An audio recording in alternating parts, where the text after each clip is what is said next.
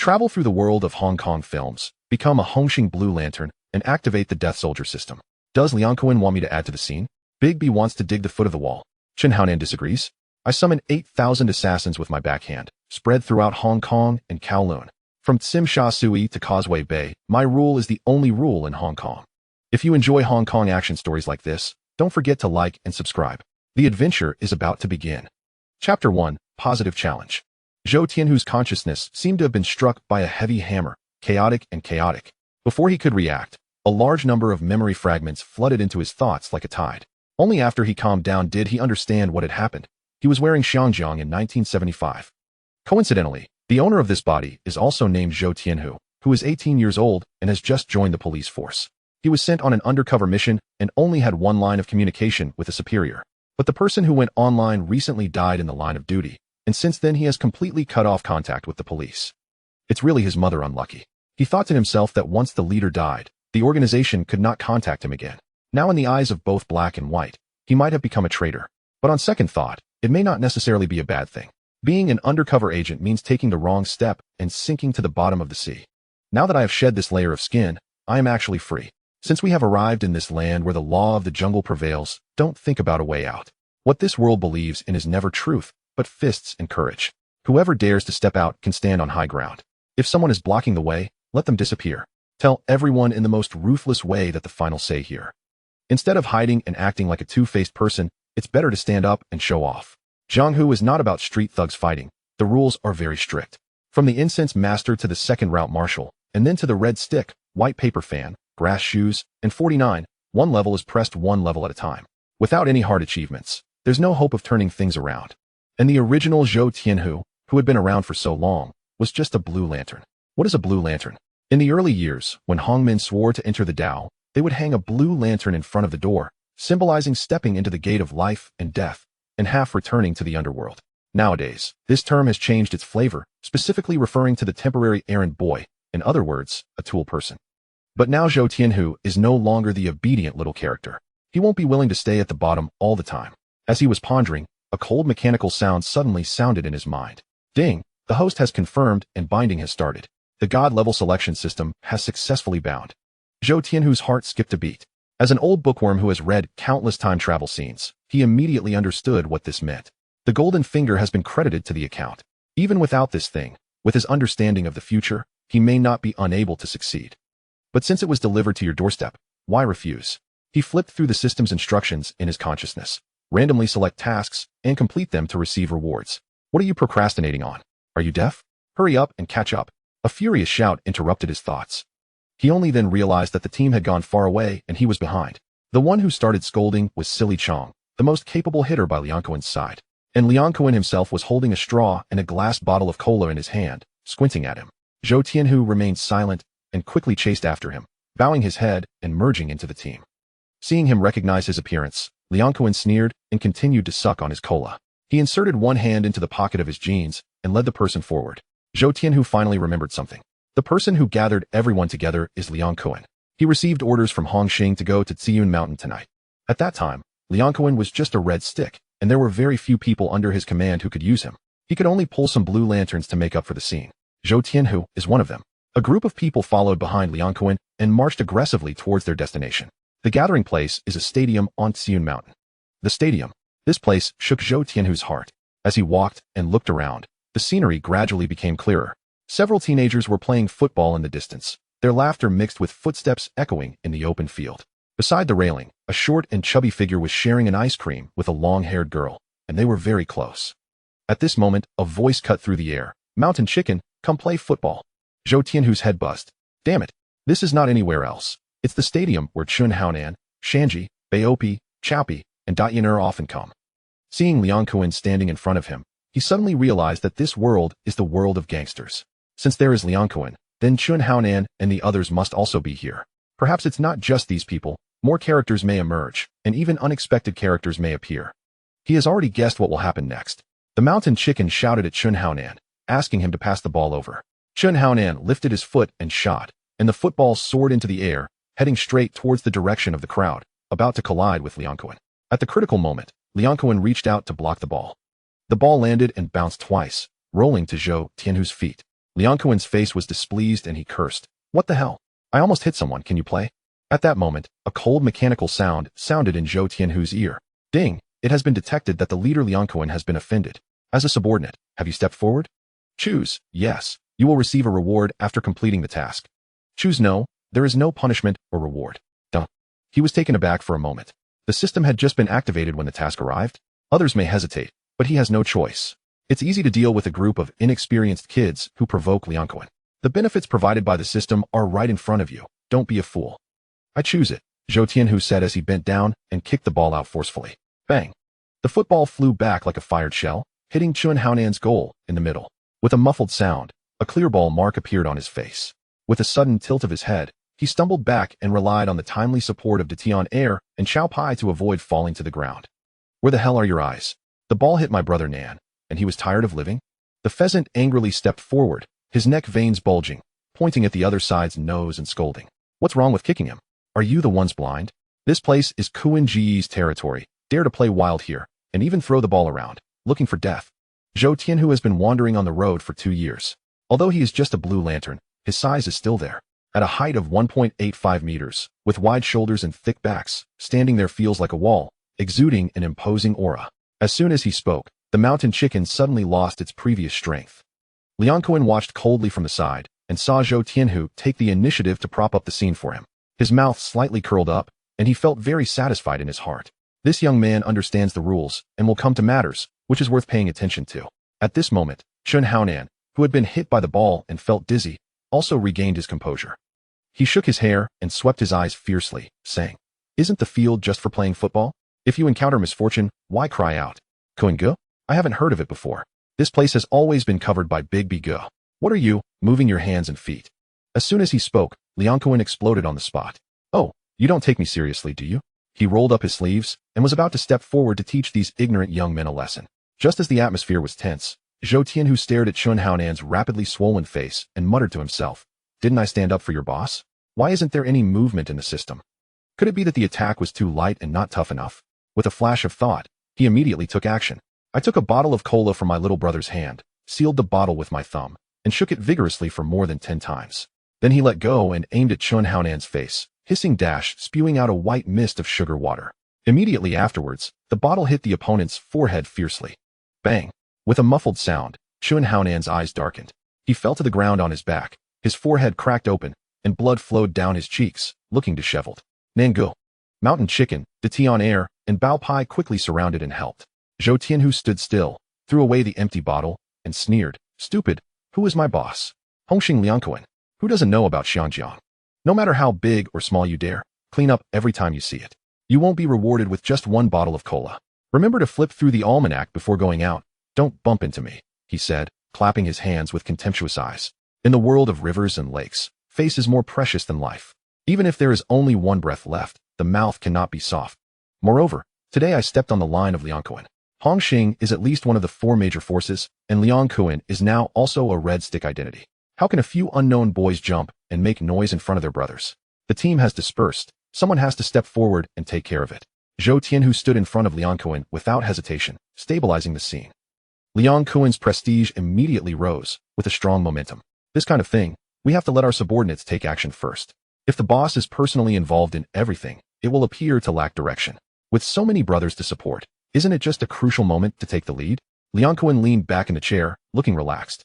He didn't even have to bend down to tie his shoelaces, and his anger had already subsided. He glanced at the group of idiots and smiled, saying, As brothers, you 4 or 9 kids are not as good as a blue lantern who understands the rules. Show your eyesight and see how others behave.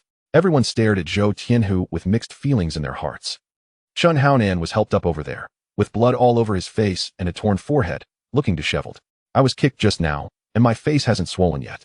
I got hit by another cola bottle, and this grudge has been recorded. Shanji and De Tian Air stood behind him, their fists clenched and their eyes burning with excitement. Hearing Liang Kuen say that the guy who stood out was just a blue lantern made me even more angry. When will it be the turn for such a character to act recklessly? Looking for death, Chun Haonan let out a low growl and pounced forward. Shanji and Dai Tianer followed closely behind, with neat and uniform movements. Zhou Tianhu originally thought that if the other party suffered losses, they would be more honest and might even receive a reward. I didn't expect this kid to have such strong bones and dare to challenge him head-on at a young age. He couldn't tolerate such a breath. He punched him in the face and directly knocked him down. Immediately after, the punches and kicks rained down mercilessly. Silly Chong and a few others looked at each other. "Damn it, go up," shouted, and everyone rushed forward. Just now, the big shot's words were still ringing in my ears. "Be clever. They are taking Liangquan's meal money. If they don't pay it this time, how long can we wait?" The scenery cannot be entirely occupied by Zhou Tianhu alone. The center of the field suddenly became chaotic, with screams echoing one after another. A group of people stood outside watching the commotion. No one reported it to the police, and no one tried to intervene. What is this commotion in Xianjiang? A few days ago, someone was chasing halfway down the street with a knife. Liangquan sat leisurely in the audience seat, holding a drink in his hand and laughing while drinking, as if watching a good show. At this moment, a man in short sleeves walked over, not tall, with large floral arms tattooed on his shoulders, exuding an imposing aura. He was followed by several young men. Chapter 2, A Wise Move. "Xiaoquan, where did you unearth this new face?" observed Bi, eyeing the newcomer from a distance. He appeared quite loyal, rushing to assist the elder brother at the first sign of trouble. Impressive indeed. Bi plopped down, casually patting Liangquan's shoulder. "He's an external recruit, hailing from the Blue Lanterns. Quite formidable, isn't he?" Liangquan replied with a smile, his tone betraying a hint of pride. Bi squinted in surprise. "A Blue Lantern? That affiliation typically confines one to the role of a cheerleader, often retreating when real conflict arises. It's rare to find someone willing to fight so fiercely." His gaze swept the scene, landing on the individual clad in a blue jersey, charging to the forefront with brutal precision, leaving the opposition utterly defenseless. This ferocity sparked a thought within him. If he could recruit such a talent, future endeavors would become significantly less burdensome. With a slight smile, he remarked, "This lad is indeed fierce, but his methods may be a tad excessive, considering the opposition consists of mere youngsters." Liangquan scoffed, gesturing towards Chun Haonan and the others, who were being forcefully subdued. "I am merely teaching them the rules. Do you grasp what it means to navigate the underworld? We are all from the streets. Not much older, so grant me some leniency. Let us call it a day here. Since you, Bi, have spoken, I shall certainly oblige," Liangquan acquiesced, then swiftly shifted the topic. "However, tonight the boss has tasked me with a trip to Tsui Mountain, and we're short-handed. You know how urgent this is. Might I borrow a few brothers?" Bi felt a twinge of alarm. What began as a friendly request had unexpectedly morphed into a task. Although Liangquan would cover medical expenses and compensation for injuries incurred during missions, the question remained, who would take responsibility if someone got hurt? With no subsidies for routine work, any incidents would result in a loss. With various factions vying for manpower, he was reluctant to lend out his men. Yet, given that Liangquan was an ally and a familiar face, he could not refuse, responding with a forced smile. "Very well. I shall have a few brothers gather at your store this evening." Upon hearing this, Liangquan's grin widened as he called out, "Stop. No more fighting." A notification chimed in Zhou Tianhu's ears, reminiscent of the echo following the completion of a task. He slowly withdrew his foot from Chun Haonan's face, satisfaction evident in his demeanor. Bi stepped forward, adorned with intricate tattoos on his arm, and yanked Chun Haonan upright. "So can you still stand?"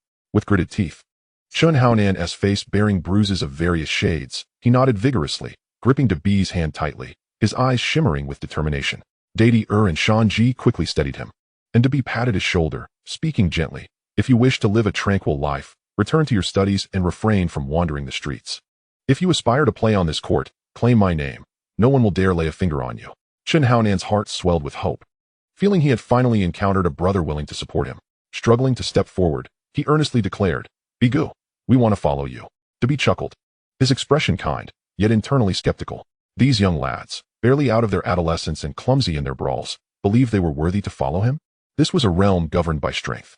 The truly valuable recruits were those like Zhou Tianhu, individuals willing to step up and act decisively in critical moments. Resolute, he dismissed Chun Haonan and turned his attention to Zhou Tianhu. "What is your name? Are you still a Blue Lantern?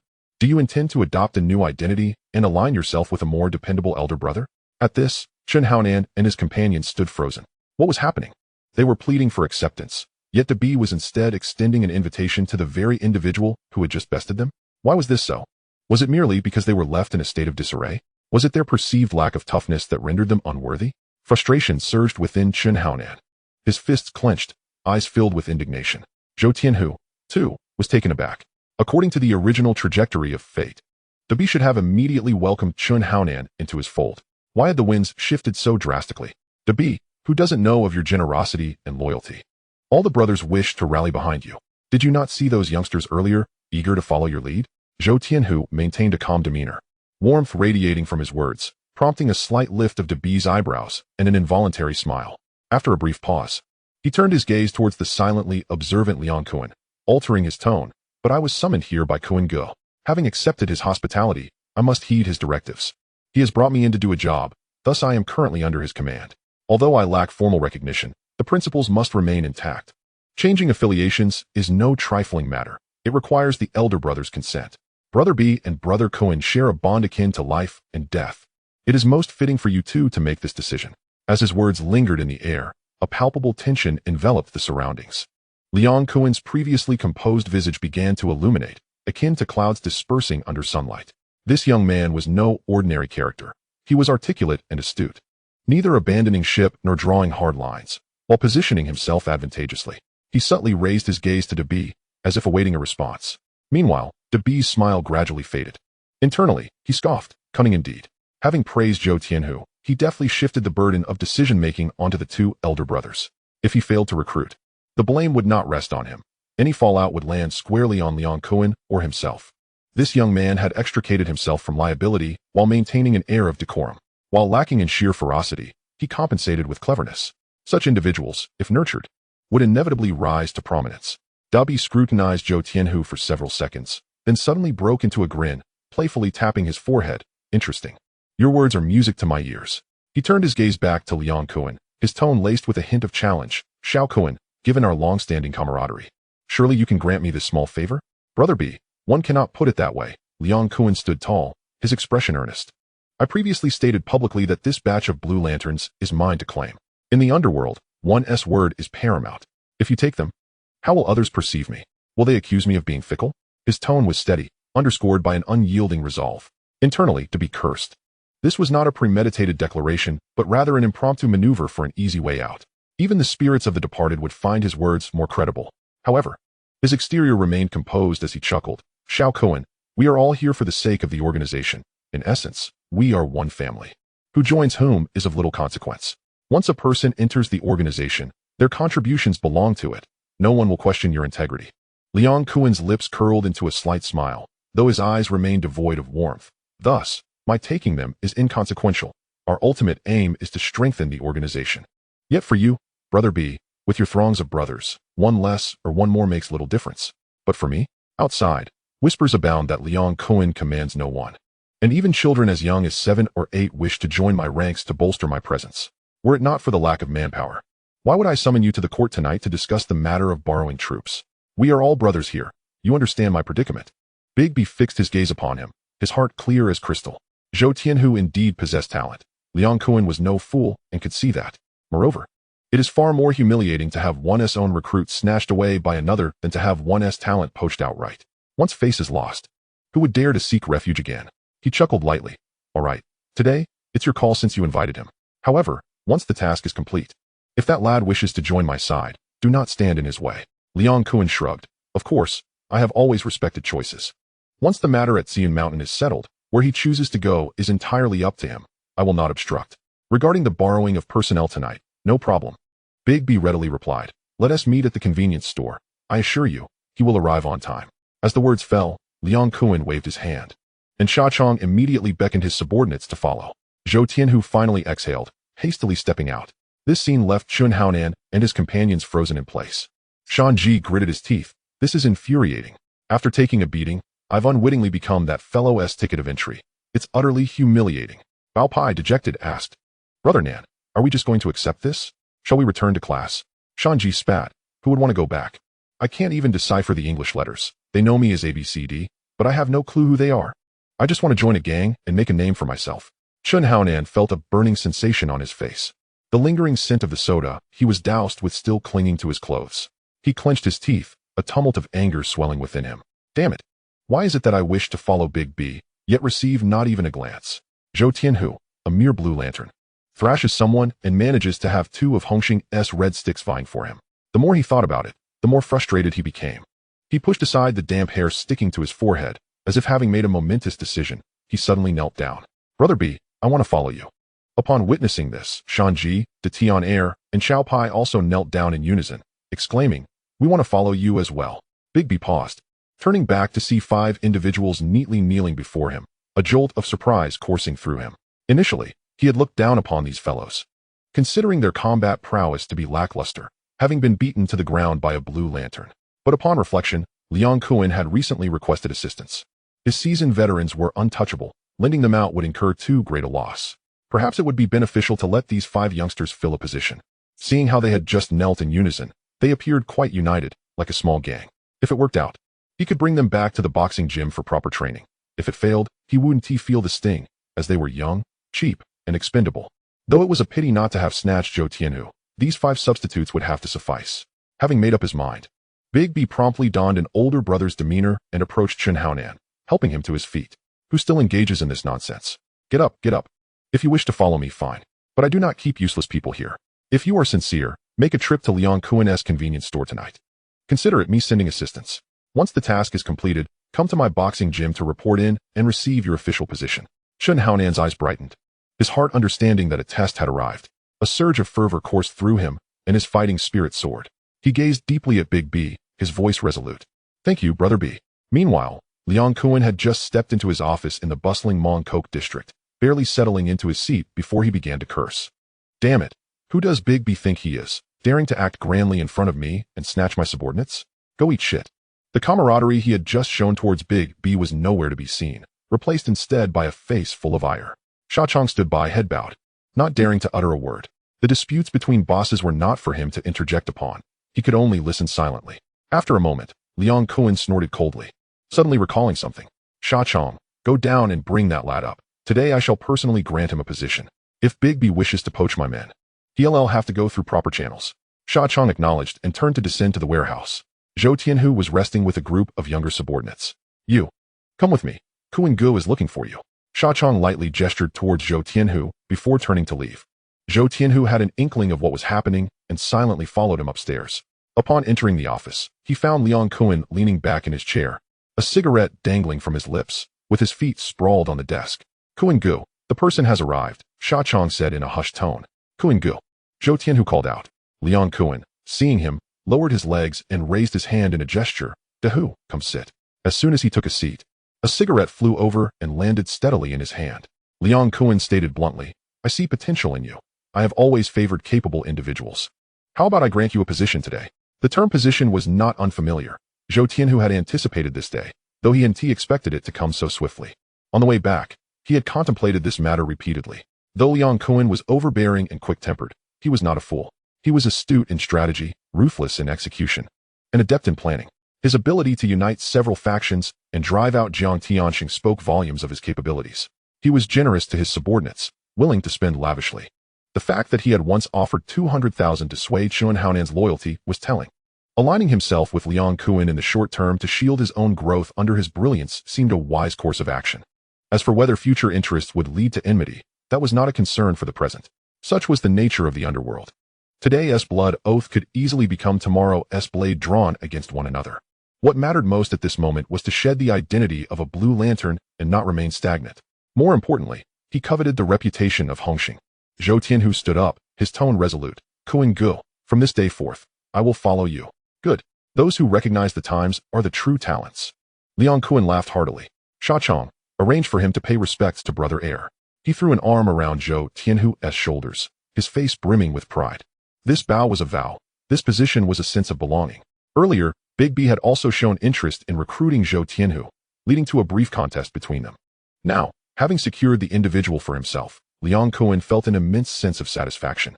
Before long, Sha Chong had everything prepared. Liang Kun led Zhou Tianhu into the inner room.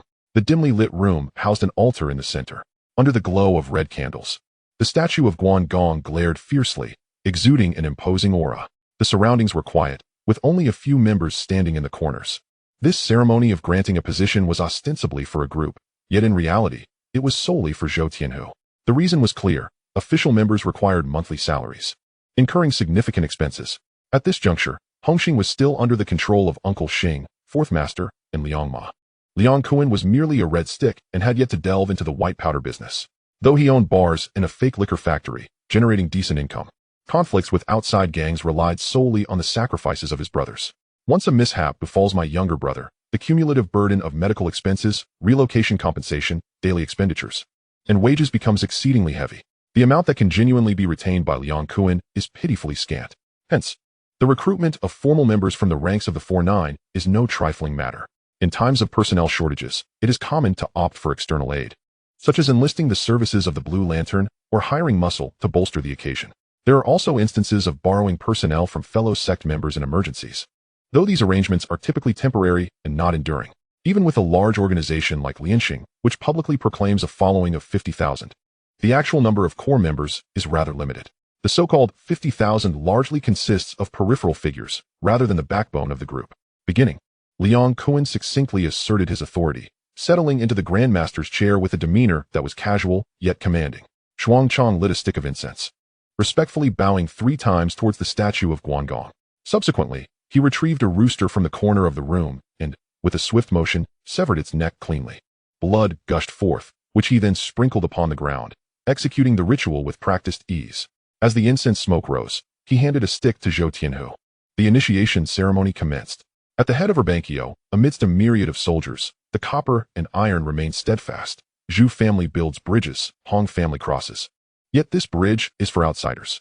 Today, Brother Zhou Tianhu voluntarily pledges himself to the Hong Hing Underworld, vowing to dedicate himself wholeheartedly, with unwavering loyalty, to share both fortune and misfortune, life and death alike. As Xuanchang recited, he guided the ritual. Zhou Tianhu knelt before the statue of Guan, raising his hands high with the incense, repeating each word verbatim. I, Zhou Tianhu, today voluntarily join Hong Hing, and I shall devote myself earnestly, uphold loyalty and righteousness, share blessings, and bear hardships together. I shall never betray my fellow sect members, never engage in internal strife for power, never covet the wives and daughters of my brothers, never covertly assist external enemies, and never harm the interests of the society. Should I violate this oath, may heaven and earth conspire against me. May I be pierced by a myriad of blades, and may I die without a complete corpse. His voice was low yet resolute, each word articulated with clarity. Xuanchang looked up, solemnly inquiring, "Do you love your brothers, or do you love gold?" "I love my brothers." "Do you love your brothers, or do you love gold?" "I love my brothers." He repeated the question thrice, each time with increasing gravity. Once the oath was completed, Xuanchang presented a porcelain bowl filled with strong liquor, accompanied by a fine needle. Zhou Tianhu, adhering to tradition, pricked his fingertip, allowing his blood to drip into the liquor, then tilted his head back to drink it all in one go. A slight sigh of relief escaped him. Fortunately, he was the only one joining today. Had there been others, who knows how many different bloods would have mingled in that bowl. Such matters, upon reflection, invariably evoke discomfort. Pay your respects to Guan. Xuanchang reminded loudly once more. Zhou Tianhu bowed his head in reverence, performing 3 prostrations, then firmly inserted the incense into the censer before the altar. At this moment, Liang Kun slowly rose, his expression grave as he declared, "From this day forth, you are one of us in Hong Hing. We shall share wealth and honor, and bear disgrace together." "Yes, Brother Kun," Zhou Tianhu replied respectfully. Liang Kun nodded slightly, his gaze shifting to the statue, suddenly asking, "To who? Do you know why we pay homage to Guangong in green attire?" Zhou Tianhu nodded, aware of the significance. The statues of Guangong are categorized by their attire: red robe, green robe, golden robe, and no robe. The red-robed Guangong symbolizes the staunch opposition between Han and Rebel. It represents unwavering loyalty and the promise to never coexist with treachery. The Six Doors sect venerates the red-robed Guangong, signifying their irreconcilable stance against bandits. The portrayal of Guan Yu in green attire, however, emerged only after the Ming dynasty. He embodies brotherly affection, rejecting high office and wealth, and remains single-minded, such conduct being esteemed in the underworld. Thus, the society venerates the green-robed Guangong. The golden-armored Guangong is more commonly found in merchant households, praying for wealth, while the bare-bodied Guangong often stands in places of pleasure, safeguarding the ephemeral joys of life. Even though Zhou Tianhu understood these nuances, he would not dare to jest at this moment.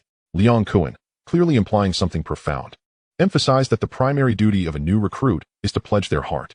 Noting Zhou Tianhu's silence, Liang Kun's expression turned stern as he intoned, "Guan has upheld loyalty, righteousness, trustworthiness, wisdom, benevolence, and courage throughout his life. All the halls in Xianjiang worship the green-robed Guangong, and you have already sworn your oath before the deity. Should you dare to forget these words, do not blame me for lacking compassion." Zhou Tianhu's countenance grew serious as he replied earnestly, "Understood. The society inherits the old customs of the Hong men. not out of true belief in deities, but rather to establish rules through ritual, instilling a sense of duty in the hearts of the younger brothers. Much like how a company cultivates its culture, it aims to unite the hearts of its members, fostering loyalty to the organization, adherence to commands, and discouraging betrayal among brothers or internal strife. Any transgressions will be dealt with according to the clan's laws, swift and merciless, blood for blood.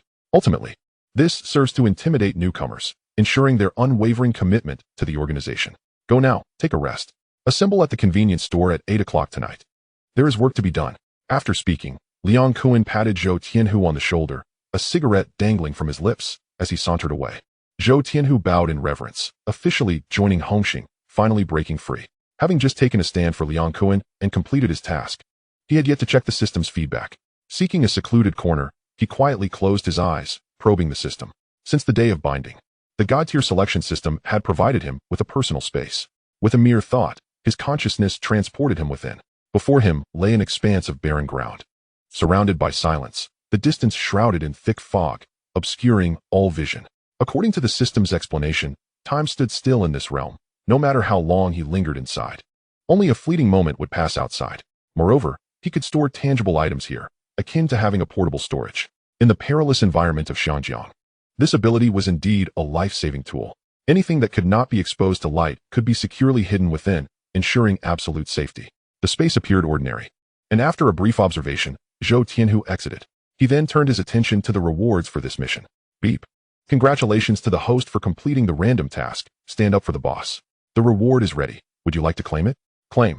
As soon as the thought registered in his mind, Beep obtained the complete knife manual, breaking edge 8 blades. Beep activated the ancient white tiger bloodline, beginner. 2 notifications followed in quick succession, presenting him with a double portion of rewards, which took him by surprise. The first item he claimed was the breaking edge 8 blades. As for the so-called ancient white tiger bloodline, it certainly sounded extraordinary. And good things were best saved for last. He intended to delve into this knife technique first. As soon as he activated the breaking edge 8 blades, a torrent of memories regarding swordsmanship surged into the depths of his consciousness. This technique encompasses 8 styles of saber techniques, each one incredibly fierce. 1. The first cut. The door blade shatters the edge with ruthless precision. Thunder strikes directly through the center, leaving no room for hesitation. 2. The second, a horizontal slash, cleaves swiftly at the waist. A swift backhanded stroke seals off the retreat, leaving the enemy with no escape. 3. The third, sweeping the autumn leaves in the wind, utilizes momentum to sweep open all directions, effortlessly breaking through encirclement without exerting brute force. 4. The fourth, sweeping away 1,000 troops. A single strike clears a path through the masses, unstoppable in its might. 5. The fifth, stepping forth to thrust, a lightning-fast charge. The strike emerges as swift as lightning, reaching the enemy's front in the blink of an eye. The 6 connected rings wield the willow blade, slashing continuously without respite, attacking the enemy until they can scarcely catch their breath. With swift motions, the left and right guards are established. In defense, impenetrable, and in attack, the blade strikes true. With deft footwork and clever changes in stance, one thrusts, seeking the slightest gap to pierce through. In the midst of transformation, one finds the flaw. A single strike determining victory or defeat. Merely the name exudes an aura of lethal intent. These techniques automatically align within his mind, akin to an instinctive ability.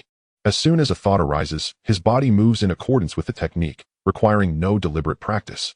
Each form is succinct and rapid, balancing offense and defense, allowing for fluid movement, born solely for the exigencies of combat. This blade technique is exceptionally ferocious.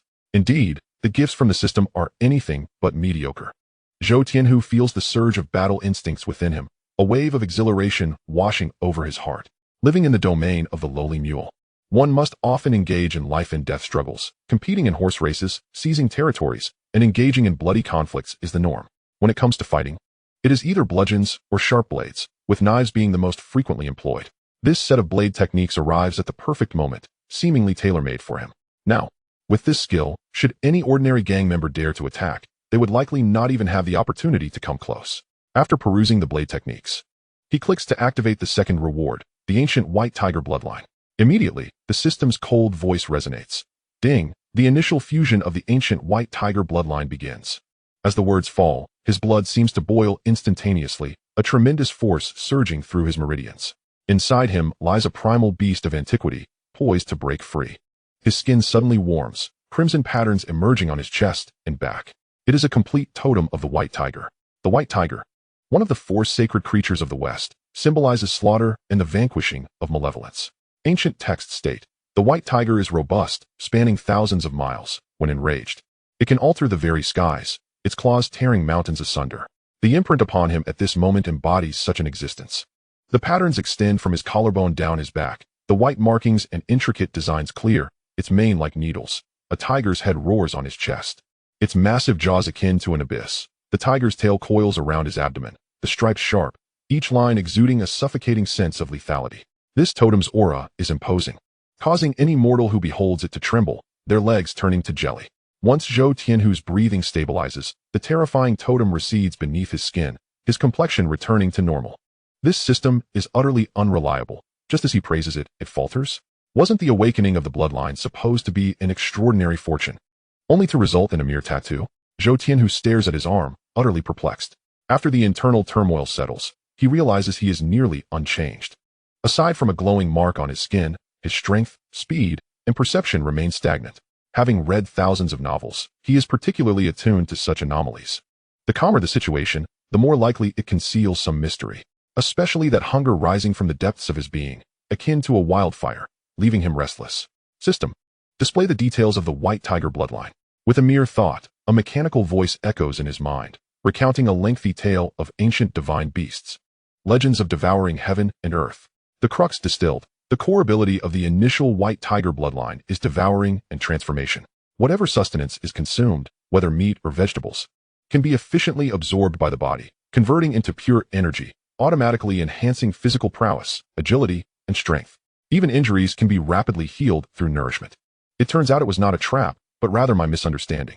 Zhou Tianhu suddenly realizes, nearly bursting into laughter. This is hardly a useless martial soul. It is a top-tier cheat. One meal is equivalent to others training for 10 days. One can level up while lounging. No wonder there's a saying online. Starting with a tiger, evolution relies solely on rage. He recalls a childhood tale. The western white tiger, known as the tiger, is so robust that a single pot cannot contain it. Its true form is even more exaggerated, requiring 2 roasting racks to suffice. While sprinkling cumin, dousing in spicy oil, and pairing with chilled beer, one need not fear solitude on the road of the Jianghu. Gurgle, gurgle. A thunderous sound emanates from his belly, interrupting his reverie. That hollow, twitching sensation feels as if a hand has reached into his stomach, urging him to eat immediately. He casually steps into a small shop on the street, pushing the door and rushing inside. The most pressing matter now is to fill his belly. Chapter 4. The mountain chicken is fried. What would you like to eat?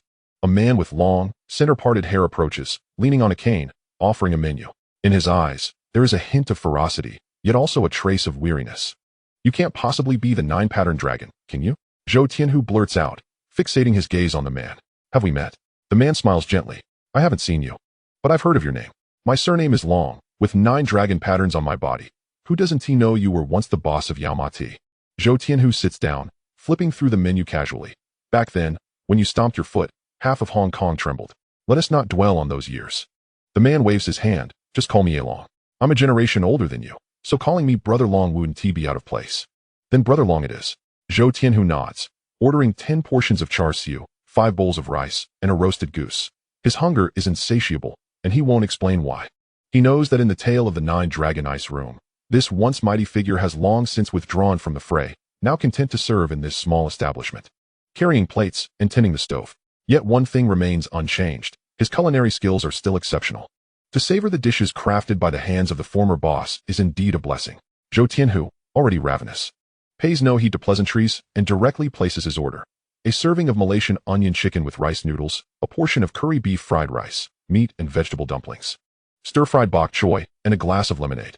Also, a bowl of tomato beef brisket noodles, with extra beef and tomatoes, ample broth, and more noodles. Upon hearing tomato beef brisket noodles, the 9-pattern dragon pauses momentarily. He then breaks into a grin. Oh, you just want a larger portion. Zhou Tianhu nods with a smile. Yes, that is precisely it. The 9-pattern dragon notes down the order and turns to pass it to Brother Kong at the counter. Brother Kong glances at it, unable to suppress his surprise. You're eating all this by yourself? Quite the appetite you have. Have you settled the bill? Don't have another one like Aimei, who finishes her meal and walks away without paying, leaving a child behind. He still remembers that woman, who dined without paying and vanished, leaving behind a child named Zhao Long. causing quite a stir in the shop for several days. It's worth mentioning that the child also loved tomato beef brisket noodles and wanted extra toppings, just like this fellow before him. The 9-pattern dragon chuckles. This kid looks quite agreeable. I trust him. As the words fall, he dons an apron and dives into the kitchen. Before long, dishes fragrant with aroma begin to grace the table. The most striking among them is a colossal bowl of tomato beef brisket noodles, rich broth and ample noodles. Red and enticing. Zhou Tianhu's gaze is fixed on that bowl of noodles, and he lifts it to devour it voraciously. In mere moments, the bowl is nearly empty. Suddenly, a strange sensation stirs in his abdomen. The recently consumed sustenance seemed to be swiftly decomposed, transforming into a surging torrent of warmth that coursed through his limbs and bones. His mind instantly cleared, the weariness vanished, and his body felt as though it had shed a heavy burden, becoming considerably lighter. A rumble echoed from his stomach, signaling hunger once more. Indeed, strength is derived from nourishment. He promptly seized the plate of curry beef fried rice, savoring each mouthful with great enthusiasm. As the grains entered his stomach, they melted away like ice and snow, instantly converting into pure energy that filled his entire being. The initial stage of the White Tiger bloodline's abilities was no trifling matter. With this thought, his pace of eating quickened further. Dishes on the table disappeared one after another. Each plate emptied in rapid succession. With the last dumpling consumed, a wave of warmth surged through him. He could distinctly feel his muscles strengthen, his breath lengthen, and his physique undergoing a qualitative transformation. He suddenly rose to his feet, calling out to the kitchen, "Brother Long, I'd like another serving of everything on the menu." This proclamation drew the attention of the other patrons in the establishment. Observing the pristine plates laid bare on the table, many gasped in disbelief. Could this individual possibly have an iron stomach? Zhou Wenlong and Brother Kong exchanged glances, their faces etched with astonishment. Could it be that they had truly encountered the legendary Big Eater? Yet, in the realm of business, there is no reason to begrudge a customer their hearty appetite. After all, this is not a buffet. The spatula flew, and the flames of the stove blazed on. Zhou Wenlong bustled back and forth at the counter, chopping and cooking without pause. Brother Kong darted around with a tray, delivering dish after dish. Patrons stared wide-eyed, watching as dishes were served one after another, involuntarily swallowing in anticipation, their faces displaying disbelief. This manner of consumption was almost otherworldly. My goodness, that's incredible. Is that truly an iron stomach? One meal here would cost me a month's worth of groceries. This fellow must be living solely on food. Zhou Tianhu devoured his meal, utterly indifferent to the clamor around him. As the beef entered his mouth, a warm current seemed to flow within him. The energy felt exceptionally clear. In contrast, vegetables like tomatoes and cucumbers elicited almost no discernible reaction. Clearly, the potency of the food directly influenced the absorption of energy. Nevertheless, he accepted all offerings, leaving nothing behind. The experience of indulging in exquisite cuisine while simultaneously enhancing his physical prowess was utterly addictive. With the last sip of lemonade consumed, the inventory at Jiulong Ice Room had been thoroughly depleted. He could distinctly sense his muscles slightly swelling, and as he clenched his fists, an astonishing power surged forth, his entire being brimming with explosive potential. Testing his strength, he gently pinched the leg of the wooden table, leaving 5 deep imprints. If this trajectory continued, his physical capabilities would far exceed the limits of an ordinary person. In a gang, he would surely possess an imposing physique, coupled with his breaking-edge 8-blades technique. If he were to engage in a brawl, he might very well contend with figures of the red stick caliber. Yet, the path to strength came at a considerable cost. His jaws ached, and his stomach felt uncomfortably full. Zhou Tianhu rubbed his face, fully aware that to reach greater heights, he must continue to eat in this manner. Just as he was about to beckon Zhou Wenlong for a few more hearty dishes, the latter slumped into a chair, leaning back with an expression of fatigue. "I've never felt this exhausted even when I was out fighting. Are you here to eat or to dismantle the restaurant? I concede, you are truly a remarkable being. If you wish to eat again, please come another time. We're closing for today." Brother Kong stood nearby, his complexion pale, his lips moving as if to speak, but ultimately refraining from requesting payment. This meal had cost an astounding 3,000 Hong Kong dollars. Wiping out the entire stock of the establishment, what else could they do if they remained open? Zhou Tianhu wiped his mouth and, with utmost seriousness, remarked, "Brother Long, you really need to diversify your menu. Prepare more ingredients for next time." Zhou Wenlong's eyelids twitched violently. Had he not already washed his hands of this business, he would have considered teaching this young man a lesson. All the hard work put into preparing the food had been devoured, and yet he still complained it was insufficient. This was no ordinary person. It was as if a glutton had been reincarnated.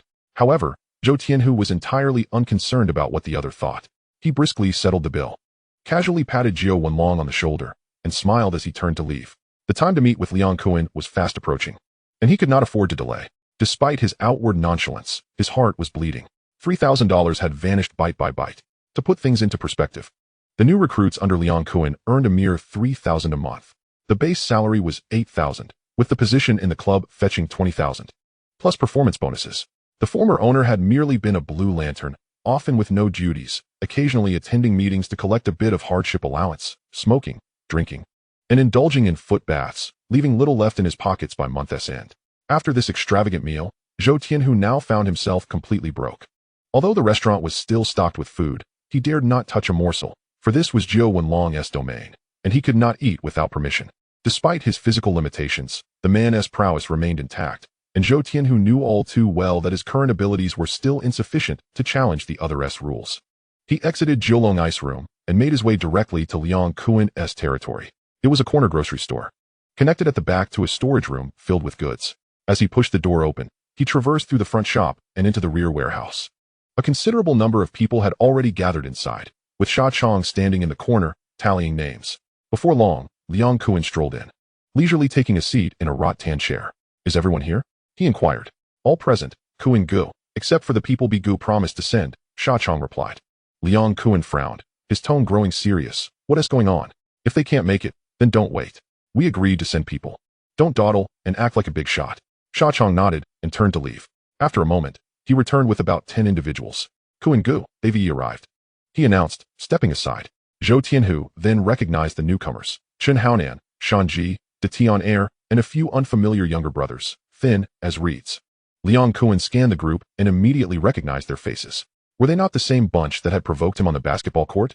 He sneered, flicking the tip of his cigarette, which landed squarely on Chen Haonan's chest. "What is this nonsense? Is Bigu out of his mind? Treating my place like a shelter? Why are you sending every Tom, Dick, and Harry my way?" Upon hearing this, Shan Ji's neck bulged with veins, and his eyes instantly reddened. Chen Haonan grasped his arm forcefully, shaking his head vigorously. "Don't provoke him. This person is a tough character. Didn't we learn our lesson from the last encounter on the court? Tonight's task is a trial assigned by Bigu. If we mess this up, we'll have to go back to Tsui Mountain and study quietly, unable to even play ball. We'll not only take a beating, but also lose face." De Tian Air and the others stood behind, fists clenched, teeth grinding, yet no one dared to speak. "Have the mute buttons been activated? Do you look down on me?" Liang Kun rose, his voice turning icy. Chen Haonan immediately lowered his head, his back bent. "Kun Gu, we were thoughtless in our previous encounter on the court. We accept whatever punishment we deserve. Now, we are with Bigu, and we are also part of Hong Hing. Everyone is making an effort for the company. And with your magnanimity, you have brought us along this time to make amends." He bowed deeply, his forehead nearly touching his knees, fully embodying the posture of submission. Zhou Tianhu observed from the side, a flicker of emotion stirring within him. He had thought Chen Haonan to be proud and arrogant, yet he had not expected him to lower himself to such an extent. "Have you joined a B?" Liang Kun squinted, his tone softening slightly. "Consider yourselves fortunate. In light of Debi, you may remain." He mused internally, pondering why Debi would gather even the elderly and not be selective about this inexperienced youth. Chen Haonan and his group quietly retreated to the back of the line. Liang Kun glanced at them, a smirk tugging at the corners of his mouth. "I suspect your eyes have grown out of the back of your head. With money flowing in, they'll cram anyone in. If we're to recruit, Zhou Tianhu is acceptable, but letting in a few useless ones, what is that about? Is Hong Hing a charity?" Liang Kun's complaints were incessant, yet his hands were busy. He surveyed the crowd, lowering his voice. "Everyone is here, so listen up. Tonight's target is East Stars to me. He has been covertly trafficking goods on our turf, and the higher-ups have instructed us to wipe out his lair. Show no mercy, catch him off guard. Shang Chong, be swift with the weapons, don't falter." The group of younger brothers replied in unison. "Understood, Brother Kun." No sooner had the words left their lips than Shang Chong, accompanied by several from the old 49, brought forth a pile of blades, watermelon knives, cleavers, and steel pipes, forming a small mountain, distributing them one by one. "Brother Chong, hand me a cleaver," Zhou Tianhu spoke up, having practiced the 8 blades technique. He was most adept with a knife, selecting a gleaming cleaver. He then retrieved a strip of cloth from his pocket, wrapping it around the handle to prevent slipping. A couple of test swings confirmed it felt just right. Once the weapons were distributed, the crowd filed into the waiting vans. The seats had long been removed, leaving the vehicles packed with dark silhouettes. 5 vans crammed with over 100 people. Even Zhou Tianhu was taken aback. The scene resembled the legendary Wuling Hongguang of years to come, hardly hinting at the ferocity contained within. Chen Haonan found himself wedged in a corner, his face nearly distorted against the back of the front seats. "Dahu, you take the passenger seat in the front van," Liang Kun suddenly instructed. Zhou Tianhu had yet to board, but he was assigned a prime position. In contrast, Chun Haonan and his companions could only continue to endure the cramped conditions. Bah! Isn't it just about flattering? What else with the act? As soon as Liang Kun walked away, Shan Ji exploded, muttering curses under his breath. Chapter 5. Ahead to serve as your night pot. Who do you think you are to speak like that about our brother Kun? A large man beside him immediately countered, his gaze as cold as steel. He recognized these newcomers as the B's latest recruits, their faces bruised and battered. Clearly inexperienced in a fight. "I'm Shan Ji, one of the B's men," Shan Ji retorted defiantly. At this proclamation, several heads in the van turned. All belonging to Liang Kun's crew, his audacity was a clear sign of ignorance of the consequences. "I think your head resembles a piece of trash, not mine." "What a bumpkin," the large man shot back with a sneer. "Damn it. If you have the guts, don't run later." Shan Ji's eyes widened with fury. "Whoever leaves first is the grandson. Let us settle this now if you dare." The large man stood his ground. As their argument escalated, the crowded van became chaotic. Unable to break into a physical confrontation, resorting instead to a war of words. Zhou Tianhu furrowed his brow, sighing inwardly. Shan Ji's temperament would inevitably lead to trouble. Fighting in the van? That would be an exceptionally foolish decision. He pulled Shan Ji aside, speaking in a hushed tone. "Shan Ji, stop causing a ruckus. We are here to assist, and we must first attend to our business." Shan Ji huffed, casting an annoyed glance at Xiao Ma, muttering, "Just remember, this isn't over." Xiao Ma's temper flared, retorting immediately, "What are you yelling about? If you dare, let us settle it one-on-one." Someone nearby chuckled derisively. "Brother Ma, don't mind them. These fools only know how to talk big. In a real fight, they're nothing." During the day on the court, Dahu almost had them throwing up. "Now they dare to make noise here?" The driver, gripping the steering wheel, spoke with mockery. Laughter erupted among the passengers. As the vehicle turned a corner, those in the back deliberately shoved towards Chun Haonan, nearly pinning him against the door, almost toppling his lunchbox. Chun Haonan's chest heaved violently, his face reddened. But Shan Ji finally fell silent. Zhou Tianhu sat in the passenger seat, oblivious to the commotion behind him, eyes closed, maintaining a serene demeanor. The five van sped along, soon arriving at Demi's printing factory, his stronghold. As Zhou Tianhu disembarked, an unusual silence enveloped the surroundings. Perhaps it was due to his heightened senses from physical training, but he felt a disquieting sense of foreboding. It was far too quiet, unsettlingly so. "Brother Kun, something feels off. We need to be on guard," he quietly warned. Liang Kun, sensing the anomaly, shouted to those in the vehicle, "Keep your weapons ready and stay alert." Zhou Tianhu joined the others in jumping out of the van. The door left ajar, tightly gripping his cleaver. The printing factory was eerily dark. Even at this late hour, the office and dormitory areas were devoid of light, giving no indication of anyone's presence. Suddenly, a blinding light sliced through the darkness from the opposite direction. Liang Kun's pupils dilated. "This is bad." Demi was prepared. "We're walking into a trap. Retreat." No sooner had he spoken than a van skidded to a stop, blocking the path ahead. Liang Kun paused, wondering which of his subordinates had been so astute. The door swung open violently, and a figure leaned out, shouting to Chun Haonan and the others, "Brother Nan, get in quickly." Amid the chaos, Shan Ji and Daer Tian hoisted Chun Haonan and shoved him into the vehicle. The driver slammed the gas pedal, and the van shot forward like an arrow. The exhaust fumes engulfed Liang Kun, leaving his subordinates dumbfounded. They were fleeing without their leader. What an eye-opener. Damn, have these fools lost their minds? Can't they think while doing something? Liang Kun trembled with rage, his heart sinking as regret washed over him for employing such a useless crew. Zhou Tianhu stood silently, expressionless. Since Demi had clearly tipped off his allies and set a trap, Chun Haonan and the others wouldn't get far. Indeed, the van had barely traveled 100 meters when blinding lights flared up ahead. At the exit, dozens of vehicles stood in formation, completely blocking the route. Demi's men had been waiting for quite some time. The encirclement was complete. Behind Demi stood 300 to 400 men, densely packed at the street corner, outnumbering Liang Kun's crew by more than threefold. "Brother Chong, there are just too many of them." Away's eyes widened, his voice trembling. "Have you lost your mind? Are you afraid of numbers while out here?" Shang Chong shoved him roughly, his tone dripping with disdain. Liang Kun stood frozen, his face ashen, devoid of any reaction. Moments later, the crowd of East Star began to part. In a languid manner, Demi emerged, swaying his body, a coconut in hand, sipping and laughing with a hint of disdain curling at the corners of his mouth. He ambled slowly, as if strolling through his own backyard, utterly devoid of the demeanor of someone prepared for a brawl. The Emperor, accompanied by a contingent, escorted Chun Haonan and his companions back, violently toppling them to the ground. "Liang Kun, oh Liang Kun, has your Hong Hing gang run out of useful men?" Demi tilted his head back to drink from the coconut, his gold necklace glinting in the sunlight, mocking, "You send these useless fools to hold the fort? They can run quite fast. I thought someone had stolen my wallet." Ha! The laughter from the Dongxing gang was raucous, sharp as knives cutting through the air. Chun Haonan remained silent, his fists clenching tightly, making a cracking sound. He had intended to make a stand, to carve out a reputation for himself. Yet, Shanji and De Tian offered him no chance, promptly shoving him into a vehicle. At that moment, Bao Pai and Xiao Pai drove in, shouting for a retreat, and chaos erupted. De Tian and Shanji were also bewildered, thinking if others were fleeing, could they remain behind? They had barely entered the car when they were intercepted and dragged back. This scene ignited a furious blaze in Liang Kuen's mind. He glared at the subdued Chun Haonan and his companions with a gaze as sharp as a blade. With their numbers already few, being caught red-handed diminished their momentum. They had effectively lost half the battle before it even commenced. In the underworld, one cannot afford to lose face.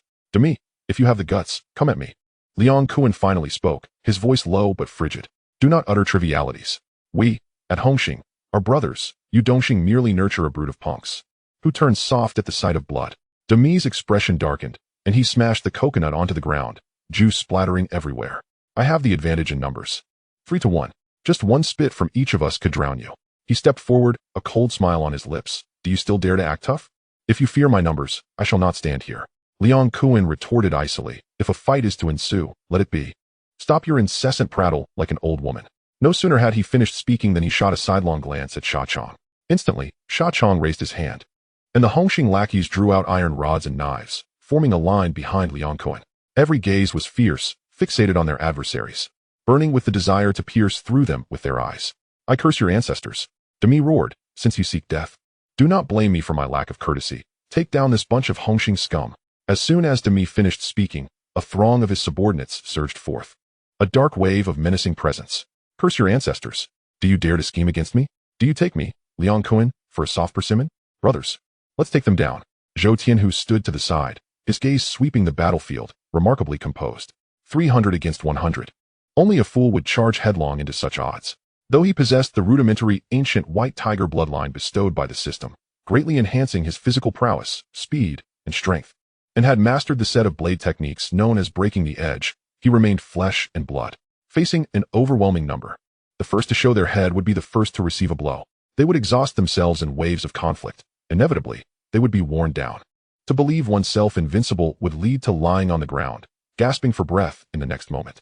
Meanwhile, Sha Chong had already charged into the enemy ranks, leading his men in a whirlwind of flashing blades. A system prompt chimed. Threat detected to leader Liang Kuen's life. Should we eliminate Dongxing's Demi to avert the crisis? Confirm execution. Successful completion will yield rewards. Refusal incurs neither punishment nor gain. Zhou Tianhu swung his blade, deflecting an iron rod hurtling towards him, his heart resolutely responding, yes. What was there to hesitate about? With over 300 encircling them, if the leader was not slain, who could hope to escape alive? With that thought, he surged forward. He raised the back of his blade, sending a cleaver flying, the opponent's palm torn, a scream stifled before Zhou Tianhu swiftly transitioned his attack. Whoosh! The blade turned, descending ruthlessly from above. This strike was none other than the first move of breaking the edge, the forward slash, merging the power of the white tiger bloodline. This cut was as unstoppable as a bamboo being split. The subordinate stood frozen, a line of blood appearing at his neck, collapsing to the ground in a pool of crimson. This was the first time he had truly taken a life with this body. To his astonishment, killing felt so effortless, as if slicing through melons and vines. Get lost. Zhou Tianhu resembled a harbinger of doom, the shadows of his blade striking fear into all who dared oppose him. Demi's subordinates felt a chill of fear in their hearts. Ultimately, all men feared death, some turned to flee, but their legs were no match for the speed of the blade. One stumbled, his back cleaved open, howling as he fell into the crowd.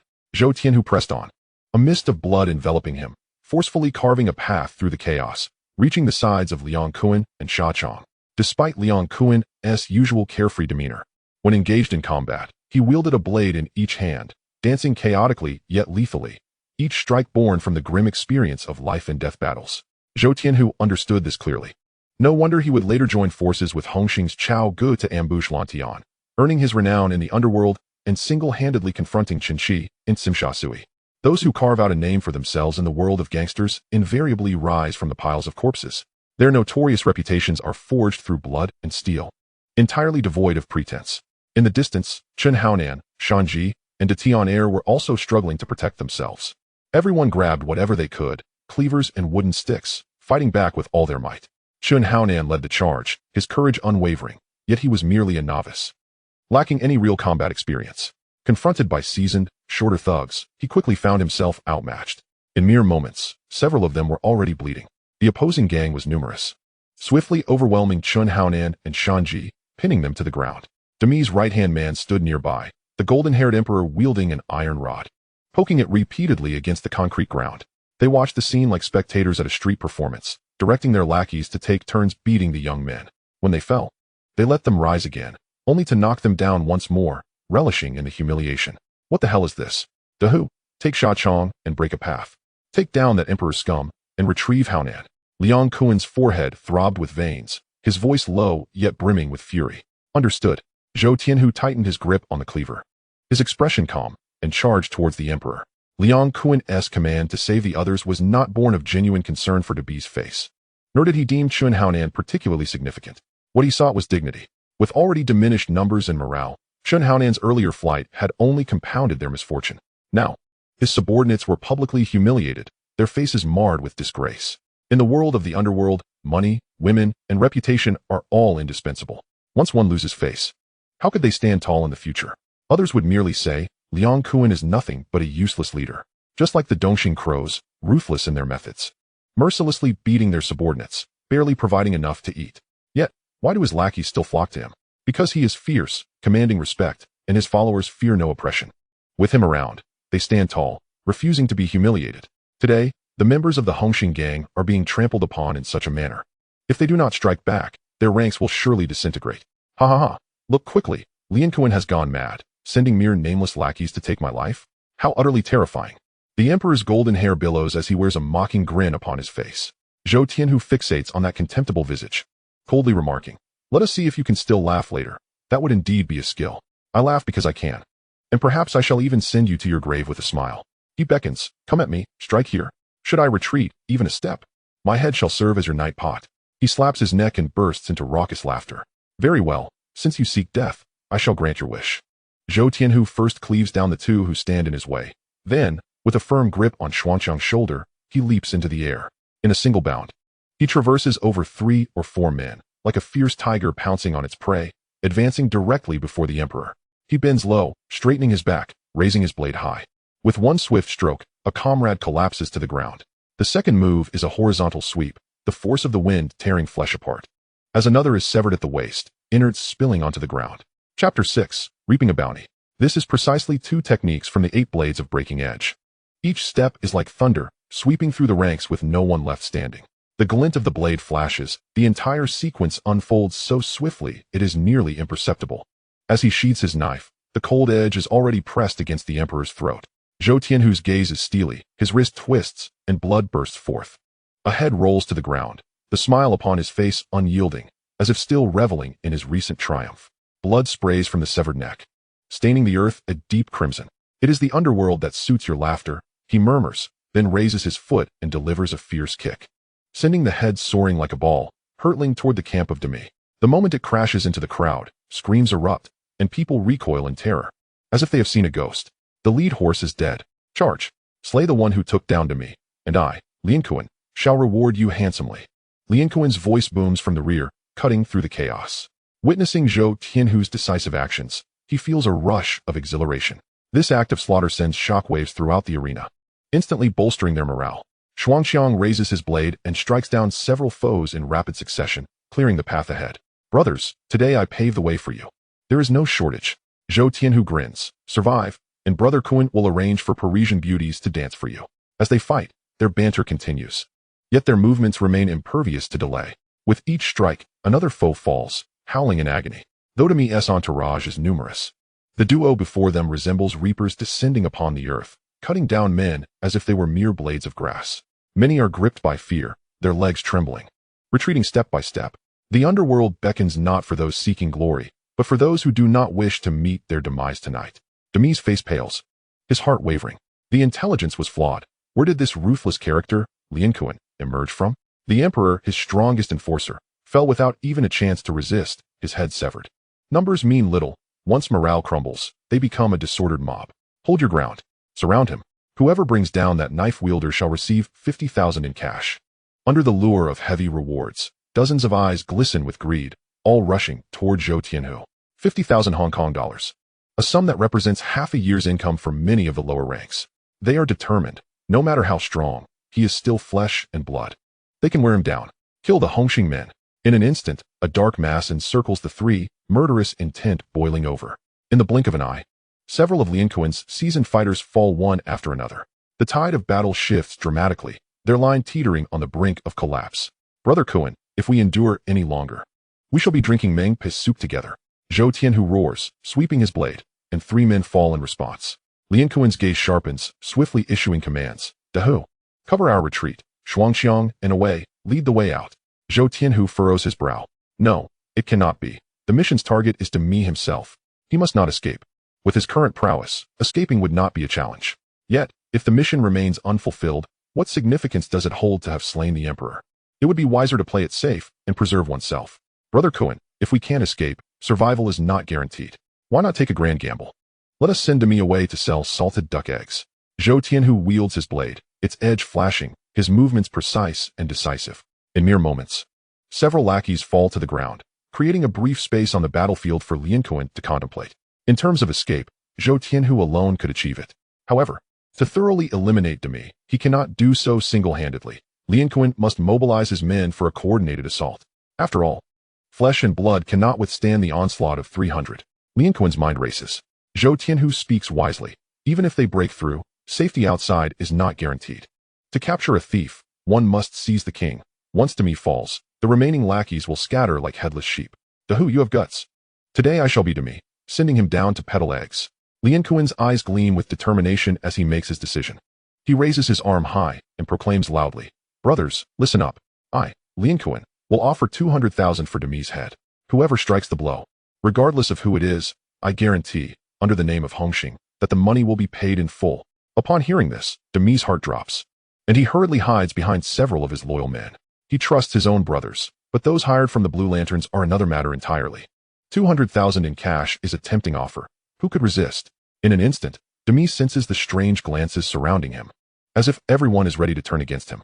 He bellows, You worthless scum, listen well. Whoever dares to betray me, I shall annihilate their entire family. These words do indeed instill fear in many. The rules of the Underworld dictate that turning code in battle is a grave taboo. Even if successful, it would be hard to maintain a foothold thereafter. Brothers, charge with me. Anyone from the Blue Lanterns, regardless of their status, is to be cut down. Injuries will be compensated for, and if anyone dies, I shall support their family. Lian Kuan rallies the morale once more, saying no more, as he grips his blade tightly and follows Zhou Tianhu into the fray. At this moment, he has yet to ascend to the position of leader. Thus, unafraid of risking his life, he is prepared to fight fiercely. Seeing their leaders so resolute, Shuangxiang, Away, and the others charge in recklessly. Zhou Tianhu feels the pressure lift, allowing his full combat prowess to manifest. Were it not for the throngs surrounding him, he would have long since dominated the rhythm of battle. Those who do not wish to die, step aside. Zhou Tianhu's murderous intent surges. Like a lone wolf, he charges forward, shielded by Shuangxiang and Away. With a flicker of thought, the blade gleams. His hands rotate, the knife following his movements. The cold light slicing through as he targets the vital areas of Dongxing's subordinates. This move combines both deception and reality. First, it dazzles the enemy with light and shadow, then follows up with a horizontal slash. The waist and abdomen are already difficult to defend. A moment's negligence can lead to severe injury. In a matter of seconds, 7 or 8 corpses lie at Zhou Tianhu's feet. Demi's pupils constrict sharply. As he watches Zhou Tianhu charge like a madman, a chill runs through his abdomen. Is this fellow even human? This is not murder. It is akin to chopping vegetables. Brothers, open your eyes and witness. Who can withstand the might of Hong Hing's great tiger? Stay close, and let us fight our way in. Lian Kuan's furious roar ignites the spirits of Hong Hing's men, their blood boiling with fervor. He fixated on the imposing figure of Zhou Tianhu, reminiscent of a ferocious beast unleashed, his eyes sparkling as if he had stumbled upon a rare treasure. Thankfully, he had not allowed Demi to seize the opportunity first. This man had indeed found a gem. Zhou Tianhu lunged forward with his blade, the glint of the knife illuminating the air, and blood splattered like the harbinger of death approaching. His garments were already soaked in crimson, the torn fabric revealing his robust physique. With a sudden tug, he rent his tattered clothing asunder, his muscles taut as if forged from iron. His joints cracked ominously. As if a slumbering beast, the white tiger lay dormant within him. The immense tattoo of wings on his back seemed to strain against his skin, eager to take flight. The colossal tiger emblazoned on his chest gaped with an abyssal maw, as if capable of devouring mountains, rivers, and the sun itself. The ferocious visage paired with this fearsome totem sent the minions of Dongxing into a panic. This man was utterly uncanny. What manner of ink adorned his skin? If only you had heeded the call to study. Now you're left to tend to swine. This is the ancient beast, the white tiger. Good heavens. He is astonishingly handsome. I too wish to get a tattoo. You? A tattoo of a sow would suit you better. Coward, stop blustering and charge. Yet, when they beheld the bloodied machete in Zhou Tianhu's hand, glistening ominously with dripping crimson, their scalps prickled with fear. With a single step forward, the entire group recoiled 3 steps in unison. Demi, frantic, leapt up and bellowed, "Charge at once. Have you lost your courage?" Despite his voice straining to the point of breaking, aside from a few seasoned veterans by his side, the rest of the underlings dared not advance. Meanwhile, Liang Kun, accompanied by Sha Chong, Wei, and others, swiftly dispatched the lesser foes, rapidly closing in on the battlefield. Zhou Tianhu's momentum grew fiercer, akin to a raging inferno. Demi never anticipated that Liang Kun harbored such a formidable warrior. His heart raced. The situation had spiraled out of control. If they did not retreat now, their lives would be forfeit. Whoever dares to step back will find themselves selling salted duck eggs on the streets. He roared, his fury palpable, seizing the watermelon knife from a nearby subordinate and plunging it into the chest of a fleeing comrade. The man's eyes widened in disbelief as he slowly collapsed. This act ignited a fire within the others. Retreat meant death, but charging forth might offer a glimmer of hope. In despair, they could only grit their teeth, huddle together, and fight for their lives. Demi, you're killing your own men. Are you still human? Zhou Tianhu sneered, shaking his head in derision. Liang Kun instantly grasped the situation, raising his voice to declare, "I am Liang Kun of Hong Hing. Those who do not wish to die for Demi. Now is the time to defect. I will take you in without question." As his words fell, the morale of Dongxing crumbled entirely. With their lives at stake, what loyalty could they afford? The concept of righteousness merely reduced to self-preservation. When faced with life and death, who truly cared about Demi's identity? Zhou Tianhu found it absurd that Demi sought to emulate ancient generals, turning against his own in a desperate attempt at intimidation. Such tactics were futile among thugs. What did following the boss truly offer? Merely wealth, women, and reputation. Only a few would cling to notions of loyalty. Yet, if he would betray even his trusted allies, how could the rest feel secure? Why choose a path toward destruction when an escape lay before them? Kill. 2 seasoned veterans beside Demi, having witnessed the world, brandished their weapons and charged forward. Zhou Tianhu's eyes grew cold as he swiftly closed the distance to his foes, executing a low slide, his blade sweeping through the air. A cry of anguish escaped as one man's arm was severed at the shoulder, blood gushing forth.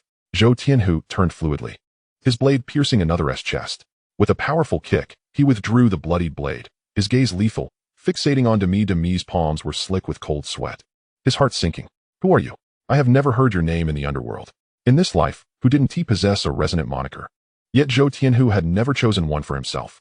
His eyes caught the tattoo of the soaring white tiger, and the character for tiger in his name flashed in his mind. His voice turned icy. "When you find yourself in the underworld selling salted duck eggs, remember to speak my name, White Tiger." Before he could finish, Demi surged forward, his blade cleaving downward with the force of a stampeding bull, his murderous intent palpable. But in a blur, Zhou Tianhu had evaded, countering with a flurry of strikes, a tempest of fury unleashed. Slash, chop, thrust, sweep. The 8 blades in his hands flowed like water, growing ever more vigorous as his internal energy surged.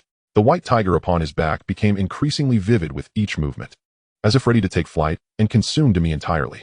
With an unyielding spirit, he whispered to himself as the blade traced a spectral arc, striking his adversary decisively. Ever since the system bestowed upon him the rudimentary bloodline of the white tiger, and after consuming the special meal from the 9 dragon eyes chamber, his strength, reflexes, and endurance soared, the effects visible to the naked eye. The 8 blades required immense physical prowess to wield. Most would tire after a few swings. Yet Zhou Tianhu, having delivered dozens of strikes, remained unperturbed, his energy steady and flowing. This talent was truly terrifying. Though Demi was at a disadvantage, he was ultimately a local fighter, his foundation still intact. Zhou Tianhu found dealing with him far less straightforward than when he had dispatched the emperor. In a struggle for life and death, there was no room for testing. Both sides were expending their utmost efforts. Zhou Tianhu inhaled deeply, unleashing a series of 8 consecutive strikes. with a series of clangs. Demi's watermelon knife splintered into fragments. Following that, an enraged roar erupted. The great blade descended with force from above. Thud! The skull shattered. Akin to a crushed melon, red and white splattering everywhere. Demi's face froze in horror and disbelief as his head burst open, collapsing to the ground. Zhou Tianhu slowly exhaled a breath of rancid air. The 8 blades struck true, each one lethal, none missing their mark. At the moment Demi fell, the scene was so gruesome that it was almost unbearable to behold. Zhou Tianhu turned slowly, his eyes bloodshot, his gaze cutting through the crowd like a blade. The former followers of Demi felt a tremor in their hearts, their legs weak, barely able to stand. They had never encountered such a ruthless figure. Despite having fought for so long, their strength utterly depleted, he still managed to unleash such terrifying power. With a single stroke, blood sprayed forth as he severed the leader's head. With the leader dead, the remaining members lost all will to fight. Liang Kuan's lips curled into a smile, his heart rejoicing. With Demi gone, the territory and men of Tsui Mountain would naturally fall under his control. Though this skirmish appeared perilous, the outcome had filled his coffers. He lit a cigarette, casually wiping the blood from his face. Chapter 7. Don't add to my troubles. His voice rang out loudly. From this day forth, Demi's printing factory is under my management. I, Liang Kuan, am a man of my word. The promised benefits remain unchanged. Those who wish to ally with Hong Hing, come to Mong Kok to report to me. Silence enveloped the area, as Demi's subordinates remained ensnared in their terror. It seemed that the true protagonist of that battle was not Liang Kuan, but the cold-eyed figure wielding the sharp blade, Zhou Tianhu. Years later, whenever the bloodbath of that day is mentioned, no one can escape the shadow of that name. That individual was ruthless and mad, akin to a ferocious beast soaring from the abyss. Noticing the silence, Zhou Tianhu stepped forward with his blade in hand. His voice cold as he inquired, "Are your ears deaf? Or has your tongue been severed? Did you not hear Brother Kuan speak?" The crowd trembled, retreating in unison. We heard, brother. It's Tiger Brother. We heed your command." Zhou Tianhu narrowed his eyes, his stern gaze sweeping the room. His voice deep yet laden with pressure. "Anyone who dares defy me, the White Tiger, is welcome to come forth. Should you wish to accompany me in selling salted duck eggs, I would be more than willing to send you on your way." The air seemed to crystallize instantly. No one dared to lift their gaze to meet his. Everyone understood that such words were no jest, but rather a death warrant that could be executed at any moment. Thus, the name of the White Tiger resonated throughout the martial world.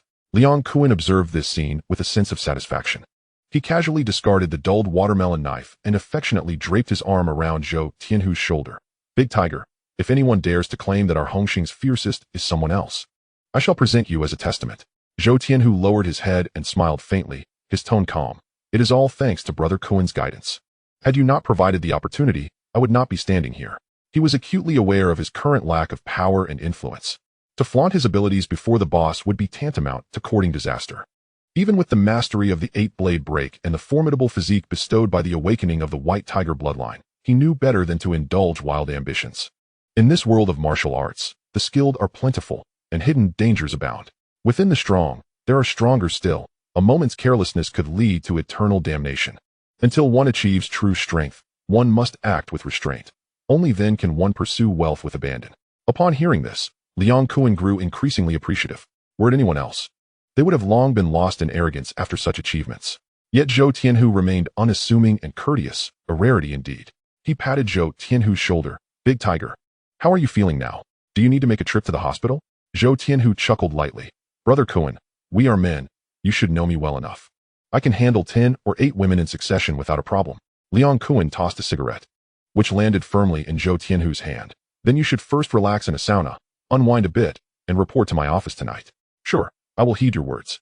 Zhou Tianhu lit the cigarette, the ember glowing as he exhaled a cloud of smoke. "Brother Kuan, how should we deal with the subordinates that to be sent over?" Sha Chong, still bearing wounds with bloodstains yet to dry, gritted his teeth and remained on site to handle matters. Zhou Tianhu glanced up and inwardly cursed. Several individuals lay scattered on the ground. Chen Haonan, Shan Ji, and De Tian, all battered and bruised, their bodies drenched in blood, barely recognizable. If not for their hairstyles, they would resemble discarded rags.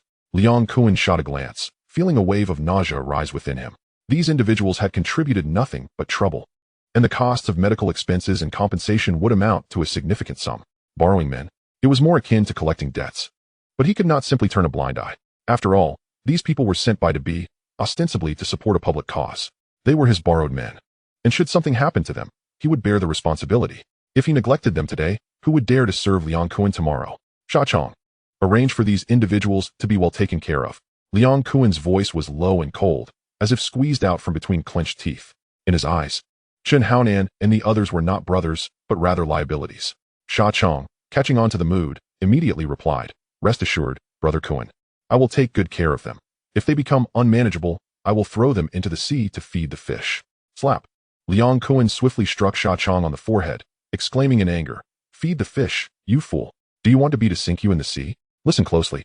Send them to the hospital immediately and ensure they are treated until they can walk and jump." Sha Chong finally realized and hurriedly signaled to a way to carry the injured away. Curse his ancestors, that scoundrel to be. Sending over a few useless individuals to fool me. It truly infuriates me. Liang Kun spat on the ground in frustration and turned to Zhou Tianhu to vent. Zhou Tianhu, with a slight smile at the corner of his mouth, leisurely remarked, "Brother Kun, these individuals are no useless trash. They are clearly fierce warriors. To fight to such an extent and still be able to stand and breathe, isn't that impressive?" Liang Kun paused, narrowing his eyes. Indeed, Dabi was playing him. Could he not turn the tables on him? If he sent me a few burdens, I would cherish them as treasures. Let him swallow this bitter fruit himself. When Chen Haonan and the others stir up significant trouble, Dabi would learn the meaning of reaping what he sows. Suddenly, he threw his head back and laughed heartily. "You clever lad. Your mind works swiftly. I shall call him right now." Zhou Tianhu fell silent, retreating to a corner to observe quietly. Once the call connected, Liang Kun's tone was gentle. "Dabi, the few individuals you send over are truly talents. Especially Chen Haonan and Shan Ji, they possess courage and insight. They will undoubtedly achieve great things in the future. You must employ them wisely and not let down the spirits of the brothers." On the other end, Dabi was utterly bewildered by Liang Kun's praises. The way he spoke made it seem as if Chen Haonan were a demigod on the battlefield, capable of single-handedly taking on a team. Were Chen Haonan and the others truly that formidable? Once their injuries heal, they must be utilized properly. A smile spread across Dabi's face, unable to contain his delight. Liang Kun had indeed acquired a figure like Zhou Tianhu, but he himself was no slouch, having gathered 5 promising young men, each of considerable caliber. When fortune arrives, it is unstoppable. Just as this thought crossed his mind, Dabi instructed a subordinate to fetch some gifts from a fruit store and headed straight to the central hospital. Upon pushing open the door to the ward, he was taken aback by the sight of 5 individuals swathed in bandages, resembling corpses that had crawled out of their graves. "Brother B, I have embarrassed you. Do as you see fit." Chen Haonan, with his arm in a sling and his body wrapped in gauze, spoke in a low voice. That night, he had charged to the front, protecting everyone. "Brother Nan, this matter." Bao Pai adjusted his round-framed glasses, his small eyes gleaming. Before he could finish, he was bellowed down.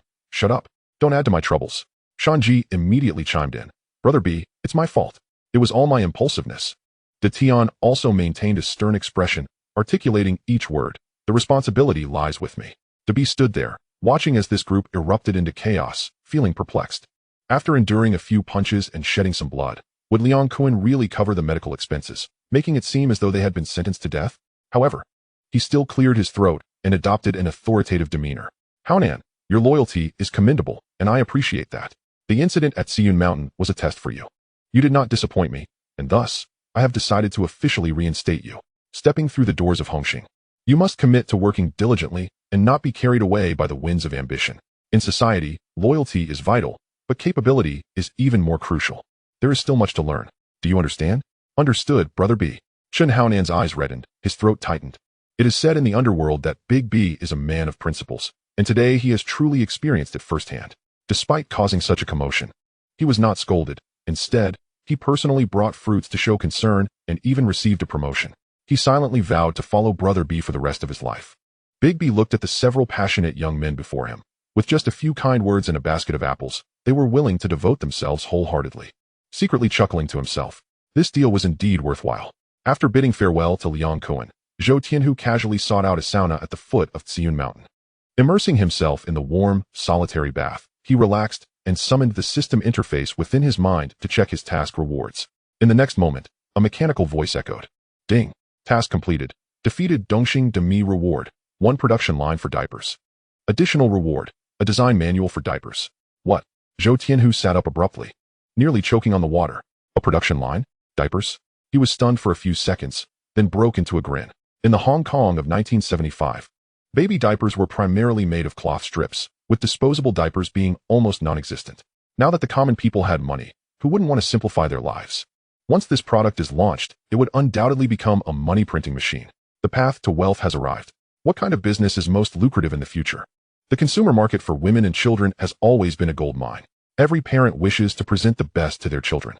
Even if it comes at a high price, they are willing to spend. Infants often require diaper changes, which can be laborious and time-consuming. A diaper that effectively absorbs moisture and alleviates the burden would naturally become an essential item for families with children. In the times to come, nearly every family with kids would have a steady supply. Currently, the market in Hong Kong has a small quantity of diapers imported from Japan. They are outdated in style, made from rough materials, uncomfortable to wear, yet still sold at exorbitant prices. If he could introduce a new product that absorbs moisture quickly, feels soft, and is easy to put on and take off, the market would surely go wild. This is not just a business opportunity, it is a gateway to wealth. Zhou Tianhu felt a surge of excitement and quickly accessed the system interface to browse through the details.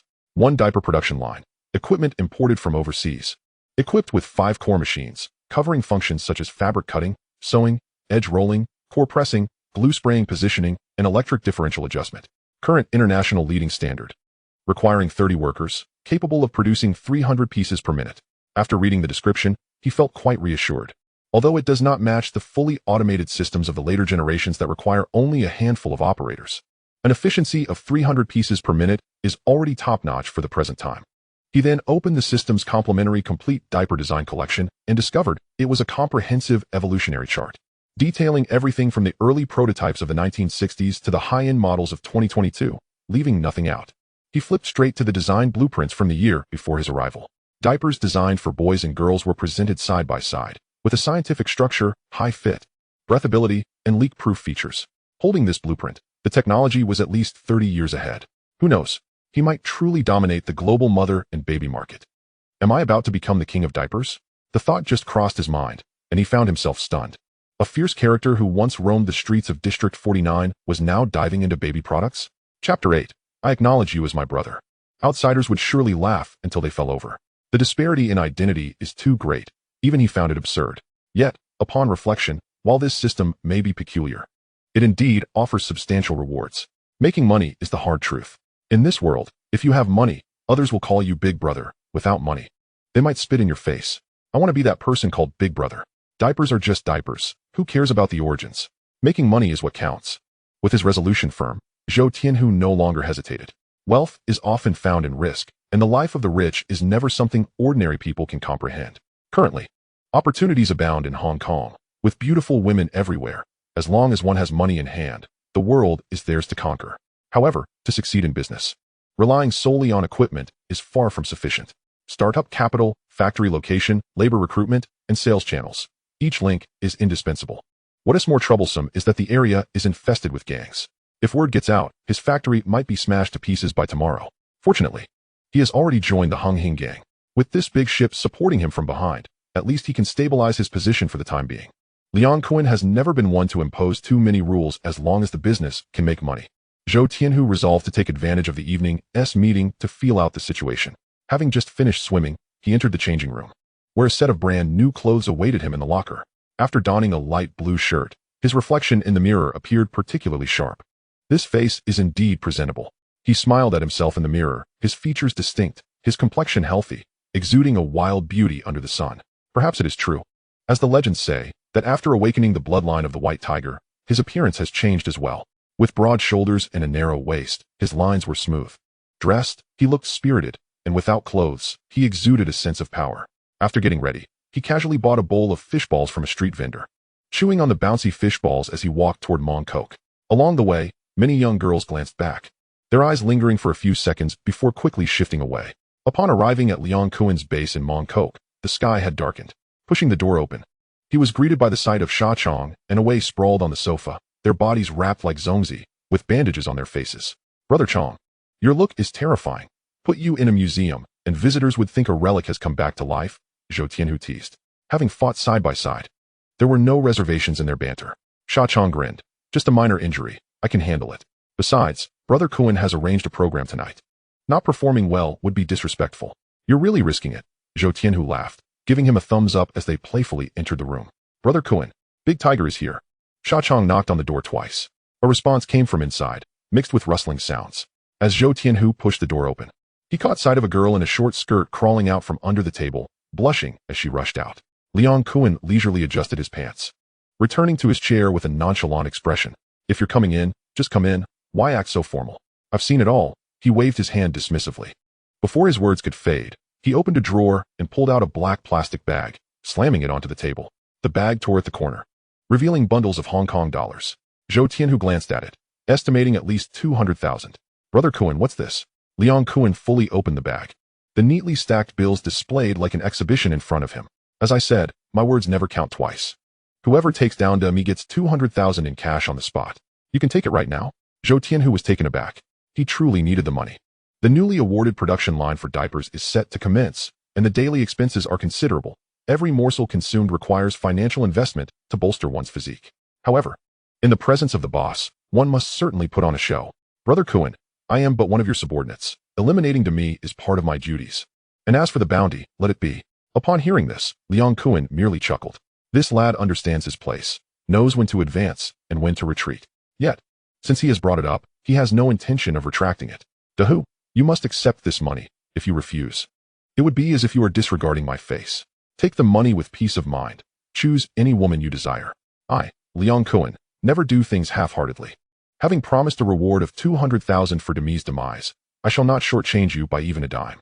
With a decisive wave of his hand, Liang Kun spoke with unambiguous clarity. Seeing the conversation reach this point, Zhou Tianhu felt that further refusal would seem ungracious. To insist on not accepting would be akin to slapping the other party in the face. Then I shall express my gratitude to Brother Kun. He tightened the cloth bag containing the money and placed it on the table. One cannot deny that Liang Kun is indeed generous. In the future, when he declares his intent to wipe out the entire Quan clan, it is likely that he would not merely be uttering empty words. This man, when ruthless, keeps his word. When generous, he does not hold back. 200,000 is no trifling sum in the present context. Anyone who turns it down would be a fool. With the financial matter settled, Zhou Tianhu smoothly transitioned to another topic. Brother Kun, I've been contemplating a new avenue that can generate revenue. Upon hearing that it pertains to making money, Liang Kun's interest was immediately piqued. He had not anticipated that Zhou Tianhu was not only capable of action, but also possessed a sharp mind. Having recently seized control of the Tsui mountain territory, he had gained dozens of new subordinates. The 200,000 in bonuses had already been distributed, and with the additional costs for medical expenses and compensation following the skirmishes, the financial burden was suffocating. What was most urgent now was to find a source of income and recover swiftly. His eyes gleamed. Do tell. I want to establish a production line for baby diapers. What do you think, Brother Kun? Zhou Tianhu stated directly. Upon hearing this, Liang Kun was momentarily taken aback, then burst into laughter, slapping the table in amusement. Dahu, it's not that I look down upon this business. But you propose that our group sells diapers? Just think about how ludicrous that sounds. Look at us. Who among us doesn't have tattoos and bare arms, standing outside a maternity store? Children would surely cry upon seeing us. Our gang is involved in gambling dens, nightlife, massage parlors, and at the very least, dealing in counterfeit goods. You want to sell diapers? What if word gets out, and people laugh us to scorn? Zhou Tianhu maintained a calm demeanor, refraining from responding. He understood that, in the eyes of the underworld, such a business indeed seemed absurd. Yet, absurdity aside, as long as the cash flow is abundant, who cares how ludicrous it may sound? Once the profits roll in, there will surely be others eager to invest, and even the big shots will be unable to resist. Having dared to suggest it, he was certain that while Liang Kun may be arrogant, he would never turn down a lucrative opportunity. Brother Kun, although diapers may sound undignified, they generate quick returns. There's a saying, money from children and women is the easiest to earn. Once we establish a market, the profits could be more stable than that of milk powder. Liang Kun scrutinized him, noticing his resolute expression, and finally stifled his laughter. Dahu, I'm not trying to dampen your enthusiasm, but diapers have been on the market in Hong Kong for a while now. My sister's child tried them once and came back complaining that they don't absorb moisture at all. They feel suffocating, like being wrapped in a plastic bag. Who would want to buy that? Didn't we all grow up wearing cloth diapers? Diapers? I've never even heard of them. No one wants them. Liang Kun's lips curled in skepticism. The ventures that truly yield substantial profits are never transparently obvious. Legitimate businesses rarely make waves. Thus, I intend to change this industry, ensuring that every child in Hong Kong uses the diapers I produce. Zhou Tianhu's tone was resolute, and his eyes sparkled with determination. Liang Kun fell silent for a moment, then waved his hand dismissively. This kind of business I shall not involve myself in. However, since you are one of my own, if you wish to pursue it, I will naturally support you. Choose any venue, as long as it's under my name. It's yours. I will also provide you with the necessary manpower. Just say the word. I recognize you as my brother. His support for Zhou Tianhu was not because he believed in the viability of the business, but rather a means to tether this individual to his own ship. In the underworld, having an intelligent and capable brother is always preferable to having one less. Even if it results in a loss, he wouldn't be concerned as it wouldn't affect him directly. Offering a piece of land and assigning a few people was merely a matter of speaking. Zhou Tianhu had been waiting for these words. To get things done without the backing of the gang is a daunting task. Just the monthly fees alone could drain one dry. He chuckled. With your word, Brother Kun, I feel reassured. You treat me well, and I shall not forget my roots. Once profits roll in, I will ensure my share is delivered punctually. A good man. Liang Kun patted his shoulder with vigor. Tonight, we'll meet at the hive. Mama has already arranged for numerous new girls to come and liven things up. As he spoke, he clenched his fists, twisted his body, and made a comical yet suggestive gesture, reminiscent of when he had squatted down to tie his shoelaces earlier. No problem. I'll come and indulge in the fun tonight. Zhou Tianhu mimicked the gesture flawlessly. The two shared a hearty laugh, the atmosphere warm and familiar, as if they had grown up in the same pair of trousers. Although he did not embrace every acquaintance as Liang Kun did, he understood the importance of maintaining appearances. The strongest bonds between men are forged through shared life and death experiences. Overcoming challenges together, dividing spoils, and sharing drinks or women. This unspoken rule is one that even the most unassuming must abide by. To truly enter Liang Kun's inner circle, one must first share a drink and then engage in a bout of debauchery. As night fell, Zhou Tianhu, accompanied by Sha Chong and Away along with their crew, entered the hive bar, where the ambience was vibrant and indulgent. At that very moment, a piece of news quietly circulated through Hong Kong's underworld. Demi from Dongxing Tsui Mountain, along with his right-hand man, the Emperor, had been taken out. The assailant was a newcomer just recruited by Hong Hing. Initially, the details were murky, but as the injured henchmen were brought into the central hospital, the truth gradually emerged. Did you not see? Liang Kun led over 100 men into the fray, facing 300 to 400 opponents, and he sliced through their ranks. Demi fell on the spot, his brain splattered against the wall. The newly allied 49er, wielding a machete, beheaded the Emperor, treating his head like a ball to kick. The scene was blood-soaked, and the crowd screamed and scattered. That ordinary machete, in his hands, became like a tiger unleashed. None of Demi's men could withstand a single blow. Most astonishingly, he faced the odds and cleaved through the chaos, directly eliminating Demi. With rumors suggesting the body was severed in two. I'm serious. I've never encountered someone so ruthless. He is practically inhuman. This isn't mere fighting. It's as if a god of death has descended upon us. Someone witnessed him tear open his shirt, revealing a white tiger poised to take flight etched upon his chest, a sight so imposing that onlookers immediately knelt and hailed him as the white tiger ancestor. Meanwhile, Jiang Tiansheng, the leader of the Hong Hing gang, received a phone call from Inspector Zhang Wenyao of the O Department. Chapter 9. Establishing Hong Hing's reputation. Jiang Tiansheng. Do you intend to turn Xianjiang into a slaughterhouse? This isn't how one makes a film. Zhang Wenyao's fury was palpable as he slammed his palm onto the stack of papers on the desk, sending sheets flying. After years of conflict between Dongxing and Hong Hing, can't we sit down to discuss matters? Share a drink, establish some rules. Must it come to bloodshed? And now, out of the blue, we have this so-called white tiger ancestor, using severed heads as mere playthings, dividing corpses as if we do not exist. If you seek war, I will have every police officer in Hong Kong keep a watchful eye on you, Hong Hing, and we shall see how long you can dance. Jiang Tiansheng was already aware that Hong Hing had just eliminated Demi and taken control of the Xianshan territory. For a gang leader, this was certainly a matter worthy of celebration. The police's reprimand was, to him, a common occurrence. He smirked slightly, his tone calm. Sir, with hundreds of gangs and hundreds of thousands of people in Xinjiang, someone falls every day. Do you truly believe your 30,000 officers can manage it all? What do you mean by that? Are you suggesting we are ineffectual? Do you think the O Department is merely idling away, making empty threats? Zhang Wenyao's anger flared.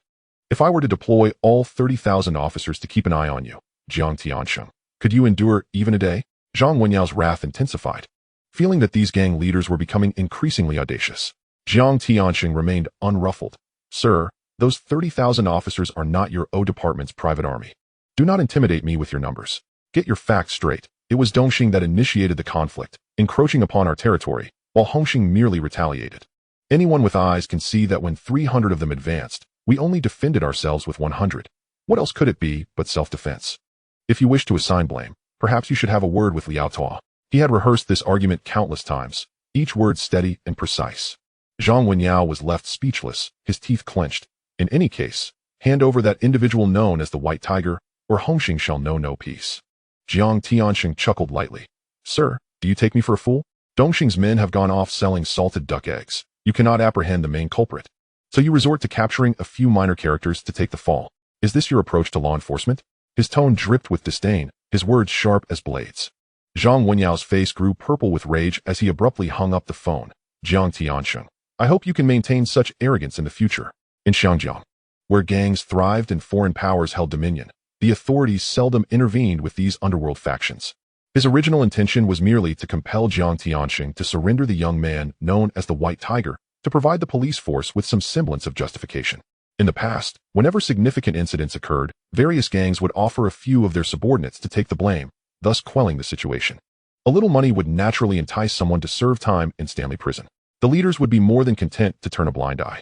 A mere foot soldier was hardly worth protecting. Yet this time, Jiang Tianxing staunchly defended the individual, leaving him in a difficult position. Once the call ended, Jiang Tianxing's lips curled into a slight smile, amusement dancing in his eyes. Beside him, a girl named Fong Yuan, resembling a later acquaintance named Fong Ting, linked her arm with his and inquired softly, Mr. Jiang, is it truly worth it to confront the police over a mere 49er? Jiang Tianxing gently tapped her nose. Xiao Yuan, you still do not comprehend these matters. Hongxing and Dongxing have always been irreconcilable. Zhou Tianhu's decisive victory has sent shockwaves throughout Hong Kong. Such a figure cannot be allowed to languish in prison. To do so would be to tarnish our reputation. What prominent gang in Xiangjiang lacks a dual flower red cane? It is a symbol of authority. Now, a newly initiated member of Hongxing has single-handedly slain the Dongxing master and his right-hand man, a feat that can only be deemed miraculous. This is not merely an act of murder. It serves to elevate Hongxing's standing. Such individuals must be protected, and in time, they will be exalted. However, Fong Yuan, being a woman, does not grasp the weight of these matters. Meanwhile, within Dongxing's territory, the remnants of Demi gathered. The white-headed elder sat at the head of the table, his expression as grim as frost. He downed his glass of vodka in one go, his gaze icy. Although Dongxing was currently under the control of Liao Tua, his thoughts were already occupied with matters concerning Helan. In Xiangjiang, the true power was wielded by the white-headed elder. This recent defeat had left him humiliated. Rumors spread throughout the underworld. A band of over 300 could not subdue a mere 100, only to be countered by a newly initiated 49er who had slain 2 of their prominent leaders. Damn it, what luck has Liang Kun struck? He is merely a red cane, yet such a fierce character has emerged from his ranks. Ah Bao, keep a close eye on that fellow named Kuan Niao and find an opportunity to eliminate him. Ah Bao whispered a reminder. Big brother, his name is White Tiger. The white-headed elder slammed his glass down. Do I not know how to read? Must you speak so much? Ah Bao immediately lowered his head, silenced. Understood. I will handle it right away. Zhou Tianhu's feat of single-handedly confronting Dongxing's 2 giants had already stirred the undercurrents. Various factions were quietly taking notice, and the winds of change were beginning to blow. Meanwhile, the individual at the center of it all remained blissfully unaware. He curled up on the soft mattress of his hotel bed, soundly asleep. As the morning sun began to rise, a Wei knocked on his door. Big Tiger, Kuan Gu wants to hold a meeting at the headquarters. We must accompany him. Do not linger in bed. Zhou Tianhu responded with a lazy affirmation, stretching his long arms. In the corner of the room, a curly-haired woman was curled up on a small stool beside the coffee table. She had fair skin and an attractive figure, but her complexion was marred with bruises, her arms and legs covered in swollen mosquito bites, which she scratched incessantly. I slept quite soundly last night, not a single bite. Zhou Tianhu remarked as he tied his shoelaces. Keep your mouth shut when you go out, understand? Without counting. He casually pulled out a stack of cash from his backpack, at least 20 bills, and tossed them onto the coffee table. Big brother, rest assured, I won't say a word. The woman hurriedly assured, quickly bending down to gather the money. For this bit of extra cash, enduring a few bites was a small price to pay. It was more than she would earn in 10 days of regular work. Such easy marks, she wished for more. Zhou Tianhu was not reluctant to engage, but he felt uneasy about using a woman he had encountered several times before, fearing complications. Besides, she did not quite meet his tastes. In this vast world, there were all kinds of people. He saw no reason to waste time on someone like her. Xiangjiang was teeming with beauties. Why not find a delicate girl or indulge in other diversions? He shook off his distractions and stepped into the bathroom to wash up. Having slept soundly the previous night, combined with the vigorous flow of the white tiger blood within him, he recuperated rapidly. Now, he felt refreshed and full of energy. Upon exiting, he spotted Shiqiang and Away standing in the hallway. Shiqiang's face was pale, walking with a slight limp, his eyes darkened like coal, appearing utterly dejected. Away looked even worse. His steps unsteady, swaying as if he were a sodden piece of straw. Alas, The women from the beautiful Mother-S side truly possess remarkable prowess. Typically, they wield their blades without a flicker of hesitation, yet today, they find themselves in such a predicament. Who would believe the rumors if they spread? After enduring a fierce battle and surviving the absurdities of last night, any barriers between them have long since vanished, and jesting comes effortlessly. Silly Chong, with a pained expression, laments, "You lot are matched with local fare, while I've ended up with foreign beauties, and two at that. My back is nearly broken. Wei sneezing. Chimes in. Even one can be exhausting, Brother Chong. Upon removing her makeup this morning, I recognized a familiar face. The most challenging encounters are with those we know well. You understand, right? Observing Da, who's still able to jest, one might surmise he hasn't yet fully indulged. Zhou Tianhu dismisses it with a smile. Youth, after all, is an advantage. He has enjoyed a sound sleep, undisturbed by mosquitoes. Thus his spirits remain high. The three of them stroll out of the grand hall, shoulders linked. Outside, a sedan awaits. Shortly thereafter, Liang Kun strides over, a cigarette dangling from his lips, embracing a woman on either side with a kiss. His steps steady and his demeanor vibrant. Zhou Tianhu admires him in silence. Indeed, as the leader of the shoelace gang, his recovery is remarkably swift. Let us depart. The convoy sets in motion towards the central hub of the Hong Hing society. Though termed a hub, it is merely a nominal company. This land was acquired by Jiang Zhan in 1957 for 3 million Hong Kong dollars, followed by an additional 4 million to erect a 3-story building. At that time, he was the head of Hong Hing. His word was law. Now, his son Jiang Tiansheng holds the reins, ostensibly conducting legitimate business, while this remains the underbelly of the gang's operations. During regular days, the company's sign hangs with no one suspecting the true nature of the place. However, at the start of each month, it transforms into the genuine, loyal, and righteous hall of Hong Hing. The monthly gatherings are a steadfast tradition, with leaders and influential figures from all regions in attendance. Should any urgent matters arise, they can be summoned at any time. Today, however, is clearly not a routine meeting. The atmosphere is more taut than usual. Zhou Tianhu stands at the entrance, fully aware he ought not to inquire about the reasons behind this tension.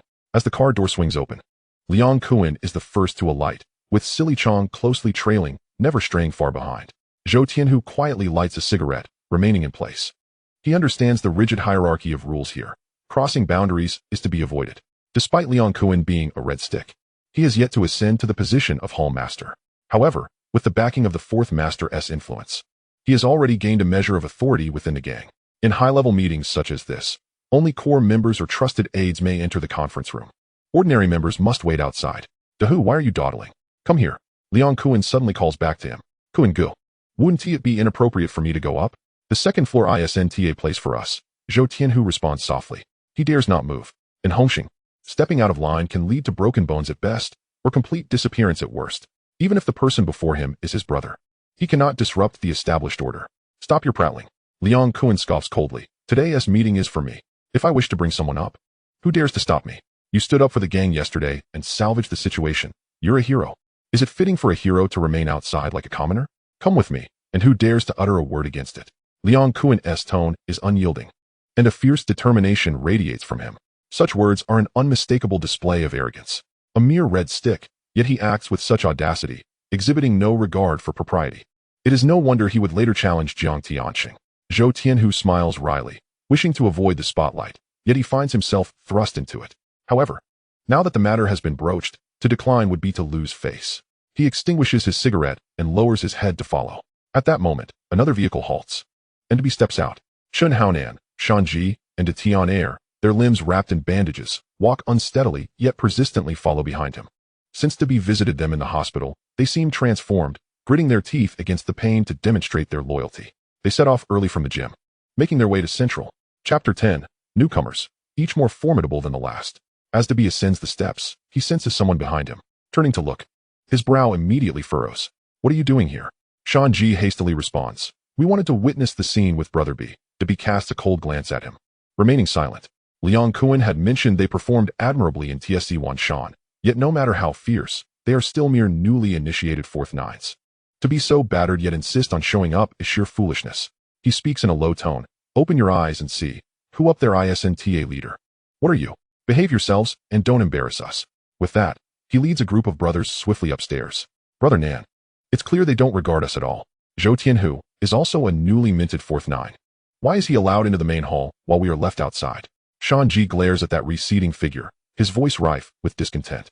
Now they call him the White Tiger Azu, who bestowed that title upon him. Chun Haonan gazes at the staircase's end, his knuckles turning white from clenching. He had heard in the hospital about how they had been knocked unconscious, while Zhou Tianhu single-handedly severed the emperor's head. Even to me was effortlessly dealt with by him. Just luck, nothing more. He is merely enjoying fleeting fame. With names like ours, he becomes a white tiger while I'm reduced to a mountain chicken. What sense does that make? I, too, shall become the king among chickens. In the underworld, who doesn't yearn for renown? To rise as Zhou Tianhu did overnight, a mere fourth nine attending the main hall meeting, is nothing short of monumental honor. Shan Ji grumbles outwardly, yet internally, he cannot help but feel envious. Brother B said the rules are as such. We must comply. What is there to complain about? You'll only ever be a duck king. Chun Haonan's expression hardens, his voice a low reprimand. Aren't rules made by people? Brother B also stated that we fought with all our might in that TSC Wanshan battle. Bao Pai, youthful and brash, speaks bluntly. Enough, Bao Pai. Right now, we are under Brother B's command, discussing hall rules behind his back. Are you not afraid of inviting trouble? Besides, we all know how much credit is due. De Tian Air, being the eldest, speaks with prudence to intervene in time. Trouble? I'm full of fire. Had I not been wrapped up like a dumpling, I would have sought out a woman to vent. Shanji leans against the wall, a mischievous grin on his face, his gaze filled with defiance.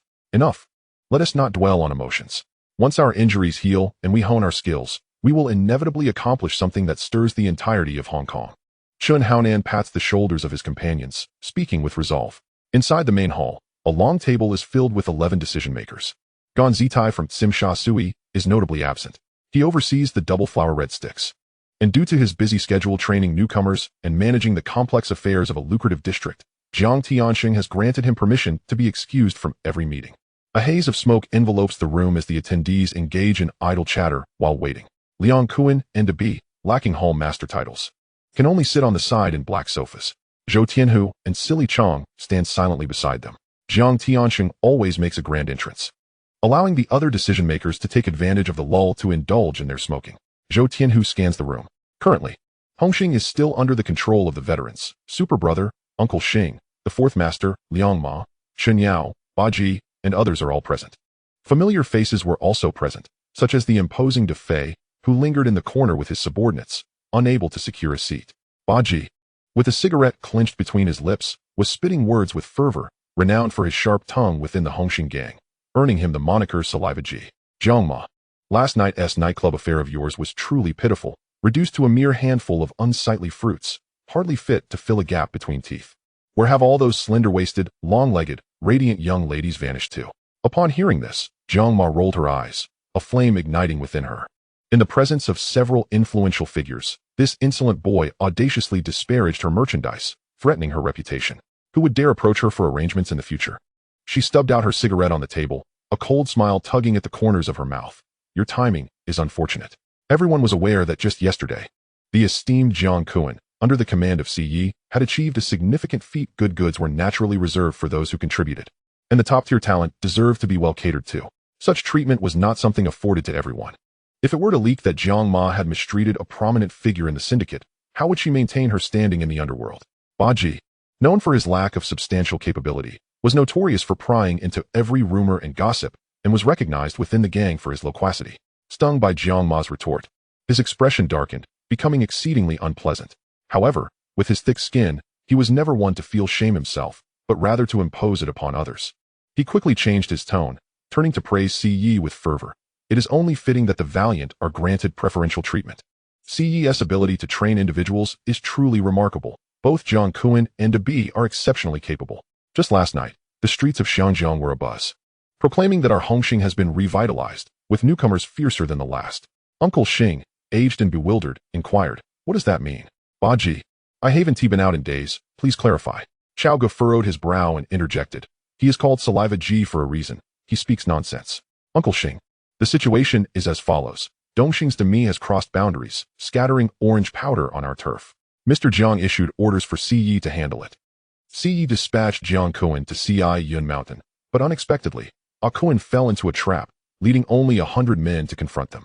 Little did he know, Demi had prepared, bringing 2,000 to 3,000 followers, encircling them like a tin can. It is said that Dongxing's collaborative efforts yield nothing but chicken essence, as they deal in powder, whereas our Hong Hing thrives on brute strength, Fighting is indeed the truest essence of Shanjiang. Kun was fortunate. Just the day before, he had decapitated a chicken and gathered a group of young men. Armed with a machete, he charged forward fearlessly. He first severed the head of Demi's top horse, using it like a ball, before delivering a fatal blow to Demi himself, carving a bloody path through the throngs. It was said that when the police arrived to clean the scene, they were nearly moved to tears. The younger brothers who accompanied him recalled that scene, their hands trembling. It was too ferocious, too frenzied. Chao Gu succinctly laid out the events. Zhou Tianhu, hearing this for the first time, was left in disbelief upon learning that 100 men had faced off against 2,000 to 3,000. Was it not absurd? Could it be that Kun was a deity descended from the heavens, or an armored warrior? Such tales, while entertaining, were hardly believable. In the underworld, rumors had it that Zhou Tianhu was now referred to as the White Tiger ancestor. At this, his brow twitched slightly. Where had such stories traveled? If this continued, he feared he might be deified. Jiang Kun, with arms stretched and reclining on the sofa, listened intently, a proud smile gracing his lips, as if he had orchestrated the fierce battle himself. Bi, sitting up straight, wore a smile, yet his heart churned with resentment. Had he only persisted a bit longer on the court back then, it might have been he standing in the spotlight now. Zhou Tianhu could have been his subordinate, and the territory of Yun Mountain would have belonged to him. The expansion of power and the rise of fame had all turned to fleeting illusions. Now, all of it lay within Jiang Kun's grasp, igniting envy and restlessness in others. This matter sounded outrageous. Could it truly be so miraculous? Uncle Xing cleared his throat twice, his tone laced with skepticism. Ba Ji pointed toward Jiang Kun. Isn't the person involved standing right before Si? How could he possibly lie? Si turned to Jiang Kun with a smile. Kun, the esteemed hall masters are eager to hear about yesterday's events. Do enlighten us. Jiang Kun, exuding confidence, leaned back into the sofa, his tone casual yet authoritative. Chao Ji's account may seem exaggerated, but truth be told, we were indeed a step away from the underworld at that moment. I do not know which scoundrel leaked our position, but Demi brought over 300 men to lie in wait for us. Fortunately, Dehu was ruthless, charging ahead alone, causing the enemy to flee in disarray. Unable to mount a defense, the 12 hall masters fixed their gazes on the strikingly handsome young man, Zhou Tianhu, sitting beside Jiang Kun. If it were not for the circumstances, one might mistake him for a celebrity who had inadvertently wandered into a gang meeting. With a refined appearance and outstanding demeanor, he seemed worlds apart from the ferocity of the underworld. Yet in the eyes of the crowd, there was a growing sense of admiration mingled with envy. Everyone silently sighed. Si Yi is indeed blessed. Red Stick Bi was loyal and trustworthy. Jiang Kun was daring and adventurous, and now emerged the formidable Zhou Tianhu, whose tactics were sharp and commanding. With such a lineup, who wouldn't he feel envious? Just as they were about to inquire further, a synchronized and respectful voice echoed from outside. Mr. Jiang. As the door opened, Jiang Tiansheng entered with a measured stride. His slick-back hair, impeccably tailored suit, and meticulously arranged tie exuded a warmth akin to a spring breeze. Following closely behind was Chun Yao, tall and composed.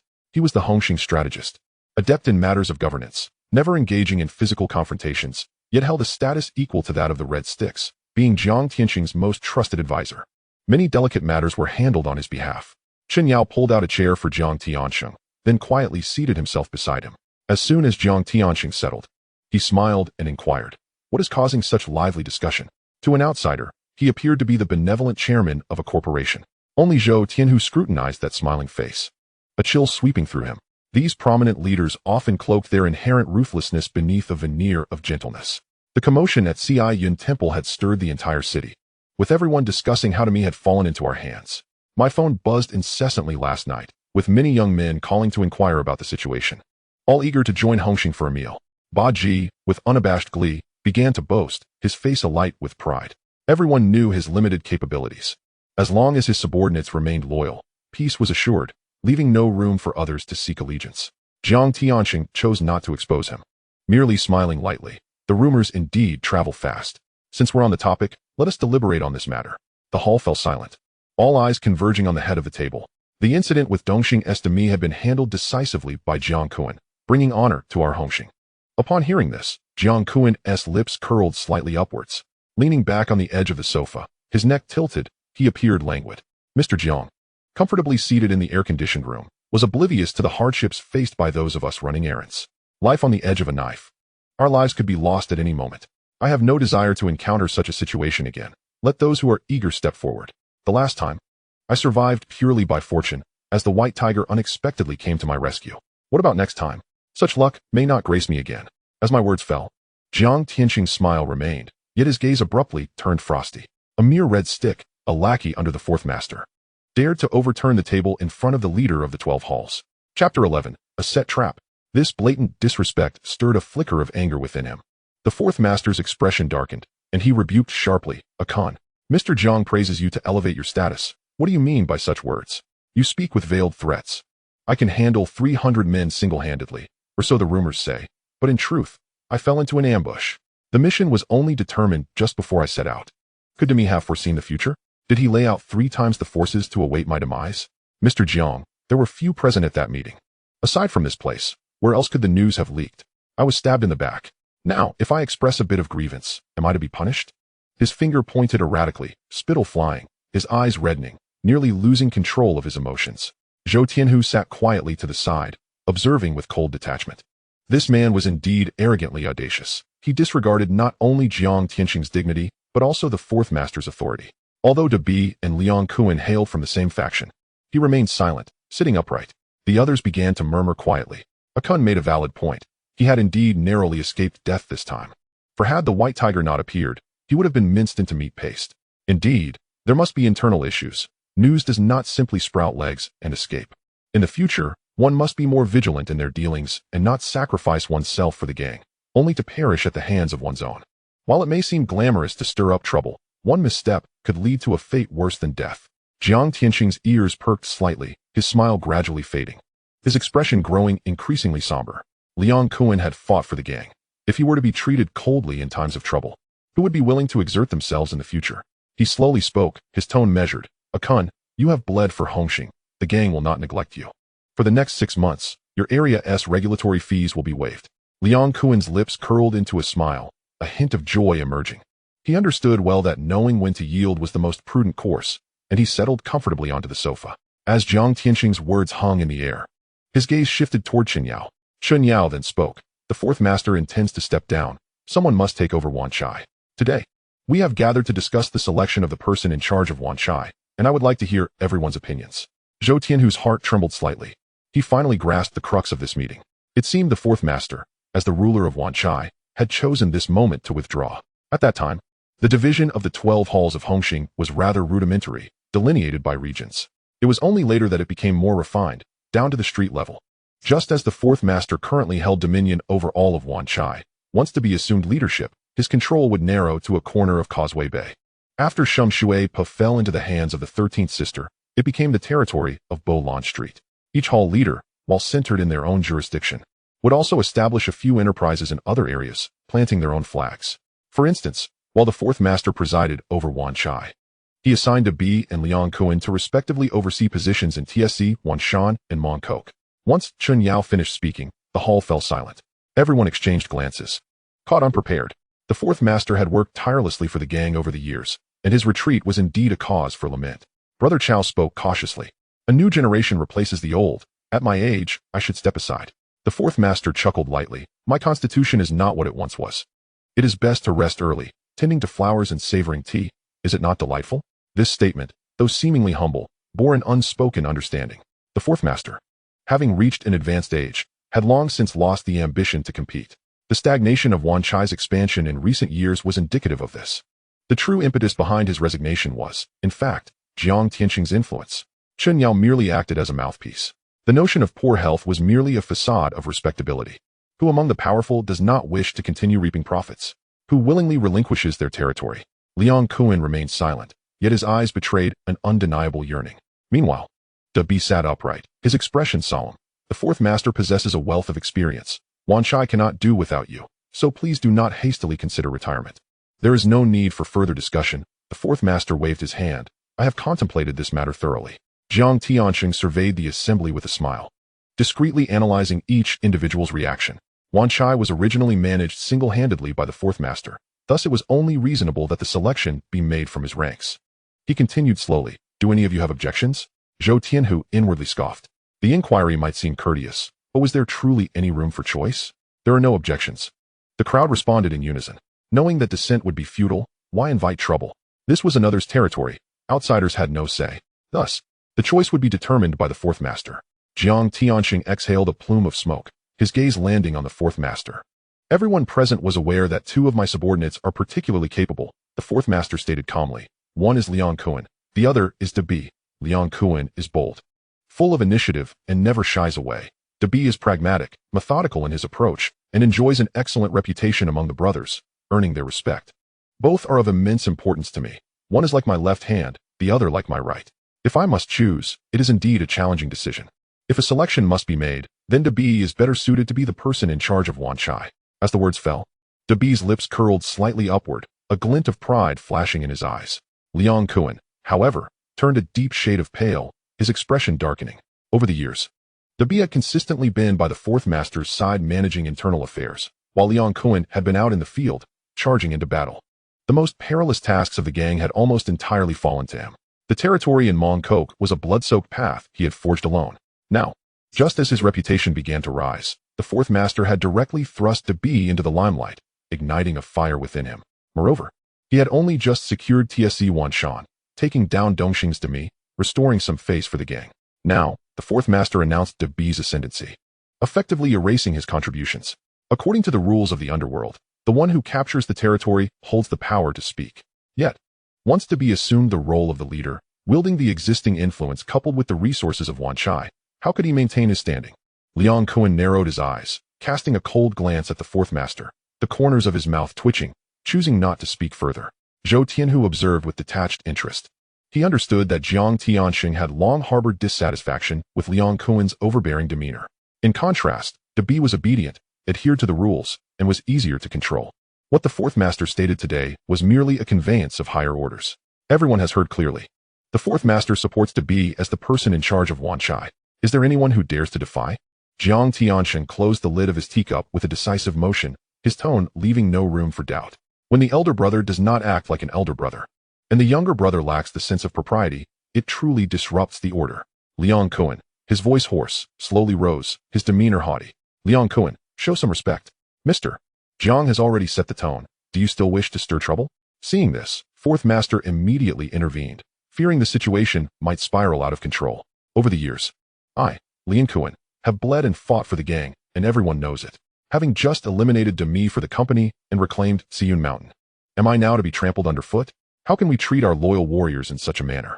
Who would dare to serve faithfully in the future? Dabi rose, his expression grave. Liang Kun, do not always leverage your accomplishments to oppress others. In the battle for Tsui Mountain, I too dispatched men to support you. Every operation is a collective effort of brothers. Credit cannot be claimed by one alone. Liang Kun tilted his head and chuckled. Those few men you sent? They were all weaklings. That Chun Haonan fled in his car before the fight even began. He was subsequently captured by the emperor and beaten like a Zongzi. Had it not been for my brother Baihu, who severed the emperor's head with a single strike, they would now be 6 feet under, let alone smoking. As these words escaped his lips, the room erupted in an uproar. Dabi's face instantly flushed crimson, akin to receiving a public slap, overwhelmed by shame and fury. He finally grasped the significance of the phone call from that day. It turned out Liang Kun had long been plotting. That seemingly complimentary conversation regarding Chun Haonan and his cohorts was merely a well-laid trap. Mr. Jiang, the individuals sent by Dabi were merely inexperienced youths plucked from the basketball court, never having ventured into the underworld. I cannot help but suspect that Dabi had no intention of truly engaging in serious business, but was merely a hindrance. Upon hearing this, Dabi's countenance darkened to an ashen hue. He abruptly stood, his voice trembling. Liang Kun, on what grounds do you slander me?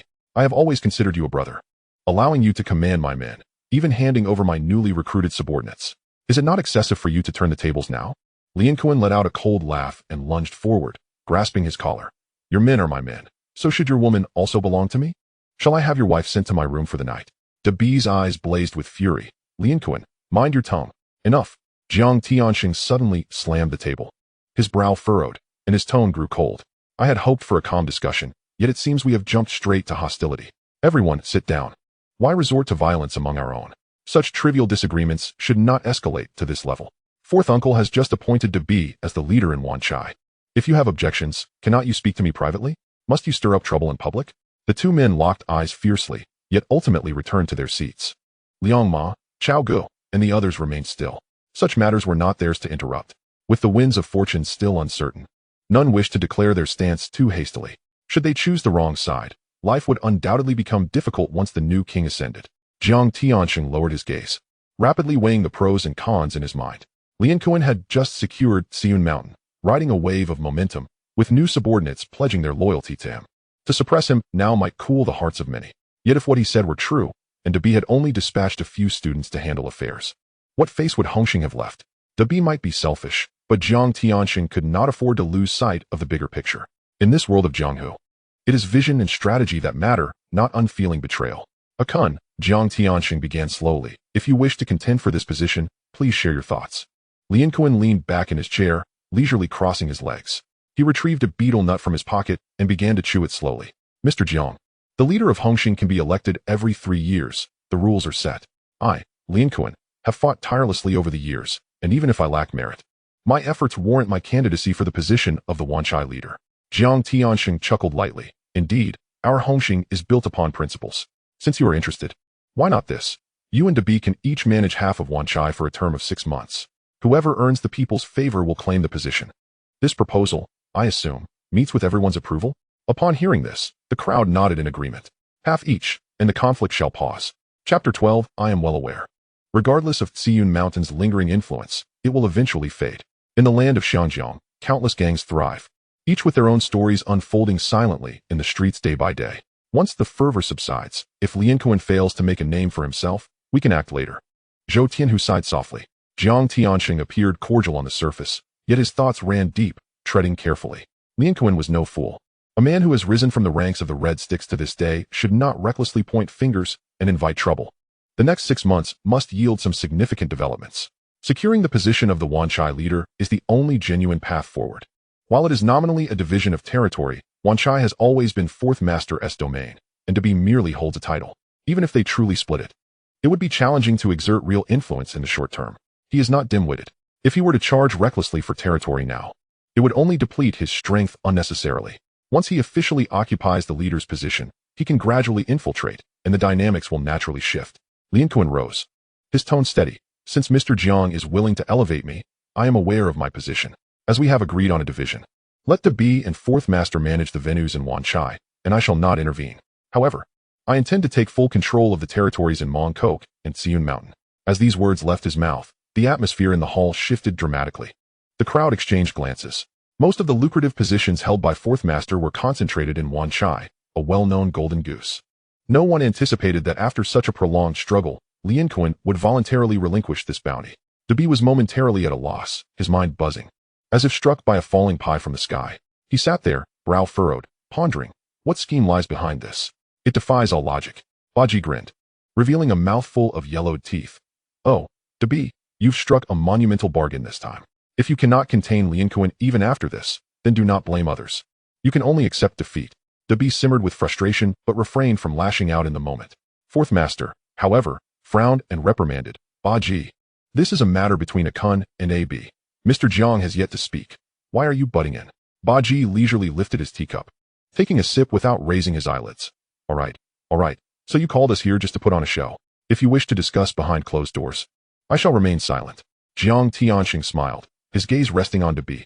A.B., what do you think of a Kun's division? Dabi nodded. I have no objections. Good. Jiang Tianxing stood. That concludes today's meeting. Everyone may disperse. With that, he turned and departed alongside Chen Yaoxian.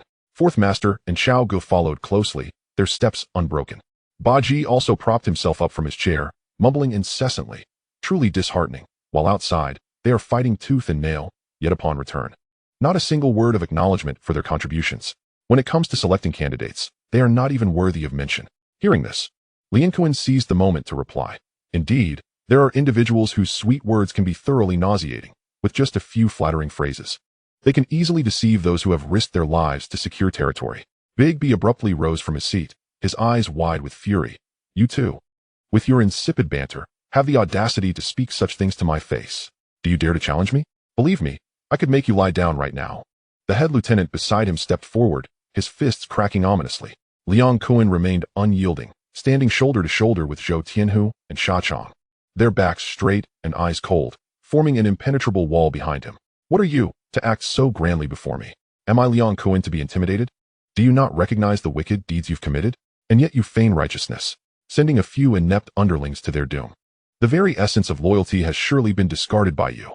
Big B, Loyalty is demonstrated through action, not mere rhetoric.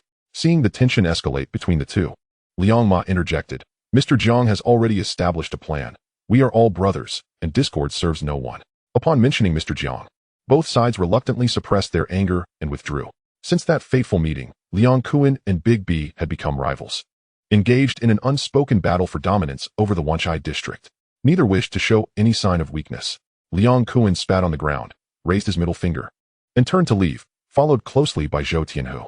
Big B kicked a chair in frustration, storming downstairs. Upon spotting Chun Haonan and his companions, his irritation flared anew. What a disgrace!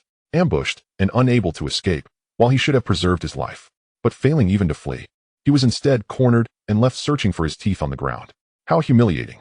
He had even made a special visit to the hospital to boost morale, only to have Liang Kun exploit his goodwill. Were it not for these incompetent fools, he might have been in a position of authority today. Chun Haonan, starting tomorrow, report to the boxing gym. Dado will be responsible for your training. If you fail to learn, you'll swim back. Big B coldly declared before entering his car and driving away. Chun Haonan was left bewildered, unable to comprehend the sudden outburst from Big B. His demeanor had been quite amiable during the hospital visit, resembling a caring older brother. What had transpired in that meeting to evoke such a drastic change? Clearly, he was seething with pent-up anger, seeking an outlet. Shanji scratched his head. Brother Nan, what has gotten into B? We haven't even provoked him. Shanji, whatever he says, we must comply. Training is for our own benefit. If we do not wish to be trampled upon, we must grow stronger. Chun Haonan reassured the group, despite his own doubts regarding Big B's shift in attitude. As their leader, he had to stabilize their spirits. Indeed, once we are trained, the first to confront Zhou Tianhu will be us. Baopi adjusted his glasses, a fierce determination igniting in his eyes. Little did they know that Big B's insistence on their training was not out of concern for them, but rather a matter of personal pride. You claim my brothers are worthless? I refuse to believe that 5 cannot overpower 1 Zhou Tianhu. In the car, Liang Kun gritted his teeth, wishing fervently for Big B to be relegated to selling duck eggs at the docks by tomorrow. His mouth spewed forth curses incessantly. Zhou Tianhu finally understood. No wonder the two appeared cordial on the surface while secretly at odds. It turned out that Jiang Tiansheng and the fourth master were both inclined to support Big B, intending for him to take over Wanchai. And Big B, far from being the paragon of virtue he pretended to be, had his own ambitions. The conflict between Liang Kun and Big B had become irreconcilable, their enmity as fierce as fire and water. Zhou Tianhu followed Liang Kun's car, driving up to the office on the top floor of the building. As soon as the door closed, Liang Kun shed his jacket and spat out the chewed betel nut residue. The fourth master is stepping down, and Mr. Jiang has allocated half of the territory to me. Within 6 months, I will seize the position of Wanchai's leader. He surveyed the room, his tone commanding. Away, take over Sha Chan's responsibilities. We cannot afford to lose our grip on Mongkok. Delegate the cleaning fees and parking fees to the underlings, but keep a close watch on those bars. Sha Chang, the new venue in Xianshan is under your management. Dama, you will mentor the new brothers. With one order after another, the room fell silent. Finally, his gaze landed on Zhou Tianhu. Big Hu, you are newly initiated. Accompany away to Mongkok to familiarize yourself with the situation. There are many factories there, and you will be responsible for collecting the fees. Zhou Tianhu nodded in compliance. Understood, I will follow Brother Kuen's arrangements. Inwardly, he rejoiced. The diaper production line was about to commence, and they were in dire need of factory resources. With Mongkok being industrially dense, if he could gather pertinent information, future production would face little hindrance. As circumstances change, you will coordinate the handover among yourselves. With that, Liang Kun waved his hand, and the others gradually exited. Shortly after, a woman entered the room. Zhou Tianhu couldn't help but click his tongue. This woman had only just visited yesterday. It seemed Liang Kun was quite agitated by Big B and was relying on alternative means to vent his frustration. Truly, the noose was tightening. He chuckled softly and departed with Away towards Mongkok. On the way, Away pointed towards a cluster of dilapidated factories, stating, I need to inspect the premises. This area of half-dead factories is under your jurisdiction, and you must collect the cleaning fees. After giving his instructions, Away left 2 underlings for Zhou Tianhu's use. One had yellow hair, the other blue, both dressed flamboyantly, exuding a rebellious aura reminiscent of a 90s nonconformist revival. Though the task was not laborious, collecting money would require visiting each establishment, a tedious endeavor. As Zhou Tianhu walked, he pondered the inefficiency of this approach. If only he had a few reliable subordinates. Wouldn't it be a relief? You two handle the remaining 2 places. I'll take a smoke. He lit a cigarette, leaning against the wall, when suddenly he heard the sounds of shouting and beating. You hand it over when told. Stop your whining. Not a single cent can be missing. Do you understand the rules? Turning his head, he saw 3 or 4 tattooed youths brawling inside a factory, a curled-up figure on the ground, battered and bruised. Such scenes were not uncommon here, evidently a gang enforcing protection fees. Notification, random task triggered. The system has identified that the future business prodigy, Jimmy, is being subjected to violence. Will you intervene to rescue him? Choosing yes will yield special rewards upon successful completion of the task. Opting for no will result in neither benefits nor troubles. Zhou Tianhu had initially no intention of intervening. Incidents of protection fees and extortion occurred almost daily on the streets. On any given day, there were dozens of such cases, with the police turning a blind eye, and he had no desire to get involved. However, upon realizing that the victim was Jimmy, his footsteps faltered. In my mind, the vivid portrayal from the original text surfaces, a businessman solely driven by the desire for wealth. Astute and possessing a unique vision. It was only due to repeated oppression from gangs that he found himself cornered. Compelled to ally with He Liansheng in a desperate bid for survival. Such a person, if successfully courted, would undoubtedly be a valuable asset. Zhou Tianhu was in dire need of capable individuals and financial resources. With too few subordinates and insufficient funds, every step had to be meticulously calculated. Talent was the most coveted resource at that moment. Thus, he made up his mind. With deliberate steps forward, his vision sharpened. The man on the ground, covered in dust and with torn clothing, was none other than Jimmy.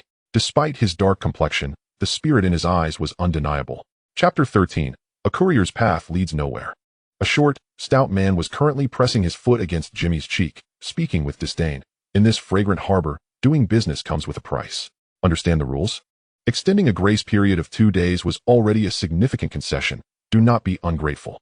Jimmy gritted his teeth, his fists clenched so tightly they turned white. Being trampled upon had shattered his dignity, and his rage had reached a boiling point. Suddenly, he lifted his head and shouted, "Take your foot off me." The air froze instantly. The stout man's expression darkened, and with a mocking sneer, he retorted, "Oh, do you know who I am? Brothers. If we don't get serious today, I'll write my name backwards." Several men rolled up their sleeves and advanced, their fists raised, an aura of menace surrounding them. Suddenly, a hand, like a vice, clamped down on the stout man's shoulder. Zhou Tianhu stepped forward with a beaming smile. "May I inquire which faction you represent?" The stout man struggled momentarily, but quickly realized the vice-like grip was unyielding. His face shifted slightly, yet he maintained his bravado, shouting, "Hong Hing, ever heard of it? Our leader is the new boss of Mong Kok. If you dare lay a hand on me, you'll be opposing the entire Hong Hing." Upon hearing this, Zhou Tianhu's smile deepened. This stout man was likely just a minor player, relying on the reputation of his faction to intimidate. If it came to blows, he could easily take him down with a single finger. However, they were still part of the same gang system, and it was prudent to leave some face. He released his grip, adopting a calm tone. "Misunderstanding, we are all brothers here." The stout man rubbed his sore shoulder, still unwilling to relent. "Who is your brother? Don't try to get chummy. Hong Hing isn't a place where just anyone can forge connections." Zhou Tianhu chuckled softly. Every gang in the fragrant harbor claimed to be the best. He Liansheng made such proclamations, as did Zhongxinyi, and Hong Hing boasted about it daily. But who truly held the strongest position? No one could clearly define it. The so-called best was often just a title blown up for effect, sounding impressive but lacking substance. Zhou Tianhu had no interest in engaging in further banter. His objective was clear, to win over Jimmy, not to be entangled with this band of thugs. "I'm a man of Liangcoin. Let this matter slide as a favor." The stout man frowned at this statement, although uncertain of the implications. The earlier display of dominance had stoked his anger. "Who are you? Just because you say you have clout means nothing. The white tiger of Hong Hing, does that count for anything?" Before he could finish, the blonde and blue-haired men had stepped forward, standing firmly behind him, their tones laced with arrogance. "The white tiger?" The stout man's complexion shifted, his mind clearing instantly. Recently, tales had circulated about a lone figure who had single-handedly defeated 3,000 men. Ruthless enough to kick the emperor's head around, known as the White Tiger Azu. The man before him, impeccably dressed and seemingly refined, was that notorious figure? All the young thugs surrounding them held their breath, their throats dry, chills running down their spines. "Ah, a misunderstanding. Just a misunderstanding." The stout man quickly donned a smile, recognizing the need for decorum with a fellow brother. "What was I saying about outsiders? We shared the trials of brotherhood. It's all fate."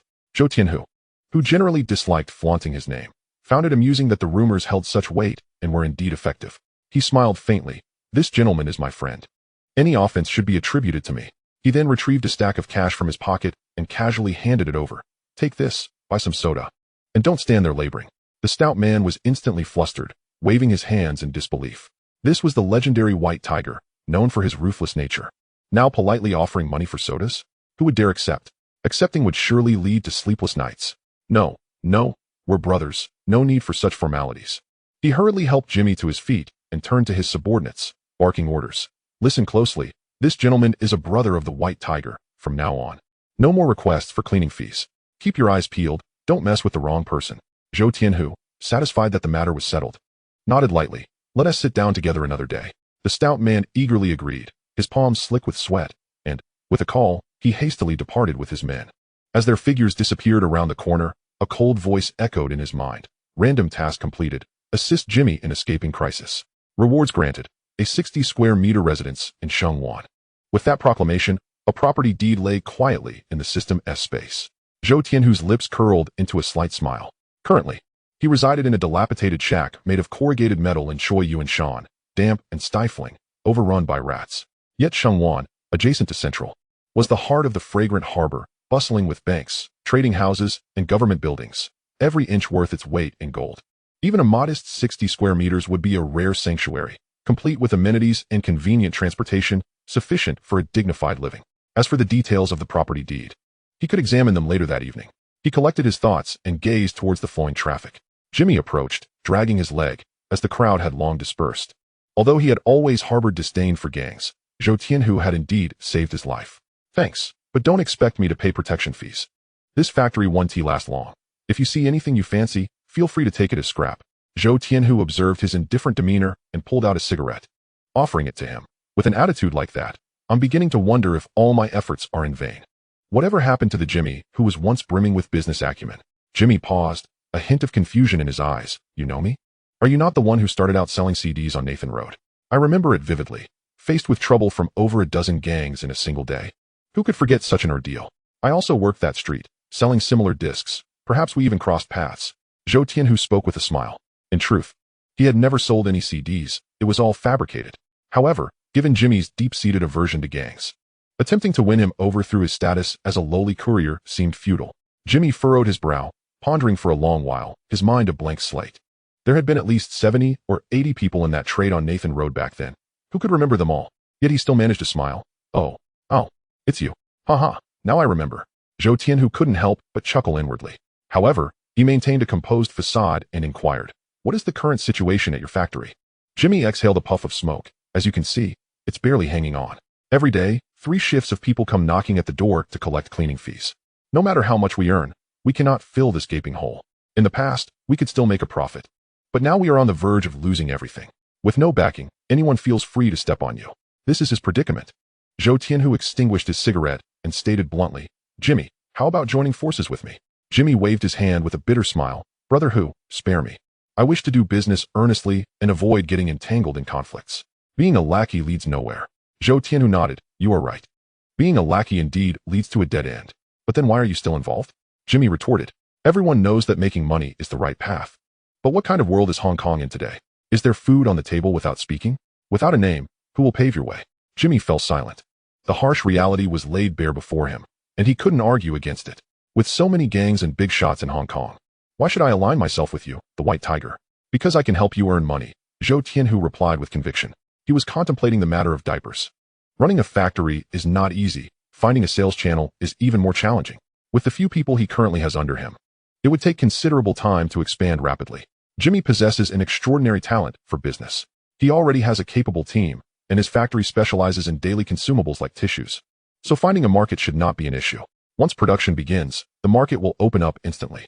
With such a person in front of him, Zhou Tianhu was determined not to let this opportunity slip away. Feigning to rummage through his pocket, he discreetly retrieved a design blueprint for diapers from his system space.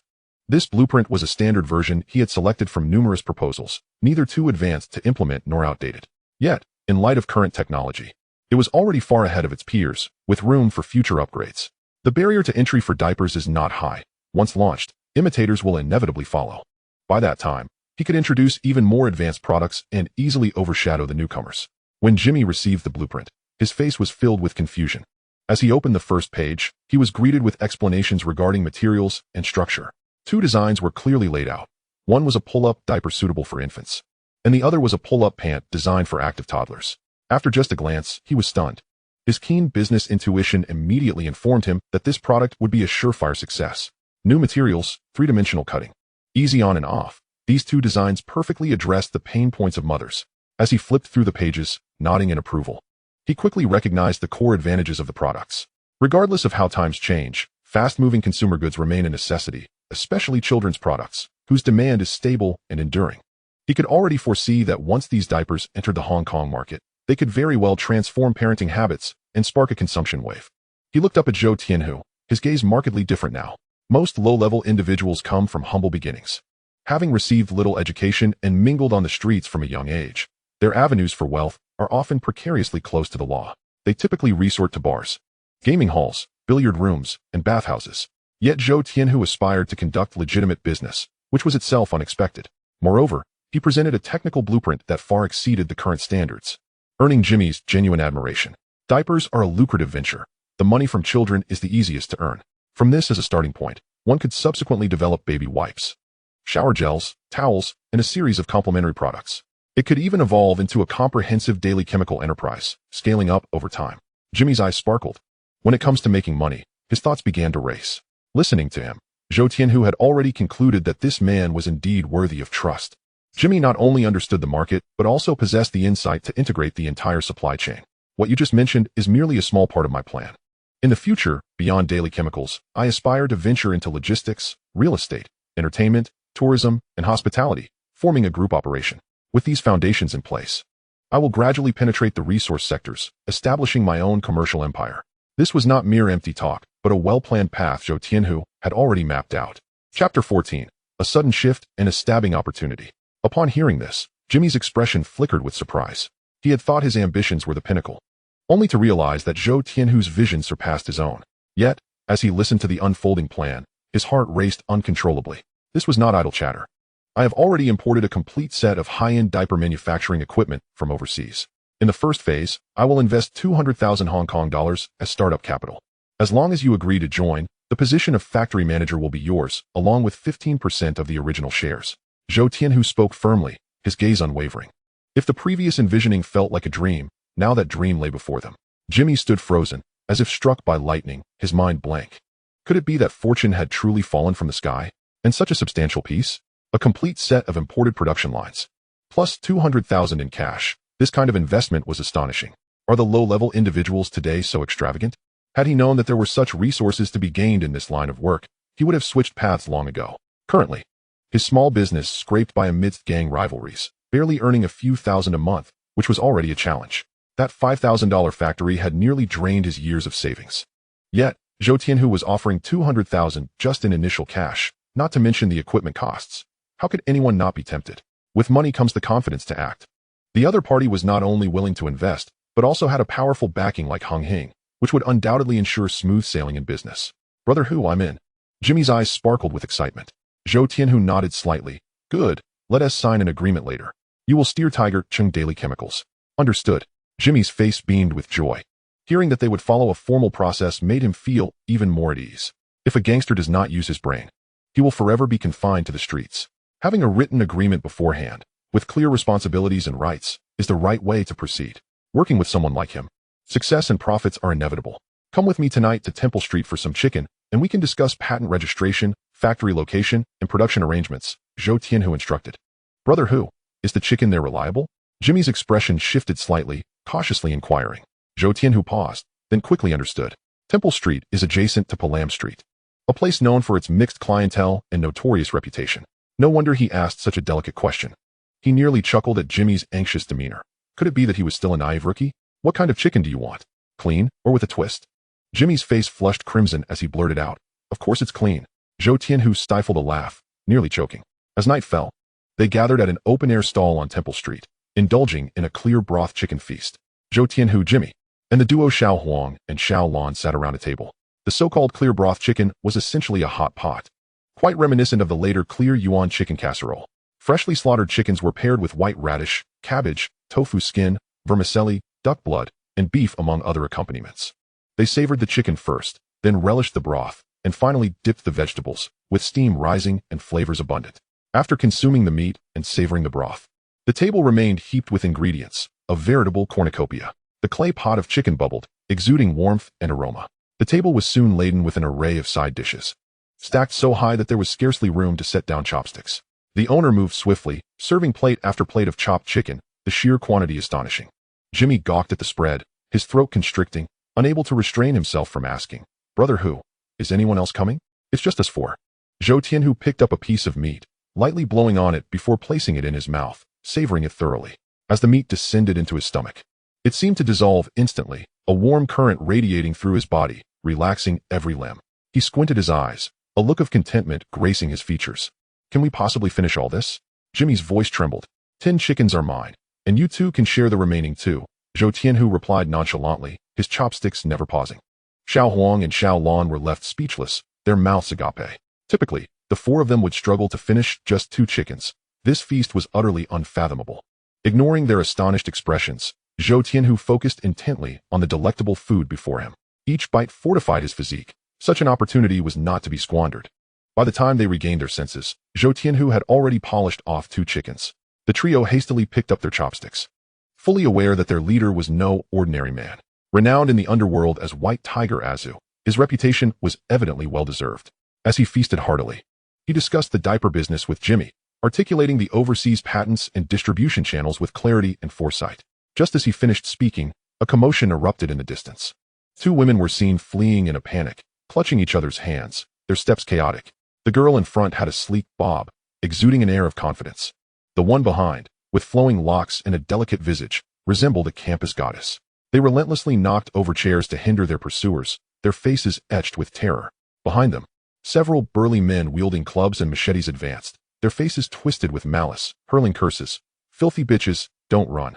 Dare to set up shop in the United Society's territory? We'll kill you. Once we catch you, you won't escape." Zhou Tianhu's eyes widened in shock. The 2 girls were none other than the young 13th sister, Cui Xiaoxiao, and her inseparable friend, Aran. Suddenly, a chilling voice resonated in his mind. Ding. Random task triggered. Crisis detected involving Cui Xiaoxiao and Aran. Will you intervene to save them? Choosing to save them would yield system rewards. Opting out entailed no punishment, nor reward. Even in the absence of a task, he would never stand idly by. Though 13th sister was merely a street girl at this moment, she was destined to rise, becoming one of the 12 masters of Hong Hing in the future. Her life could not end here. Zhou Tianhu understood that her ability to maintain her position as a master could hinge on his intervention. But what of it? Her resilience in the chaotic realm of Bolin Street, carving a path among men, warranted his allegiance. What he needed most was a capable individual. If he could bring 13th sister under his wing, harnessing her influence to command Bolin Street, the situation would naturally unfold favorably. Save 13th sister and Aran. He silently commanded the system, then uttered 2 words, make a move. No sooner had he spoken than he shot forth like an arrow released from its bow. At that moment, 13th sister and Aran were already breathless, their steps faltering. A short man wielding a watermelon knife lunged forward, the blade aimed directly at them. 13th sister shielded Aran behind her, both of them tightly shutting their eyes, screams piercing the night. They believed their end was imminent in the blink of an eye.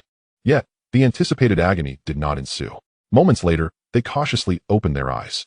The man who had previously been eating noodles by the roadside had inexplicably positioned himself in front of them. He leaped into the air, kicking the knife from the assailant's hand. Aran was momentarily stunned, her heart racing. Oh my, how incredibly handsome. What the hell? Who still plays these games? The short leader roared, get him, kill him. Instantly, a dozen figures surrounded them. Zhou Tianhu's gaze turned icy as he seized the fallen watermelon knife from the ground. While not the ideal weapon, it sufficed to deal with this ragtag group. There was no need for finesse, only efficiency. He swung the blade with lightning speed. As the edge met flesh, screams erupted. One thug charging at him, bearing a fierce expression, was forced back by a swift strike, his pupils dilating in terror. These men were nothing but street thugs, each a mere mercenary. From the very first second, victory was assured. Zhou Tianhu moved like a hunter among sheep, his demeanor cold and his gaze sharp as ice. The air was filled with wails as blood splattered in arcs. In the blink of an eye, the once arrogant figures lay sprawled on the ground, weapons scattered about. When Jimmy, Xiao Huang, and Xiao Lan arrived, they beheld a scene of disarray. With wounded bodies strewn across the ground, none left standing. Zhou Tianhu sheathed his knife, a faint smile creeping onto his lips. To the onlookers, that smile was as chilling as a winter gale. Jimmy involuntarily shivered, the hairs on his arms standing on end. This man was someone they could not afford to offend.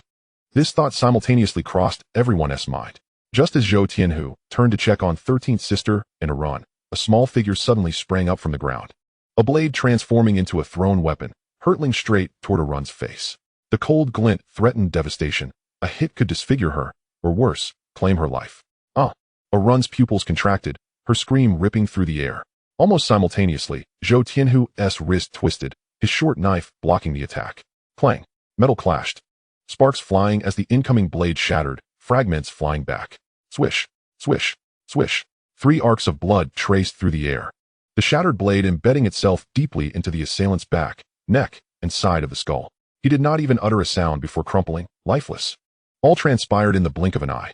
Zhou Tianhu executed the final move of the breaking edge 8 knives, a step-shift thrust. One strike sealed the fate, leaving no room for mercy. Leave now, or you may be next. His voice was as frigid as ice. The remaining group of damp subordinates finally comprehended the gravity of their predicament. Their legs trembled, and they leaned against the wall for support as they stood. The leader, mustering his courage, demanded, "Who are you? State your name." Zhou Tianhu enunciated each word deliberately. "If you seek trouble, then come forth. I am Hong Hing Baihu." Baihu? The moment the name escaped, the surroundings fell into an eerie silence. Some gasped in disbelief, while others broke into a cold sweat, their eyes reflecting sheer terror. How could they be unaware that this man had recently slain Demi, vanquished the emperor, and left a bloody aftermath? To confront him now was akin to jesting with death. The chasm between them was insurmountable. How could they ever hope to contend? Several remnants exchanged glances before turning to flee in a panic, hastily dragging away the bodies of their fallen comrades, their steps unsteady, yet they dared not look back. Once the crowd dispersed, the alley returned to silence, the onlookers remaining frozen in place, as if time itself had come to a standstill. Their mouths agape, eyes glazed. They were all left in shock by the recent events. Only Ron, with a glimmer in her eyes, appeared entranced, her gaze fixed firmly on Zhou Tianhu, as if stars danced within them. The 13th sister was the first to regain her composure. "Baihu, I truly must thank you." The words of gratitude would have to wait. Zhou Tianhu scanned the area, urging, "If you wish to survive, keep silent and follow me. This is the territory of the United Society. We cannot linger here." Chapter 15, Bewitched by Desire. Although he could handle a few lackeys, if the dampened ones were to become enraged and summon skilled fighters to encircle them or rally dozens for an assault, their small squad of 4 stood no chance. Moreover, there were 2 women accompanying them. Just as they were about to retreat, Run softly spoke, "I've injured my foot. I can't walk." Jimmy quickly interjected, "Brother who can carry a sandbag. What's the big deal about carrying someone?" Before she could protest, he had already thrust Run onto Zhou Tianhu's back. In that instant, she pressed close against him, her breath trembling. The image of his towering figure wielding a blade had already etched itself into her heart. Among the 2, Run was the more striking one. Yet, as a subordinate, if she had a beautiful companion, she ought to prioritize her elder brother first. Zhou Tianhu felt a sudden warmth on his back, rolling his eyes inwardly. He had initially thought Jimmy to be a naive fool, only to discover he was an astute character, meticulous in his actions. This lad was undoubtedly a master of charming women. The 13th sister watched as Zhou Tianhu effortlessly hoisted Run onto his back, momentarily taken aback, her gaze evasive, as if hinting at dissatisfaction. "Hey, what are you doing just standing there, you manly woman? Are you also too lame to walk and need someone to carry you?" "I lack the time to attend to you," Jimmy teased cheekily. "Get lost. You're as thin as a twig and as dark as coal. Who would want to carry you?" The 13th sister raised her middle finger, her words sharp. Having spent too long in Boland Street, her speech was always laced with barbs. "Oh, so kindness is mistaken for foolishness? Had I known, I would have let you fend for yourselves." Jimmy feigned innocence. "Don't flatter yourself. It was Brother who saved us. Not you. What are you bragging about?" The 13th sister shot back instantly, leaving Jimmy speechless, his face paling.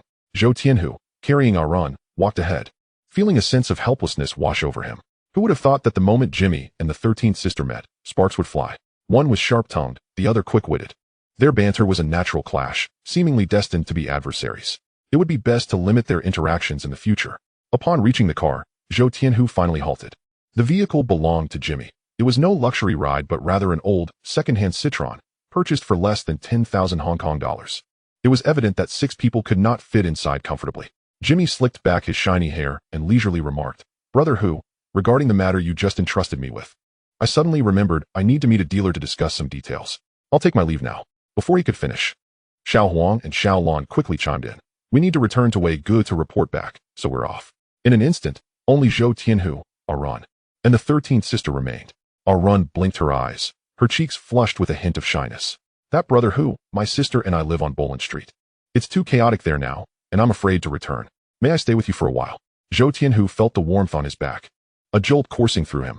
Am I really that safe to be around? The 13th sister rolled her eyes dramatically. She knew Arun all too well. The moment she laid eyes on a handsome man, she seemed to lose her senses. Did being handsome equate to being reliable? It was utterly absurd.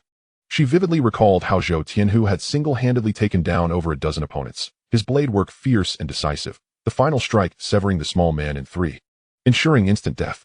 Such a figure, akin to a deity of death, had somehow become a sanctuary in Arun's eyes. It was preposterous.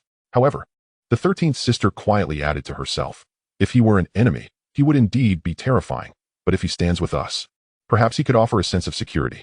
Zhou Tianhu gently placed Arun in the back seat, carefully fastening her seatbelt. He then took his place in the driver's seat, starting the car and driving away from Temple Street, heading towards Central. Their destination was the Sophia apartment, a residence awarded to him by the system. It was a fully furnished apartment, equipped with all necessary amenities, truly a place where one could simply move in with a suitcase. Naturally, he would not settle in a chaotic place like Tsu and Shan with a beautiful companion. He had no intention of subjecting himself to discomfort. The car slowly made its way to the Sophia apartments in Shangwan, coming to a stop in front of the building. After disembarking, Zhou Tianhu took a moment to enter the convenience store downstairs, purchasing some snacks, drinks, and even a few toiletries like toothbrushes and towels. Carrying the items, the three of them ascended the stairs together. The system had assigned them to a unit on the south side of the 16th floor. He retrieved the key from the system's storage, twisting it gently to open the door. The 13th sister assisted Arun over the threshold. Wow, is this really where you live? It's so grand, Arun exclaimed, her eyes wide as she surveyed the surroundings. The apartment featured a one-bedroom layout, exquisitely decorated. The open Western-style kitchen was immaculate, the bathroom bright and tidy, and the living room boasted a deep brown leather sofa, with a wooden wine cabinet standing against the wall. The balcony was enclosed by a floor-to-ceiling window, offering a dazzling view of the central skyline illuminated by lights, a kaleidoscope of colors. The bedroom was furnished with a matching set of high-quality items, including a bed, wardrobe, and nightstand, even the curtains exuding a sense of sophistication.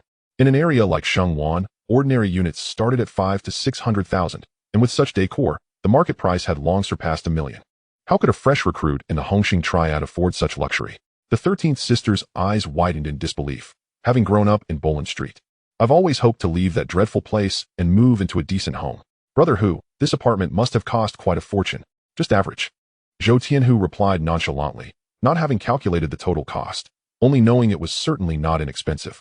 He opened the refrigerator door and paused for a moment, taken aback by the neat arrangement of beverages and essential ingredients within.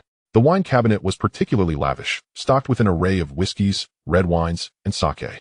He had initially worried about the empty house lacking food and drink, going out of his way to procure supplies. Little did he know, the system had already taken care of everything, truly embodying the concept of a seamless move-in experience. What would you like to drink?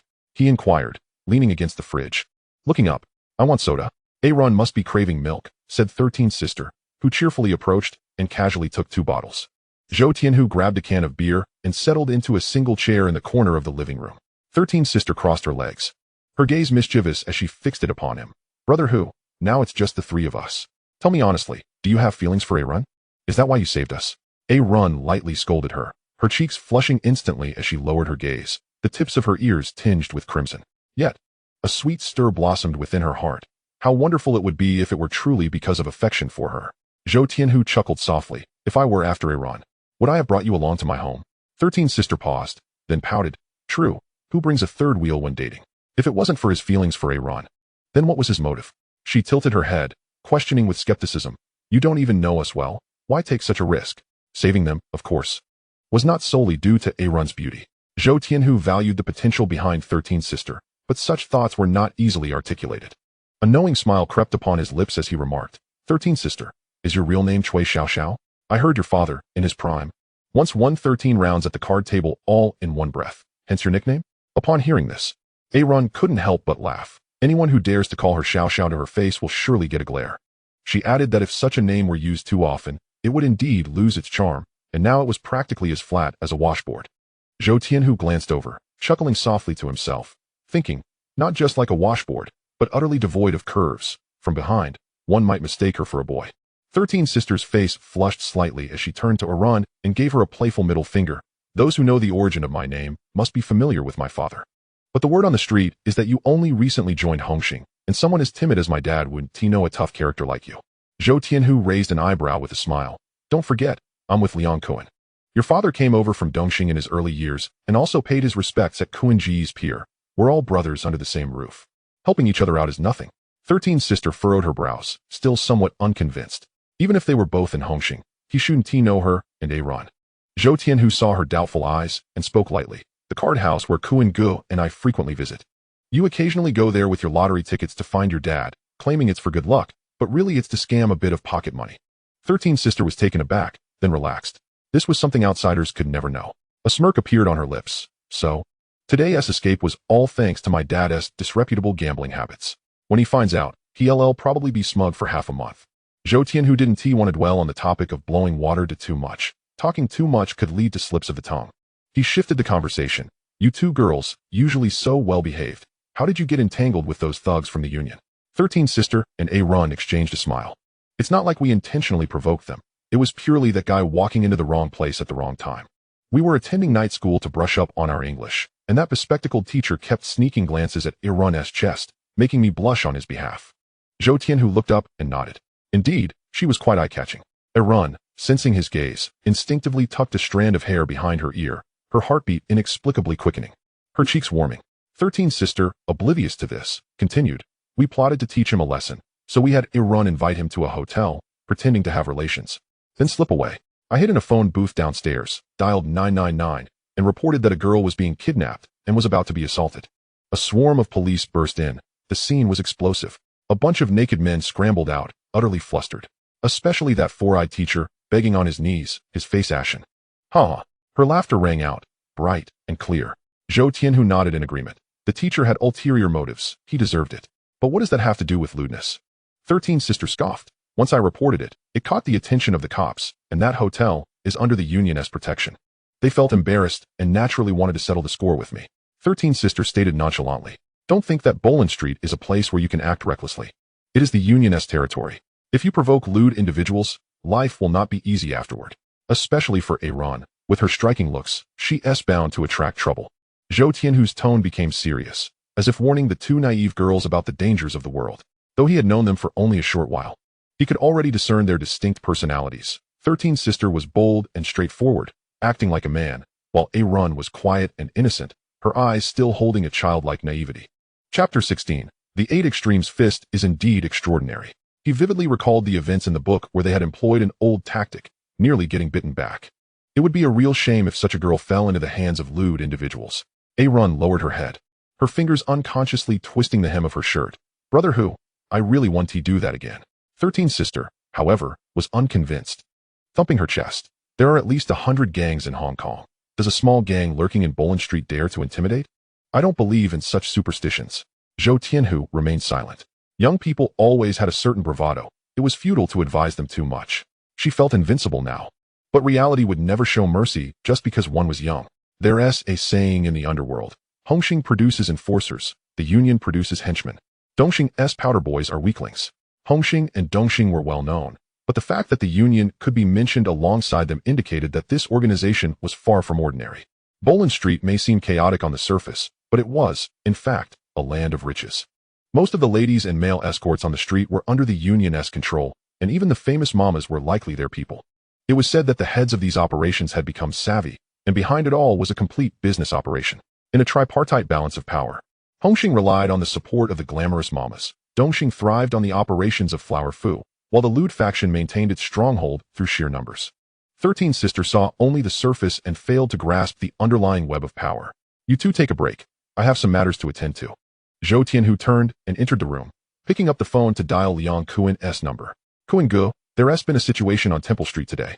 He succinctly recounted the events. A raspy laugh echoed from the other end. To who? Oh, to who? You think I can't tell what you're really after? Are you trying to use me to stomp on the lewd faction? I may be crazy, but I'm not foolish. Do you really think I'd take the risk of offending a well-rooted old-school gang for you? Though Liang Kun was arrogant and ruthless, the fact that he could sit in a position of power and compete with Big B for territory was not solely due to his temperament. Zhou Tianhu understood this. As just a small fry, he had no troops or territory. Expecting someone to charge into battle for you was not so simple. He set down the phone and gazed out at the twinkling lights beyond the window. This game had only just begun. Relying solely on brute force would not take him far. Zhou Tianhu had entangled himself with Xianshi, a matter that could have had nothing to do with Liang Kun. Yet, having made the call, He had already formulated a plan in his mind, aware that his words could resonate deeply with Liang Kun. His lips curled slightly as he calmly inquired, "Brother Kun, the land on Bolin Street is quite lucrative. Are you truly not the least bit tempted?" From the receiver came Liang Kun's deep, gravelly voice. "Are you joking? Which gang wouldn't want a piece of that street? But the United Society is a united front. It's not up to you to decide when to dismantle it.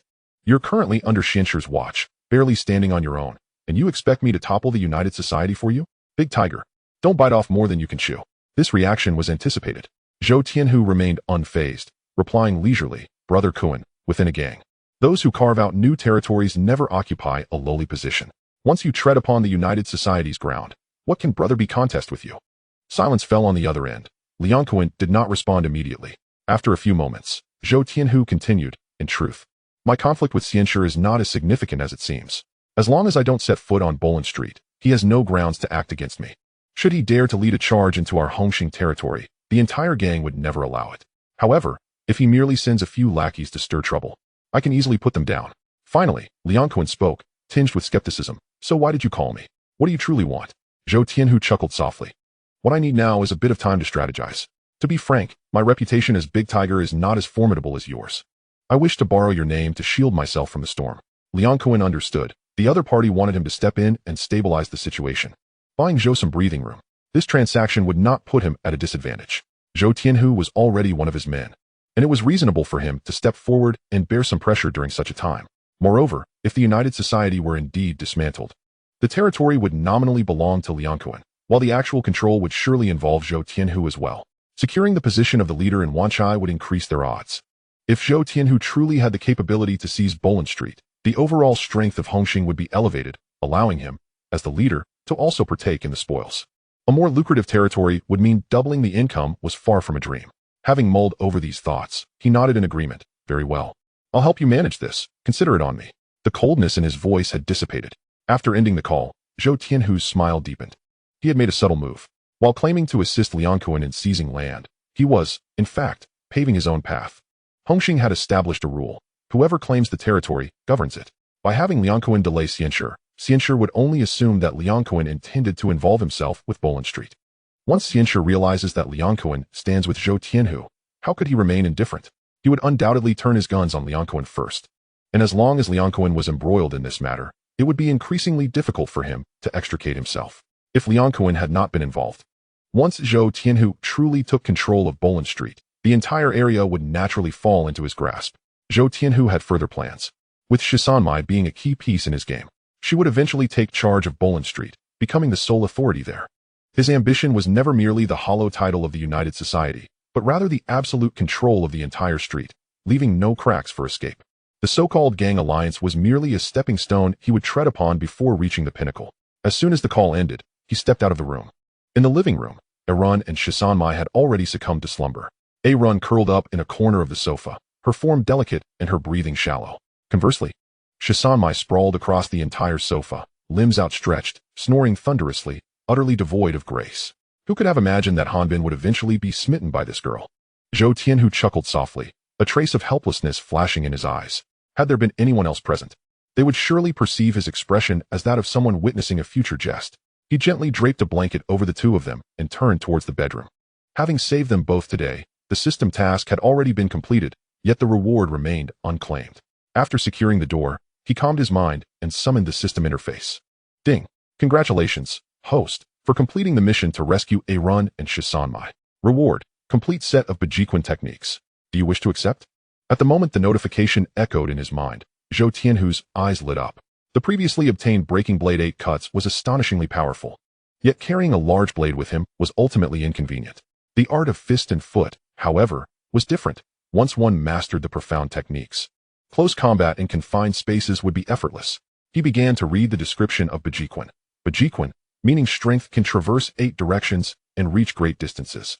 Focused on short strikes, its style is fierce, movements are concise, and explosive power is swift, eschewing flamboyance in favor of practicality. This was precisely to his liking. With his initial level White Tiger bloodline now coursing through him, his physique continued to strengthen after consumption, with power, reaction, and endurance far exceeding that of ordinary individuals. Coupled with top-tier martial arts, he could truly unleash strikes like cannon fire, unstoppable. With a single blow, He could dispatch enemies in the blink of an eye. In this world of martial arts, skill in combat was foundational for survival. It not only pertained to personal combat prowess, but also served as a symbol of gang strength. Figures like Big B and Liang Kun, leaders of the Red Sticks, all operated martial arts schools, recruiting disciples to establish their prestige. I accept the reward, Zhou Tianhu silently affirmed. His spirit invigorated. In an instant, a sensation akin to electricity coursed through his body. The muscles in his arms twitched slightly, as if being reshaped, with fine cracks echoing through his bones. A wealth of martial principles and techniques flooded into his mind, as if he had trained for years and was now perfectly clear. He clenched his fingers, forming a tight fist, and with a sudden motion, he struck out. The air was torn asunder, producing a low, resonating wind. At that moment, he truly grasped the terrifying essence of Bajiquan. This martial art emphasized lethal precision at close range, advancing forcefully, and each technique brimming with an overwhelming sense of pressure. It adeptly utilized close-quarters combat, channeling power from the feet through the waist to the shoulders, ultimately culminating in the fingertips, unleashing a force akin to mountains collapsing and earth shattering. As the ancient saying goes, shaking shoulders and crashing into the heavens, stomping feet to shake the 9 provinces. It is no wonder the ancients often stated, literature can stabilize a nation and martial prowess can determine the world. This Bajiquan was indeed extraordinary. Zhou Tianhu looked down at his fists, a slight smile gracing his lips. In the hospital corridor, Xianshi from the United Society wore a complexion as dark as the sky before a storm. His already uneven face contorted into a near-grotesque shape, reminiscent of a deep fissure across the surface of the moon. Over a dozen of his subordinates lay scattered about, wailing in agony. He suddenly lifted his foot and kicked over a nearby trash can, the sound of metal clattering echoing through the corridor. Who did this? Speak. Which blind fool touched my men? Fai Long, his neck shrunk in apprehension, stepped forward, his voice trembling. It was from Hong Hing, Liang Kuen's new recruit, that one called White Tiger. He was the one who took those 2 women. White Tiger. Furrowing his brow in vexation, the name has indeed been making waves on the streets of late.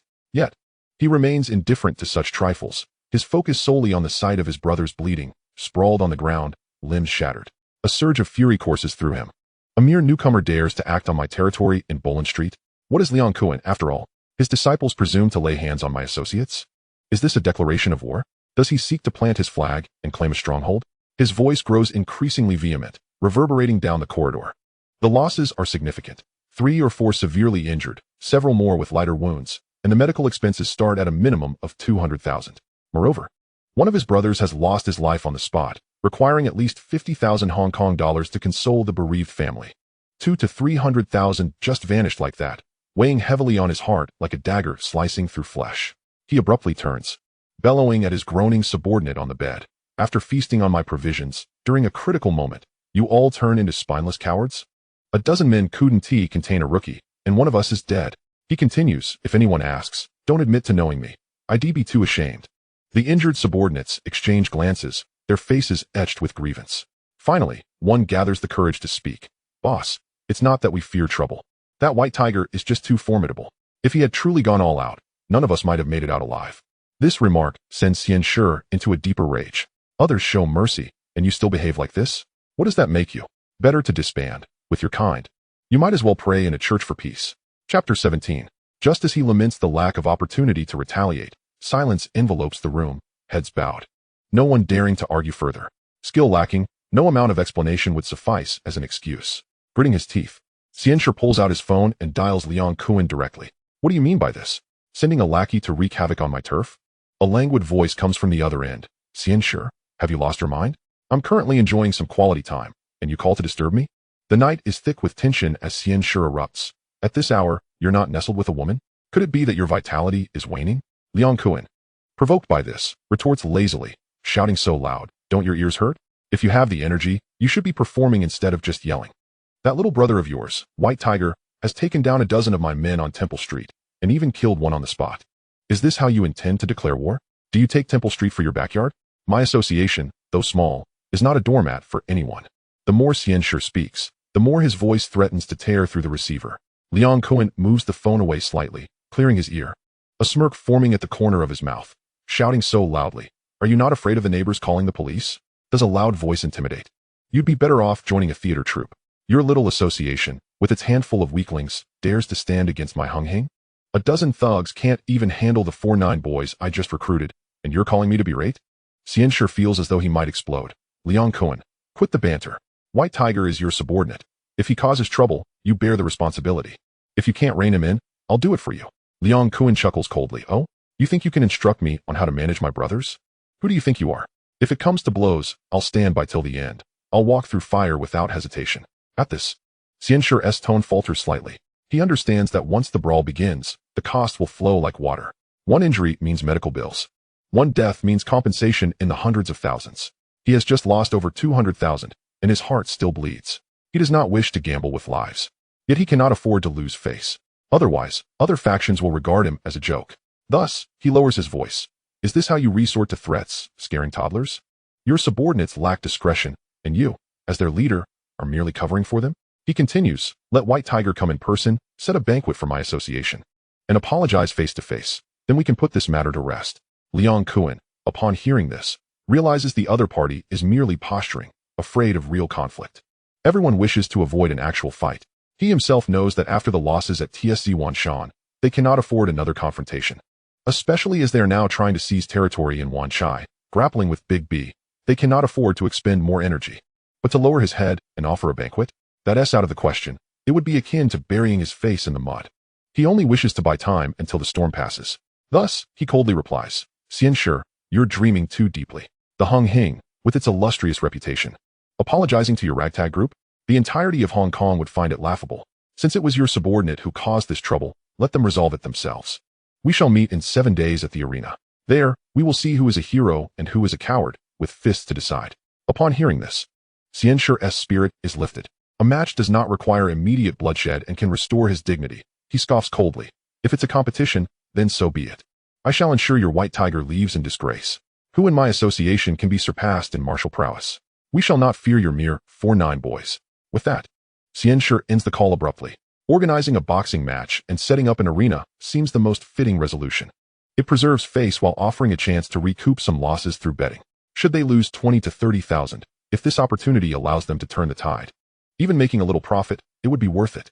When disputes arise between two factions, both unwilling to concede, yet also reluctant to escalate to full-blown conflict, an arena becomes the optimal choice. Each side sends forth their fighters to compete. The outcome dictates who must bow down and accept responsibility. Thus, all associations place great importance on boxing venues. Nearly every group begins training newcomers at the boxing gym to hone their skills. Xianshi tosses the phone to Fat Dragon, issuing a cold command. Go find Cola from East Star. Have him come and bolster our presence. That day, I want White Tiger to leave on his knees. Fat Dragon furrows his brow. Boss, Cola indeed has prowess, but will East Star truly lend him to us? Xianshi sneers. You're foolish for not thinking ahead. Liang Kun just raised his flag at TSC Wanshan and wiped out White Tiger's underlings, Big Me and the Emperor. It's said that Record S. Chung Yu-man personally intervened, causing Chung Tin Sang and the white-headed elder to hold back. East Star has been seething with frustration, eager for an opportunity to act. Now, we present them with such a chance. How could they refuse? If we offer enough money, I don't believe the white-headed elder can still hold them back. Fat Dragon suddenly realizes, Boss, you have keen insight. I'll make arrangements immediately. At the same time, Zhou Tianhu finishes his shower, lying on his bed with his eyes closed in relaxation. The phone rings promptly. He answers, hearing Liang Kun's deep voice. Big Tiger, prepare for the match. The Lianhe Association wants to fight you. A boxing match? Zhou Tianhu's eyes flicker with intensity. Fortunately, the system has just rewarded him with a complete set of 8 extremes boxing techniques. Otherwise, responding to a challenge on short notice would indeed be quite daunting. Combat relies on skill. Mere strength and brute force are far from sufficient. When is it scheduled? In 7 days. After receiving the response, Zhou Tianhu abruptly ended the call. 7 days was ample time to get the diaper production line operational. As for the arena, his physicality and reflexes had already surpassed those of ordinary individuals. Further augmented by his proficiency in bagwazang, there was no need for any special training. The only uncertainty lay in which member of the United Society would take the stage. He was confident of victory, yet would not underestimate his opponent. One could not rule out the possibility of the adversary seeking assistance from external factions. Should the opponent turn out to be a top-tier fighter, it might prove challenging. A loss would elevate the United Society over Hong Hing, naturally preventing any further complications. However, in Zhou Tianhu's mind, the concept of defeat did not exist. This battle was one he must win. Should he emerge victorious, the United Society would suffer a considerable loss of face, leading to inevitable internal strife. A retaliation was merely a matter of time. Zhou Tianhu needed to act swiftly. If he could not secure a win against Xianshi within the 7 days, the situation would spiral completely out of control. Thoughts swirled in his mind, and a wave of fatigue washed over him as he slowly closed his eyes. The following morning, a piece of news suddenly spread through the streets. The newly ascended 4-9 prodigy, Bai Hu, had intervened in a rescue in Temple Street, directly confronting the leader of the United Society, Xianshi. The latter promptly issued a challenge. 7 days hence, at the shallow water bay dock, the boxing ring would reveal the truth. The news spread like wildfire. And within half a day, it seemed that everyone in Hong Kong was aware. Such events were not uncommon. In a place rife with gangs, daily skirmishes were a given. Resolving disputes through boxing had long been an unwritten rule. Moreover, this incident merely involved a minor faction clashing with a lowly brother of Hong Hing. What truly ignited public discourse was the fact that the challenger was none other than Bai Hu, who had slain Dongxing's Demi in the previous encounter at Xianshan. The opponent was no less formidable. He was the Muay Thai champion, Causeway, summoned by the United Society from Dongxing. The clash of the fiercest 4-9 against an underground boxing monarch instantly set the city ablaze with excitement. The outcome remained uncertain. Although Bai Hu had gained fame from the Xianshan battle, his true fighting prowess remained a mystery. In contrast, Causeway had previously triumphed over 9 opponents in the black market. His fighting style ruthless, his kicks sharp as blades, and his mastery of Muay Thai profound. Their confrontation resembled that of a ferocious tiger against a malevolent dragon. The conclusion was anyone's guess. Bai Hu versus Dongxing's Causeway. Who would you place your bets on? Certainly Causeway. He is a bona fide champion with a gold belt. Having fought through a 9-match streak, I support Bai Hu. That night in Xianshan was ruthless. He swept an entire street with a single knife. Can the act of wielding a knife be compared to risking one's life in the ring? They are entirely different matters. I bet on a draw. Both names sound intimidating, and a draw seems the safest bet. Fool, the odds for a draw are the lowest. I wager Causeway will win, though he might lose half his life in the process. This boxing match swiftly became the talk of the town. Behind the scenes, betting quietly took shape, growing ever larger. At the Big B boxing gym, Chun Haonan and a few others were practicing their punches. During a break, the two suddenly brought news. Bai Hu had accepted Causeway's challenge. Everyone was momentarily taken aback. What madness is this? That guy just stirred up trouble at Xianshan and has now provoked Xianshi? Truly fearless. I wonder how he will handle the aftermath. Causeway is not to be trifled with. He is an acknowledged tough character from Dongxing. Bai Hu, sooner or later, he would be incapacitated in the ring. Shanji let out a cold laugh, a smirk gracing his lips, his eyes filled with schadenfreude. Bao Pai nodded in agreement. With his limited abilities, does he think he is invincible just because he ambushed a few people? Wait until the match day. He will have his share of tears. However, one cannot say it like that. Chun Haonan wiped his sweat, for Bai Hu is still one of us in Hong Hing. And I genuinely wish for his victory. De Tian suddenly adopted a serious demeanor and spoke earnestly, just as Shanji shot him a murderous glance. He abruptly changed his tone, but one must have a sense of integrity. Of course, I support Causeway to win. It's clear as day whom to choose. Before he could finish, the room erupted in laughter. Chow Pai thumped his thigh. Can you please refrain from playing with my heart? I was just about to draw my blade. And then you say he is one of us. Chun Haonan remained silent, yet the corners of his mouth lifted slightly. He and Bai Hu had joined Hong Hing almost simultaneously and were often compared to each other. Such comparisons weighed heavily on his heart. The two could no longer contain himself. No matter how one viewed it, Bai Hu was still their brother. How could these people openly support Dongxing's Causeway? Hong Hing and Dongxing were sworn enemies. Was this not basic knowledge? This was akin to betraying their own. He tossed aside his boxing gloves and threw his hand, hitting Shanji squarely on the head. You useless bunch. Are you here to practice boxing or to gossip at the village corner? When the enemy has you on the ground. I don't see you being courageous, yet you dare to undermine your own brother behind his back? All of you, get up and train. Shanji, having been hit and scolded, exploded in anger. He sprang to his feet, his eyes blazing. To hell with you. Your head looks like a wooden post. Your whole family are the real soft-shelled shrimp. What is so special about being a lowly 4-9? What authority do you have? Do you think a feather can act like an imperial edict? Are you teaching us how to box? Do you dare to take a punch from Causeway? The 2's fury ignited. Shanji's words were excessively venomous. Having just joined Hong Hing for 3 days, he had already been beaten twice and still acted so arrogantly. Chapter 18. The attack was particularly ferocious. He strode forward and slapped Shanji across the face. Listen, I joined before you. According to the rules, you must call me brother to 2, understand? Stop going on about being a lowly 4-9. Are you a country bumpkin? Shanji could not endure being slapped in front of everyone. Being young and full of vigor, he refused to back down. My rules are the most important. Who do you think you are? De Tian, Bao Pai, and Chow Pai immediately surrounded him. Chun Haonan, while critical of Shanji's impulsiveness and sharp tongue, could only protect his brother at this point. With numbers on their side, were they truly afraid of a lowly fighter? You want to fight? Tsui sneered, no longer wasting words, and swung his fist forward. Left hook, right swipe, a relentless barrage aimed directly at Sean G's face. Tsui on air and Chow Pai rushed in to assist, but were swiftly knocked over by Tsui's kicks. Chen Haonan, using his wits, seized the chaos and launched a punch towards Tsui's eye. The outcome was utterly predictable. He fought without any strategy, merely charging ahead. Tsui executed a shoulder throw, slamming him hard into the ground. Having genuinely competed in underground boxing matches, Tsui's practical experience was far beyond that of these newcomers. How could a few clueless kids withstand him? Now, they all lay on the ground, groaning and moaning, their faces bruised, noses askew. You five surrounded me. And you end up like this? You still have the nerve to lecture me on rules? Big B himself asked me to teach you how to box. I am your master, and my words are the rules. If anyone has objections, I wouldn't mind letting them experience what it means to suffer greatly. If you don't want your head to roll, first check if your neck is sturdy, then take a look in the mirror before you speak. Chen Haonan and Sean G, enraged, felt their temples throb as their fists clenched, making a crackling sound. Whoever is scolded to the point of feeling like a wild dog would undoubtedly be unsettled within. They had initially believed that joining a formidable gang like Hong Hing would allow them to walk with an air of confidence, never anticipating that their reality would devolve into a cycle of beatings every few days. Life in the gang was far more arduous than they had imagined. Reflecting on their misfortunes, it was evident that much of it was tied to Zhou Tianhu. Deep down, Chen Haonan and the others regarded him as a thorn in their side. For this upcoming boxing match, I bet on Zhou Tianhu to lose. Chen Haonan clenched his teeth, filled with a fierce determination. He yearned to witness Zhou Tianhu being beaten to the ground, as if only through such humiliation could the pent-up frustration in his chest begin to dissipate. As brothers newly inducted into Hong Hing, why should Zhou Tianhu bask in glory while he himself lived in comparison?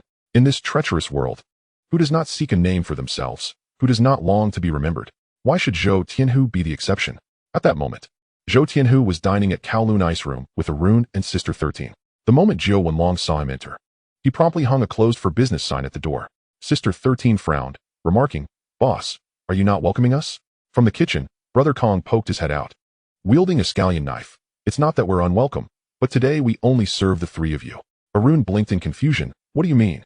Zhou Wenlong grinned. "You'll find out soon enough." In the bustling kitchen, dishes were being rapidly prepared and served at the table. Zhou Tianhu devoured his meal like a ravenous beast, eating voraciously without pause. Sister 13 and Arun watched in astonishment, finally understanding.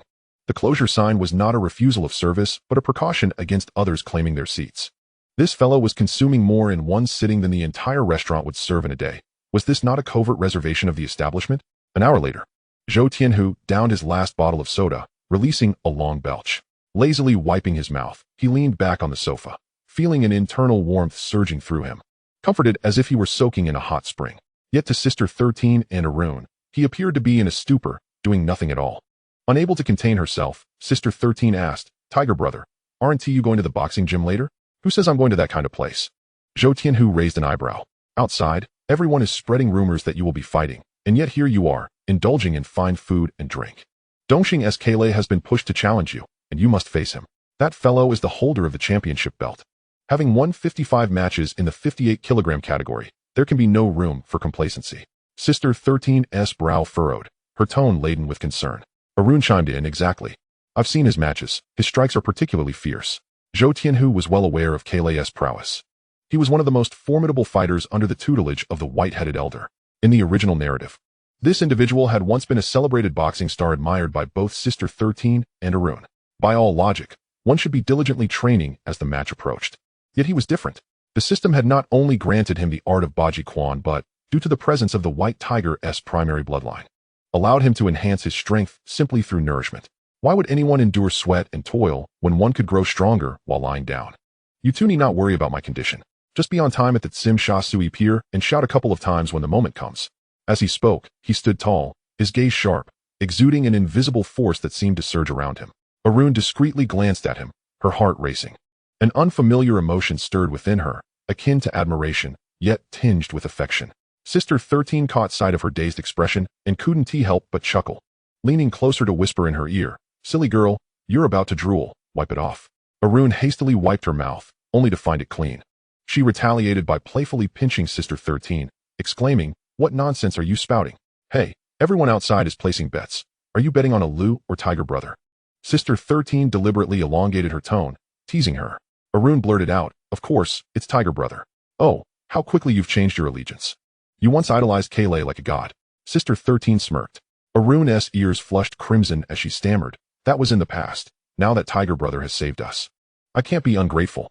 Oh, but when you were fangirling, sneaking off to watch Kaylee's matches, how was that being grateful? Sister 13 shot back, her voice faltering. You can't talk. You're just as bad. Since we're discussing loyalty, it seems I can only choose one. The two continued to chatter excitedly, their laughter filling the air. Zhou Tianhu observed their playful banter, utterly perplexed. The little secrets of girls have always been beyond his realm. Have you finished eating? If so, I'll drive you back. I have matters to attend to. Only then did they cease their chatter. We're done. He safely escorted them back to the Sophia apartments before driving alone to Causeway Bay's typhoon shelter, where he rented 2 shipping containers. He discreetly retrieved a complete set of production equipment from the System S space and loaded it into the containers. He then hired individuals to follow him, transporting the containers to a factory in Mongkok. After all, one could not simply produce a complete production line in front of everyone. Otherwise, it would likely end up on the dissecting table in the laboratory the very next day. The facade had to be meticulously maintained. As the vehicle entered the Mongkok factory area and halted at the entrance, Zhou Tianhu looked up to find the original sign had disappeared, replaced by the 4 characters, Hucheng Daily Chemical. Jimmy was indeed dependable, executing the task with remarkable efficiency. Zhou Tianhu lightly honked the horn, and the security guard immediately opened the iron gate, allowing the convoy of container trucks to enter the factory. The machines have arrived. Don't dawdle. Come help unload. Jimmy, quick-eyed and nimble-fingered, immediately called the workers from the workshop to assist as soon as the trucks entered. He then turned and jogged to the truck, opening the door for Zhou Tianhu and inviting him inside. This factory was already under Jimmy's ownership. Zhou Tianhu had promised him 15% of the original shares of the company and paid $50,000 to acquire the premises. Previously, this factory had been nearly shut down due to gang harassment, and Jimmy had long desired to part with it. Zhou Tianhu aimed to commence production swiftly. Directly acquiring an existing factory and labor was the most time-efficient method. Unfortunately, the original crew numbered only 15, while a complete production line required at least 50 to 60 people to operate, necessitating further recruitment. Tiger brother. The business license for Hucheng Daily Chemical should be approved in about 3 days. As soon as they entered the office, Jimmy began to report. Zhou Tianhu was somewhat taken aback. In Hong Kong, whether opening a factory, a bar, or operating taxis, the license approval process was notoriously cumbersome. To have it completed in 3 days was remarkably swift. You've got some skills. Jimmy laughed. I had already established connections for my previous factory, and with an additional 50,000 to expedite the process this time, it naturally moves quickly. The sooner we obtain the license, the sooner we can start shipping and recoup our investment. Zhou Tianhu was acutely aware that the initial total investment amounted to a mere 200,000. 5,000 would be allocated for purchasing the factory, another 5,000 for leveraging connections, leaving the remaining 100,000 to be meticulously budgeted. He did not intend to inject this sum all at once. Rather, he planned to supplement it after winning the boxing match. With funds so tight, venturing into business without sufficient capital would be an arduous endeavor. This scant amount was inadequate to sustain any substantial operation. He needed to explore alternative financial avenues. The production schedule required vigilant oversight, and sales channels must not be neglected. I had already conferred with Brother Cohen, who assured us that he would reserve shelf space for us in his convenience stores. You are to liaise with shops in Mongkok, Chai Wan Shan, and a portion of Wan Chai. Jimmy nodded in agreement. With Brother Cohen's endorsement for stocking the products, there should be no issues. However, this was a new brand, unfamiliar to the public. Merely placing it on the shelves would not guarantee sales. It was essential to raise awareness of its efficacy. Zhou Tianhu silently praised Jimmy for his astute response. At present, many merchants in Xinjiang still adhered to the belief that fine wine needs no bush, showing little interest in promotion. Yet the times were changing. Relying solely on the quality of products to spread by word of mouth was a slow and uncontrollable process. I have devised a plan. Recruit some students for part-time work, print a batch of flyers for them to distribute, set up stalls in bustling areas such as shopping malls, squares, and parks, and conduct live demonstrations of the product's effectiveness, particularly targeting mothers with children to try the samples. Additionally, I will reach out to several magazines and newspapers to purchase advertising space. The wholesale price offered to merchants will be based on factory standards, supplemented with a sales commission. The more they sell, the more they earn, naturally providing them with motivation. The more Jimmy listened, the more exhilarated he became, his eyes shining with enthusiasm. Nearly unable to contain himself, he had never considered that product distribution could be executed in such a manner. Every arrangement struck at the core, seamlessly interconnected. devoid of any superfluous actions. He understood that as long as he adhered to Zhou Tianhu's strategy, this new brand of diapers would undoubtedly achieve resounding success in Xiangjiang. He had aligned himself with the right person. These ideas, both imaginative and pragmatic, how were they conceived? Chapter 19, Stimulants. He longed to etch every word Zhou Tianhu uttered into his memory. Zhou Tianhu caught sight of Jimmy's expression and subtly shook his head. That look in his eyes resembled a desire to pry open his mind to uncover the secrets within. Yet upon reflection, it was no wonder. These marketing techniques were not particularly novel in later years, but in the Hong Kong of the 1970s and 80s, they represented a groundbreaking innovation, bold, novel, and exceedingly impactful. Jimmy's awe and admiration were entirely understandable. However, while these strategies sounded simple, the expenditure incurred was anything but slow. He had already begun to contemplate how to quickly procure a substantial amount of cash. Currently, the three most pressing needs were money, manpower, and territory. Zhou Tianhu suddenly recalled something, and with a calm demeanor, added, "Remember, in addition to hiring workers, you must also disseminate the news that the company is offering high salaries for security personnel. Young applicants will be prioritized, with a base salary of 3,500, plus performance bonuses." Jimmy was taken aback. Such compensation was exceedingly rare in Xiangjiang. Ordinary companies seldom offered such generous terms. Even hired muscle from the Triads earned no more than 3,000 a month. Yet he quickly realized this was not a genuine recruitment for security, but rather a guise for expanding the workforce. A glimmer of understanding crossed his eyes as he quietly replied, "Understood, I will personally oversee their training." Zhou Tianhu's lips curled into a satisfied smile. Jimmy was indeed quick on the uptake. Intelligent individuals handle matters efficiently, saving time and effort. At present, he had yet to establish a formal presence in the underworld, lacking even the status of a common foot soldier, rendering it impossible to openly recruit brothers. He had to devise a roundabout strategy. By hiring under the company's name, he could cultivate his own strength. He could not rely solely on Liang Kun. Otherwise, he might find himself betrayed one day, counting the money for others. This covertly assembled team would ultimately serve as a concealed blade, silent yet lethal. The 7-day deadline swiftly approached. At the shallow water bay dock, a clandestine boxing arena floated upon the surface of the sea. The term underground did not imply being buried beneath the earth, but rather existing above the water's surface. Surrounded by fishing boats, several vividly painted red vessels lay anchored, resembling sentinels. Today's boxing venue was unlike any other. The crowd surged like a tidal wave, with noise erupting in a cacophony, the number of spectators at least doubling. The shore was already teeming with onlookers, with even the fishing boats filled to capacity. On a dilapidated small boat, a scruffy man with a cigarette dangling from his mouth leered at passing women, his tongue occasionally darting out to wet his lips, his demeanor repugnant. A short-haired woman frequently cast flirtatious glances his way, her smile alluring. The scruffy man squinted his eyes, muttering under his breath, "TSK, this girl is quite wild. She has no ordinary catch."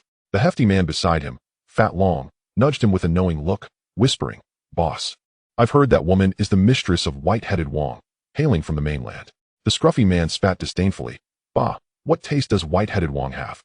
That figure resembles a washing board. At best, she is on par with 13 May. What is there to admire?" Fat Long leaned closer to the scruffy man, lowering his voice to chuckle, "Boss, don't underestimate this mainland girl. She possesses some impressive skills and has quite the appetite." The scruffy man raised an eyebrow, stroking his chin, and grinned, revealing his yellowed teeth as he cast a sidelong glance at the woman. "Oh, Brother Wet is here stealing glances at beauties. Be careful. You might end up with a sty." A Bao from Dongxing approached, teasingly. The scruffy man withdrew his gaze, straightening his expression. How prepared is Kaylay on his end? "I've wagered 1,000,000 on his victory tonight." A Bao nodded confidently. "All set. I've also invested 200,000. You know what Kaylay is capable of, right? Back in the day when he fought underground, he made me win 9 matches in a row. Bai who is merely a rookie on the rise. How could he possibly defeat Kaylay? Our big brother instructed that Dongxing lend Kaylay to your union to bolster the event, and the warm-up match must feature your fighters. Don't mess it up." The scruffy man smirked slyly. "Rest assured, we'll send Alan. Victory is guaranteed." A Bao furrowed his brow. "I've heard Liang Kun has enlisted Hong Hing's Atai for the warm-up match. Can Alan hold his ground?" "Hey, I have a secret method." The scruffy man discreetly produced a small blue vial from his pocket, shaking it in his palm. A Bao caught sight of the vial and felt a jolt of shock, silently cursing. This bastard is ruthless enough to use stimulants. Yet he maintained a composed facade. "Kaylay doesn't touch this sort of stuff. You know that." "Fine then." The scruffy man tucked the vial away, confident that if Alan could take out Atai in the warm-up match, Bai would then have to contend with 2 opponents simultaneously in the main event. This would simultaneously suppress Hong Hing's arrogance and wear down Bai Hu, achieving a twofold victory. He smiled coldly, his eyes shimmering. Not far away. 13. Mei was pulling our run towards the boxing arena. Catching sight of the scruffy man's smug expression, her heart raced. Quickly, let us hide. Don't let him see us. She hurriedly led our run to a corner. Once out of sight, the two approached a betting stall.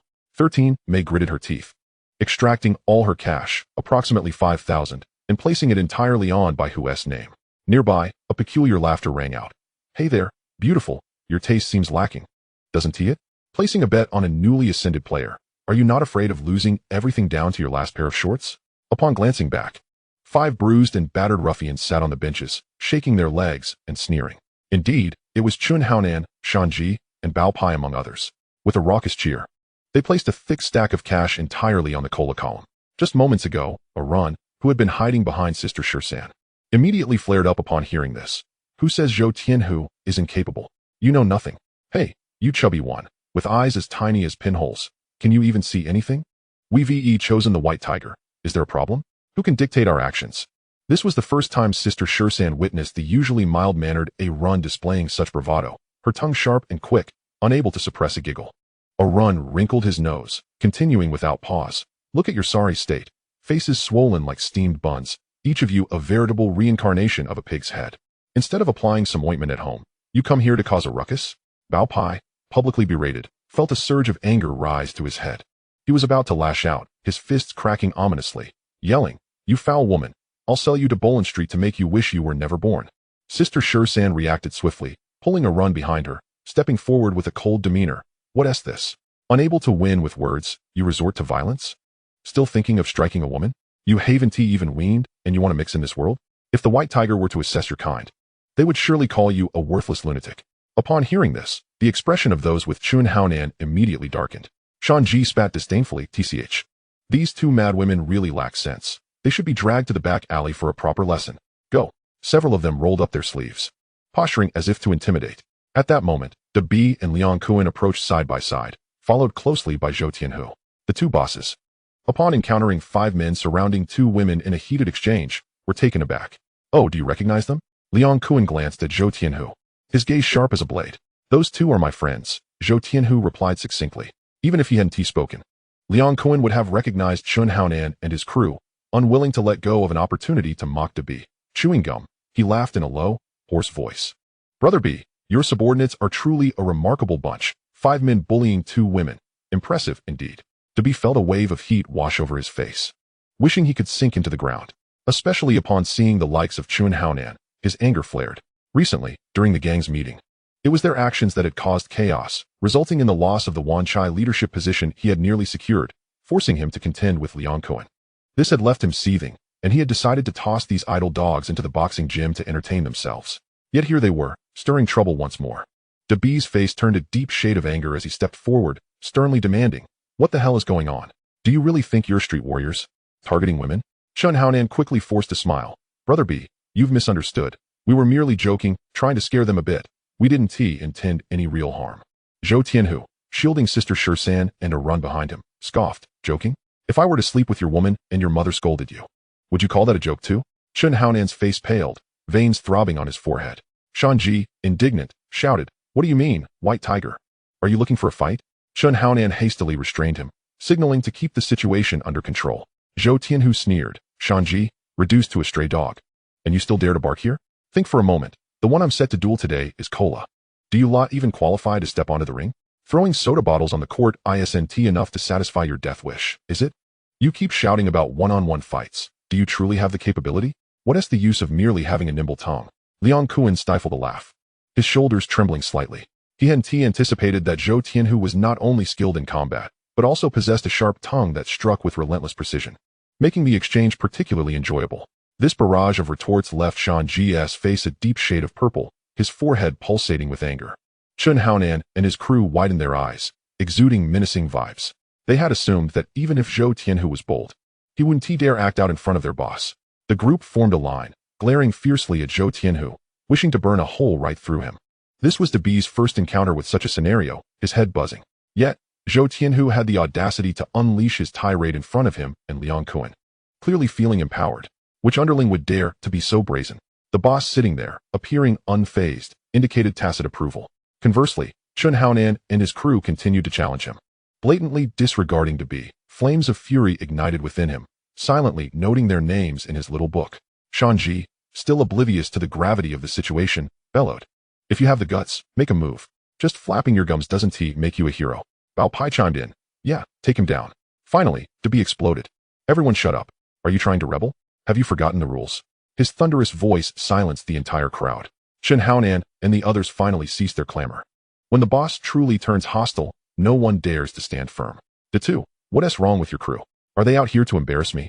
Called out by name, Datu's face turned ashen as he turned to his underlings, barking, a bunch of useless fools, come here and apologize. Now, immediately. Chun Haonan understood that the situation could not continue to escalate.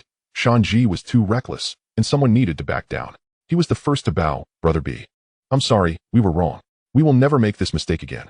He added, today was a misunderstanding. My brothers Bao Pai and Shanji were provoked by words, and their emotions got the better of them.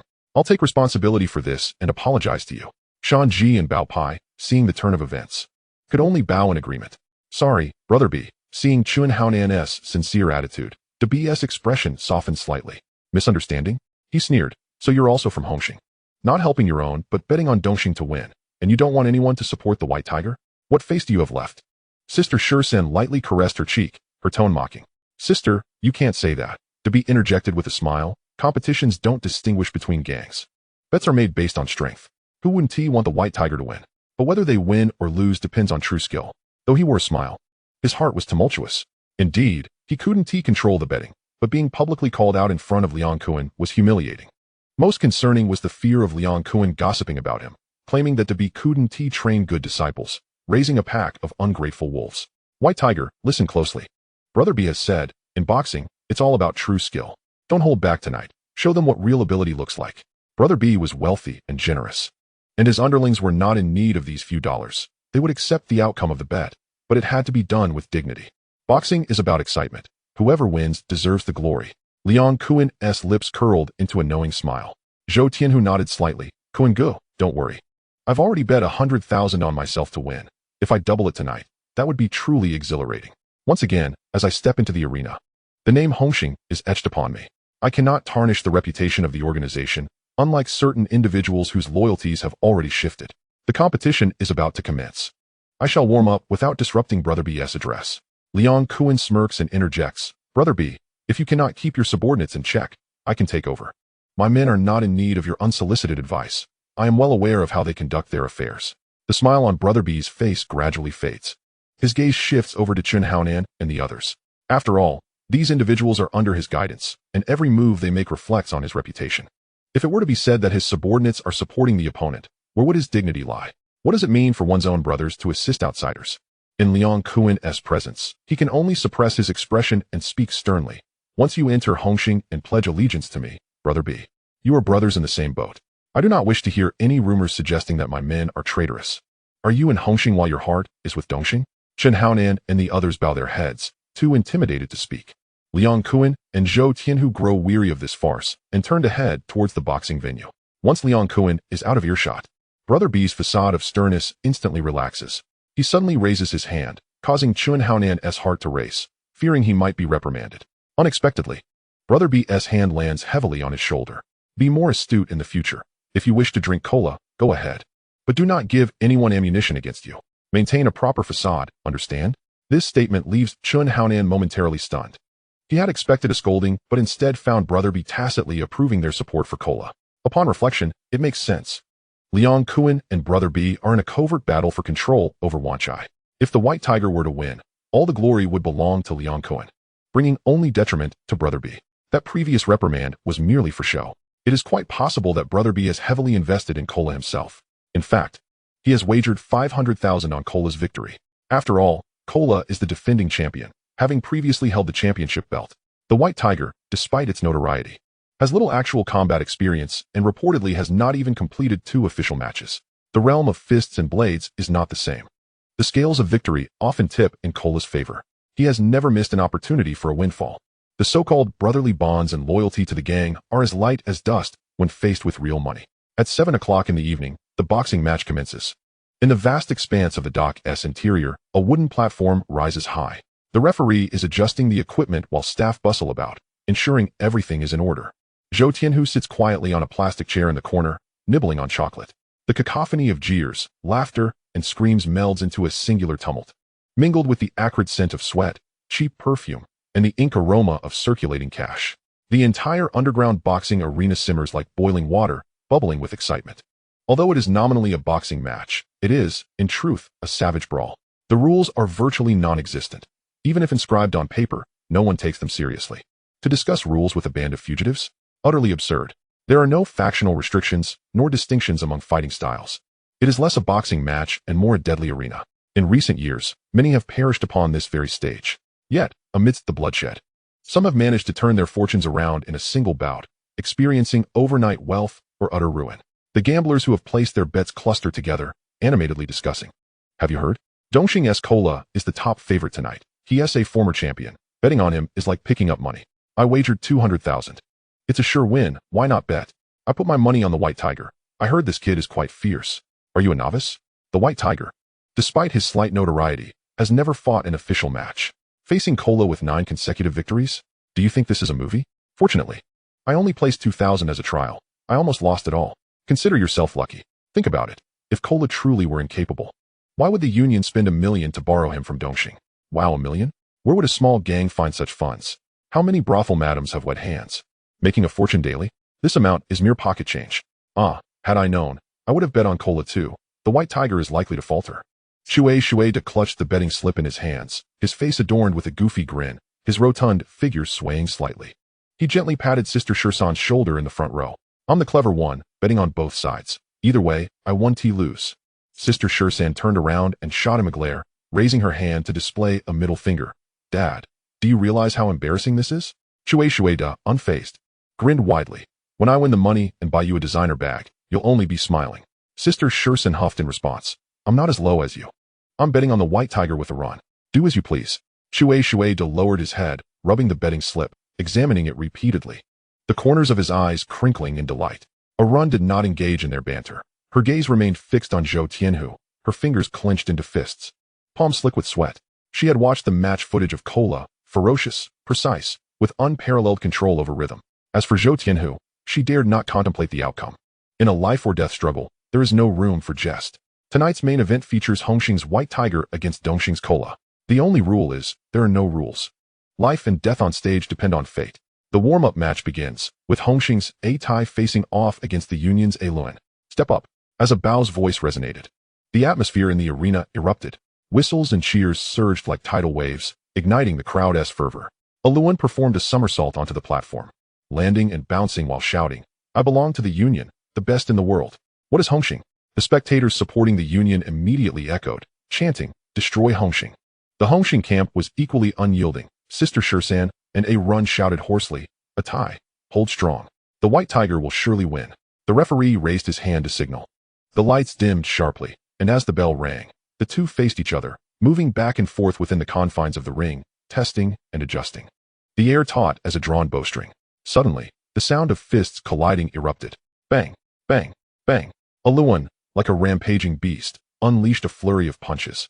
Wild yet powerful, each strike slicing through the air with a sharp whistle, aimed directly at A-Tai's face. A-Tai was forced to retreat, crossing his arms to block. His expression one of utter bewilderment. This was no ordinary fight. It was an almost frenzied onslaught. 3 punches, 5 punches. It was as if A-Luan were tireless. His fists raining down like a torrential storm, showing no signs of letting up. What is happening? A-Tai is actually being overwhelmed. A-Luan seems off tonight, as if fueled by gunpowder. Had I known, I would have bet on Cola. If A-Luan wins, the White Tiger must fight continuously, exhausting his stamina. How then could he contend with Dongxing? A complete loss. The audience erupted in a cacophony of murmurs and gasps. Zhou Tianhu observed with a cold gaze. His brow furrowed in concern. He discerned that Alan's condition was far from that of a normal person. His eyes were unfocused yet oddly exhilarated. His muscular power exceeded the realms of reason, and although his movements were chaotic, they were alarmingly swift. He had either consumed something he should not have, or was relying on external forces, akin to the blood of the White Tiger coursing through his veins, granting him inhuman augmentation. A smirk curled at the corner of his mouth, a derisive chuckle echoing in his heart. To go to such lengths for victory was truly remarkable. Yet this was not a place for reason. In the underground ring, only results mattered. Anyone who questioned would merely be dismissed as a coward seeking excuses. The gamblers would not heed explanations. They would only scorn the weak. He remained impassive, his gaze returning to the ring.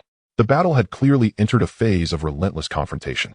Just as Alan charged once more, Atai seized the opportunity, twisting his body to the side. His right elbow driving down with force, striking Alan squarely on the jaw. Crack! The mouthguard shot out several meters, stained with blood as it landed in a corner. The referee immediately intervened, separating the two fighters. Damn it! Alan spat blood from his mouth, but grinned, his eyes gleaming brighter than before. He expelled a mouthful of bloody froth, shook his head, and a crisp crack echoed from his neck. Suddenly, he surged forward, launching a relentless assault. A powerful punch landing squarely in Atai's abdomen. The impact was tremendous, causing Atai's previously upright form to curl into a bow. Pain surged directly to his head, his temples throbbing violently. With a roar, Alan unleashed a frenzied barrage, his fists raining down like a torrential downpour. His arms whipped through the air like whips. A series of strikes sending Atai crashing to the ground. He rolled over, pinning his opponent beneath him, his fists continuing to rain down mercilessly, leaving Atai's face unrecognizably swollen. Atai was defeated. The crowd of shorter spectators erupted in outrage, curses flying. Damn it. Is Atai really this useless? Has Alan lost his mind? Who can withstand this? We're doomed. We're going to lose money tonight. I told you, cola is the answer. The White Tiger is finished, fighting two alone. What a delusion. A cacophony of boos and insults ensued as the bloodied Atai was dragged from the ring. Chapter 21. What is the White Tiger? Meanwhile, the odds for the White Tiger surged from 1 to 2, all the way to 1 to 4. Many who had wagered on the White Tiger began to lament. Some even considered purchasing a can of cola to ease their anxiety.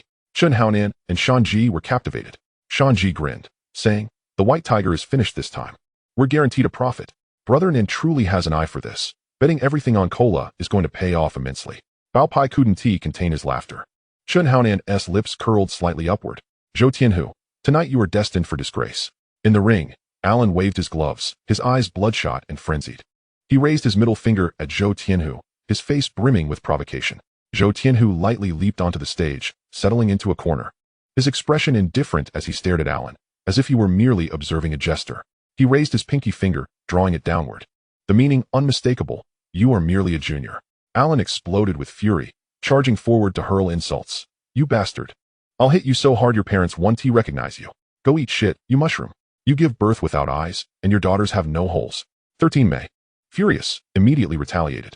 Zhou Tianhu remained unperturbed, his cold gaze fixed on Alan. With so much to say, I hope you can back it up in the fight. An invisible pressure emanated from him, rendering the atmosphere suffocating. Alan was forcibly pulled back by the League's personnel. Both sides began their final preparations. Shuangchang handed over a towel, while Away helped him fit his mouthguard. Tiger brother, go for it. A-Run whispered, her gaze tender. Tiger brother must win. I've bet all my money on you.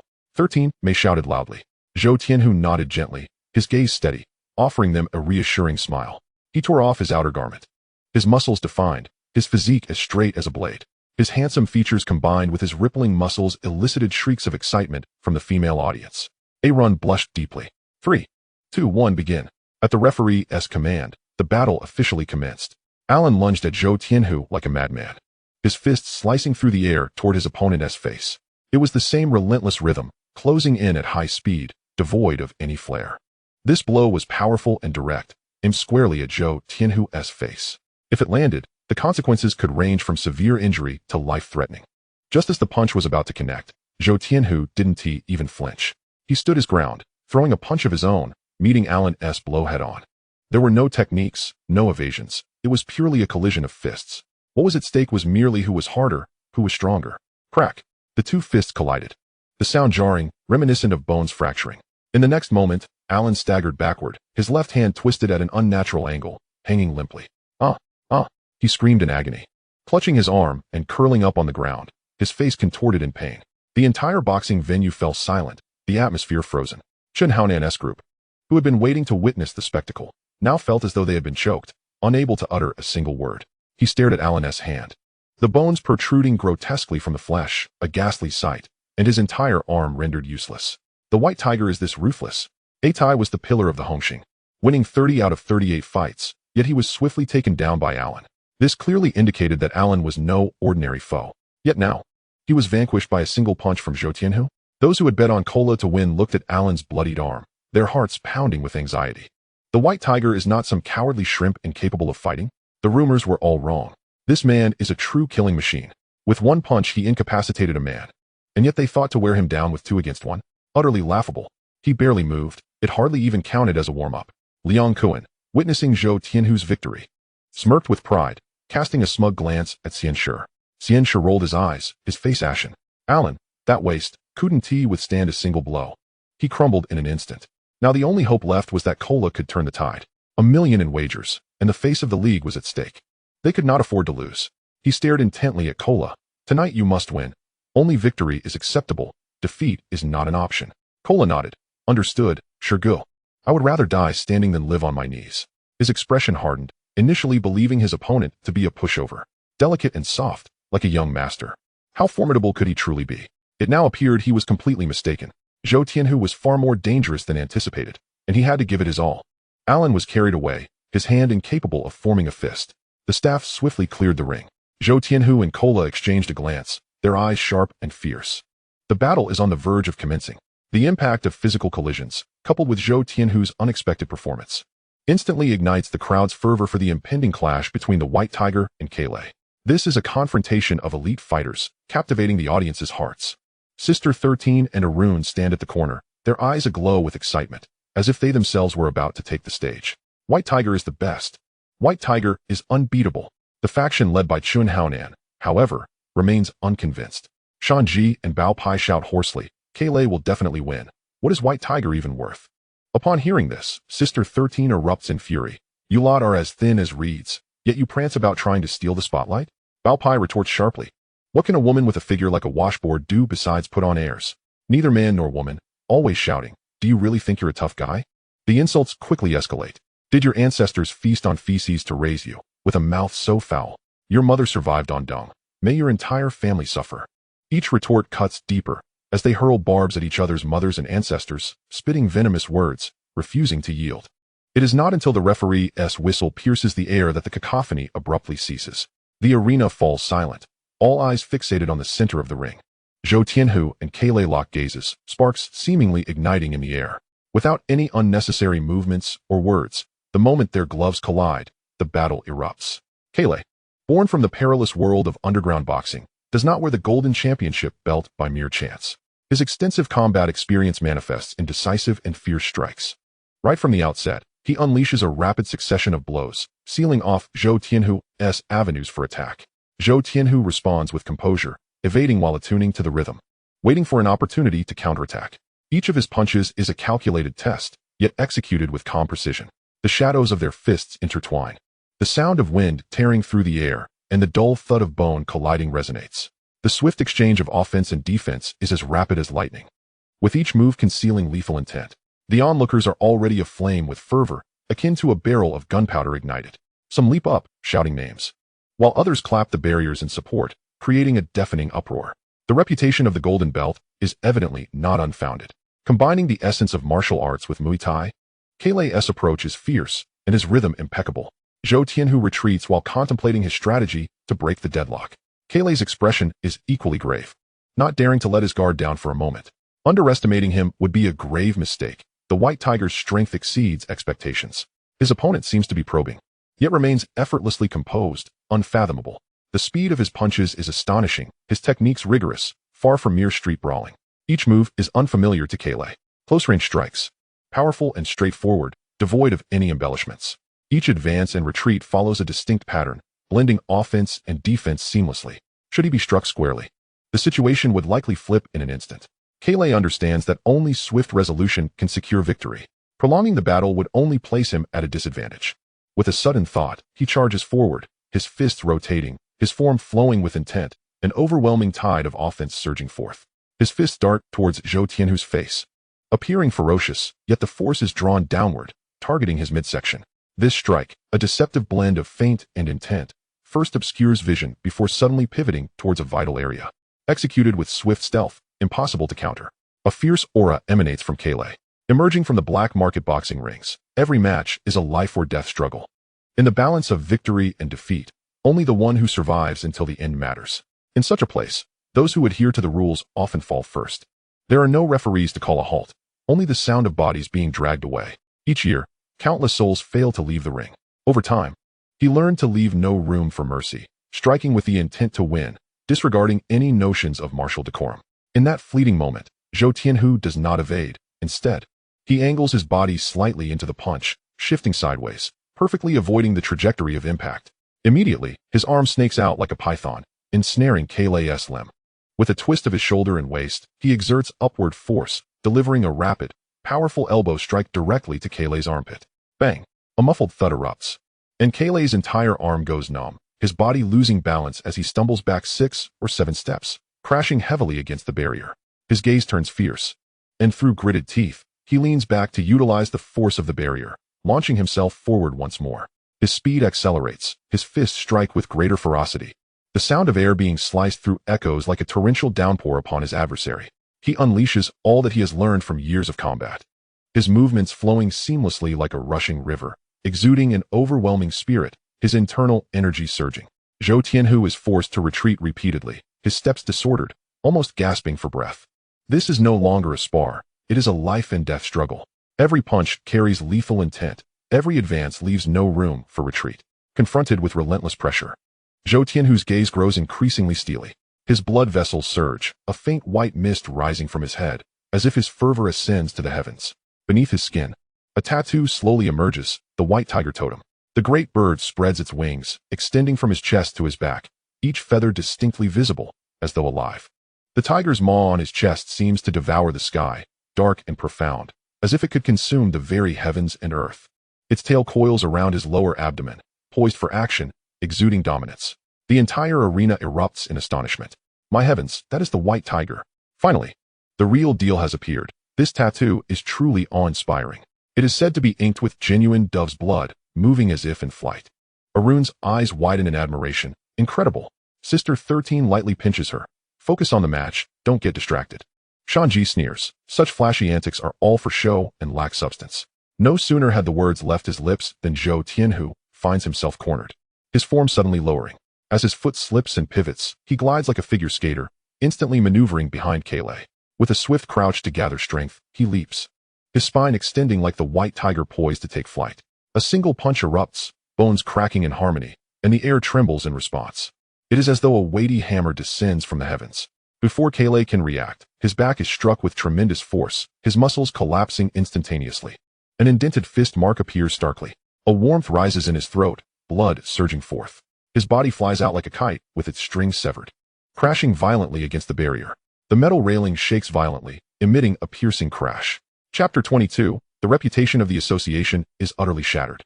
The diminutive onlookers below gasp in shock. Good grief, that was ruthless. If one were to take that hit, their life would be forfeit. This is terrifying. Yet, Sister 13 and Arun are exhilarated, their faces flushed, shouting at the top of their lungs. White Tiger is number one. White Tiger will surely prevail. Kailei grits his teeth, propping himself up, the last flicker of madness igniting in his eyes. He summons every ounce of strength for a fierce counterattack, his fists dancing into a blur of shadows, vowing to fight to the death. Zhou Tianhu, however, remained unfazed, one hand deftly blocking while the other advanced, making steady progress through the relentless barrage of punches. Bang, bang, bang. With every step forward, it was as if a mountain was collapsing, the earth splitting apart. Boom. Kailei's offensive began to falter. He sensed his opponent like a specter, always a step ahead, sealing off his escape routes. Each swing of his fist was met with a counterstrike, the collision of fists reverberating through his arms, leaving them numb. The opponent's strength surged like a torrential flood, leaving him gasping for breath. 12 punches were unleashed, all of which met with emptiness, their force dissipated before they could land. A suffocating frustration welled within him, nearing asphyxiation. Just as he was on the brink of exhaustion, Zhou Tianhu suddenly accelerated. If he were to remove his gloves at that moment, one would see his knuckles reddened as if they were molten iron. A punch broke through the shadows, skillfully weaving past defenses, striking Kailei squarely on the head. Crack! The sound echoed like a fruit bursting. Kailei's pupils constricted, his expression frozen in shock. His skull twisted and deformed, his body rolled out of the ring, crashing heavily to the ground. Brain matter and blood splattered, staining the earth crimson. Silence ensued. He was dead. Kailei was truly dead. The entire arena fell into a hush. Breath suspended. How long had it been? That former champion with 9 consecutive victories had been struck down on the spot. Bai Hu was indeed formidable beyond belief. Causeway, a ruthless character nearing the strength of a seasoned fighter, the most fearsome underling of the old man, had been reduced to a lifeless form by Zhou Tianhu's singular blow. Xianshir's face turned ashen, one hand covering his face, as if he had swallowed poison. Boss, take heart. Causeway is no more, Filong whispered. Take heart, my foot. What I lament is the money. 1 million down the drain. Our reputation in tatters. Xianshir's eyes burned red, fury igniting his veins. He cared little for the life or death of his subordinates. What truly mattered was the wager and his face. At that moment, he wished to strangle Zhou Tianhu with his own hands. Yet, the words stuck in his throat, unable to escape. On stage, Zhou Tianhu raised his arms high. Flowers showering down, surrounded by beautiful women, the cheers rising like a tide. The more radiant his presence, the more repulsed Xianshir felt. The association had been defeated. Now, it was time for Xianshir to take the stage and say a few words. Ladies and gentlemen, please welcome. Liang Kun, seeing Xianshir attempt to slip away, snatched the microphone from Abao's hand, his voice resonating throughout the venue. Say a few words. Say a few words. The crowd, buoyed by the victory of Bai Hu, erupted in applause and laughter. Xianshir's face was a stormy hue as he trudged toward the front of the stage. The men who had bet on Causeway's win were seething, grabbing nearby empty mineral water bottles, soda cans, cigarette packs, and even torn betting slips, hurling them in his direction. Xianshir's head throbbed, his eyes nearly ablaze with fury, wishing to devour Bai Hu whole. But to turn and flee now would only make him a laughingstock in the underworld. He could only take the microphone, his tone stiff as he spoke. In this match, Bai Hu emerged victorious. It was merely his good fortune. Our association is a time-honored establishment, and we honor our word, upholding loyalty within and righteousness without. From this day forth, all grievances between us and Bai Hu are hereby erased, as long as he remains within his bounds. We shall not provoke him. With those words, he flung the microphone aside and rushed off the stage amidst a chorus of boos. While his words may have sounded conciliatory, they concealed latent sharpness. What if Bai Hu sought him out? The disgruntled gamblers vented their frustrations, cursing incessantly. Damn it, who the hell is Bai Hu? If he had this kind of skill, he should have shown it earlier. I've lost a whole 10 grand. That short-lived Causeway went down with a single punch. What a waste. All that talk of a 9-win champion was mere bluster. The golden belt was fake. On the other side, the victors beamed, exchanging high-fives in celebration. I knew it. That time at Tsui Mountain, he was extraordinary. Betting on him was a surefire win. Now you're talking, when you were advising me to bet less. You must be regretting it now. A newcomer taking the stage, while the veterans stepped back. What was Causeway even? Just a mere foot soldier who had recently joined the association. And he made such a name for himself. It's astonishing. My foresight was impeccable. I wagered heavily, and this round has turned my fortunes. Countless eyes turned toward Bai Hu, filled with admiration and awe. Zhou Tianhu himself had not anticipated that one punch would send Causeway crashing down, creating such a stir.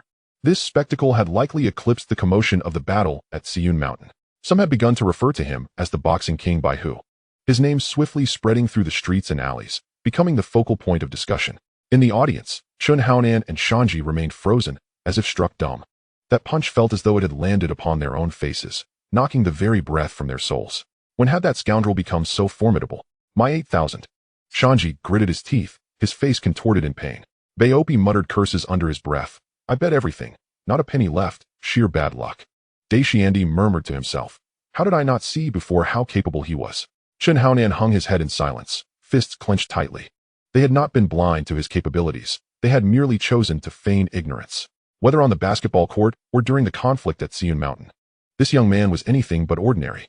Until they were strong enough to confront him, none were permitted to lay a finger on him. Understood?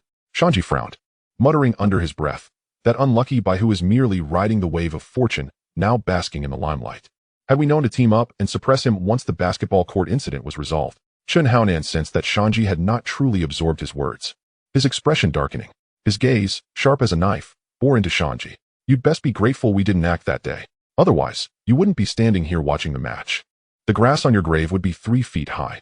The words I just spoke, engrave them into your mind. Only then did Shanji lower his head, falling silent. He could disregard others' words, but when Chun Haonan spoke, he dared not ignore them. Even if his heart burned with indignation, he could only swallow it down. Baopi, Daishiandi, and Chaopi heard Chun Haonan's warning, their chests feeling as if they were pressed by a heavy stone. All of them, new to the game, questioned why Zhou Tianhu was allowed to ascend while they were left to toil in obscurity. Why did he reap all the benefits while they bore the brunt of misfortune? Whether it was losing money or taking beatings, it was all because of that scoundrel Bai Hu. They seethed with resentment, plotting in secret, waiting for the day they could turn the tables. They would ensure Zhou Tianhu experienced the taste of being trampled underfoot. As DB was leaving, he cast a cold glance at Chun Haonan and the others, his eyes brimming with mockery. Who could have imagined that Bai Hu, typically silent, was in fact a tiger clad in pigskin? Liang Kuan had truly struck gold, having effortlessly acquired a treasure. What incredible luck! If only he had insisted on bringing Bai Hu over back at the basketball court, today's glory would have been his, and Zhou Tianhu would merely be carrying his bags. What a pity. It is lamentable that, belonging to the same faction, not only did they refuse to assist me, but they also caused me to incur a loss of 500,000. Since the white tiger cannot be utilized to my advantage, it seems I must eliminate him as an adversary instead. Dabi's face was etched with resentment and jealousy, his gaze dark and brooding. Why is it that every one of Jing Kuan's subordinates is capable and tenacious, dependable in seizing territory and leading the charge in conflicts, even bringing down their leader? Yet, the individuals under his command appear as dull-witted as wooden blocks. How can there be such a vast disparity among those of the same age who entered the Hong Hing together? The raucous boxing arena gradually fell into silence as the crowd dispersed in small groups. Zhou Tianhu descended from the stage. De Hu was formidable. Tonight's victory was splendid. Restoring ample face for my elder brother, and you shall not go unrewarded. Once Jing Kuan ascends to the position of leader in Wanchai, I shall promptly elevate you to a red stick. Ha! Jing Kuan unabashedly displayed his ambition, his laughter boisterous. Zhou Tianhu smiled subtly. I am Brother Kuan's man. In this match, I must not tarnish your reputation. Were it not for Brother Kuan's support, I would likely be reduced to selling salted duck eggs on the street by now. Upon hearing this, Jing Kuan's smile deepened. Such words were pleasing to the ear, filling him with a sense of satisfaction. He lightly patted Zhou Tianhu on the shoulder and exclaimed jovially, your tongue is quite silver. Later, let Jing Ma arrange for 100 young ladies to entertain you, one after another, until you are brought to your knees. No sooner had he spoken than Iran, standing nearby, felt a sudden tightening in her chest, as if something were lodged within, rendering her speechless. Brother Kuan, I still have injuries. They are bleeding. So please do not frighten the young ladies away. Perhaps another day, when I shall be sure to choose the wildest one. Zhou Tianhu acquiesced verbally, yet internally felt no interest in those flirtations, responding with smooth and proper words. One cannot simply sit idly and be a feast for mosquitoes. However, Arun's ears perked up at his refusal, delight blooming within her, unable to conceal her smile. Jing Kuan's keen eye caught her expression, and he understood all too well. It seems you are not leaving empty-handed tonight. Quite fitting, indeed. Zhou Tianhu, realizing this, lifted his gaze to meet Arun's eyes. She hurriedly averted her gaze. Her cheeks flushed, her eyes darting away while her fingers unconsciously twisted the hem of her clothing. So this girl has developed feelings for me?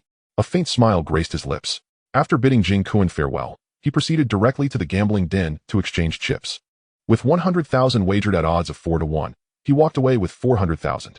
A thick stack of Hong Kong dollars was tucked into a black plastic bag, heavy enough to instill a sense of reassurance. This was the second time he had held such a substantial amount of cash since Jing Kuan had previously given him 200,000. 400,000 would suffice to alleviate his immediate financial crisis. Otherwise, the funding chain for Hu Qingrihua would truly snap. 13. Mei had wagered 5,000. Returning with 20,000, and was overjoyed, practically jumping for joy. As she counted the money, she excitedly said to Arun, "We've won, we've won. This money should first go towards your mother's medical treatment.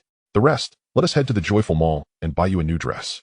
Arun pursed her lips and quietly asked, 13 Mei, last time brother who saved us. Can we save some money to treat him to a meal? 13 Mei slapped her forehead. Oh dear, I would have forgotten had you not mentioned it. We must treat him. How could we not? Chapter 23. How could he possibly take a liking to me? We ought to prepare more alcohol tonight. You must do your best to secure him. As she spoke, she playfully pinched Arun's waist. Arun felt her face heat up. What nonsense are you spouting? There's no question of securing anyone. 13. Mei smiled mysteriously, her fingers intertwining, making an insinuating gesture. That is precisely what I mean. How infuriating. Arun feigned anger, yet her heart raced. I'll go speak with Brother Hu. After their whispered conversation, they linked arms and approached Zhou Tianhu. 13 Mei, like a little monkey, leapt up and threw her arms around his shoulders. Given their height difference, she was nearly hanging off him. Brother Hu, Arun mentioned that today, having won money, we wish to treat you to a meal. Thank you for saving us last time and for leading us to fortune this time. After a night of boxing, Zhou Tianhu's stomach growled with hunger. A satisfying meal was precisely what he desired at that moment. He readily nodded. All right, but you know my appetite, so be prepared to splurge. 13 Mei raised an eyebrow with a smile. It's all on me. We must save every penny for Arun's mother's treatment. Zhou Tianhu then recalled that Arun's mother was bedridden. Previously, 13 Mei and Arun had conspired together to swindle 5,000 from teacher Lang Shi, solely to gather funds for her medical expenses. Well, treating you to a meal comes with so many stipulations. How stingy. Hurry up, I'm about to faint from hunger. Zhou Tianhu responded with a laugh. There's a fried rice stall at the night market. The seafood is incredibly fresh and sure to please your palate. As the group walked and chatted, their laughter rang out. The sea breeze gently caressed them, carrying a briny scent that dispelled the day's worries. In the distance, a short yet muscular man silently observed them, dressed in ragged clothing as if he had just crawled out from the rubble. He did not approach but followed at a distance, neither too close nor too far. Upon reaching the night market, 13 Mei inexplicably produced an entire crate of beer. The sound of bottle caps popping echoed continuously. Several bottles were poured into large bowls, each containing more than 3 bottles. She pushed the bowls one by one in front of each person, her gaze sharp, as though not drinking them dry would be a sign of disrespect. Zhou Tianhu gazed at the dark liquid, his mind buzzing. This woman is extravagantly reckless. Were it not for the white tiger's blood coursing through his veins, transforming everything he consumed into energy, a mere mortal would likely have burst their stomach from such indulgence. 13 Mei, do we really have to drink this? It is essential, she stated resolutely. I shall start as a gesture of respect. This bowl of liquor is in gratitude for brother whose life-saving kindness. Arun also lifted her bowl, casting a sidelong glance at her. You are the one in need of saving. I am human, and you are but a dog. She then turned to Zhou Tianhu, her voice dropping a notch. But truth be told, had you not intervened that day, I would be lying underground sipping liquor by now. My life was saved by you. And from now on, this life of mine belongs to you. With that, she tilted her head back and chugged, the liquor cascading down her chin. Brother who? Allow me to translate her words of gratitude. In return for saving her life, she offers herself to you. 13 Mei grinned broadly. Ouch. Arun. Why did you step on my foot? I was merely stating the truth. Shouldn't such a life-saving grace be repaid in kind? 13 Mei hopped around, still grumbling. Zhou Tianhu watched the two bicker, chuckling softly. A beauty like Arun is willing to offer herself, and I would gladly accept. As for you, 13 Mei, with your fierce demeanor, if you are to be my servant, I suppose I can begrudgingly accept. Upon hearing this, Arun's heart raced, her cheeks flushed with warmth. The white tiger has said he could accept her offering of herself. Does it imply that he harbors feelings for her as well? She felt as though she were walking on clouds, a buzzing in her ears rendering her speechless. Sister 13 was momentarily taken aback, then suddenly realized. Banging her hand on the table. How dare you call me ugly? Arun was still in a daze, murmuring, Brother who didn't he say you were ugly? So why are you so upset? What else could it mean?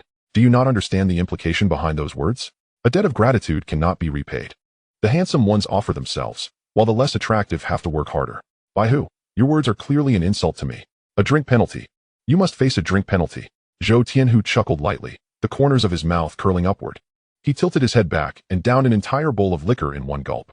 His Adam's apple bobbed as the liquid slid down his throat, instantly transforming into pure energy, absorbed into his being. This ability to assimilate was indeed remarkable, akin to being naturally impervious to inebriation. Sister 13 suddenly slapped her thigh and leaned closer to Arun, whispering, Oh no, I overlooked something. If brother who can eat, he can certainly drink. And we cannot keep up with him in this game. What are you two whispering about? So secretive. Zhou Tianhu raised an eyebrow, looking their way. Oh, nothing. I was just praising Arun for being as radiant as a flower after having a drink. Who wouldn't he be captivated by her? Sister 13 grinned as she fibbed. Arun's face flushed crimson as she gently poked her forehead with her finger. What nonsense are you spouting? I don't even have a partner. Who would be captivated by me? Sister 13's eyes sparkled as she scanned Zhou Tianhu's face. The person is right in front of you. What more do you need? Arun sighed softly, her gaze gliding over Zhou Tianhu's profile, her voice barely audible. But such an exceptional person is never short of admirers. How could he possibly look my way? If you, Arun, entered a beauty pageant, even the Miss Hong Kong would have to step aside. Is there a more enchanting flower in this world than you? Brother who, do you agree? Sister 13's words dripped with innuendo, her gaze fixed intently on Zhou Tianhu. The banter between them was lively, and Zhou Tianhu was well aware of the underlying meaning. He simply chose not to intervene, nodding along with a forced smile. After several rounds of drinks, the two girls were already feeling tipsy. Sister 13 announced her intention to go to the restroom, but after a long while, she had yet to return. Arun, whose tolerance was already low, had succumbed to deep slumber on the table. Beep beep. The pager at her waist suddenly chimed. A line of text appeared on the screen. I've left. Arun is in your care. Without needing to see the signature, she knew it was Sister 13's handiwork. This meal, billed as a treat, was, in fact, a setup. The young girl was pure-hearted. What did it matter if she was forced to drink? He would not get drunk at all. Brother Hu, let us have another bowl together. Run, quite inebriated, suddenly grasped his collar, her head bobbing against his chest. Her cheeks burning, mumbling incoherently. Zhou Tianhu shook his head, exasperated. You've had too much to drink. He wrapped his arms around her waist, lifting her effortlessly. As her body became weightless, Run instinctively clung to his waist. Her fingertips brushed against his firm muscles, faintly outlining a regal physique. She curiously poked at him. So hard, and yet so bouncy, huh? Zhou Tianhu was tickled, feigning fright.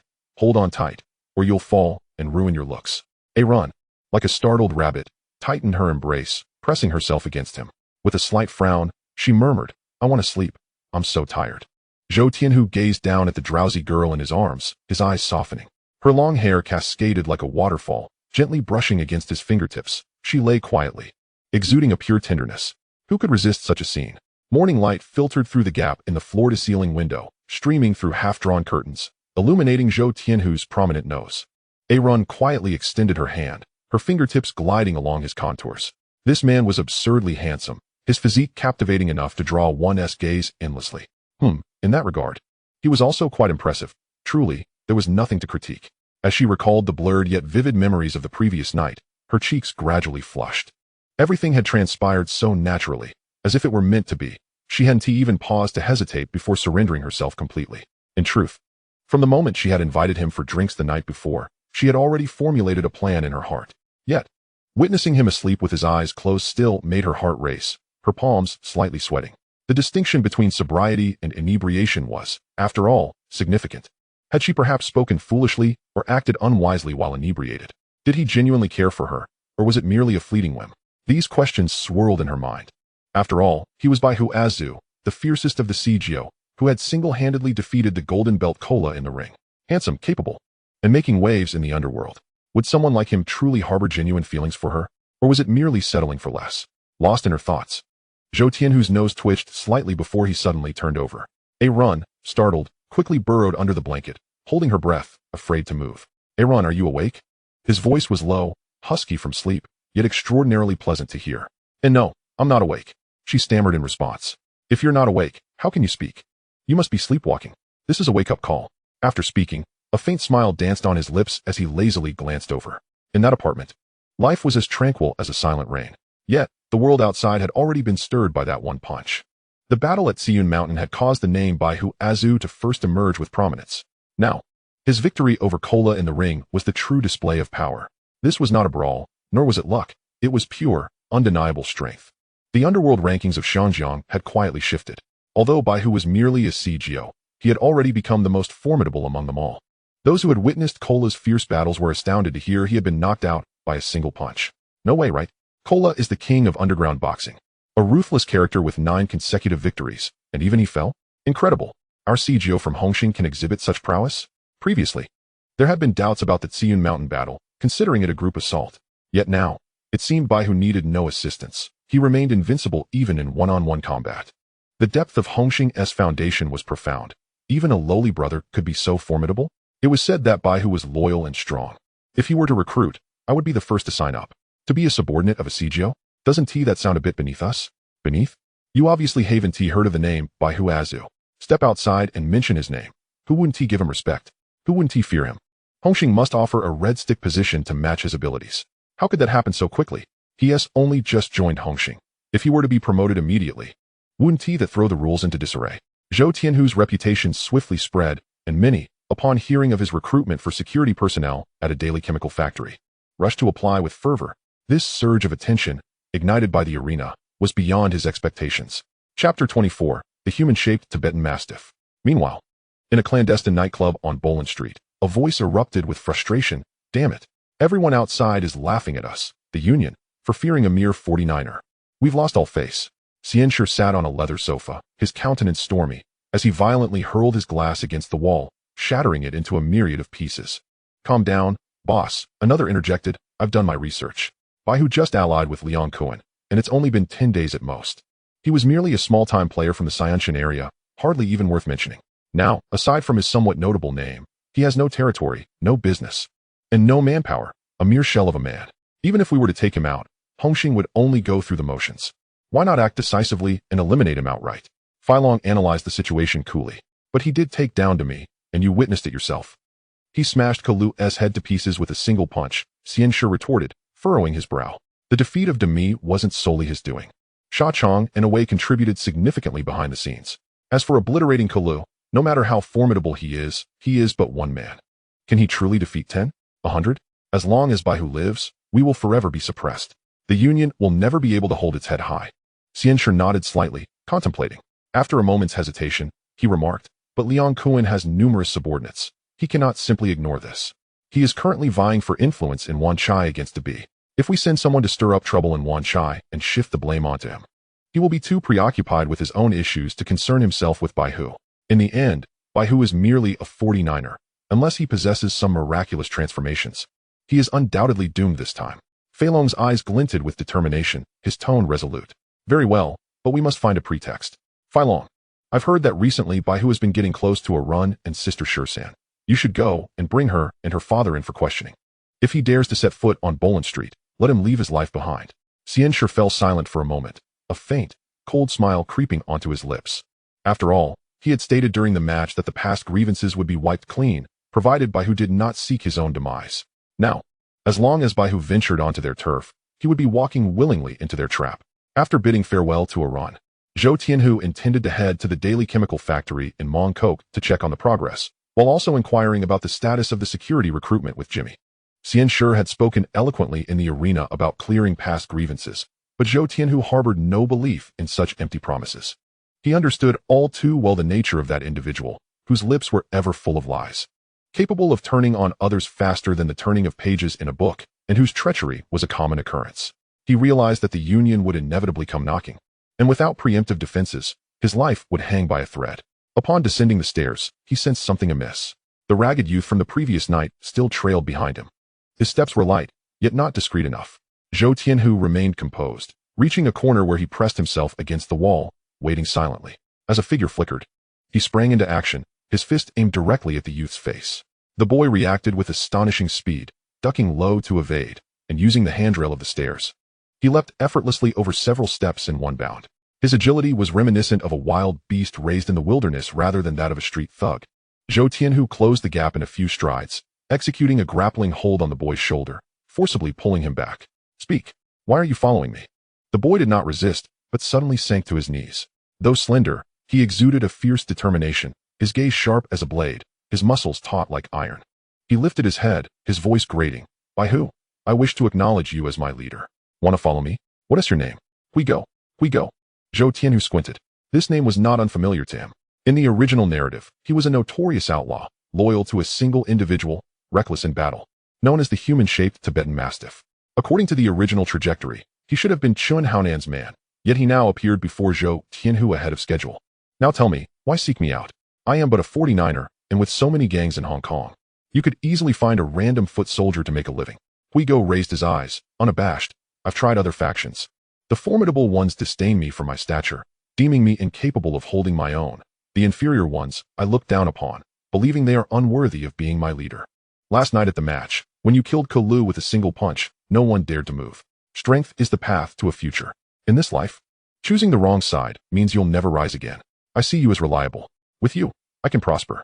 Zhou Tianhu scrutinized him, a smile creeping onto his lips.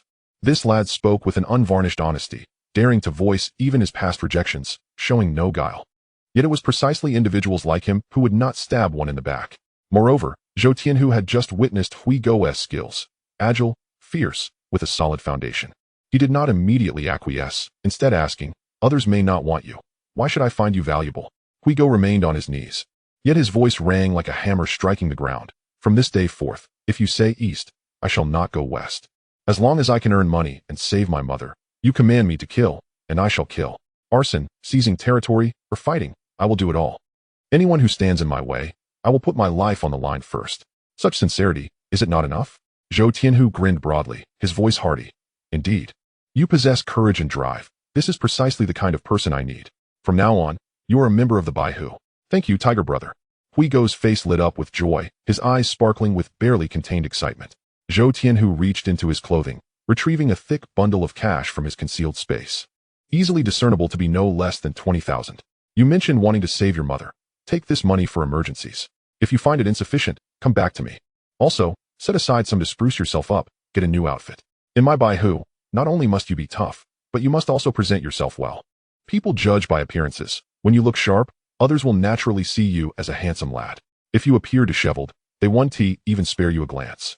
You are now one of my people, and when you step outside, you represent my image. If you wish to be respected, you must first make yourself worthy of respect. The road ahead is long. Follow me steadily. In your spare time, read books and newspapers, learn a thing or two. It will serve you well. As Huigo listened to these words, warmth flooded his heart. He had never encountered such a big brother, having just met, with a mere mention of family matters. The other had already offered tangible assistance, and the sum was substantial, at least 20,000 Hong Kong dollars. His lips quivered, nearly unable to form complete sentences. His mother had been gravely ill for a long time, and he had barely managed to cover her medical expenses through underground fights. All along, he had yearned for a brother who valued loyalty to embark on a venture together and earn some honest money, yet had never found the opportunity. Now, encountering such a generous, emotionally attuned, and guiding leader, Huigo felt as though destiny had finally opened a door for him. He fully accepted Zhou Tianhu in his heart. Stop stuttering, you sound like a woman. Hasten to alter your appearance and return to Wang Kok's Hucheng Daily Chemical Factory to report to Jimmy for formal registration. Zhou Tianhu waved his hand with an air of authority. Although he had just received a sum of 400,000, subsequent expenses were considerable, and he was by no means engaging in reckless extravagance. However, this money was not to be squandered carelessly. He was acutely aware of the role Greyhound would play in the future, and he understood that this individual was worthy of investment. Were it anyone else, to proclaim their intention to follow him upon their first appearance, and then to casually toss out 20,000, that would undoubtedly be a jest. He was no benevolent deity to simply dispense charity. Once arrangements were finalized, Zhou Tianhu adjusted his shirt collar and made his way towards Hucheng Daily Chemical. Inside the factory, machines roared, workers scurried about, inspecting, sealing boxes, transporting. Trucks entered and exited in a flurry, creating a scene of bustling activity. He entered the office where Jimmy had already arranged the desks and chairs meticulously. The sofa was tidy, and refreshments were prepared. Just as he settled down to take a sip, a knock sounded at the door. Come in. Brother Hu, here is today's production report, detailing the stock situation in each store, along with the factory's financial accounts. Please review it, and I am available to answer any questions you may have. Jimmy gently placed a stack of reports on the table. Following this, he pulled out the top document, unfolded it, and handed it over. This is the recent expenditure breakdown. The balance on the account is tight, so please take a look at the specific figures. Zhou Tianhu glanced through the receipts, his gaze flitting between the shipment quantities and total funds, and he soon grasped the situation. The financial statements were clear, the amounts matched, and there were no apparent discrepancies. Presently, the factory was in a phase of pure expenditure, with no income, making it easy to detect any anomalies. Furthermore, since he had entrusted this matter to Jimmy, he had no intention of micromanaging every detail. Trust was foundational, especially since Jimmy was also one of the company's shareholders. With their interests intertwined, negligence was not an option. Zhou Tianhu understood that Jimmy was a person who would exert himself fiercely once he set his sights on a goal, as long as there was potential for substantial profit. He was willing to go to great lengths. Entrusting the entire factory to him was a source of reassurance. Jimmy, this accounting is clean and orderly. Well done. In the future, you need not bring these ledgers to me for review. Since I have handed this responsibility to you, it is a full delegation of authority. His tone was assertive, and his admiration was unmistakable. Thank you, Brother Hu, for your trust in me. Jimmy's eyes glistened with emotion, his voice slightly strained. Such profound trust warmed his heart. Hold your thanks. The main event is yet to come. The goods have already begun to be dispatched. And now we must establish our reputation and pave the way forward. This is the second sum, 200,000. Every penny must be utilized wisely. Do not waste it. Is there any issue? Zhou Tianhu lifted a heavy cloth bag from beside his feet, filled with cash. Jimmy stared at the bag, his dark complexion momentarily silent. Before he nodded vigorously, Brother Hu, rest assured, your faith in me will drive me to give my utmost. I will not let you down. Precisely, Zhou Tianhu said, patting him on the shoulder. Work diligently, and I will not treat my brothers unfairly. After a pause, he inquired, how is the recruitment of security personnel progressing? Jimmy immediately sported a wry smile. Brother Hu, a curious situation has arisen. Early this morning, a group of short-statured ruffians has been arriving at the factory entrance, clamoring to join the security team. They repeatedly asked if joining the security department would mean they were officially under your command. Just now, during the interviews, they were all eager to be selected. A few who were chosen privately asked me if I could help them join Hong Hing. Zhou Tianhu was taken aback for a moment, then suddenly enlightened. The scene from last night, where he had smashed a soda bottle, had likely spread. Those street youths had heard the rumors and believed him to be a formidable figure, flocking to seek his patronage. How many are qualified? He asked. About 30, came the response. They said that even if they couldn't join Hong Hing, as long as they were working under you, brother Hu, they would be willing to brave any peril. They also claimed that with your prowess, following you would surely lead to prosperity, marrying beautiful women, driving sports cars, and accumulating wealth. Zhou Tianhu nearly choked on his drink. He waved his hand, chuckling softly. Such words, which street youth hasn't uttered in their youth. Just listen for entertainment. However, among those who qualify, we must sift through them carefully. Ensure there are no undercover agents from rival gangs and no infiltrators from the police. We should aim to select individuals with clean backgrounds and simple histories. Anyone with past conflicts with Hong Hing or enmities with other gangs should be eliminated. Lastly, Zhou Tianhu added, those who wish to work with me must be able to endure hardship. Once they join the security department, daily training will be the norm. Those who cannot withstand the rigors and only wish to coast should leave now. Understood, I will handle it immediately, Jimmy replied, clutching the folder and lifting the bag of money before turning to depart. Zhou Tianhu nodded in approval. Jimmy was efficient and decisive, never dragging his feet. Such a person was a relief to work with. Nevertheless, he knew that suitable personnel remained scarce. Of the 30 applicants, only about 20 would likely remain. If they were to confront the challenges posed by the Underworld, this number still seemed inadequate. His thoughts raced. Since they were short on manpower, they would need to leverage their strengths and compensate for the deficiencies with strategy. Just as this thought crossed his mind, another knock sounded at the door. Come in. The door swung open, and Greyhound entered. He had changed into a shirt, slacks, and leather shoes, appearing much more polished. However, his small stature made the clothing seem somewhat oversized, akin to a child donning adult attire. Yet his demeanor was markedly different. His eyes sparkled with newfound vitality, and his posture was upright. This was precisely the result Zhou Tianhu sought. Those he accepted must carry themselves with pride and confidence. Boss, the procedures have been completed, and Jimmy has made all the arrangements.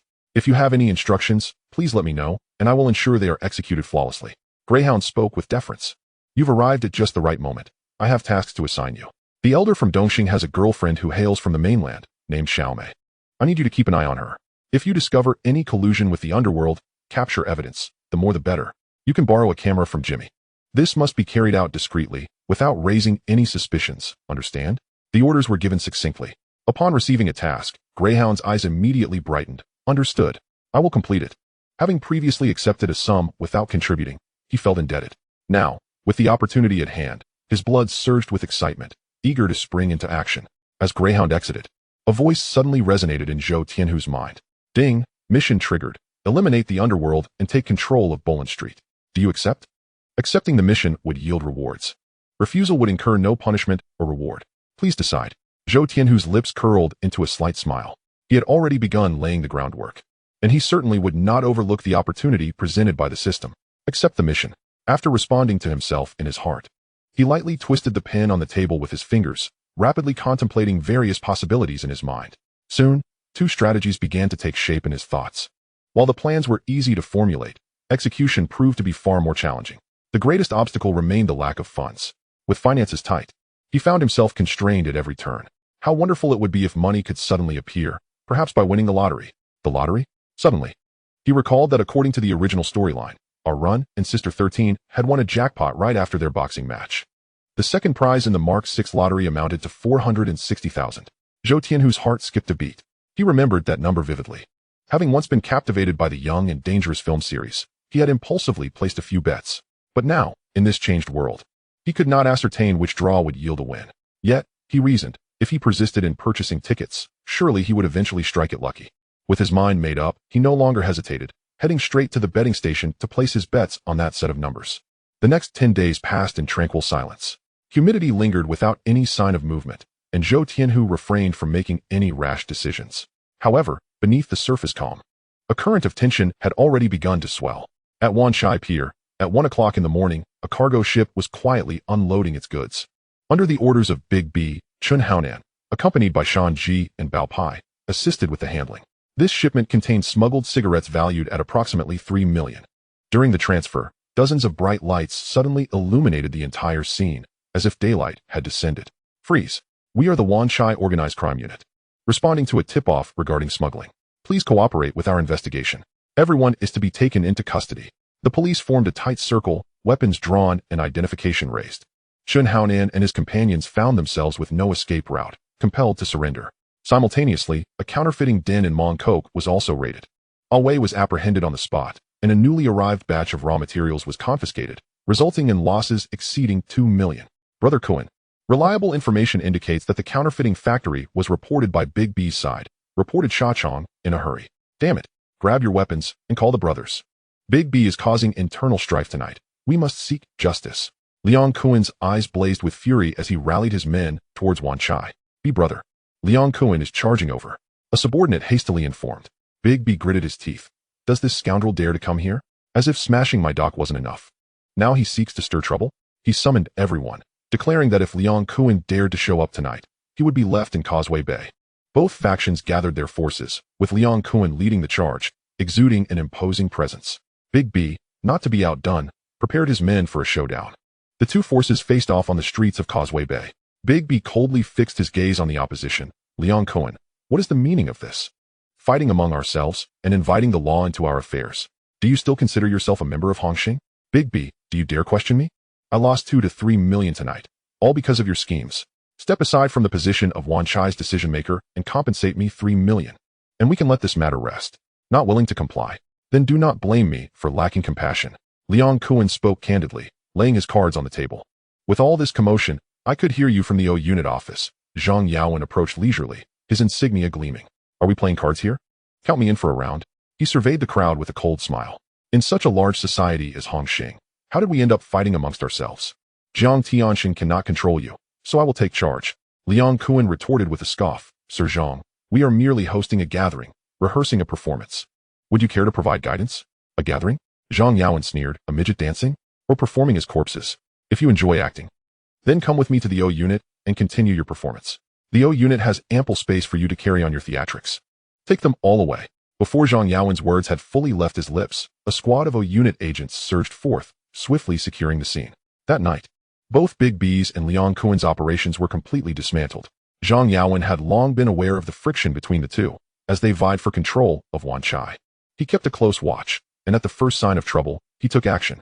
Internal strife was already a taboo, and seizing the opportunity to apprehend individuals could both dampen the Underworld's arrogance and provide a report to his superiors. Just as the disturbances erupted in Causeway Bay, his team had already mobilized, timing their operation perfectly to capture both the perpetrators and the stolen goods.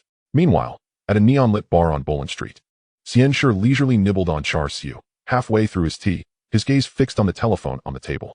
Suddenly, the phone rang. He reached out to answer. His voice low. Speak. Boss, it's done. Liang Kuan and Big B have already been taken in for questioning by the police. Xianshi's lips curled into a smile. A fierce glint in his eyes. He threw back his head and laughed. Heaven is assisting me. Tonight, White Tiger shall sink to the depths. According to plan, he immediately instructed to bring Tsui Shueda and Sister 13. On the other end of the line, Fat Long responded affirmatively. Understood, boss.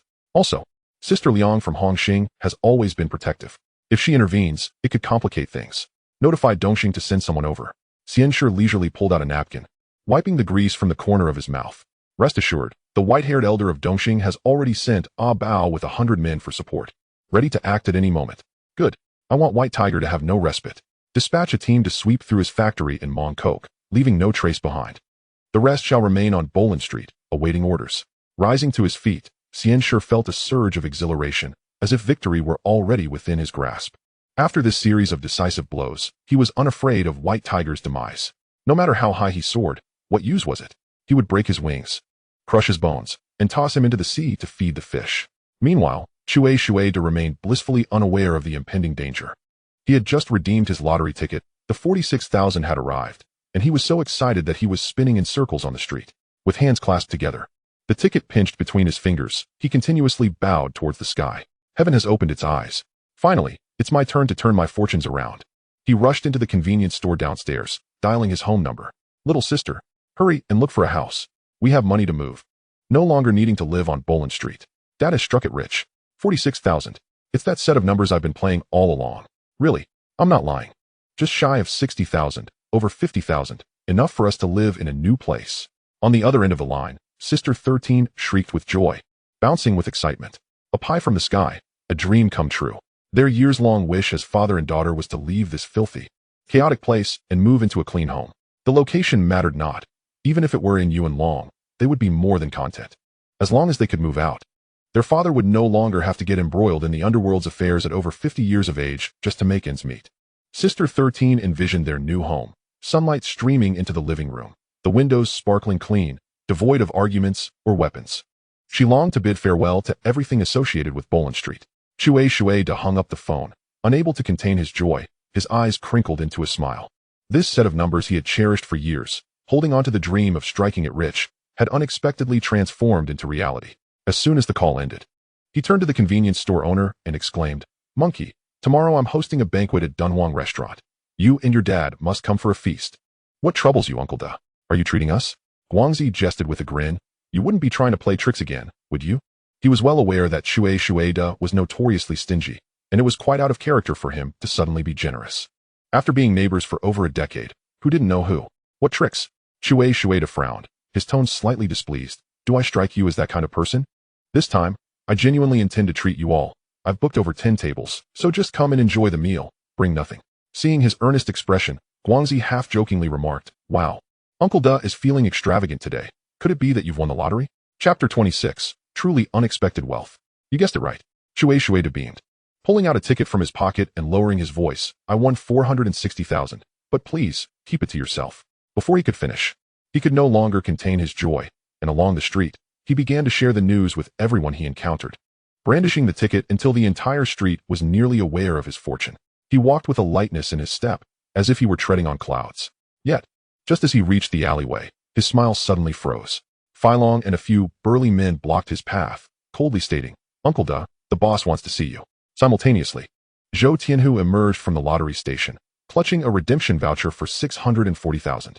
This sum was substantial, enough to alter the course of a person's destiny.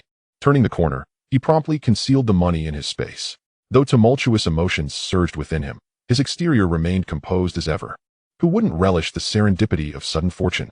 Moreover, this marked the third time he had unexpectedly come into wealth since his arrival in this world. The first was the 200,000 he acquired from eliminating Dammy. The second was the 400,000 prize he earned from a boxing match. And now this 640,000 bolstered his confidence even further. Everything was progressing as he had envisioned. The diaper project was already underway.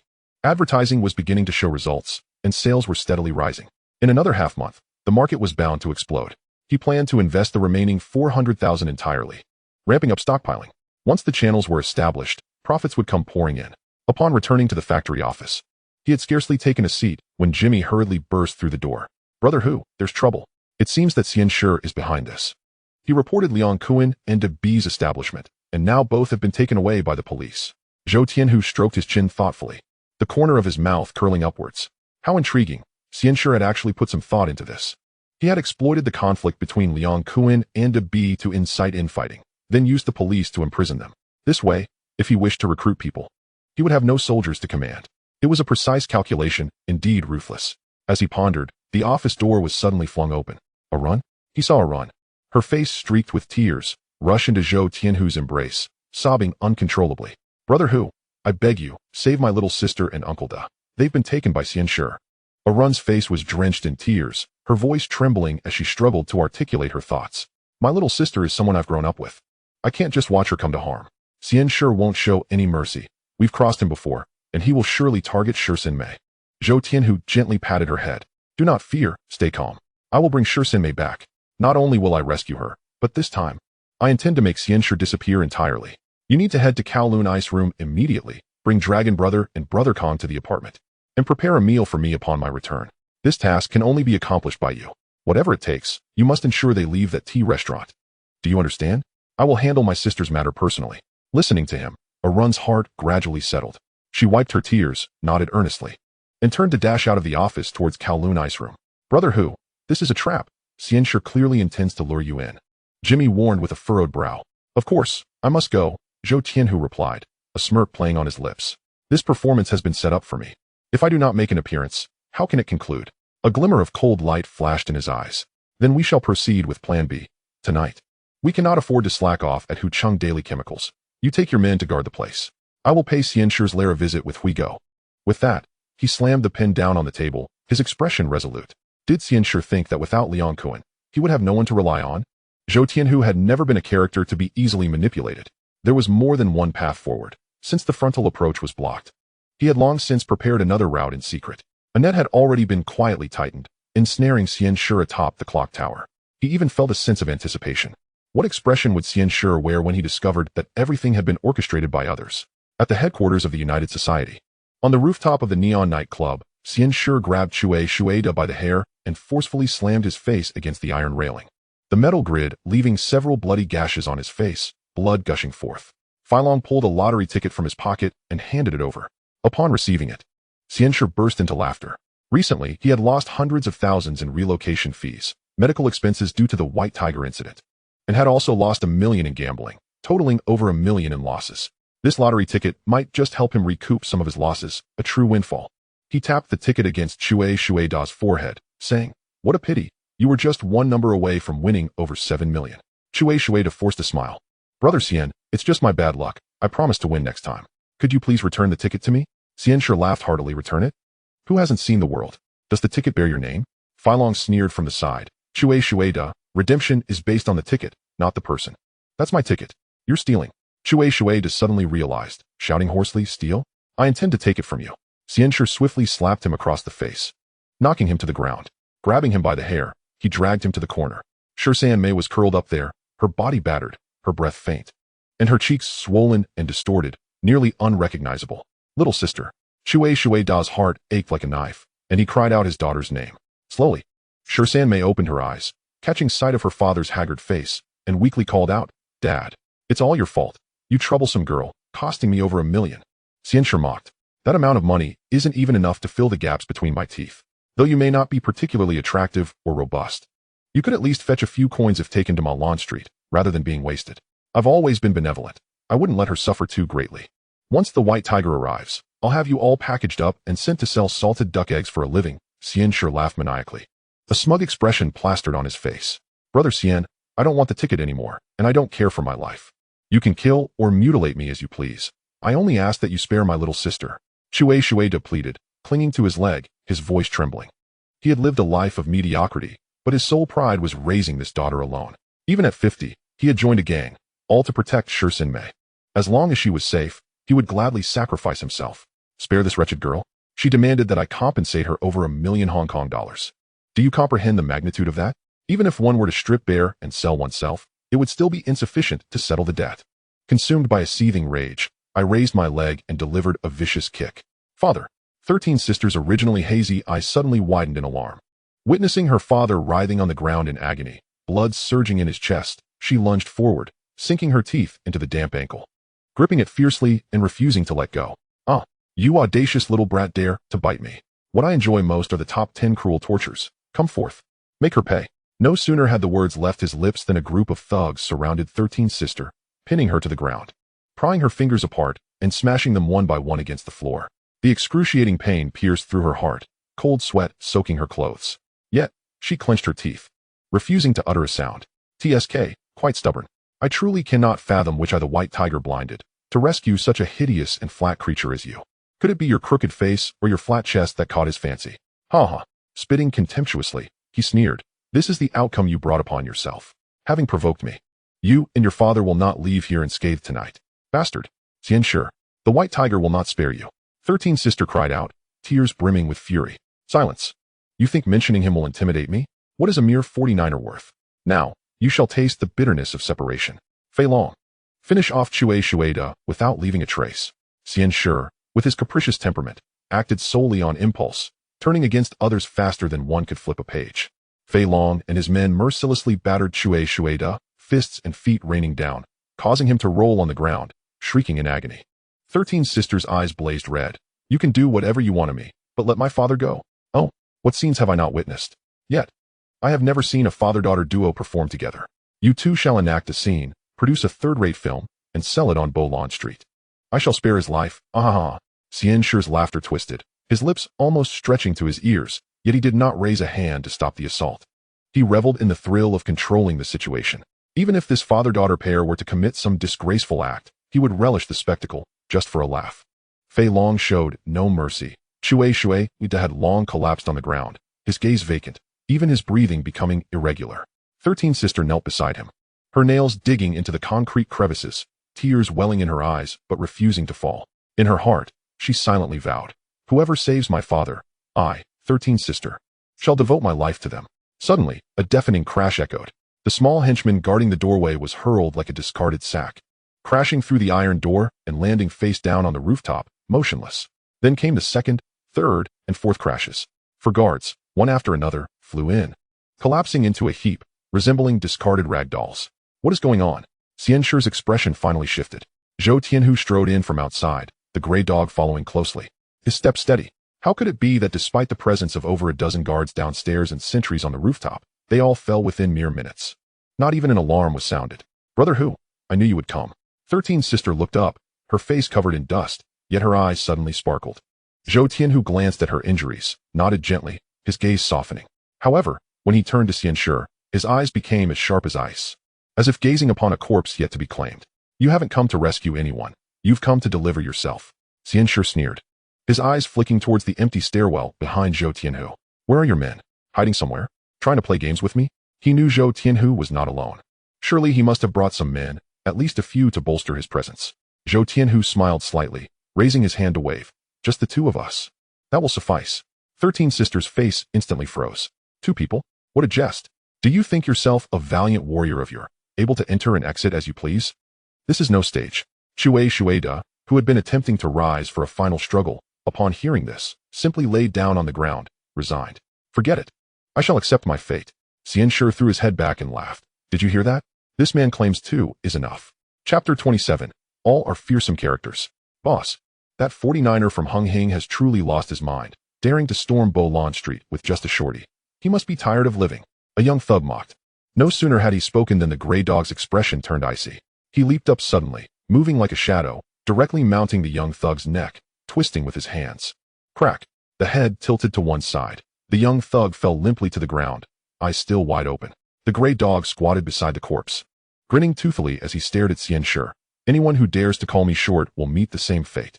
A tremor ran through Xianshi's heart, instinctively taking half a step back, hiding behind Fei Long. Yet his tongue remained sharp. "Don't think you're impressive just because you can throw a few punches. Open your eyes and see clearly. The entire street belongs to me. I have numbers. Even a mere spit could drown you all. Even if you take turns attacking, you will only end up exhausted on the ground." Zhou Tianhu slightly raised his lips, his gaze sharp as a blade. "Does having numbers mean anything? Do you think mere numbers can intimidate me? More people simply means more bodies to pile up. When you go down to meet the king of hell, you better bring your head with you." Before Xianshi could finish his words, he slammed his palm down. In an instant, countless short figures surged from the narrow alleys of Bolon Street, wielding machetes and clubs, climbing onto the rooftop in droves, crowding every inch. The neighboring rooftops were also filled with dark heads. The streets below continued to see more people arriving, layer upon layer, surrounding Zhou Tianhu and the gray dog as if they were in an iron barrel. For the first time, the gray dog found himself executing a task. And facing this situation, his heartbeat was already erratic. "Brother Hu, there are just too many of them." Zhou Tianhu's expression remained as calm as still water. "Gray dog, are your legs trembling?" The gray dog's gaze darkened, biting down on the white cloth strip in his hand, his tongue licking over his cracked lips. "What the hell is there to fear? In this life, who doesn't have one foot in the gates of hell? I am all in. Even if I fall, I will drag those scoundrels down with me." Afraid of death, yet afraid of a fight? Zhou Tianhu nodded slightly. "Good lad. You have guts." Xianshi grinned coldly. "Do you see? Is this enough strength? If not, I can call for another batch." He signaled with his eyes, and Fei Long immediately blew a whistle. Dongxing's Biao appeared with his men, fiercely standing behind Xianshi. Zhou Tianhu remained still, the wind lifting his clothing, his expression unchanged. "The more, the merrier. It saves someone the trouble of collecting your corpse. Bring them all up, with enough ants. There's no fear of being bitten. Send them all in." Xianshi's expression shifted dramatically, a lump rising in his chest, nearly causing him to roll his eyes. He had initially believed the White Tiger was formidable, hence his deliberate alliance with Liang Kun and the recruitment of Debi for preparation. Now seeing him, he realized he was merely a brash man, possessing only brute strength. He roared in fury. "Fei Long, a Biao, get to it. Send this waste to enjoy the afterlife." The surroundings were enveloped in an eerie silence. A Bao remained utterly still. Fei Long glared at his subordinates, unleashing a torrent of curses. "Are you deaf? Can't you hear the boss's orders? What are you all standing around for? Charge!" Yet, the henchmen clutching knives exchanged bewildered glances, their eyes darting between a Bao's faction and their own, none daring to take a step forward. Some nudged their companions, while others took a hesitant step back, none willing to be the first to leap into action. Just as the atmosphere thickened with tension, a sudden clamor erupted as a bow whirled around. And over 100 men behind him pivoted in unison, ascending to the rooftop where Zhou Tianhu stood. In an instant, the ranks of 100 men formed a neat line, collectively shouting, "Brother who? Brother who? Brother who?" The thunderous chorus resonated like a tempest, their spirits soaring. Huigo stood frozen, his mind buzzing.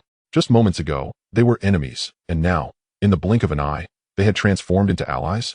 13 May's pupils constricted, a glimmer of realization flashing in her eyes. Goodness, it seems Baihu had long planned this stratagem. The situation had taken a swift turn, the previously one-sided encirclement now evolving into a standoff. Xianshi felt an unexpected void behind him, the smile on his face abruptly extinguished. He widened his eyes, staring at the figures behind Zhou Tianhu, his entire being paralyzed. "A Bao, you treacherous traitor, what are you plotting?" A Bao's gaze darkened. "Is that what you should be asking? Open your eyes and see for yourself." As he spoke, he withdrew a stack of photographs from his pocket and forcefully tossed them onto Xianshi's face. The images scattered across the ground, vividly depicting a man and woman entangled within the confines of a cramped carriage. The angles varied, the actions explicit, showcasing Huigo's seasoned methods. Xianshi's pupils dilated. The woman was unmistakably Bai Tu Wang's partner. "Well done, brother Xian," a Bao sneered. "You've bedded another man's wife, yet you dare to seek assistance."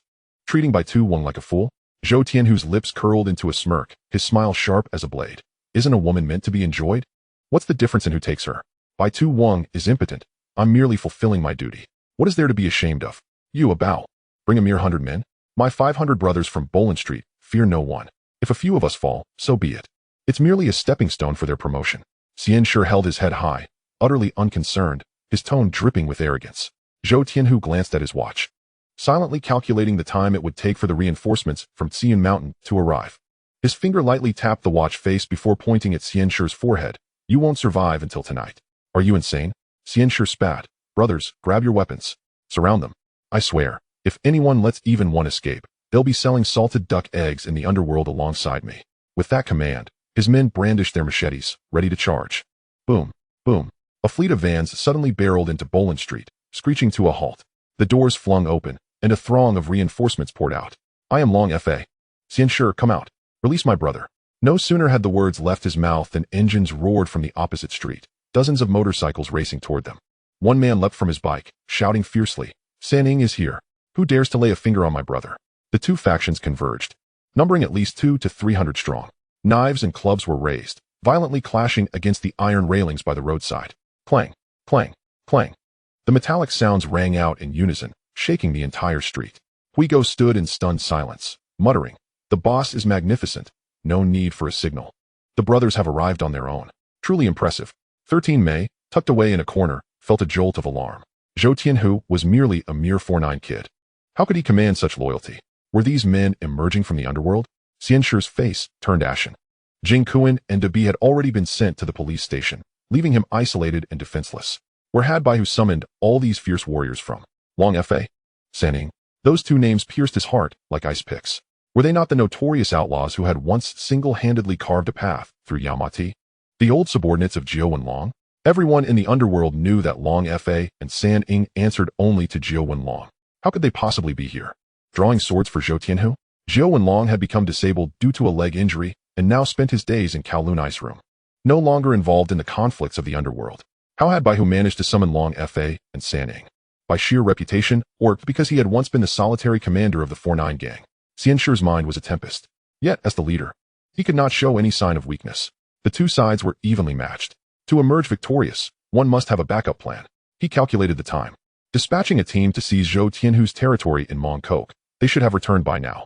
As long as that group arrived, the tide of battle would instantly shift. Fortunately, he still had a trump card. What was there to fear from Baihu? He could not believe that the opponent could conjure an army out of thin air. Zhou Tianhu sneered. "What are you waiting for? Are you hoping those few useless ones will come back to their deaths?" Xianshi's heart lurched, his secret thoughts laid bare. Just then, the phone rang. It was the team leader who had ambushed Hu Cheng-Rihua. "Big brother, it's over. We've all been captured."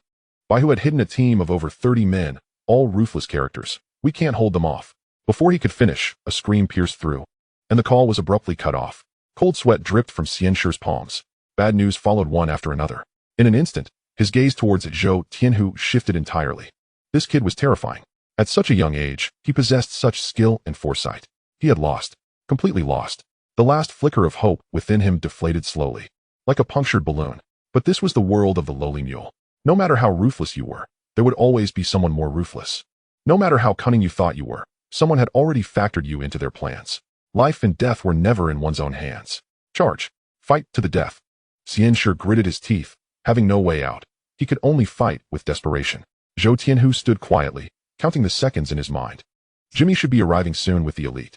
Along with Dongxing Zebao, Long Fa, and San Ing, there were already over 400 men.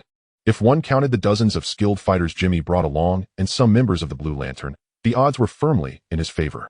Damn it. With a furious roar, the battle erupted. Huigo felt as though he had been struck by lightning, the situation before him shifting like a dream. Yet, at Zhou Tianhu's command, adrenaline surged, and he could no longer hold back. Like a beast breaking free from its chains, he spearheaded the charge into the enemy ranks. Crack! A swift twist of the neck, and the opponent fell lifelessly.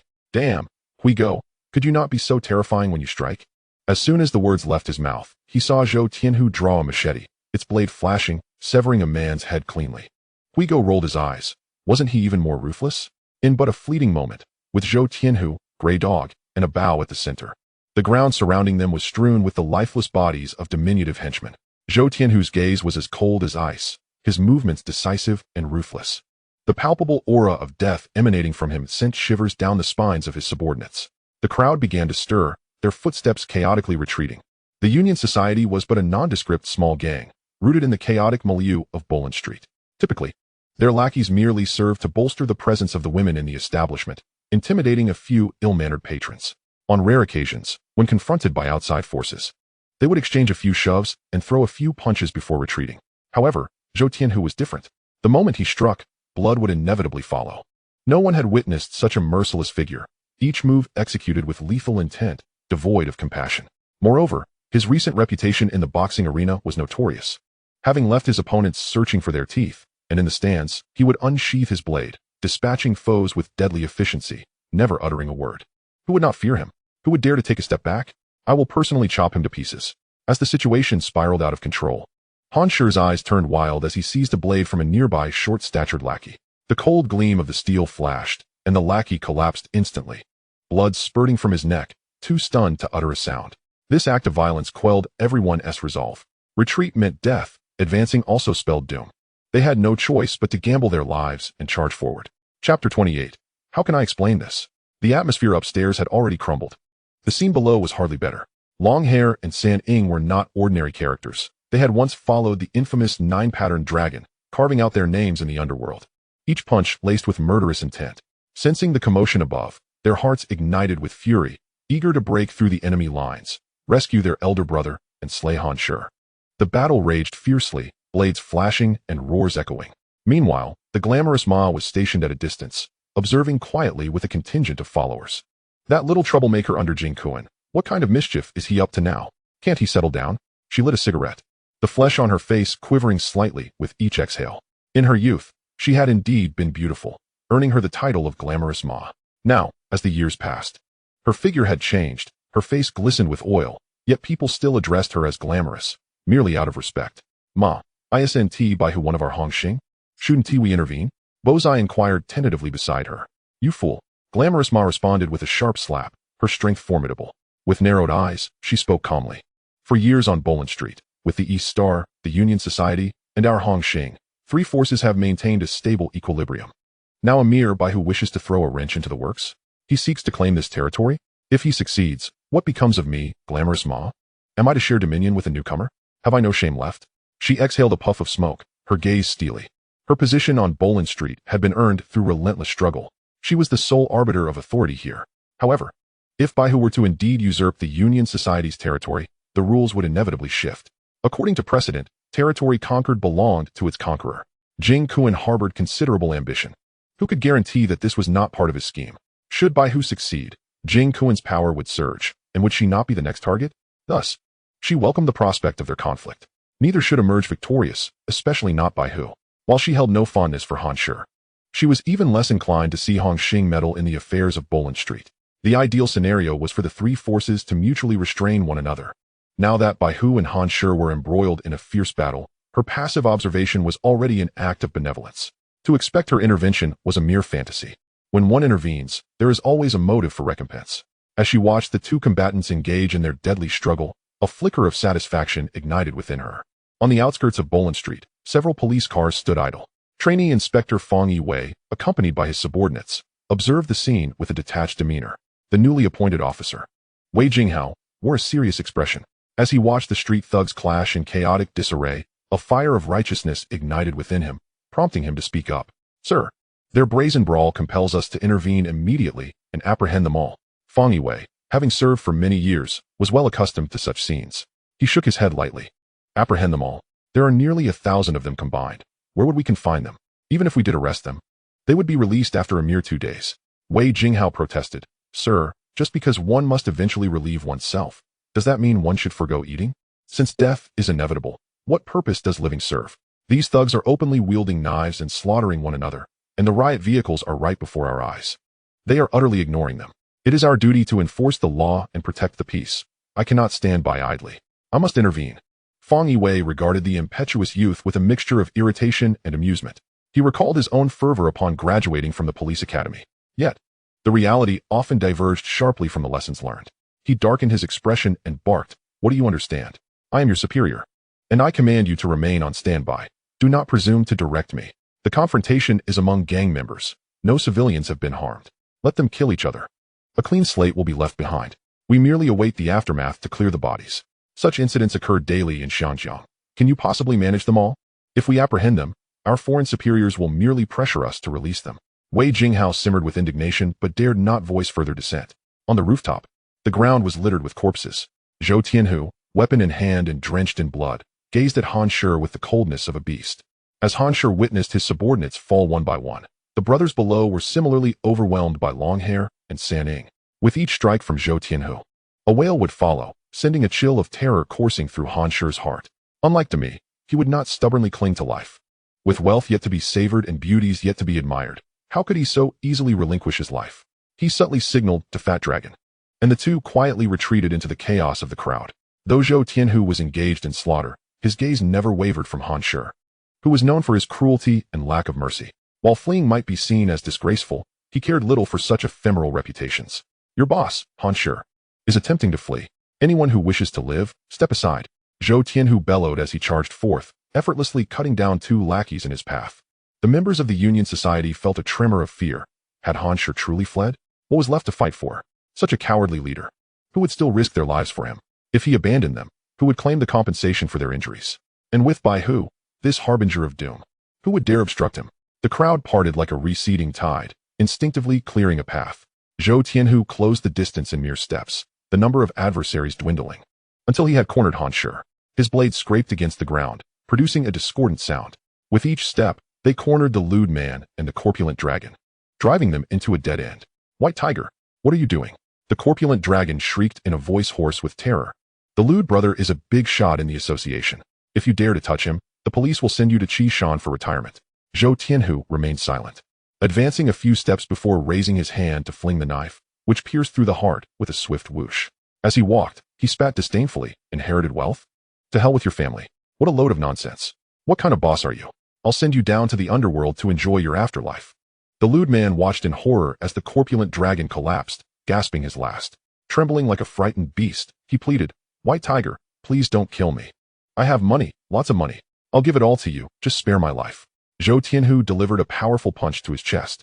The sound of cracking ribs echoing ominously. Coldly articulating each word, he declared, I never show mercy in 2 instances, sparing enemies and letting go of money. I take the cash, and I take lives. Suddenly, he lifted his foot and stomped down hard, shattering bones beneath his heel. A scream pierced the air as another punch landed squarely on the man's face, teeth scattering like confetti. He did not relent, his elbows striking, fists pounding. As joints popped and crackled, the wails were relentless, yet his expression remained impassive. Don't you love watching the 10 most brutal tortures of the Qing dynasty? Today, I'll perform them live for you. He unleashed a barrage of fists upon the lewd man's thighs, back, and abdomen, each blow eliciting agonized writhing. Does it hurt? Did you think of this day when you assaulted Uncle Da and Sister 13? I'm just returning the favor and doubling it. Quite fair, wouldn't you say? After a flurry of punches, the lewd man was no longer human in form, reduced to a twitching head with vacant eyes, sprawled on the ground like a broken doll. Zhou Tianhu raised his foot and crushed down, grinding the skull beneath him, extinguishing the last vestiges of life. He reached into the corpse's pocket and extracted a lottery ticket, now stained with blood. Turning towards Sister 13, he yanked her up and thrust the ticket into her palm. My people, whoever touches them dies. Sister 13 clutched the bloodied ticket tightly, tears welling in her eyes. Her heart ablaze. Tiger brother, you've saved me twice. The first time was for me and our run, and the second was for my father. My family's 4 lives belong to you now. I vowed that whoever saved my father, I would follow for life, serving you without a hint of hesitation. Regardless of whether you acknowledge it, from this day forth, Sister 13 is yours. Take my life as you see fit. Zhou Tianhu listened. A slight twitch at the corner of his mouth. He recalled that Sister 13 had indeed spoken similar words in the original tale. Little did he realize he had inadvertently become the one to whom such loyalty was sworn. At this moment, he was in dire need of manpower. Sister 13, tormented and bloodied by the lewd man, had not uttered a word, her resolve unyielding. Despite being a woman, she valued loyalty and emotions, never wavering in her word. Enough standing around talking. There's still a body on the ground. Zhou Tianhu gestured towards the direction of the deceased. Sister 13 snapped back to reality. Her earlier emotional turmoil, making her momentarily forget that her father lay unconscious on the ground, and she hurried to assist him. Suddenly, hurried footsteps echoed from the staircase. Long Hair and Sanning rushed in, bloodied and frantic, with Jimmy trailing closely behind. They scanned the scene. The corpulent dragon lay with a knife embedded in his chest, eyes wide open in a grotesque death. The lewd man was sprawled on the floor, limbs contorted, face bruised, resembling a tattered rag. The scene was so horrific it sent chills down their spines. Where's Dragon Brother? Long Hair fixed a trembling gaze on Zhou Tianhu. Sanning narrowed his eyes. Fists clenched tightly, cracking audibly. Jiao Wenlong is at my place making soup. Where else would he be? Zhou Tianhu replied calmly, as if discussing the weather. Are you toying with us? Do you think I'm easily deceived? Long Hair's eyes reddened with fury. You better give us a proper explanation, otherwise. We won't let this slide today. The two were seething with rage. They had abandoned their current boss, bringing their subordinates into a fight. All because of rumors that Jiao Wenlong had been captured. Now, you expect us to believe he is just at home cooking? That is a bit much. Their anger felt almost palpable, a desire to pounce and tear Zhou Tianhu apart. Zhou Tianhu said little, merely nodding towards Jimmy. With a thud, 2 black plastic bags hit the floor, landing at their feet. White Tiger, are you trying to bribe me with money? What do you take me for? Long Hair's eyes burned with intensity. If you don't clarify this today, my brothers are bleeding out. How do I explain that? Sanning's voice rose, veins bulging on his neck. Long Hair, Sanning, I'll state this clearly, no explanations. There's money. Each of you gets 300,000. Take it and leave. It's your subordinate's compensation. Get it from Jimmy. As his words fell, Jimmy opened the bags, revealing neatly stacked stacks of Hong Kong dollars. A cursory glance revealed no less than 300,000 in each bag. The air seemed to freeze for a moment before exploding into chaos. 300,000 per person? Is the little brother counted separately? Are the 49ers this wealthy now? Usually, they could rally 100 men for 20,000. White Tiger's expenditure was astonishing. It was said that Big Fei himself only earned 20,000 for a job involving muscle. The extravagance of White Tiger was truly remarkable. Chapter 29, All Trash. The sight of such a sum was enough to make even the most insignificant characters feel a twinge of envy.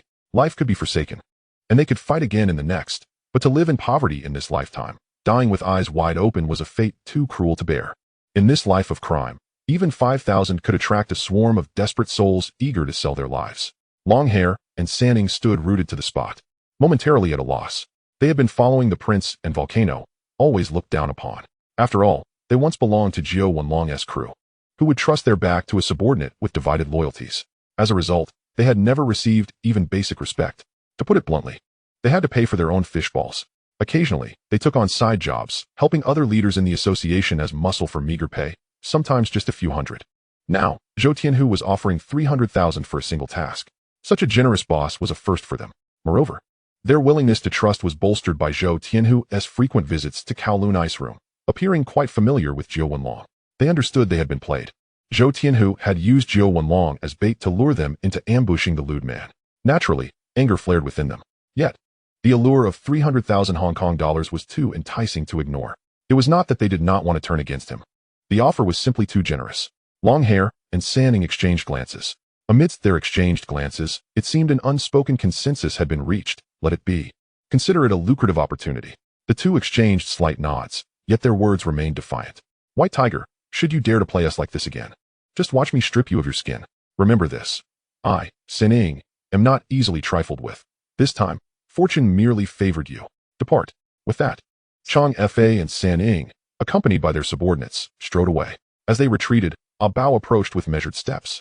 White Tiger, I convey a message from the boss. The matters concerning Demi and Xian Shi must not be conflated. The debts you owe shall not be erased by even a single cent. Having spoken, he retrieved his phone and snapped several photos of Xian Shi's lifeless body before turning to leave, heading back to report to the old man. Zhou Tian, who silently observed his departing figure, remaining wordless. Dong Xing and Hong Hing were indeed mortal enemies. This time, it was merely Xian Shi who courted death by consorting with the old man's woman. The enemy of my enemy has temporarily become my ally. Yet, this collaboration was but a fleeting breeze. Once interests collided, the knives would inevitably be drawn. Xian Shi's subordinates, witnessing wave after wave of departures, felt the weight of embarrassment. Caught in a dilemma of reluctance to leave yet unable to stay, Zhou Tian, who ascended to the center of the rooftop, his voice resonating through the air, I am White Tiger. From this day forth, I shall reign over the Bo-Lan Street area. Those wishing to depart, I shall not hinder. Those seeking vengeance for Xian Shi, come at your convenience. Those wishing to join me, report to Brother Jimmy in Mong Kok tomorrow. Upon hearing this, many of Xian Shi's subordinates suddenly brightened. Though White Tiger was but a lowly 4'9", his aura was formidable.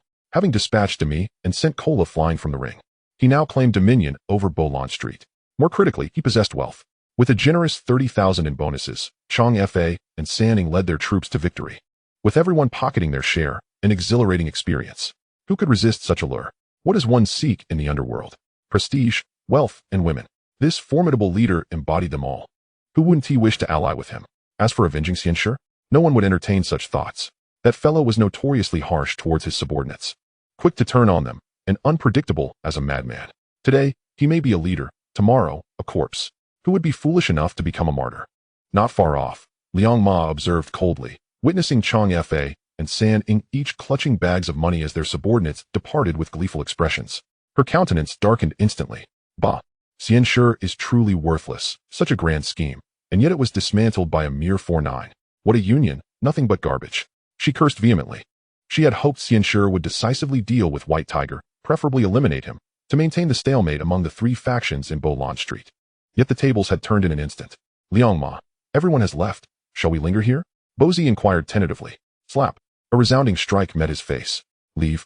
Have you lost your mind? Now that White Tiger has triumphed, belonging to Hong Hing, we must act. Liang Ma glared furiously, her chubby face flushed. Bozi, stunned, covered his face, pondering. You wanted to watch the spectacle, yet now you demand involvement. What is your game? Liang Ma dismissed him with indifference. She was acutely aware. Being part of the Hong Hing Brotherhood, mingling in Bo-Lan Street, if White Tiger dealt with Xian Shi and she stood idly by, how could she retain her dignity thereafter? Liang Ma, is there an issue? Zhou Tian, who queried, his tone icy as he noticed her approaching with a group. White Tiger, I just heard you were surrounded by Xian Shi, and I hurried to provide support. Should you need anything, please do not hesitate to ask. Liang Ma feigned warmth, plastering a smile on her face. Assist me? Were you not merely here to spectate? Zhou Tian, whose expression remained impassive. Oh, how can you say that? The rules of Hong Hing are clear. When brothers are in trouble, one must step forward. It is the principle. Do not be shy. Ask for anything. Liang Ma continued her charade, her words dripping with false sincerity. Zhou Tian, whose gaze pierced her, sharp as a blade. Liang Ma, if you wish to assume leadership over Bo-Lan Street, you must bear the responsibilities of a leader. While your brothers are being besieged, you stand here smirking, reveling in your own satisfaction. Liang Ma's expression darkened, her lips twitching. White Tiger, who do you think you are? A mere 4'9". And you dare speak to me in such a manner? Zhou Tian, who fixed his gaze upon her greasy visage, his voice low yet unmistakably clear. You know precisely what I mean. The rules of Hong Hing state clearly, when brothers face adversity, they must come to each other's aid. The amount of money is irrelevant, and one cannot shirk their duty. Should anyone betray this principle, they shall face dire consequences. Those words pierced Liang Ma's heart like daggers, causing her to shudder and avert her eyes. Struggling to maintain her composure, she retorted, How dare you be so ungrateful? I came to assist out of respect for the rules, not for you. Whether she came for him or not was clear to all. If she were truly concerned with the rules, she would not have arrived so late. The opportunist is the one most despised for pretending to be virtuous. Zhou Tian, who stood tall, his gaze steely. Liang Ma, it is not that I look down upon you. With your mindset, You could never occupy this position. Should you feel dissatisfied, feel free to seek me out at any time. With that, he turned on his heel, descending the staircase with resolute strides. After claiming Bolon Street, there was no room left for negotiation between him and Liang Ma.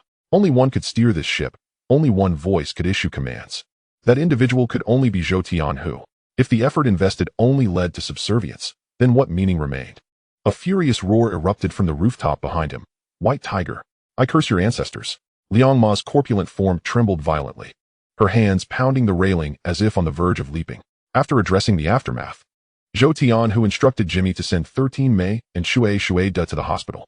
Xianshi's assets were thoroughly liquidated, with Grey Dog overseeing the cleanup. He himself returned to the factory in Mongkok. In this assault, the newly recruited security team had played a pivotal role.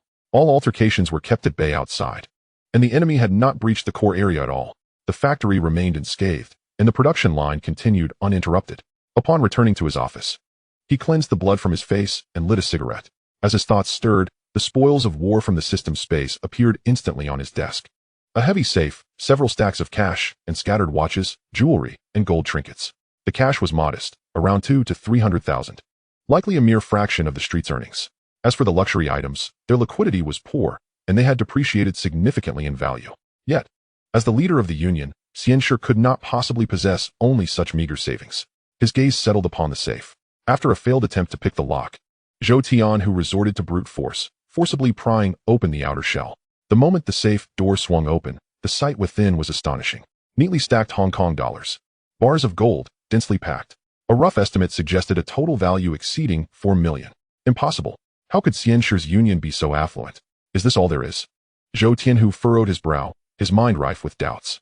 Bolon Street was a prime piece of territory, coveted by all. The reason was quite simple. It was a cash-rich environment, with money flowing in swiftly, ensuring immediate security. He rummaged through the innermost layer of the safe, where a pile of IOUs caught his eye. 100,000, 200,000, 500,000. The highest amount astonishingly reached 1,300,000. This individual had evidently been charging exorbitant interest, which explained the scarcity of cash on hand. The realization dawned upon him. A quick calculation revealed that the total amount lent out exceeded 4 million. Coupled with the cash on the table, gold artifacts, and the assets recorded in the ledgers, the total value effortlessly surpassed 10 million. Indeed, resorting to violence for wealth and seizing territory proved to be the fastest route to fortune. Zhou Tianhu felt a jolt in his heart. Since arriving in Hong Kong, he had toiled relentlessly to eliminate Big Me, engage in underground fights, and gamble on the lottery, only to accumulate a little over 1 million. Now, with a single decisive stroke against Xianshi, he had directly secured 10 million. The speed of it was nothing short of terrifying. The only regret was that he only had a little over 4 million in cash. The remainder would require chasing down debts. The most challenging aspect of lending was collecting payments, as borrowers often proved more obstinate than their creditors. However, if he enlisted the help of Greyhound, the task might not be so daunting. That fellow was straightforward, tough, and spoke little, specializing in dealing with various defaulters. It would merely require some time for the process to unfold. Without further contemplation, Zhou Tianhu gathered all his assets into his personal space. After clearing out the safe, he opened a hidden compartment in the corner. Inside lay a Black Star handgun, quietly resting, accompanied by several boxes of ammunition. What a treasure! His eyes instantly brightened. This firearm frequently appeared in films of later years, boasting formidable power. Within a distance of 20 meters, a car door could not impede it. And even a bulletproof vest might not withstand its fire. Many underworld lords kept a concealed weapon as a last resort. It was curious that Xianshi, possessing such a gem, had not carried it on his person. Otherwise, the outcome could have been drastically different. No matter how skilled one was, bullets instilled fear. Had Zhou Tianhu seen him draw the gun, he might have even met a dignified end. It seemed he had grown overly confident, believing victory was assured tonight, allowing the Black Star to slumber within the iron safe. Thus, it became Zhou Tianhu's fortune. Chapter 30. Only the strong can protect those they cherish. While numerous gangs in Hong Kong possessed firearms, ordinary individuals had no means of acquiring them without connections. In typical brawls, one might wield a machete or a steel pipe. But should guns come into play, the police would swiftly intervene. Not to mention the daily minor skirmishes. If everyone carried firearms, the bosses would soon find themselves bankrupt, burdened by medical expenses and compensation. Zhou Tianhu weighed the handgun in his hand, unfamiliar with its use, and decided to toss it into storage as well. After dealing with all remnants of Xianshi, Zhou Tianhu accessed the system interface to check his task completion. Ding! Congratulations, host. for completing the random task of eliminating Xianshi and taking control of Bolan Street. System reward, master-level firearms proficiency. Would you like to claim it? Just as Zhou Tianhu acquired the Black Star, he initially felt unfamiliar with it, fumbling as he handled it. But if he truly grasped that reward, he could likely hit his target even with his eyes closed in the future. As soon as this thought crossed his mind, a surge of warmth flooded his chest, akin to a warm current racing up his spine to his head. Immediately, countless intricate details about firearms surged into his consciousness like a tidal wave, momentarily darkening his vision. When this bout of dizziness passed, his mind was filled with diagrams of various structures, ballistic principles, and assembly steps. His fingertips tingled slightly, as if awakened by some instinct. Becoming extraordinarily sensitive, he retrieved the Black Star from the system space, moving as naturally as breathing. The instant his palm connected with the grip, his arm lifted, and his gaze fell upon an imagined bullseye. Previously, he had to handle such weapons with utmost caution, fearful of making a mistake. Yet now he felt as if he innately understood every inch of its design. Unable to test the firearm within the factory, he casually shook it, and the entire gun disassembled into 6 parts on the table: barrel, slide, recoil spring, slide stop, firing pin, and magazine. The entire process was so swift it was nearly imperceptible, taking less than 6 seconds. With the components laid out, he closed his eyes and mentally recited the assembly order. And upon reopening them, his hands moved with mechanical precision. With a few clicks, the Black Star was reassembled. Supporting the magazine with his left hand and holding bullets in his right, he methodically inserted each one. His movements flowed as if rehearsed countless times. Previously, he could only change the magazine, and whether he hit his target depended on fate. Now, however, as long as the target entered his line of sight, it would be impossible to escape his aim. Before returning the gun to storage, he deftly engaged the safety, weighing it in his hand with satisfaction. Master-level firearms proficiency secured. Combined with this lightweight yet lethal Black Star, his combat prowess had effectively doubled. Not to mention, with the added advantage of Bajiquan in close combat, he could easily disrupt situations with his knife techniques. He was equipped for both ranged and close encounters, adept with both blades and firearms, leaving no weaknesses. The more skills he possessed, the broader his avenues for survival became. After taking stock of his gains, nightfall quietly descended. A run mentioned that Jiao Wenlong and Brother Kong had come over to cook, and the dishes should be ready soon. The 2 hours spent resolving issues with Xianshi were not considered inefficient. He climbed into Jimmy's old sedan, the steering wheel creaking as they bounced along the road toward Shangwan. This dilapidated vehicle was destined for the scrap heap. Once he had the means, it would be time to acquire a more reliable mode of transport. As he traveled, he contemplated the model and calculated his budget and intended use. Upon arriving home, he pushed the door open to find the dim light inside. A run nestled on the sofa, while Brother Kong and Jiao Wenlong occupied either side of the dining table. The dishes on the table emitted steam, and among them, a bowl of tomato beef noodle soup was his favorite. No one spoke, and the atmosphere felt as heavy as if drenched in water. Zhou Tianhu strode directly over, pulling out a chair to sit down. He decided to eat first and discuss matters afterward. He picked up his chopsticks, his demeanor relaxed, as if completely oblivious to the unusual atmosphere. Zhou Tianhu lifted the steaming bowl of beef noodle soup, lowered his head to eat, his chopsticks moving incessantly, disregarding the splattering broth. Within minutes, the entire bowl was devoured, even the last drop of rich broth sliding down his throat with a satisfying sound. His body felt reinvigorated, the weariness gradually dissipating, and the tension in his muscles began to ease. He reached for the next bowl, continuing to eat voraciously. Jiao Wenlong sat nearby, watching him consume a third plate of food, his brow furrowing deeper with each passing moment. This guy was not only formidable in fights, but also possessed an outrageous appetite. What was more infuriating was the utter lack of burden in his heart. Clearly, he had set the trap for himself, yet here he was, gorging on food with a greasy face as if nothing had transpired. As this thought struck him, a surge of anger welled up in Jiao Wenlong's heart. An entire hour passed, the table piled high with empty plates, and finally, no food remained to be consumed. A run had remained silent, quietly approaching to clear away the leftovers, slowly washing the dishes. However, she kept her ears attuned to the sounds outside, unwilling to miss a single word of conversation. Zhou Tianhu reclined against the back of his chair, exhaling a long, contented sigh. He retrieved a Marlboro cigarette, ignited it, and casually tossed one to both Jiao Wenlong and Brother Kong. Brother Long, your craftsmanship remains unparalleled. It's a pity you don't run a shop. I'll finance a chain, and it will undoubtedly flourish. This remark acted as a spark. Jiao Wenlong's expression darkened, his grip on the rag tightening. He was now 100% certain that Baihu was being deliberately provocative. Had he been his former self, he would have retaliated with violence immediately. There would have been no room for jest. Brother Kang's face turned ashen as he coldly remarked, Spare me the pleasantries. By who? Do you think everything will be fine if Brother Long remains silent? Don't you think you should say something? Long Fa and Sanning have already spoken. Since they have done so, what more is there for me to say? Zhou Tianhu exhaled a cloud of smoke, his tone unnaturally calm. Brother Kong suddenly stood up, his fists cracking with tension. Zhou Wenlong firmly pressed him back into his seat, his actions resolute. Zhou Tianhu raised an eyebrow slightly, already knowing the answer. Indeed, things had changed. In the past, anyone who dared to provoke him would have found themselves severely beaten. Now, he could endure until the meal was finished before speaking. It seemed he truly wished to distance himself from the affairs of the underworld. By who? You should understand that I am no longer the Zhou Wenlong of yesteryears. I now seek a tranquil life, to manage this ice house with Brother Kong, and to live out my days in peace. Your recent antics on Bolin Street have entangled me, which is unacceptable. Mobilizing Long Fa and Sanning under my name is even more indefensible. They now work for the Prince and Huashan. If they come to my aid today, how will I explain it to them upon their return? I do not wish for anyone to suffer misfortune because of me. My legs are not what they once were, and I am no longer that impulsive young man. Henceforth, please refrain from disturbing the lives of me and Brother Kong, if you would be so kind. As he spoke, his hands continued to mechanically wipe the table. Gentle in motion, there was no anger on his face, nor any sharpness, only a faint weariness and earnestness. His voice was soft, even tinged with a hint of mirth. The fierce figure that once dominated Tsui was long gone. After experiencing the highs and lows of life, his once razor-sharp edge had dulled. The affairs of the underworld were like smoke and clouds, and he wished to have no part of them. Zhou Tianhu's lips curled into a smile. His laughter as cold as ice. Brother Kong felt a surge of anger, his eyes widening as his massive frame abruptly stood. By who? Brother Long is speaking from the heart. What are you laughing about?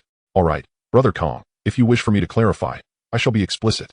Brother Long claims he wishes to distance himself from strife and retreat into the mountains. Yet why has he returned? Why come back to Tsui Mountain? The fragrant harbor is rife with underworld dealings. The moment you stepped in, you were already caught in it. How many enemies did we accumulate and how much debt did we owe when we were lowly foot soldiers? Do you truly believe you are unaware? As Zhou Tianhu's words fell, Zhou Wenlong fell silent, his expression shifting like the tide, as if a weight bore down upon his chest. Brother Kong, however, could no longer contain himself, his voice rising sharply. By who? Today you dominate Bolin Street, brimming with arrogance, aren't you? Do not forget whom you are addressing. Zhou Wenlong placed a hand on Brother Kang's shoulder, his gaze profound. Let him speak. Zhou Wenlong, you claim you do not wish for those around you to be hurt. But have you considered that even if today I do not invoke your name to mobilize Long Fa and Sanning as your former subordinates, will the Prince and Huashan allow them to be spared? Zhao Long is your son, Ma Jiaohong was once your woman. If either of them encounters trouble, will you truly be able to stand idly by? In your current state, what can you do? Do not deceive yourself.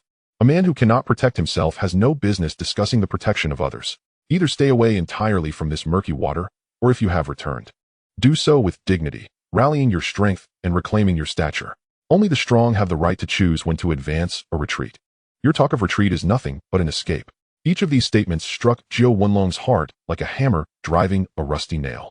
To safeguard those who matter, one must be stronger than before, by whose words, though coarse, were not without truth. Yet the words of his father on his deathbed echoed in his mind. There is no future in being a lowly foot soldier, once you enter a gang. Do not consider me your father. His father had only wished for him to live a simple and safe life. Zhou Wenlong's heart was torn. He had no desire or strength to return to the underworld. Yet now, he had someone to protect, his son, Zhao Long. How could he stand idly by as those who once fought alongside him faced calamity? He could not be so heartless. After a tumult of emotions, Zhou Wenlong finally raised his gaze to Zhou Tianhu. By who? You are correct. If I could truly let go, I would not have returned. I came back because I could not forget. Here lie the people I care about, the ties I cannot sever. He paused momentarily before continuing. In this place, the weak cannot stand their ground. Only the strong can protect those they wish to safeguard. The one who must grow stronger is you, not me. I swore by my father's grave that I would no longer involve myself in underworld affairs. Long Fa and Sanning have been cut off from the Prince and Huashan because of me. Their future is bleak. They once shared life and death with me. If they are willing, I hope you will take them in and guide them forward. My men are all capable fighters, loyal to the core. If I ask, you can rest assured they will follow. I trust you with my connections and my strength. I only ask that you promise me one thing, to treat them kindly and protect Zhao Long. Upon hearing this, a fleeting glimmer of joy crossed Zhou Tianhu's face. Zhou Wenlong had once been a legendary figure in the bustling streets of Yao Mati. His former subordinates still awaited his return, ready to respond to his call at any moment. Chapter 31. Winning one battle is hardly significant, even if a mere whisper of his troubles were to spread. Long Fa and San Ing would be quick to come to his aid. His reputation had long been deeply rooted in the hearts of many. Just his intervention regarding the issue with Xianshi was sufficient to demonstrate his influence. Now that Zhou Tianhu had just taken Bolin Street, the disorganized rabble of Xianshi were utterly ineffectual, desperately in need of capable reinforcements. What he lacked the most were loyal, valiant, and combative individuals, qualities that Zhou Wenlong's former subordinates possessed. Gaining him would be tantamount to acquiring an iron army. Brother Long, with your assurance, I feel a sense of security. I promise you, as long as I am in the fragrant harbor, nothing will happen to the Kowloon ice house, and Zhao Long will not face the slightest threat. I will ensure your brothers are well taken care of. They will not suffer in any way. Zhou Wenlong nodded gently. I hope you keep your word. Do not let me down. With that, he and Brother Kong turned to leave, not looking back. The lights stretched their shadows long as they walked further into the night, eventually merging with the darkness. A-Run turned off the faucet, wiped her hands on her apron, and locked the door with a swift motion. She gently caressed her chest. I was truly afraid you would come to blows. You scared me to death. I would not engage in a conflict with Brother Long. Zhou Tianhu chuckled softly. As soon as you returned, you began to argue. I hardly had the time to check if you were injured. As she spoke, Arun lifted his shirt to examine him closely. Upon discovering that he bore no wounds, she finally felt a sense of relief. The dangers described by my younger sister over the phone seemed, in retrospect, largely exaggerated. While adjusting his collar, she suddenly sensed something unusual. The tattoos on his skin began to emerge gradually. Each time his emotions fluctuated, those designs would manifest. She lifted her gaze and was met by the intensity of his fiery stare, a gaze so consuming it felt as if it might engulf her. Her throat tightened, and she stammered, Well, it's good that you're fine. I need to go to the hospital to see my sister, Zhou Tianhu abruptly pinned her down. See your sister? Shouldn't this person before me be the one receiving care first? The streets of Xianjiang have been stirred into unrest by the name Zhou Tianhu. The term White Tiger spread like wildfire, swiftly igniting every dark corner. The sordid tales of the past on Bolin Street, involving the likes of Xianshi and Fei Long, have long since faded from memory. In their stead, a newcomer known as White Tiger has begun to make a name for himself within the Hong Hing society. The wail of police sirens echoed above Bolin Street, as a legend unfolded of a lone warrior who bloodily dismantled the United Society and severed the grip of Xianshi. As the news spread, the entire underworld trembled. No one anticipated that an unknown underling could single-handedly topple a syndicate that had dominated for years. Some claimed that on that fateful night, the neon lights of Bolin Street were stained with crimson. With the downfall of the United Society, Xianshi vanished without a trace. Even the officers at the precinct couldn't help but inquire, who exactly is this White Tiger? Even more astonishing was the fact that this operation did not alert any high-ranking officials. Although Liang Kuan was the superior of White Tiger, his ongoing dispute with Dabi resulted in both being taken in for questioning by the police, leaving them with no time to intervene. Thus, this battle became a true testament to solitary combat. Have you heard? That night, White Tiger stormed Bolin Street alongside San Ing and Chang Fa, with Zhou Wenlong personally overseeing the operation. Really? Zhou Wenlong has long since washed his hands of the underworld, rarely attending society meetings. How could he possibly step in for a junior? Absolutely true. Were it not for his nod, who could mobilize such individuals? This indicates not just ruthlessness, but connections and cunning. No wonder he was able to crush the United Society. Those individuals were fundamentally weak, relying on women to get by. Yet, in the realm of the underworld, does this not breach the code of conduct? Rules are made by men. Xianshi initially kidnapped the brother of another, and White Tiger came to collect a debt. Such actions are wholly justified. You are right. The fault does not lie with White Tiger. He not only taught Xianshi a lesson, but also issued a warning to others within the ranks. The whispers reached a high-rise apartment atop the mountain, where Jiang Tianxing stood by the window, listening to Chun Yao recount the entire ordeal over the phone. Upon hearing it all, a smile crept across his lips, followed by a hearty laugh. This young man possesses a strong spirit and even greater audacity. The last time I saw him, I sensed he was no ordinary youth. And now it seems I was not mistaken. After years of silence within Hong Hing, someone has finally dared to wield a blade, claim territory, and establish authority. I have decided to grant him the title of Red Stick. Though he has only recently joined and lacks seniority, after this victory, who would dare say he is unworthy? White Tiger defeated the boxing champion Kale and subsequently seized control of Bolin Street. By the rules, it is reasonable to promote him to Red Stick despite the irregularities. Chen Yao paused, then shifted the focus of the conversation. Jiang Tianxing furrowed his brow slightly. Speak plainly if there is something to say. The issue lies within the procedure. Bolin Street is the territory of the United Society. White Tiger acted without prior notice and failed to report afterward. Chen Yao spoke slowly. Asserting his authority and establishing his reputation solely on his own terms, this kind of behavior raises concerns about his regard for the organization. At such a young age, to act with such unilateral decisiveness, his ambitions are plainly visible. Jiang Tianxing murmured to himself. This individual is capable and daring, but he is merely a newcomer. Can he truly bypass the organization as protocols? Today he seizes territory. Will he establish his own faction tomorrow? Chen Yao's tone grew grave. Jiang Tianxing contemplated for a moment. Young achievers are often prone to hubris. A reprimand is necessary. We shall set aside the matter of the red stick for now. He raised his gaze to the window once more, but it is also essential not to dampen the spirits of those below, especially after a victory. Chen Yao nodded in understanding. White Tiger is under Liang Kuan's command. Attributing the merit to him seems justifiable. The reward goes to Liang Kuan, while the pressure is placed upon White Tiger. This way, we maintain face while also upholding the rules. Very well. A slight smile appeared on Jiang Tianxing's lips. Yao. Your mind works steadily. Let us finalize this for tomorrow's main assembly. As the phone call ended, the reverberations of the conversation quickly spread throughout the various factions of Hong Hing, leaving everyone astonished. Who? White Tiger, the newly recruited junior under Liang Kuan? Some found it hard to believe. In less than a month, he had rendered the United Society's Yen Shura immobile, and Bolin Street had completely changed its banner. It was ruthless indeed. This young man is extraordinary, swift, accurate, and fierce. He truly possesses grit. Liang Kuan must feel as though he has struck gold and walks with newfound confidence. Liang Ma, hearing the rumors, snorted coldly. It's merely good fortune. Winning one battle is not significant. Seizing territory is easy, but the true skill lies in retaining it. Her expression darkened, her words dripping with disbelief. In Tsui Mountain, within the dimly lit Mushang bar, San Ing and his subordinates knelt on the ground, heads bowed, silent as the grave. Crash! A bottle smashed against his temple, blood trickling down his cheek. What have I done to deserve this? Zhou and Long didn't even lift a finger against you. And yet you run off to serve White Tiger. The volcanic rage erupted, reverberating through the glass, shaking it. How do they speak of me outside? They say I cannot manage my men, that my brothers can leave at will. Is this your backyard? Go wherever you please. With each kick, the fury of the volcano showed no mercy. San Ing gritted his teeth, enduring the onslaught, too afraid to retaliate, until exhaustion overtook him. The volcano sank back into his chair, gulping down a chilled whiskey before coldly stating, from now on, draw a clear line with Zhou and Long. You personally smashed his venue. Consider this matter resolved. San Ing could swallow much indignity. But upon hearing he was to sever ties with Zhou and Long, and even destroy his establishment, he immediately sprang to his feet. Wiping the blood from the corner of his mouth, he fixed his gaze on the volcano, and said, Brother Hua, we were originally Brother Long's men, after following you. You know our background well. I will do anything you ask, but to betray Brother Long and harm him? I'm afraid I can't do that. If you can't, then get lost. You have the audacity to inform that cripple and join him. Then go ahead. Damn. From now on, there's south no place for you lot in the He too.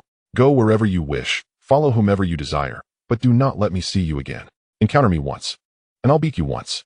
The volcano's tirade grew more furious, and his feet showed no mercy, leaving San Ing battered and bleeding, with Zhou and Long incapacitated.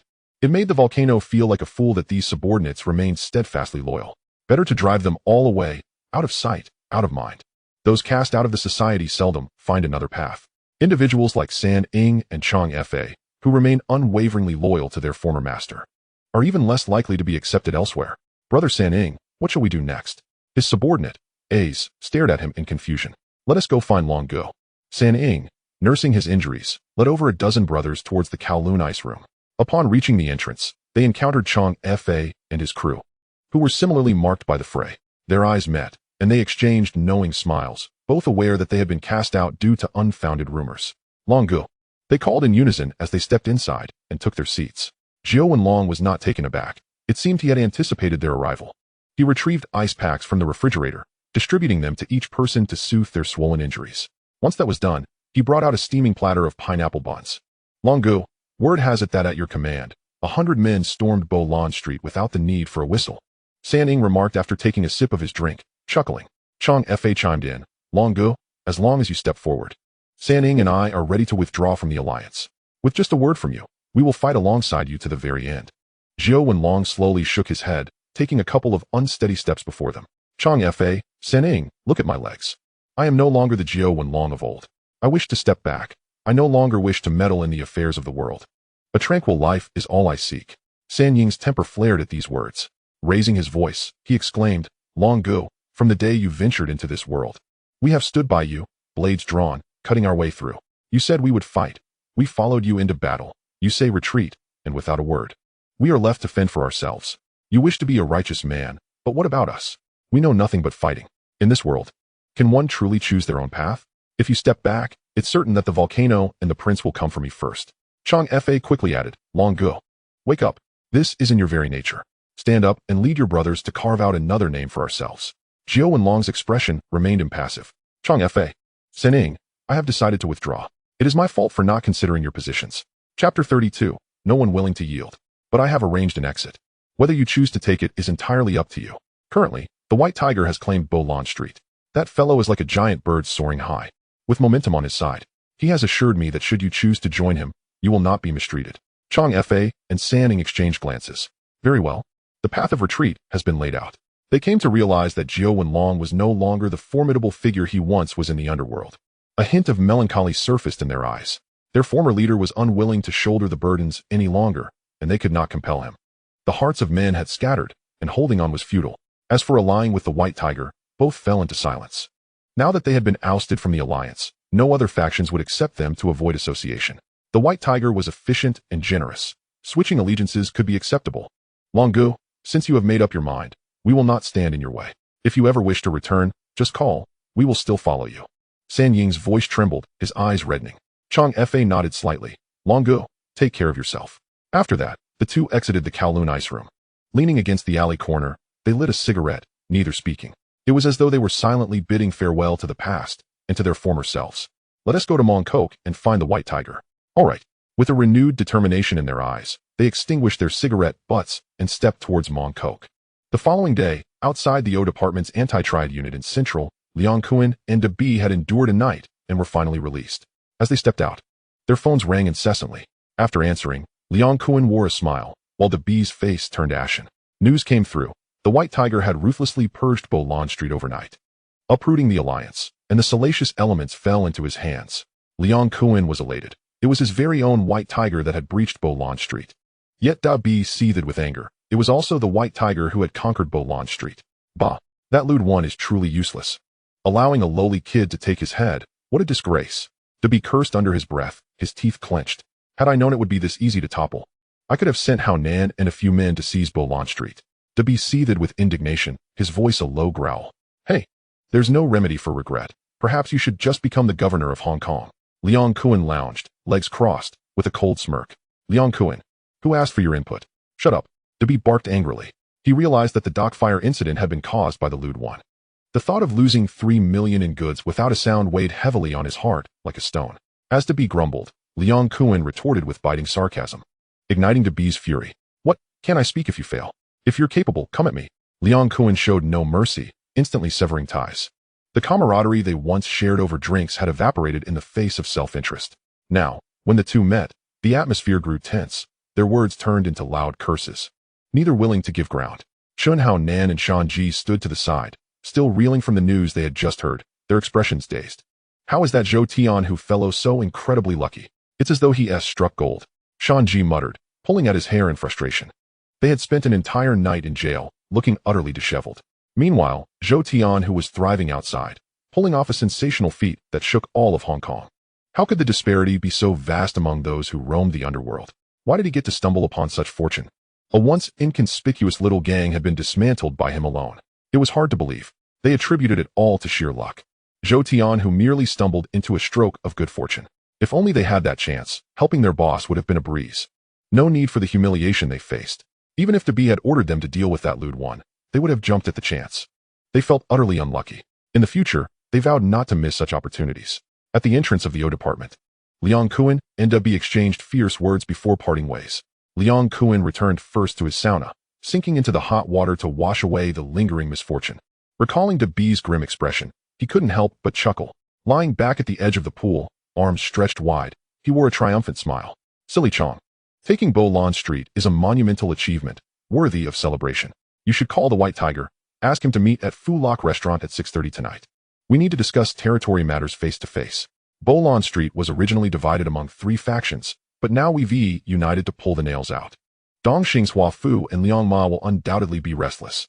Tell him, conquering a realm is easy, but holding on to it is challenging. I will support him through this. Whether it be men or money, it's just a matter of a word. Silly Chong emerged from the pool, wrapping himself in a towel. Understood.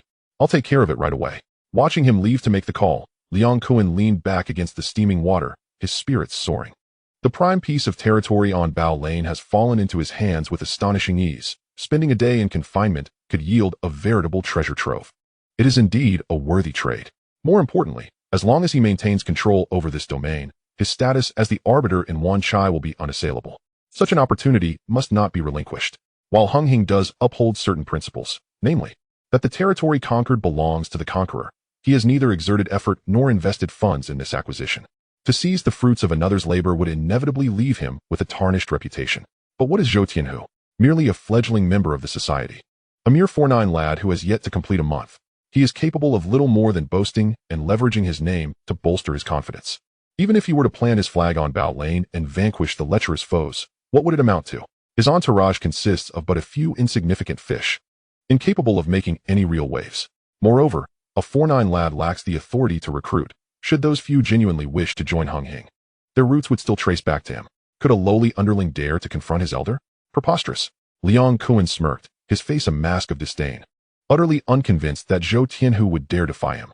Reclining on the sofa, he wore a smile as though he had already secured victory. Inside an apartment in Shengwan, Zhou Tianhu slammed the receiver down onto the telephone with a decisive motion. He was all too aware of Liang Kun's true nature, thicker-skinned than city walls, espousing brotherhood while secretly calculating his next move with unparalleled shrewdness. The rhetoric of entrepreneurship being difficult and maintaining a business even harder is nothing but empty chatter.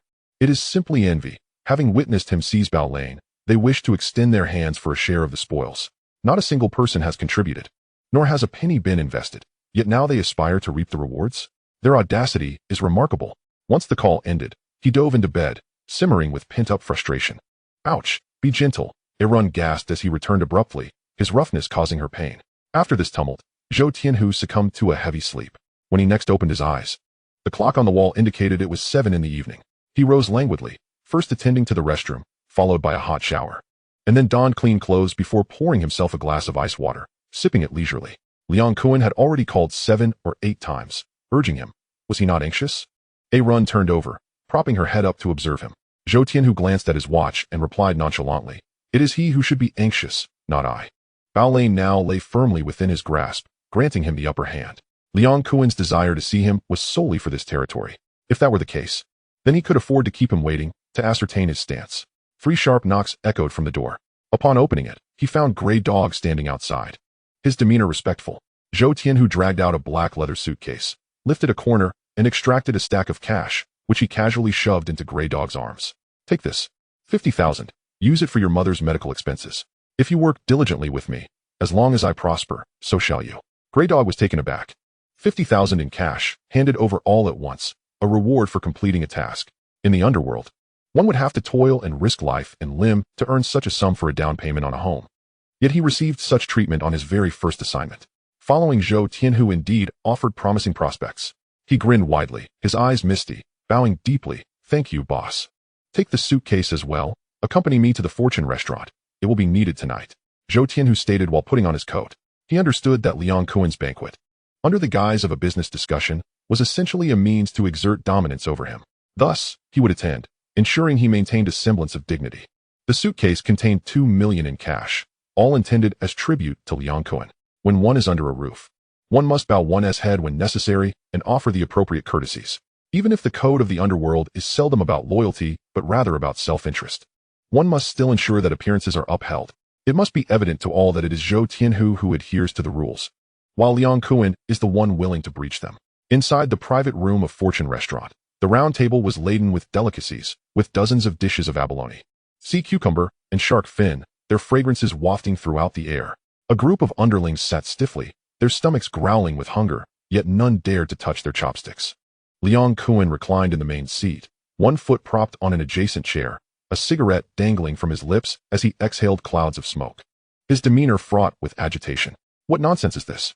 Does Bai Hu truly believe himself so formidable? To keep me waiting while he dares to be tardy? Liang Kun's face darkened, curses spilling from his lips. Having waited for an hour, The person he awaited remained conspicuously absent. How can it be that the boss is left here waiting while those beneath him swagger in without a care? I'll step outside for a moment, Shuachi muttered, turning to leave. Just as he reached the door, it swung open, and Zhou Tianhu strode in, dressed in a well-tailored suit, with hair meticulously styled. He walked with a steady and powerful gait. Behind him trailed Grey Dog, dragging a black suitcase. Zhou Tianhu's eyes flickered, prompting Grey Dog to place the suitcase on the table and unzip it. An entire suitcase filled with pristine Hong Kong dollars was revealed, the bright red notes glaring under the lights. The previously furious Liang Kuen's pupils contracted sharply, only to be replaced by a broad smile that spread across his face like a blooming morning glory. Ahu, I have always said, with so many brothers under me, you are the one who truly understands the rules. He rose with a smile, approaching to embrace Zhou Tianhu's shoulders warmly. He then turned and kicked Shuachi. What are you rushing for? Ahu just had a knife fight yesterday.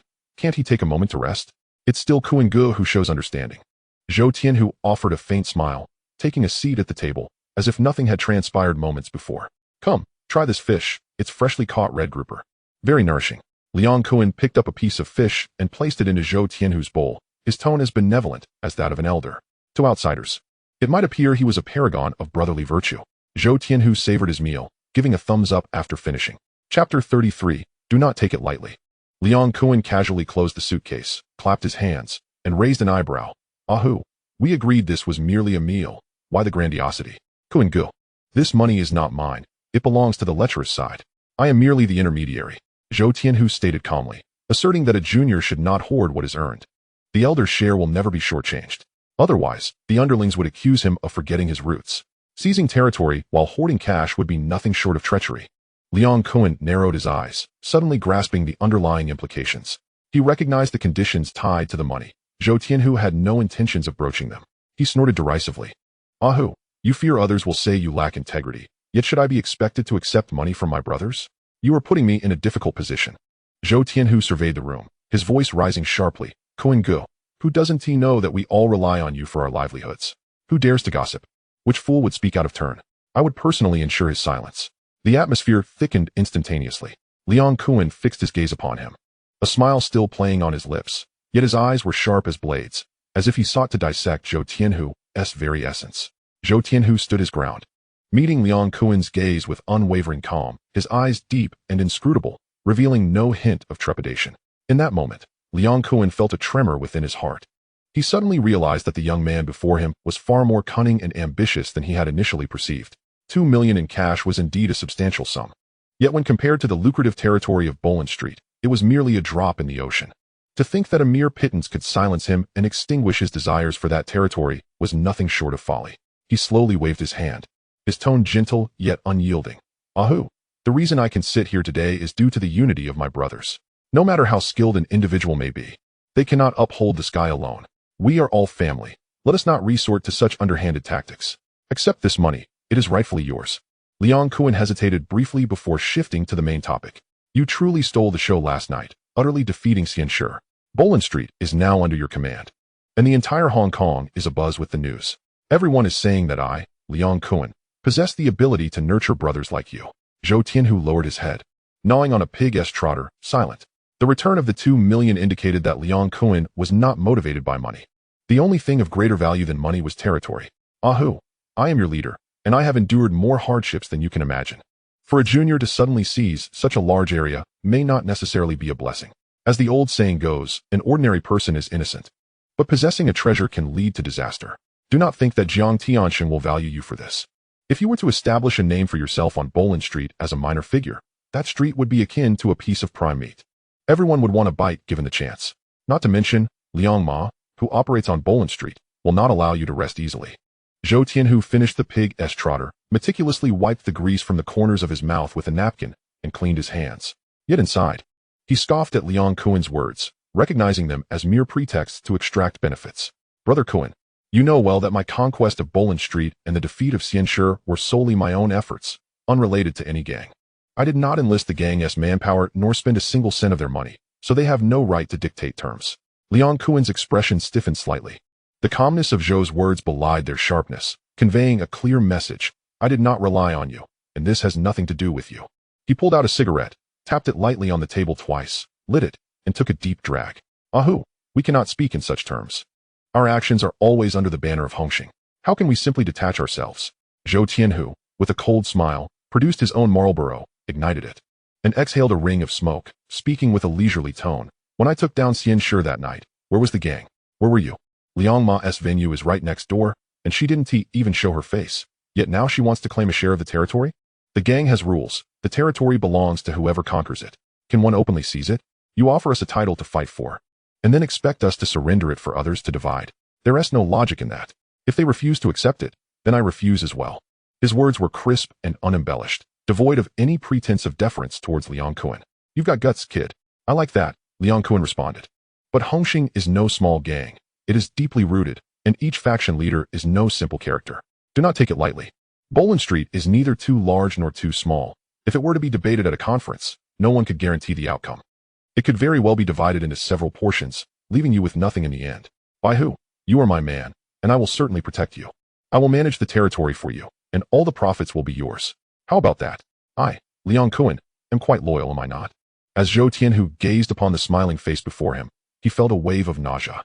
It was clear that Liang Kun sought to usurp the territory while feigning concern for him. Such hypocrisy was utterly revolting.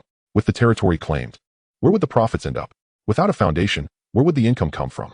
Since Liang Kun was not satisfied with the 2 million and insisted on contesting territory with him, there was no need for Zhou Tianhu to show any mercy. Brother Kun, Zhou Tianhu said flatly, you can manage the territory, and I will collect the money. Is there such a good deal in the world? If you are truly this generous, why not donate to the temple instead? Why resort to violence in the underworld just for the sake of reputation? Liang Kun's expression darkened instantly, his temper flaring as swiftly as flipping a page. Seeing one of his subordinates dare to publicly oppose him was a blow to his pride, igniting his fury. By who? Do not overestimate yourself. Did you conquer Bolin Street all on your own? Do you think you could establish a foothold without the Hong Hing banner? If it weren't for my protection, you would have been finished by Xian Shi on the day of the fight. Understand this. Without me, you are nothing. Zhou Tianhu chuckled lightly. Brother Kun, I am not answering exam questions that require careful wording. This is the street, not a classroom. Must I speak in circles? You claim to support me? If you could truly support me, you wouldn't have been outmaneuvered and sent to jail. On that night, I faced off against Xian Shi. Where were you? The whole harbor knows you didn't send a single man. His words struck Liang Kun like a dagger to the heart, turning his face ashen and rendering his breath heavier. Zhou Tianhu maintained his tone. I offer you money and prestige, yet you refuse? Who would believe that the elder brother is seizing the territory of the younger brother? Wouldn't that make us a laughingstock? We are all brothers. Must we truly tear each other apart? Liang Kun's eyes glinted like knives, fixing on Zhou Tianhu with a gaze that seemed to wish to devour him whole. By who? Do not get too carried away. Just because you have taken a street does not mean you see yourself as the head. Once you step outside this door and plant your flag, it does not guarantee your survival. Zhou Tianhu, coldly smiling, turned to leave, his steps resolute and unwavering.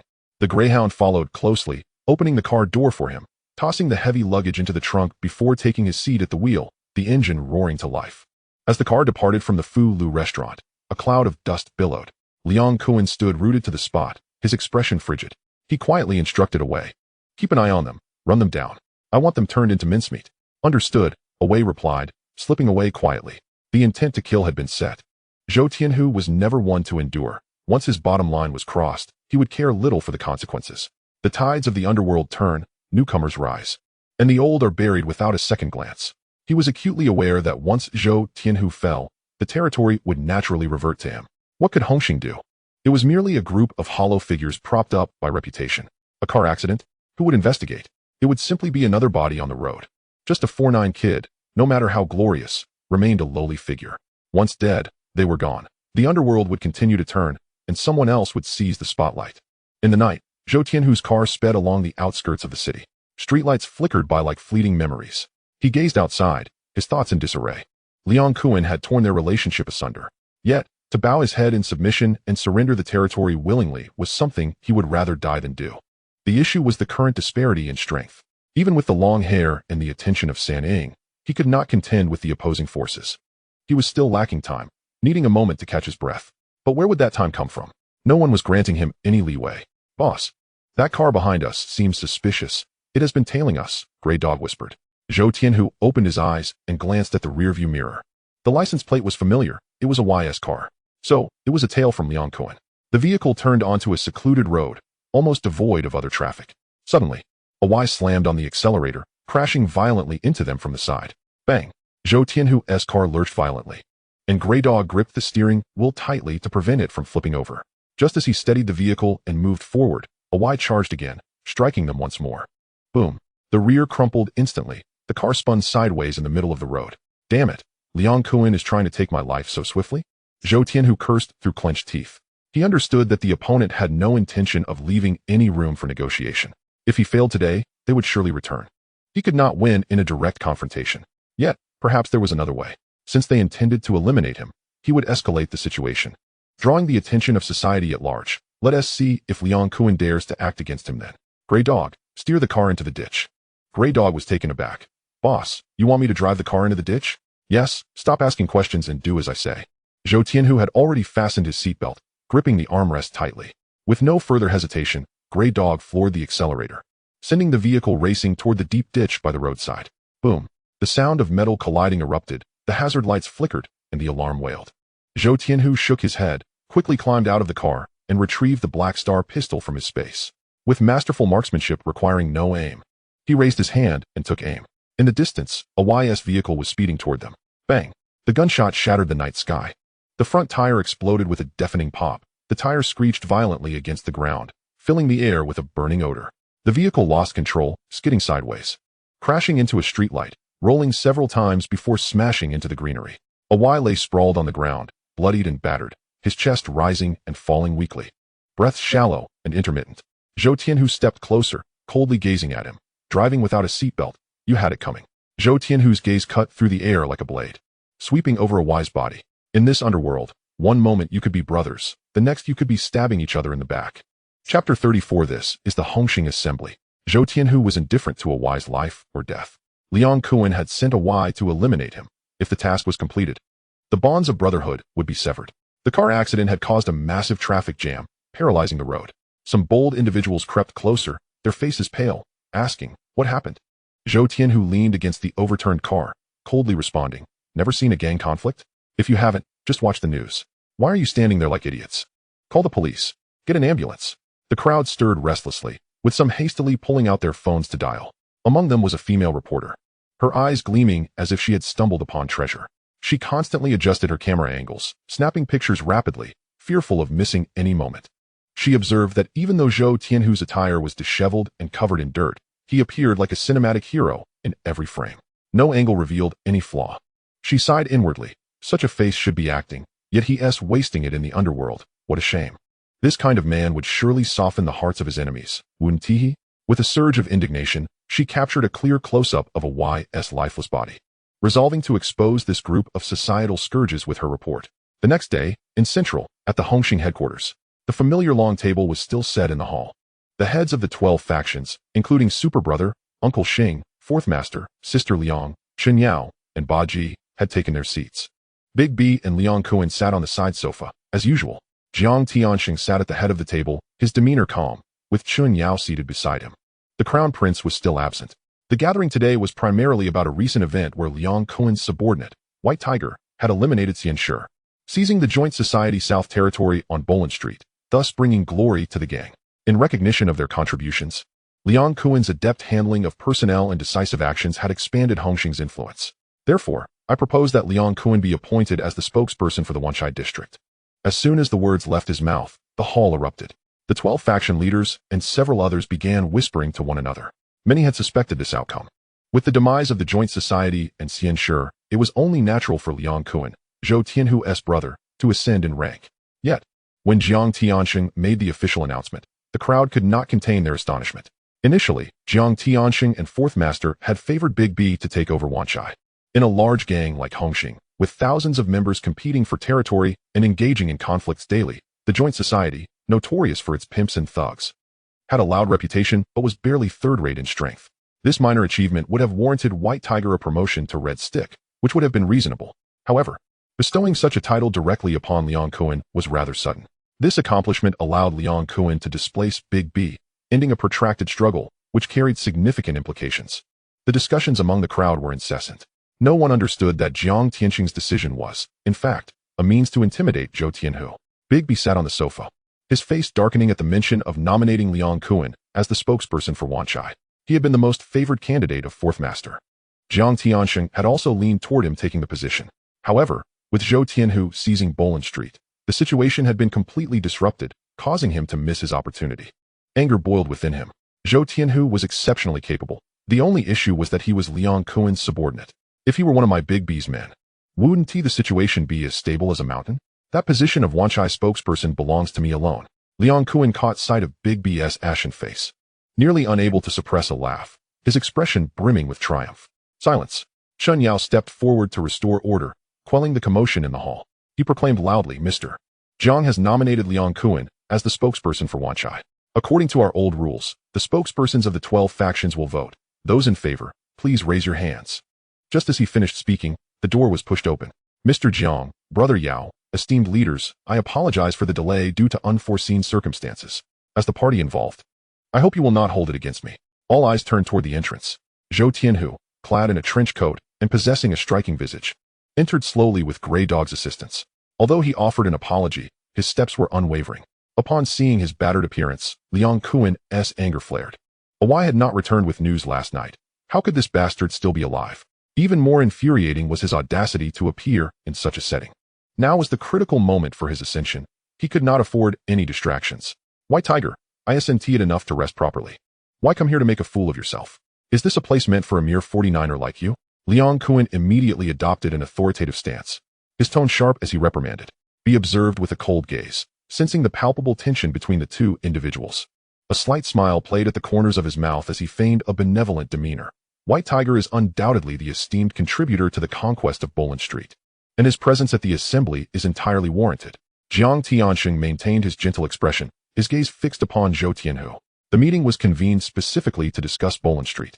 Thus, it was only logical for the principal party to be present.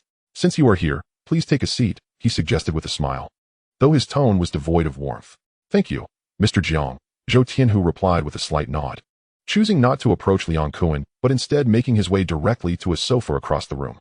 Once seated, his sharp gaze fixated on Liang Kuen, and it was evident to any discerning observer that the two were at odds. After Zhou Tianhu settled in, the meeting room fell into a heavy silence. Jiang Tianxing slowly began. In a society, the greatest merit lies in seizing new territories and expanding influence. Liang Kuen possesses exceptional insight, and with a capable brother like White Tiger at his side, he successfully took Bolin Street. It is only fitting that he now assumes the role of the speaker for Wanchai, and no one can contest that. Having interrupted the voting earlier, we shall now resume. If the majority supports him, Liang Kuen will formally take on the mantle of the Wanchai speaker. Before he could finish, Liang Kuen's lips curled into a slight smile, a glimmer of excitement flashing in his eyes. Becoming the speaker of Wanchai was far more enticing than merely controlling a street. The properties under the fourth master's name spanned Wanchai, Mongkok, and Chai Wan, brimming with resources. Once he assumed power, Bolin Street would merely be a starting point. Zhou Tianhu's acquisition of a small territory had made him arrogant and overbearing. Once he commanded all of Wanchai, the first to be dealt with would be this audacious little character. A mere 49er daring to confront him face-to-face yesterday was a sign that he was courting disaster. He cast a cold glance at Zhou Tianhu, who was preoccupied with adjusting his bandages, his face obscured by shadow, his expression inscrutable. Chun Yao then rose. Taking the floor, everyone, please pay attention. We will now proceed to the vote. Those in favor of Liang Kuen becoming the Wanchai speaker, please raise your hands. As soon as he spoke, apart from Ba Ji, Xing Shu, and Chao Gu, the remaining speakers all raised their hands in support. The fourth master, favoring B, abstained from voting. It was evident that this was Jiang Tianxing's orchestrated affair, and the majority naturally followed suit. Congratulations, Liang Kuen. As of today, you are the speaker of Wanchai. I hope you will serve diligently and live up to expectations. Fearing any unforeseen complications, Jiang Tianxing swiftly confirmed the outcome. Yet, at that very moment, Zhou Tianhu abruptly stood up, his voice clear. Mr. Jiang, the Hong Hing society has existed for many years, with promotions and appointments based on principles. I recall the phrase virtue should correspond to position. Am I correct? With those words, all eyes turned to him. B's heart raced. What audacious 49er dared to question the leader in such a manner? Was this young man courting death? The fourth master silently nodded, acknowledging the boldness of this youth. White Tiger, open your eyes and see whom you are addressing. This is the Hong Hing assembly. You are not in a position to speak. Liang Kuen's expression changed dramatically as he hurriedly attempted to silence him. He had one foot in a high position and could not allow anyone to disrupt the proceedings. No matter Zhou Tianhu's intentions, they had to be quelled. Kuen, We have not yet completed the formalities, and you wish to silence your brother? Is that not a bit hasty? He chuckled softly, his tone indifferent yet sharp. The opportunity had presented itself, and he would not let it slip away. Although the voting results had been revealed, the ceremony had yet to be conducted, until Liang Kun formally received the scepter. He could not be considered firmly established as the Wanchai speaker. The Hong Hing society had strict rules, and procedures could not be circumvented. As long as that gold plaque had not been hung around his neck, he still had a chance for a comeback. Noticing Zhou Tianhu's challenge, Bi quickly seized the moment. Stepping forward with a smirk, "Am I to receive advice on disciplining my own brothers from you?" Liang Kun's eyes widened in fury, his voice booming like thunder. "Since Mr. Jiang has allowed White Tiger to attend the assembly, he should be permitted to finish his statement." Bi sneered twice. "What are you so anxious about? Do you have something to hide? Afraid he will expose your clandestine dealings?" These words pierced Liang Kun's heart like a knife. Enraged, he erupted. "One may act recklessly when eating shit, but do not speak nonsense. I own no one but Hong Hing." The tension between the two escalated, and the air crackled with hostility. "Silence. What is this place? If you wish to cause a ruckus, take it outside." Chen Yao observed Jiang Tianxing's ashen face and shot Liang Kun a fierce glare, commanding him to cease. The atmosphere became tense for a moment as both men retreated a step, falling into silence. Chen Yao turned to Zhou Tianhu. "Speak plainly.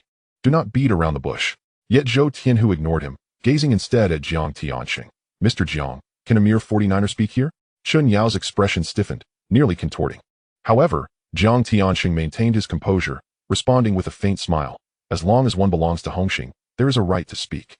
I am not a legislative council official, and I will not silence anyone." "Very well." Zhou Tianhu pulled out a newspaper from his pocket and gently unfolded it. "Mr. Jiang, have you had the chance to peruse this morning's Mingri Daily?" Jiang Tianxing's brow furrowed. He had rushed to the meeting without paying attention to external events. However, Zhou Tianhu's demeanor clearly indicated he was well prepared. Just as he pondered this, Chen Yao swiftly brought over a copy of the newspaper. The headline of the supplement was glaringly bold. "Street racing leads to bloodshed. Cracks emerge within Hong Hing." The accompanying image was strikingly vivid. A car overturned in the street. Zhou Tianhu leaning against the door with a grim expression. Away lay in a pool of blood, his features marred, life or death uncertain. Jiang Tianxing took the newspaper, his eyes scanning the lines of text, his knuckles gradually whitening, his expression darkening ominously. The room's occupants sensed the shift in atmosphere, collectively holding their breaths. He remained silent, slowly lifting his gaze to fixate on Liang Kun. That icy stare was as frigid as frost, seemingly capable of penetrating flesh to reach the marrow. Time appeared to freeze. Chapter 35. You can't wash away your sins even if you jump into the Yellow River. Liang Kun felt increasingly uncomfortable under that gaze. Beads of sweat forming on his forehead. He had not participated in the Mong Kok incident last night, and was entirely unaware of the unfolding events, leaving him in a state of confusion.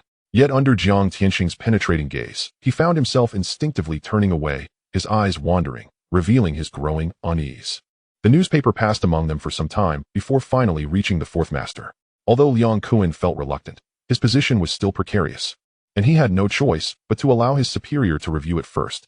The fourth master's eyes swept across the page, his expression suddenly grave, his face darkening as if it could drip with water. He did not speak much, casually passing the newspaper to Chao Guo. The paper circulated among the 12 hall masters, and by the time it returned full circle, all eyes converged on Liang Kun, their gazes now tinged with scrutiny and coldness.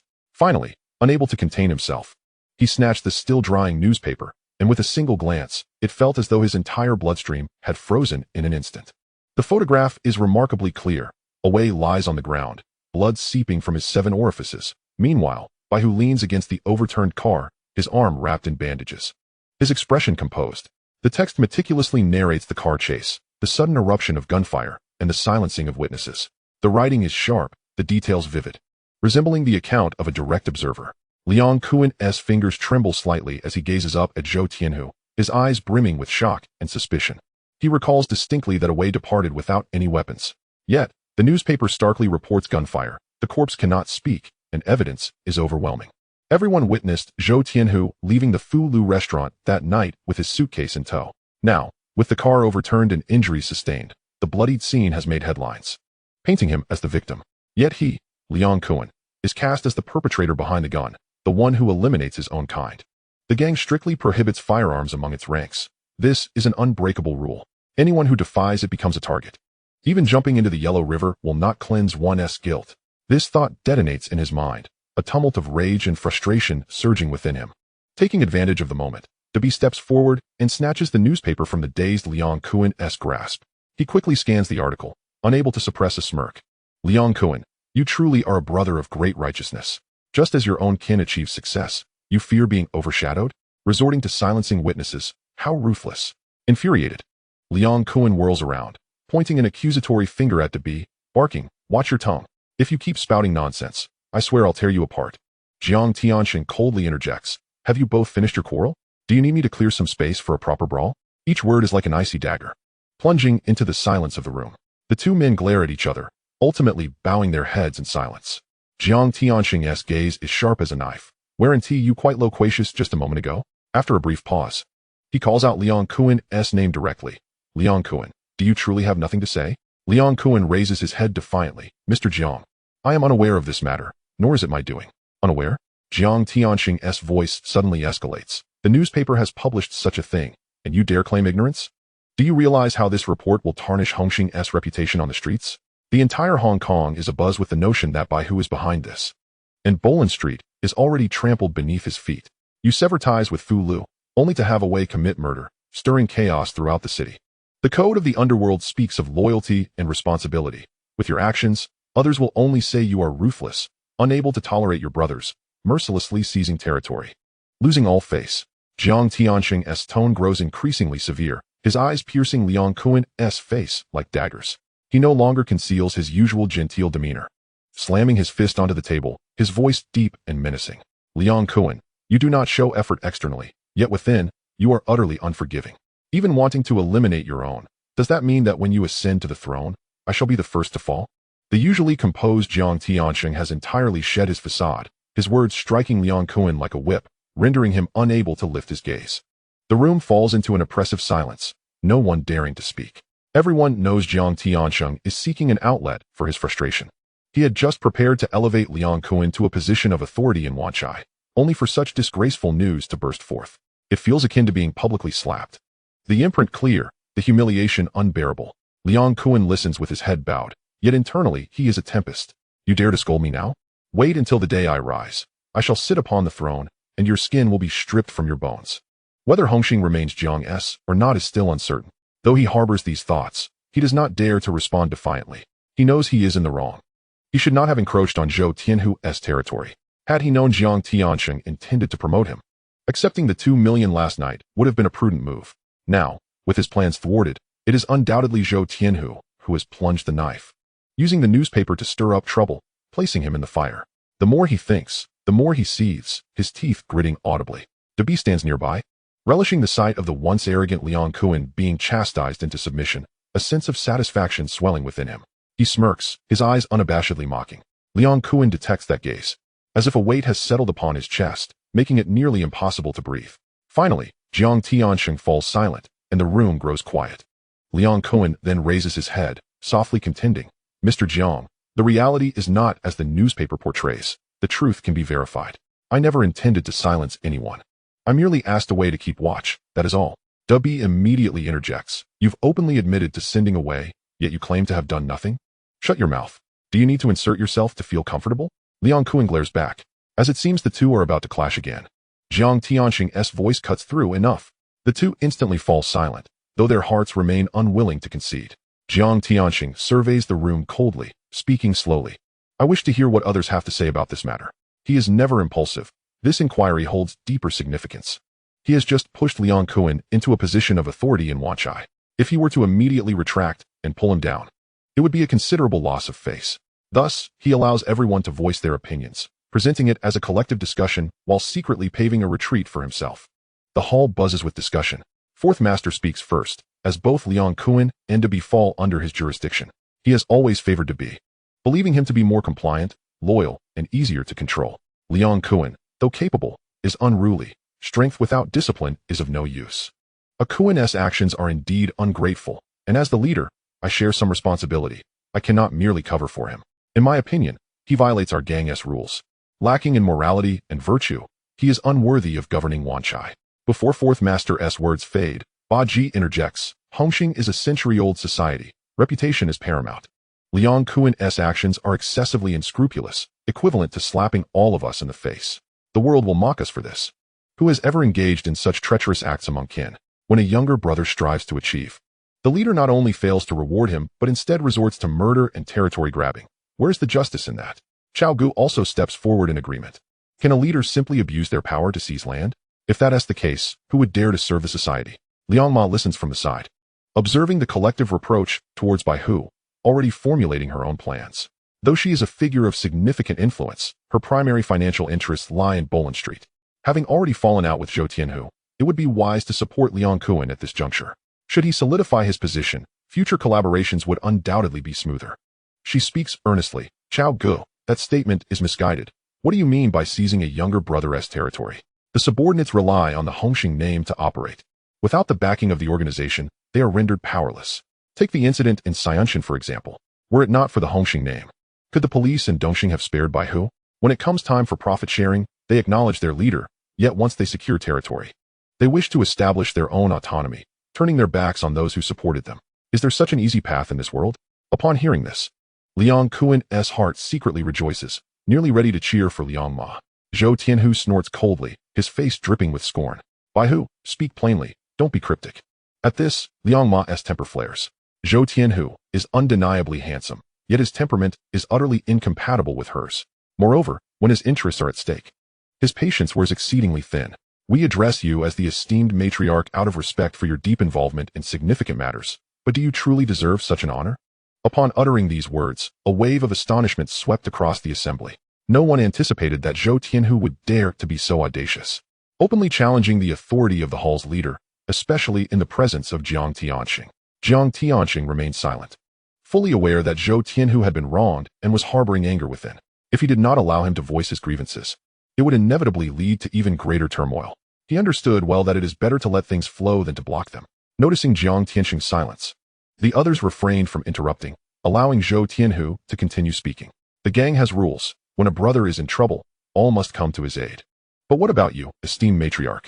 While I fought valiantly that night, you were merely an onlooker on Bolin Street, reveling in the spectacle. The matriarch immediately retorted, nonsense.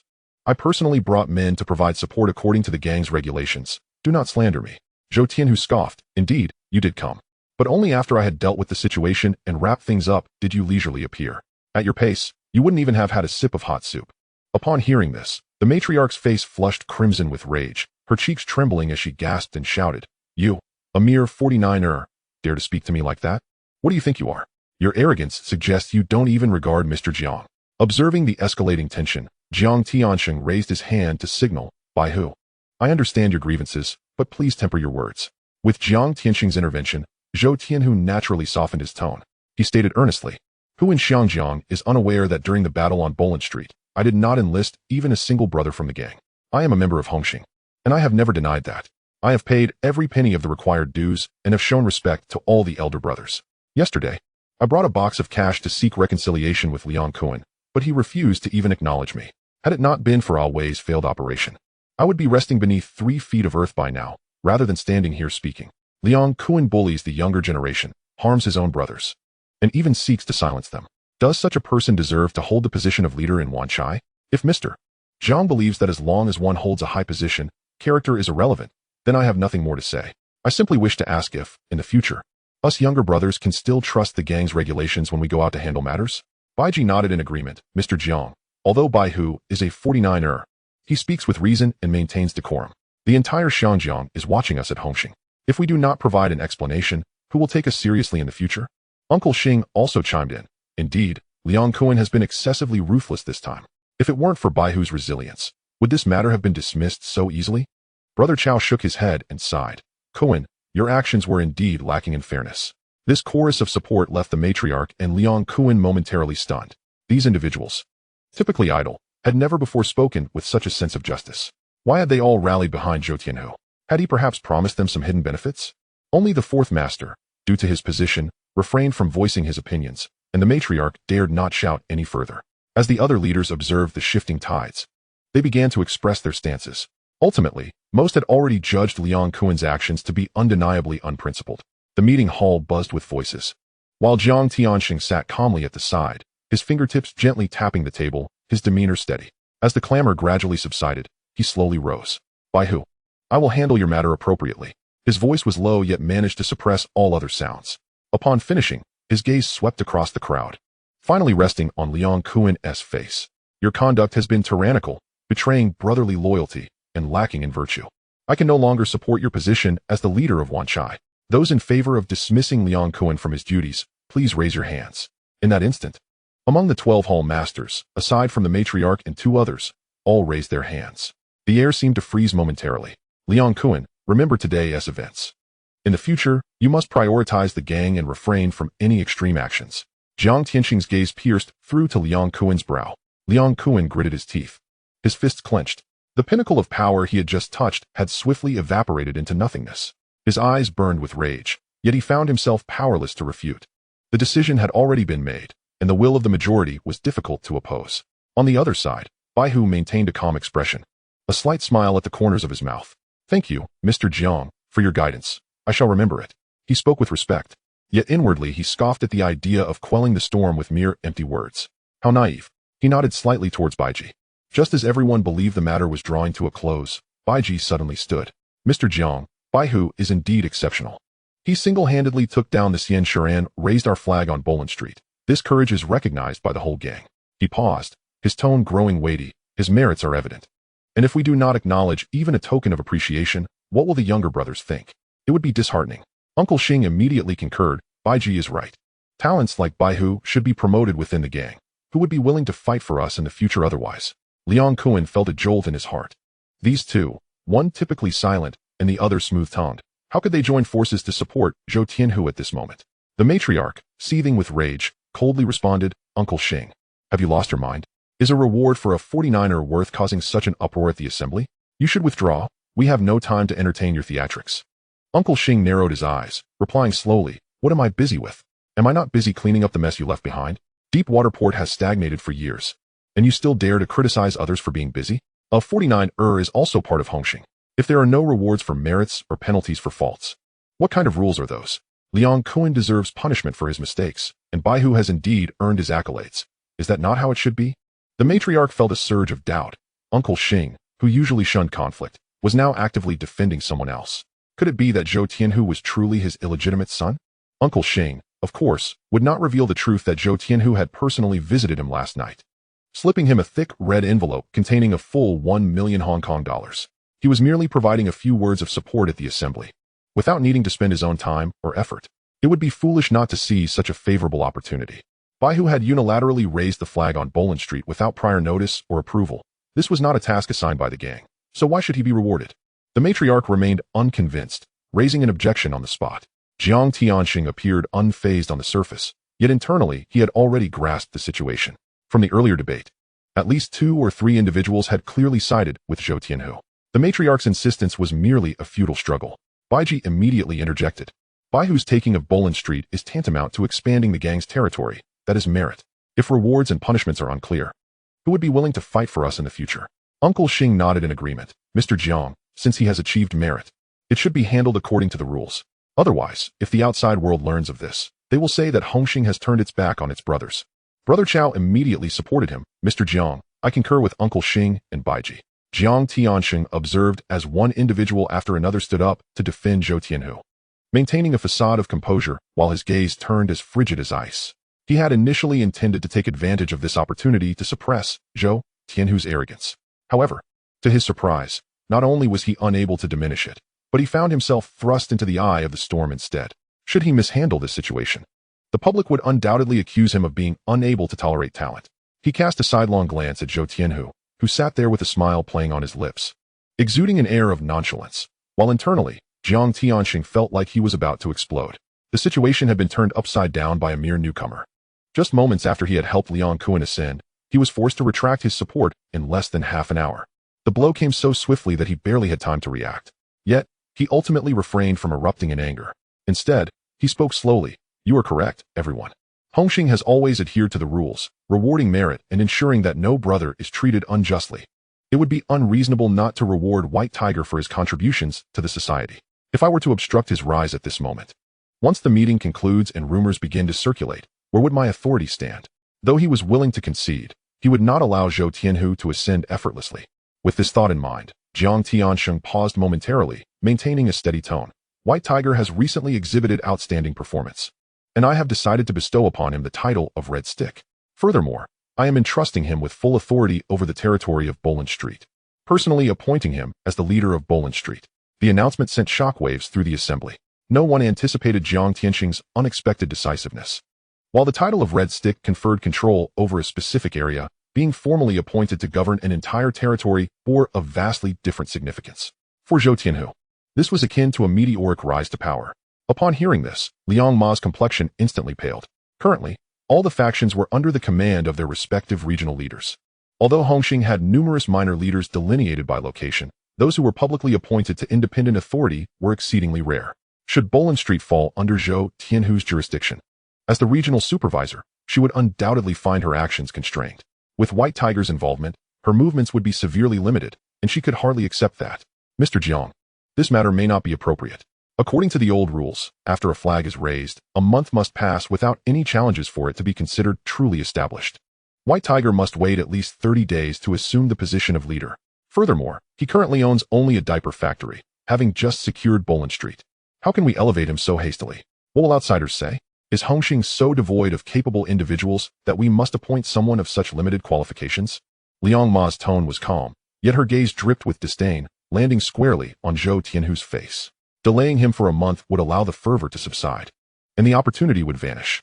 Time is fleeting, and no one would offer him a second chance. Jiang Tianxing's eyes flickered slightly, and a subtle smile graced his lips. He understood that this proposal was not in accordance with the rules, yet it was deliberately contrived. It not only showcased his magnanimity, preventing any accusations of mistreating his subordinates, but also allowed him to retain the benefits within his grasp, delaying the final decision. White Tiger, you possess a commendable demeanor and remarkable courage at such a young age. I truly admire that. What Liang Ma says is not without merit, as it indeed contravenes tradition. For now, exercise patience. The society shall grant you the title of Red Stick. I will personally preside over the ceremony to appoint you. And that should leave no room for dispute. Yes? Zhou Tianhu listened, nearly bursting into laughter. The elaborate circumvention, intended to convey favor while simultaneously asserting authority, was utterly absurd. Clearly, Jiang Tianxing did not regard him as a significant threat. He even believed that bestowing the title of Red Stick was a substantial promotion. Yet, based on his understanding of this cunning old fox, having made him bow publicly, the path ahead for his appointment would not be smooth. Time would tell. He raised his head, a gentle smile adorning his face. With Mr. Jiang personally presiding, I naturally have no objections. Your understanding is greatly appreciated, as it prevents others from claiming I am treated preferentially. As soon as he finished speaking, Jiang Tianxing's expression hardened, his gaze sweeping over the assembly. Since White Tiger has no objections, should any idle gossip arise in the future, do not blame me for lacking compassion. If our own brothers dare to speak ill, then they should not expect me to show leniency. The crowd responded in unison, understood. The atmosphere became tense, with no one daring to utter another word. Jiang Tianxing nodded slightly and continued, let us choose an auspicious day. I will personally preside over the ceremony to appoint White Tiger. According to tradition, an appointment requires 3 individuals to form a brotherhood. Following the example of the Oath of the Peach Garden, White Tiger was originally under Akuin's command, so the other 2 candidates will be determined by Akuin. Zhou Tianhu chuckled inwardly. What a cleverly orchestrated trap. Hong Hing adhered to the traditions of the Hong men, with strict rules and regulations. To be appointed as a Red Stick, one must form a brotherhood akin to Liu, Guan, and Zhang, with all 3 paying homage to the heavens and the earth, thus completing the ceremony. Now, with this third path, Jiang Tianxing had set a hurdle for Akuin to designate the other 2 members. On the surface, it appeared to be a gesture of goodwill, but in reality, it was a means of control.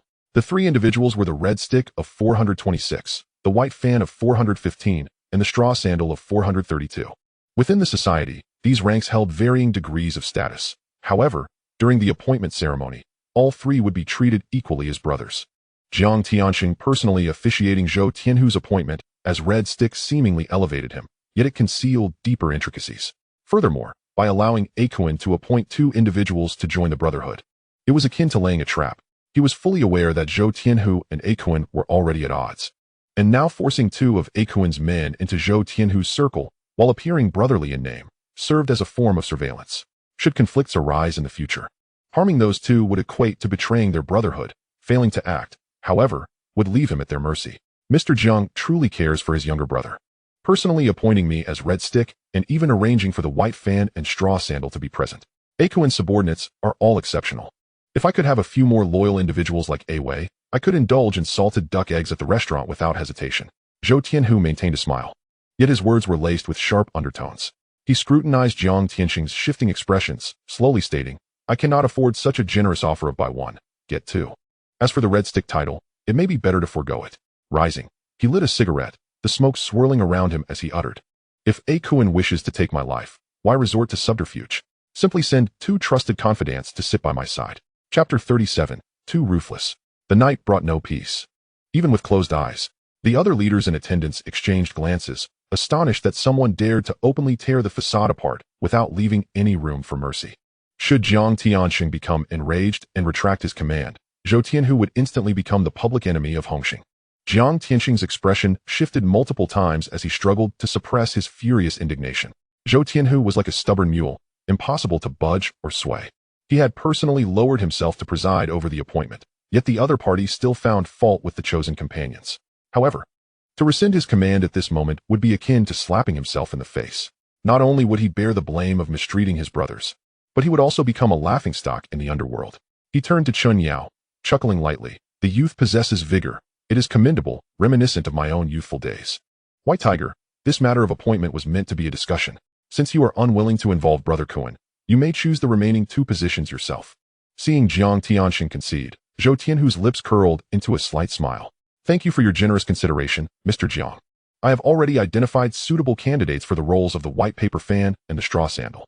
Once the society selects an auspicious date, we shall proceed with the ceremony of brotherhood. He had long decided that the white paper fan would be held by Jimmy, a person of quick wit and decisive methods, who, despite his avarice, harbored considerable ambition.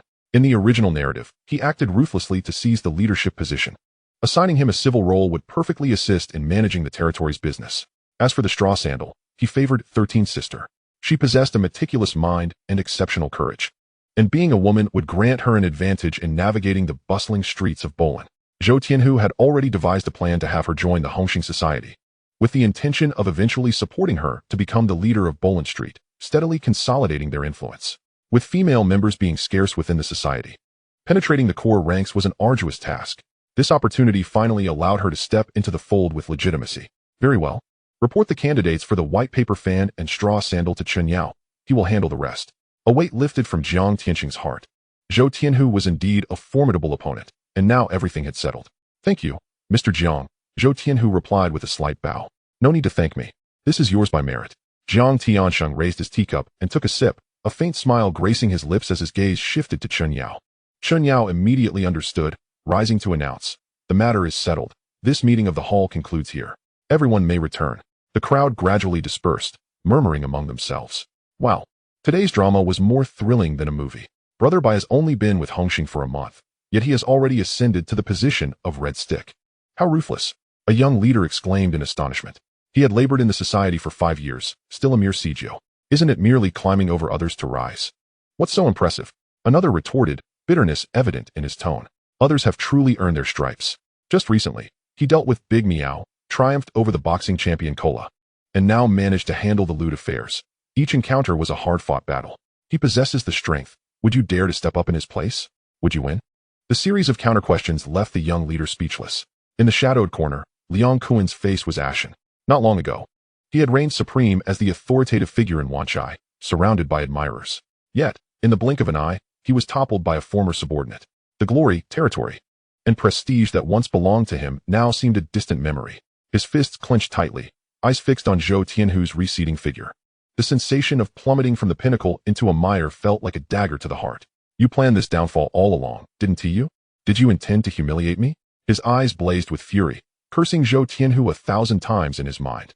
Sensing the resentment, Zhou Tianhu approached with a smile. Brother Kun, regardless of the past, you will always be my elder brother. My current position is entirely due to your past support, for which I am genuinely grateful.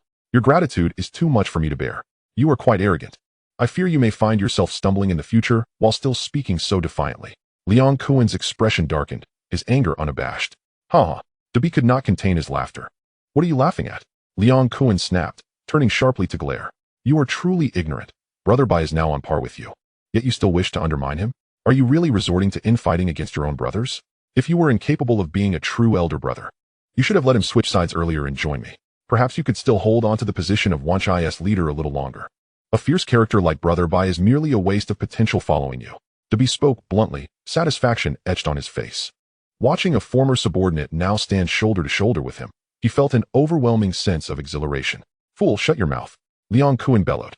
He felt as though his chest might burst from rage. Jiang Tiansheng had already sealed the deal, rendering any further justification redundant. Outsiders would only see him as a mere clown. He shot Debby a fierce glare, kicked over a stool in frustration, and stormed out without looking back. Zhou Tianhu gave Debby a slight nod, his gaze steady, then stepped out of the meeting venue. Moments later, the dim light of Kowloon Ice Room illuminated the space. Grey Dog lowered his voice, curiosity gleaming in his eyes. Boss, you are merely a Sijio. How is it that so many hall leaders stand by your side? This question had been nagging at him for quite some time, leaving him puzzled. 1 million per person, what do you say? Zhou Tianhu took a sip of lemonade. A smirk playing at the corners of his mouth. Wow, Grey Dog gasped, nearly leaping from his seat. 12 hall leaders, excluding the prince. That amounts to 1,100,000? Boss, are you really that wealthy? Spending 1 million just to hear a few flattering words? His eyes widened in disbelief. Zhou Tianhu lightly tapped his head. Fool, do you think everyone can be bought? Only Ba Ji, Uncle Xing, and Brother Chao truly accepted money. Fourth Master doesn't he even need to negotiate. He has never seen eye to eye with Liang Kun. Grey Dog finally grasped the situation. Indeed. Fourth Master's temperament suggested he was a natural adversary, not someone who could be swayed by money.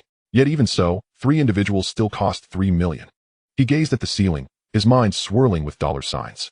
Swallowing hard, he leaned in closer, smiling ingratiatingly. Boss, if such a good opportunity arises again, could you possibly include me? I'll definitely support you to the hilt, speaking endlessly without a moment's pause. 10 baskets of words? That wouldn't even cover the cost of your tongue. Should I give you 100 million now, so you can speak until your voice goes hoarse at the meeting? Zhou Tianhu chuckled, chiding him playfully. Grey Dog scratched his head, finally realizing it was a joke. He understood that in such a setting, he would have no chance to speak. Boss, my status is low. If I can't say anything, just don't make fun of me. Zhou Tianhu sensed the disappointment in his tone.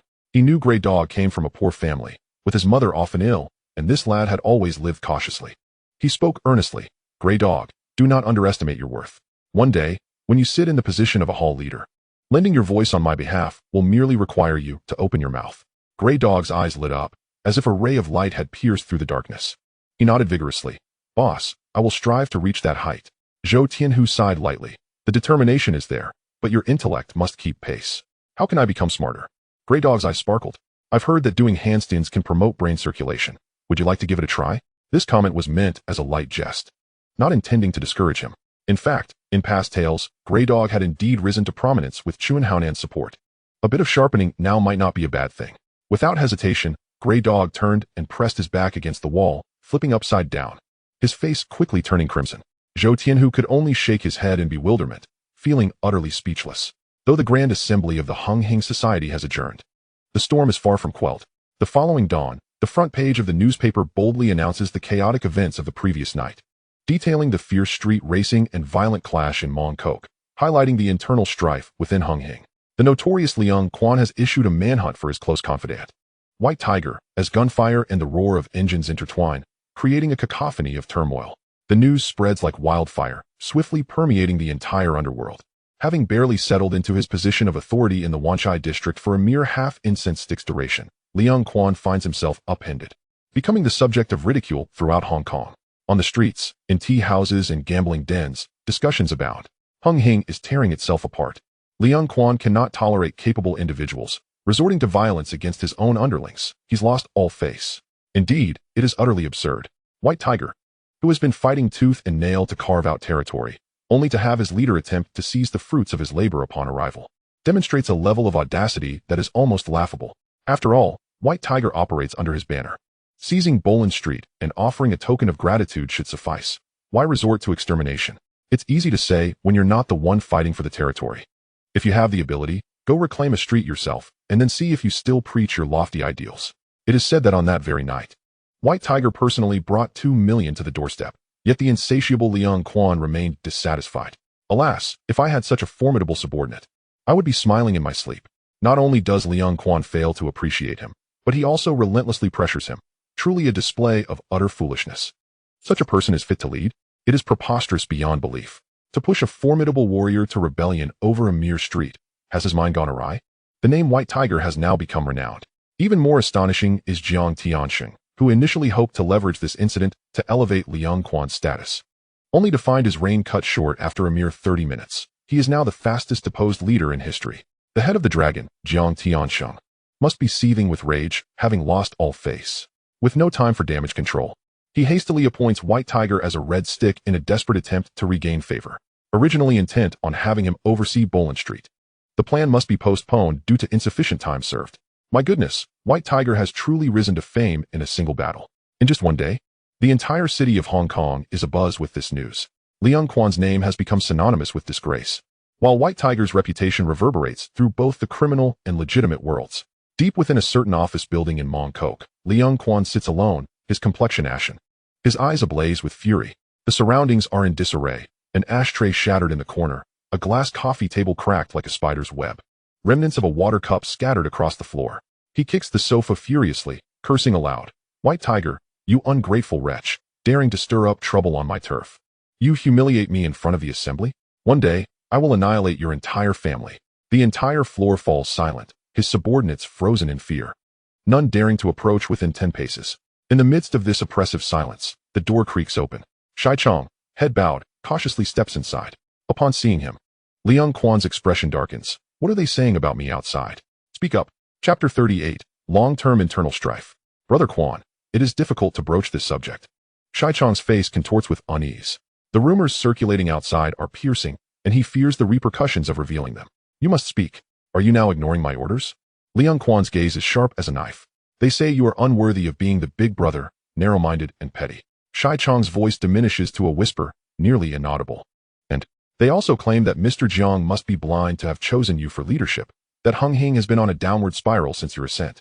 They say you do not spare even your own subordinates' territories, and thus, you are doomed to remain a red stick, never ascending to the throne, forever on par with the younger generation. Furthermore, they argue that your character is lacking in virtue and righteousness.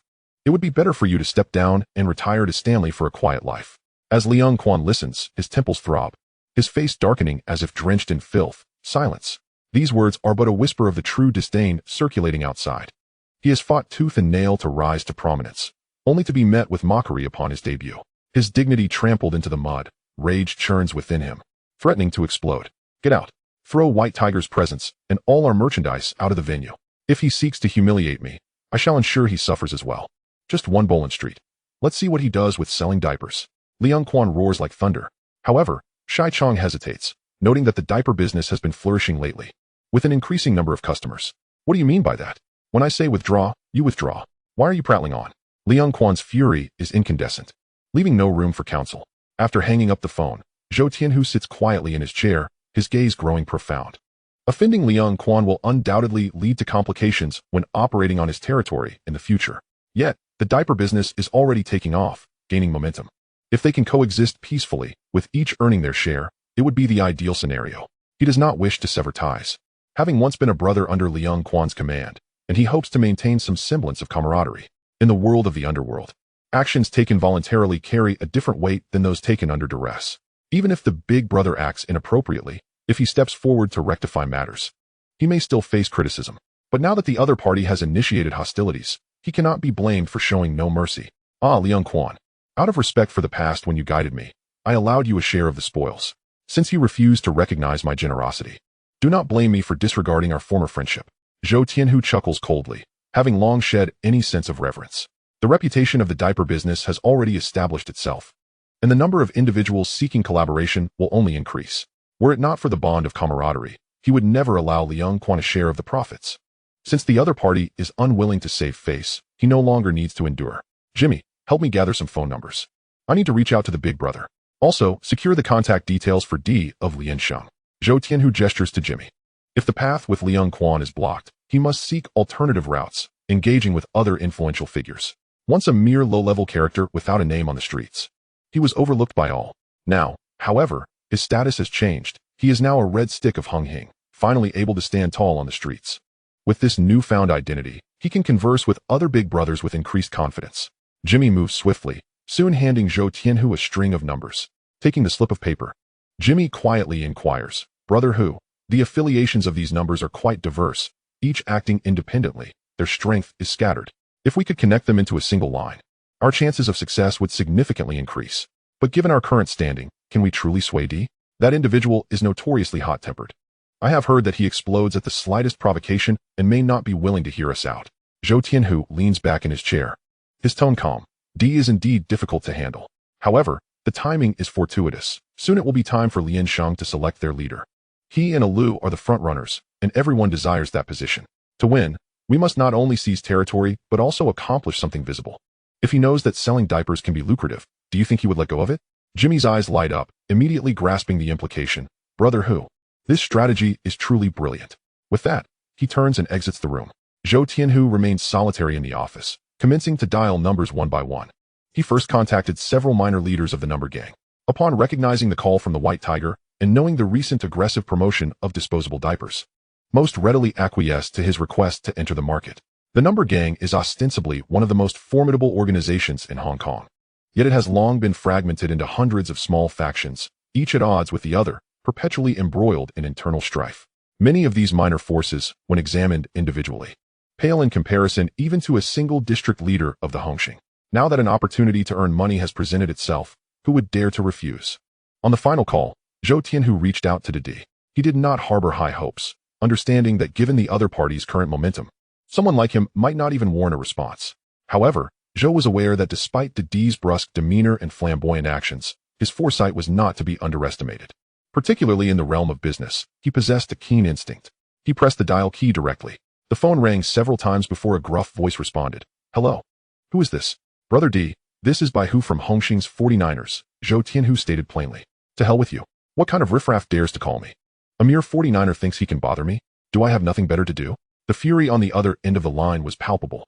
Zhou Tianhu remained unfazed, though inwardly he shook his head. Indeed, the man's words were harsh, but he did not take them to heart. The rules of the underworld were clear. The disparity in status was too great, and anyone in his position would have been equally impatient, especially when approached by a minor player from another gang. Zhou Tianhu did not rush to speak, allowing a moment of silence to linger. After a few more curses from Didi, he suddenly recalled the name Bai Hu, which rang a bell. A flash of realization struck him. The recent rising star of Hong Hing, known as the god of war of the 49ers, was indeed this very person before him. Although he was affiliated with the 49ers, it had just been rumored that he was poised to be promoted to a red stick at the upcoming Hong Hing assembly. To penetrate such a formidable organization as Hong Hing and ascend to the rank of red stick in just a month was no ordinary feat. Hong Hing was not a mere street gang, and the title of red stick was not easily attained. Moreover, the stir caused by the name Bai Hu in both the underworld and the legitimate world in recent weeks was noteworthy, with every action drawing attention. Achieving such a position, Didi naturally would not dismiss it lightly. His tone softened slightly. So you are the Bai Hu that has been the talk of the town lately? Indeed. That is I, Zhou Tianhu replied with unflinching confidence. Once his identity was confirmed, Didi regarded him with a more scrutinizing gaze, but spoke candidly. Speak. What do you want? You didn't call just to engage in idle chit-chat, did you? Zhou Tianhu understood that someone like Didi valued results and efficiency above all. He stated plainly, I have heard that Brother D's business is thriving, and I have a project in hand that promises guaranteed profit. I would like to see if you have any interest in collaborating.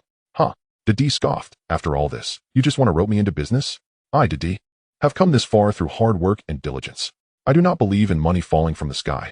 If such a lucrative opportunity exists, why not keep it to yourself? Why would you need me?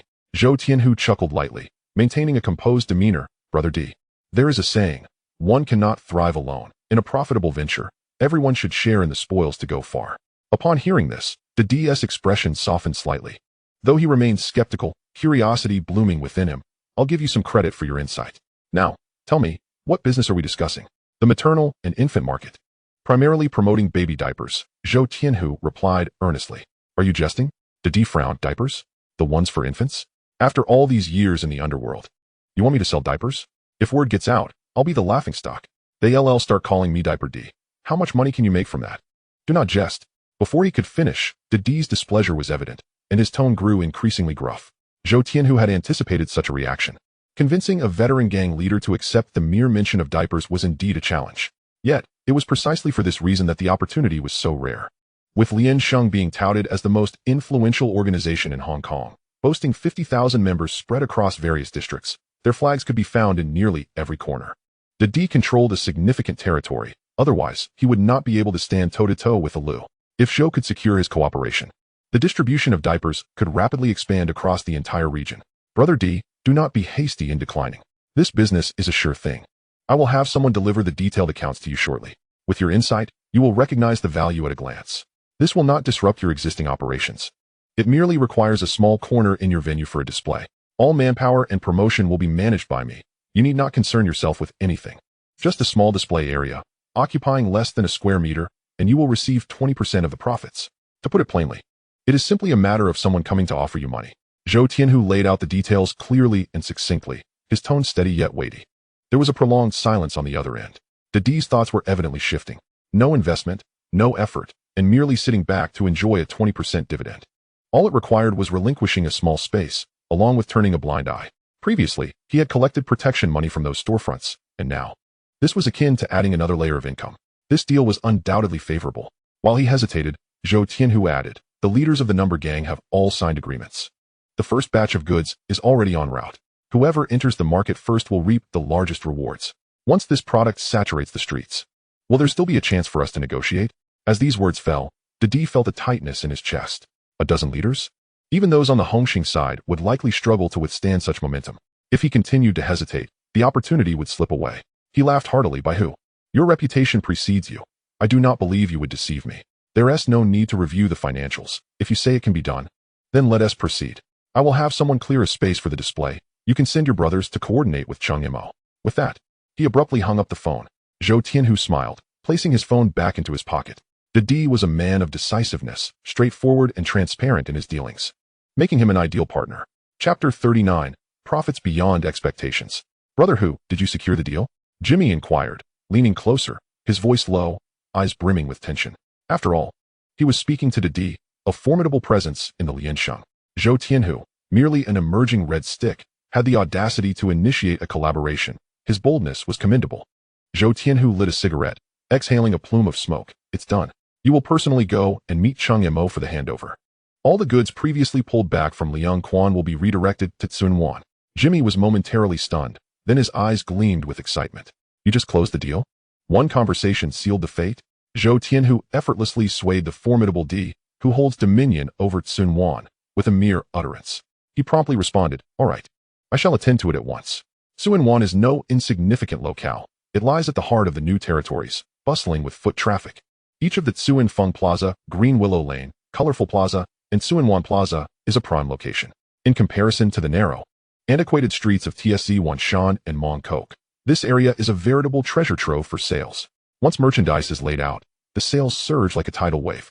The territory occupied by the 10 or so members of the number gang has transformed into a veritable printing press, with wealth flowing in like a certainty. Jimmy gazed at Zhou Tianhu with admiration. He relished the sound of money changing hands, and following the white tiger, a golden path lay beneath his feet. 7 days elapsed. Dee's wife, Guomeichi, accompanied by bodyguards and subordinates, made her appearance at Tsun Plaza. The entrance was teeming with people. The crowd so dense that it threatened to collapse the entryway. Despite the bodyguards' vigorous efforts to push through, progress remained thwarted, and Guomeichi was left with no choice but to retreat. Investigate what these individuals are frantically clamoring for, she commanded coldly, adjusting her sunglasses. A bodyguard circled back and reported in a hushed voice, it appears they are vying for a new maternal and infant product called diapers. Diapers? Guomeichi furrowed her brow. Perplexed. Change locations, let us go to Tsun Feng Plaza. With a disdainful snort, she entered the vehicle. As the driver started the engine, they found themselves ensnared in a traffic jam before even reaching their destination. People surged towards the mall in a frantic rush, cutting in line, and the air was filled with shouts of protest. Observing the situation, the bodyguards disembarked to investigate and soon returned with Manager Chen of the mall. Surely not. Are they also clamoring for those diapers here? Guomeichi inquired. Manager Chen maintained a calm demeanor. Indeed, they are. This product is designed for infants, offering superior breathability and absorbency compared to traditional diapers. I have a sample right here. Guomeichi was rendered speechless. She stared at the diaper in her hand for a long while before suddenly recalling something. Her voice trembled as she spoke. Isn't this the batch of goods that Chang Mao delivered a week ago? Yes, Manager Chen confirmed with a nod. Guomeichi scrutinized the product in her grasp, her expression one of disbelief. This item has caused such a frenzy across several malls. Is it truly worth such a commotion? Manager Chen chuckled lightly. Sister Meichi. It most certainly is. This diaper stands apart from imported brands on the market. It absorbs quickly, is user-friendly and affordably priced. Once it hit the shelves, it created quite a stir. The manufacturer organized a promotion, limiting purchases to 2 packets per person, which only resulted in a larger crowd forming, with lines extending daily. Guomechi frowned. A purchase limit? The more restrictive the purchase, the larger the crowd? She found herself utterly confounded. Had she heard Zhou Tianhu speak of hunger marketing, she might have been left speechless. Could these diapers truly be so remarkable? She pinched the soft material and, on a whim, poured a cup of water onto it. Instantly, it vanished without a trace. Where her fingertip touched, there was not a single wet mark. She paused, her mind racing with countless thoughts. This product was unlike anything she had previously encountered. The so-called imported diapers, exorbitantly priced, offered little more than the appearance of absorbency and were cumbersome to wear and remove. However, this one was different. It featured elastic side straps, a higher back to prevent leaks, and the fabric felt as soft as cotton against the skin. If she were to have another child, she would undoubtedly choose this product without hesitation. Lightweight, dry, and skin-friendly, every aspect catered to a mother's genuine needs. It was hardly surprising that such a product would become a sensation. Reflecting on the day Chong Mao unexpectedly stocked the product, she had quarreled with Di, chiding him for not informing her before agreeing to another's proposal. Now, a twinge of regret surfaced within her. Why hadn't she fought harder for a larger share? Let us proceed to Colorful Plaza. As the words left her mouth, she realized that this was no ordinary hot sale, but rather a tempest. Typically, she managed all matters within the store while Di focused solely on gang-related affairs. Their roles were clearly delineated, and there had never been a hitch. As the vehicle came to a halt, the scene before her rendered her speechless. The mall entrance was a sea of humanity, with the majority of eager shoppers being middle-aged women, each with resolute expressions and swift movements, exuding an intimidating aura. Surely, the sale of diapers alone could not incite such a raucous commotion. She discreetly inquired and learned that someone had devised a novel strategy. Purchasing diapers came with a free carton of eggs for the first 100 customers, 10 eggs each. On a first-come, first-served basis. One by one, women emerged from the mall, laden with heaps of diapers and baskets brimming with eggs, beaming as if they had stumbled upon an extraordinary bargain. Guomechi stood rooted to the spot, her mouth agape in astonishment. She immediately dialed a number. Di, you must come here in person. When Di arrived at the scene, the sight before him left him utterly speechless. When Zhou Tianhu had initially approached him for collaboration, claiming, I am here to bring you money, he had been skeptical, questioning him repeatedly. Yet now, witnessing the throngs of people and hearing the rapid beeping of the cash registers, he felt his ears burning. That young man, the White Tiger, possessed a remarkable talent, managing to sell diapers with the fervor usually reserved for New Year goods. Truly ruthless. Di grinned widely and turned to Guomechi, saying, have the accounting records for this week brought to me. Guomechi, known for her meticulousness, soon gathered all the data from the major malls. She swiftly calculated on the back of the ledger, the sound of her pen scratching across the paper echoing in the air. As time ticked away, Di grew restless and leaned in, urgently asking, how much have we profited? She completed her calculations and lifted her gaze, her eyes sparkling. The profits exceed our expectations. Based on this week's daily averages, we are set to receive over 10,000 in dividends each day. In a week, we could see revenues of 1 to 200,000, meaning we could consistently earn 60 to 70,000, even approaching 80,000 each month. Di's impatience crescendoed as he pressed. What if? Guomechi's voice trembled with excitement. If this momentum continues, our business may soar, and a monthly income of $1 million would not be a dream. Di swallowed hard, his mouth feeling dry. A 20% net profit, effortlessly surpassing $1 million in earnings each month, with no investment of capital and no risk taken. The money flowed in as swiftly as the wind. Brother Di, this is merely the primary income from the diapers. The ancillary benefits are substantial as well. Guomechi's voice grew increasingly animated as she perused the ledger. Ancillary benefits? What do you mean? Di furrowed his brow, utterly baffled. He was well versed in territorial disputes, but when it came to business, he relied on Guomechi to elucidate matters. I investigated. The malls and stalls selling these diapers have seen a surge in foot traffic due to the product's popularity, which has boosted the sales of other items as well. This additional commission has directly increased overall income by 10%. Your partner is astute. She is truly our cash cow. Guomechi became increasingly animated, almost desperate to meet the person in question, to witness firsthand the kind of mind capable of concocting such schemes and conjuring numerous tricks. Di stared wide-eyed, feeling a sudden emptiness in his heart.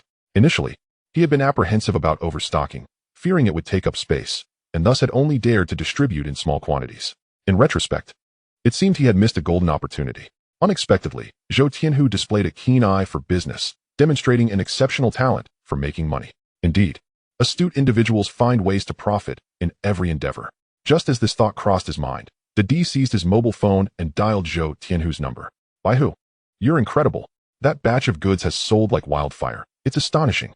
On the other end, Zhou Tianhu listened to Didi's almost euphoric voice, a smirk gracing his lips. Digu, I didn't deceive you, did I? I'm here to bring you fortune. Didi's voice rose in excitement, earnestly exclaiming, you didn't deceive me. You truly are my god of wealth. In the future, if there's anything, just say the word, and I will undoubtedly be there. As a mere 49er, how could I dare to stand on equal footing with Digu? Zhou Tianhu replied with a faint smile.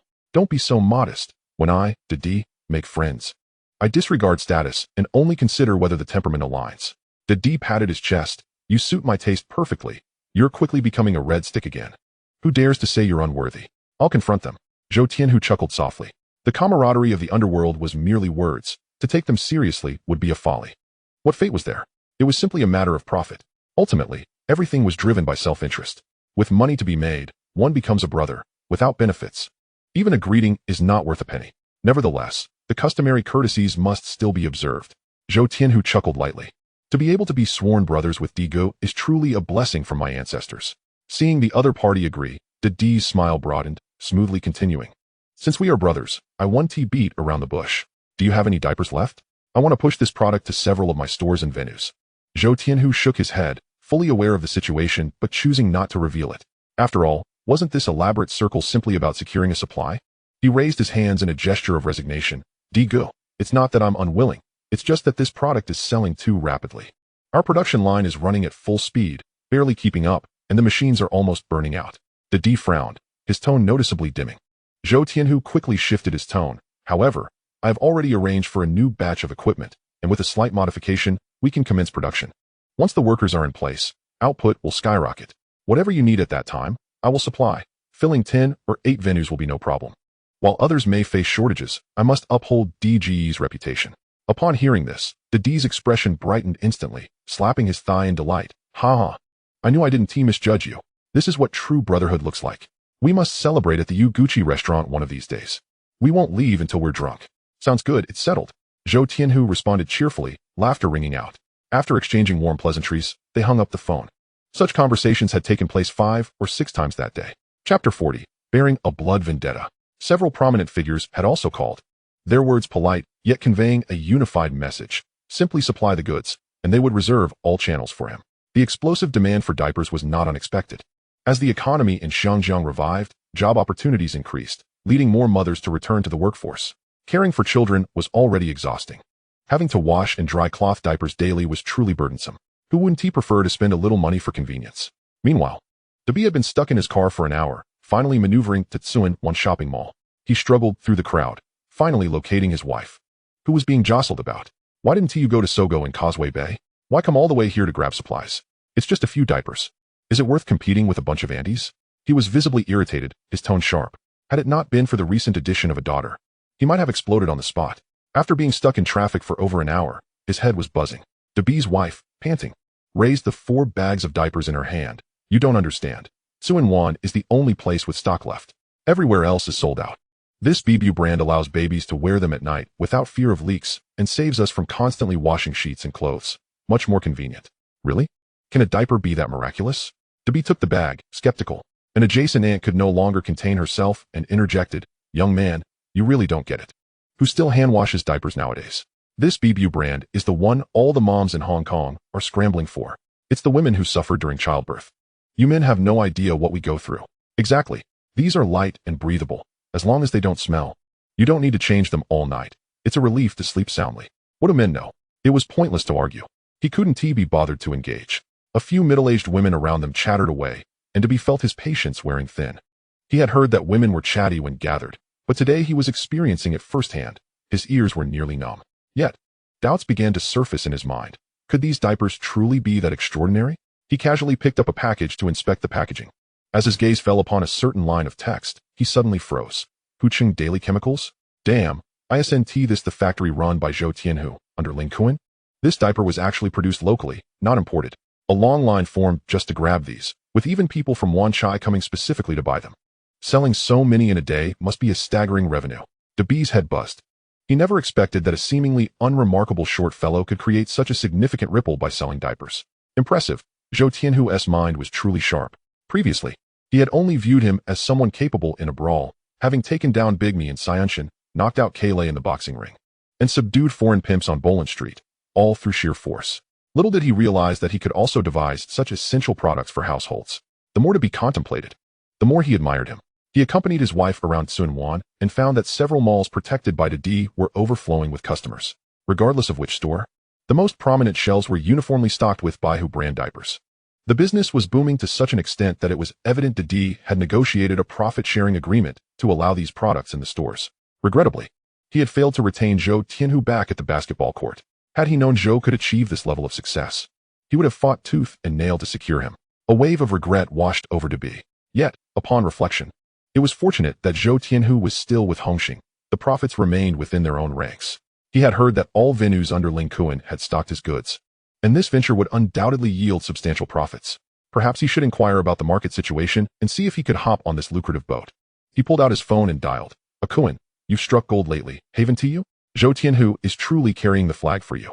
On the other end of the line, Ling Kuan was lounging on the sofa, a cell phone wedged between his shoulder and ear, a female model sitting beside him, smiling flirtatiously. Upon recognizing Didi's voice, his brow immediately furrowed. Business had been rather lackluster lately. Debts were becoming increasingly difficult to collect. And now Dibi was calling to gloat. Zhou Tianhu? Spare me the mention. His name is utterly irritating. That fellow is no lucky star. He is quite the contrary. A harbinger of misfortune. If there is something to discuss, speak swiftly. If not, I'm busy here. Liang Kuan's words struck a discordant note. Dibi furrowed his brow. Pondering deeply, the sales of diapers were booming. One would presume they were too busy counting money to spare a thought. Yet, his tone betrayed a sense of detachment. Even reluctant to utter Zhou Tianhu's name. Had a rift developed between the two after the hall meeting? Zhou Tianhu now held a significant position, standing on equal footing with Liang Kuan, burdened with a blood feud. A fallout wouldn't be surprising. However, to completely return Baihu's goods over this would indeed be a foolish move. Once the call ended, Dibi promptly summoned Chun Haonan. Find out what transpired over at Xianshan. Not long after, Chun Haonan returned, a smile he could hardly contain on his face. Brother B, the news is confirmed. Liang Kuan returned all the diapers from his venue to Baihu. Dozens of trucks lined up, making multiple trips to the factory. The scene was quite significant. He couldn't help but chuckle, relishing the thought of Zhou Tianhu's misfortune. Are you saying Liang Kuan truly returned all of Baihu's goods? Dibi's eyes widened, his voice rising sharply. Absolutely, not a single item was spared. Chun Haonan chuckled even more heartily. Goodness, has this man lost his senses? Ha ha. He is truly the most foolish of fools. To throw away a golden opportunity just to uphold his pride? To forego easy profits and make life difficult for himself? It's laughable. Such a person deserves to remain poor for a lifetime. Dibi laughed heartily, his mirth resonating like thunder through the rafters. Yet, Chun Haonan stood frozen in place. Wasn't Liang Kuan supposed to be clever? How did severing ties with Baihu turn into a jest? Are diapers truly that lucrative? As he pondered, Dibi had already dialed Zhou Tianhu. Baihu, you truly are something else. The youth today are remarkable. Even a diaper can be turned into a spectacle. I hear you're raking in the profits? Zhou Tianhu chuckled in response. Brother B, you flatter me. It's all thanks to the brotherhood in the gang. It's merely a small venture. My wife just had a baby, and this morning I made a special trip to Tsunwan to buy diapers, only to be stuck in traffic for half an hour. Since your product is in such high demand, why not stock some in Wanchai? It would save my wife from running around, and I'd be more than happy to support your business. Dibi's words seemed casual, but the implication was crystal clear. Baihu had previously held a lower status, but today, witnessing the throngs in Tsunwan, it was evident, people were queuing up. The supermarket shelves were emptied. With money on the table, who cares about past reputations? Brother B, you're being too formal, Zhou Tianhu replied nonchalantly. If you need diapers, why buy them? I'll have a truck delivered directly to your residence, for your convenience. He understood that Dibi was merely trying to carve out a share for himself. There was no need to pretend as if he were doing a favor. On the other end of the line, Dibi's expression shifted slightly upon hearing this. Baihu, you're being too distant. I, Dibi, never take anything for free. One must earn their keep. How about this? Let us get some diapers to sell in Wanchai. My territory is vast, and I guarantee you'll be satisfied with the sales. We're both in the same line of work. Who is the profit going to benefit if not us? Rather than letting He Lianxing's to demonopolize it, we should look after our own brothers. Zhou Tianhu acknowledged that Dibi had finally broached the subject. It was merely a few packs of diapers. There was no need for pretense. Tomorrow, I'll have Jimmy meet with you to arrange for an initial shipment. We'll split the profits 50-50, clear and straightforward. Upon hearing this, Dibi's face lit up with a beaming smile. Excellent. I can handle as much stock as you have. Unlike Liang Kun, I won't be foolish enough to ignore the meat served right in front of me. Rest assured, as soon as the goods arrive, I'll instruct my younger brothers to distribute them throughout the city, ensuring proper promotion. We'll all prosper together. Zhou Tianhu chuckled lightly. Brother B, have you heard about that incident? The truth cannot be concealed. I've said it before, in a few days.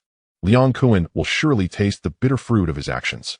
It's a pity you're now a red stick on par with me. Otherwise, I would truly want to recruit you to lead the team. It's a waste of talent under Liang Kun. As to be spoke. He shook his head with a sigh. On the other end of the call, Zhou Tianhu casually replied to a few remarks before hanging up. Chen Haonan stood there, utterly bewildered. Did he just hear that correctly? Brother De B was actually humbling himself to invite Zhou Tianhu to do business in Wanchai. He almost thought he was hearing things. Haonan, tomorrow by who's people will be delivering goods. You, along with Shan Ji, De Tian, and a few others, need to arrange for the stocking. We all entered the association at the same time, so learn what you must, and do what needs to be done, understood? De B's tone was serious, yet Chun Haonan felt as if the world had turned upside down. They were supposed to be gangsters, and now they had to promote baby diapers? What sort of business was this? A pang of bitterness welled up inside him. Even more frustrating was the fact that he had to sell goods for Zhou Tianhu, a weight pressing heavily on his chest. Zhou Tianhu set down the phone. Still seated in the conference room, Jimmy, Finance S. Xiao Zhang, Sales Manager Wang, and members of the publicity team were all present.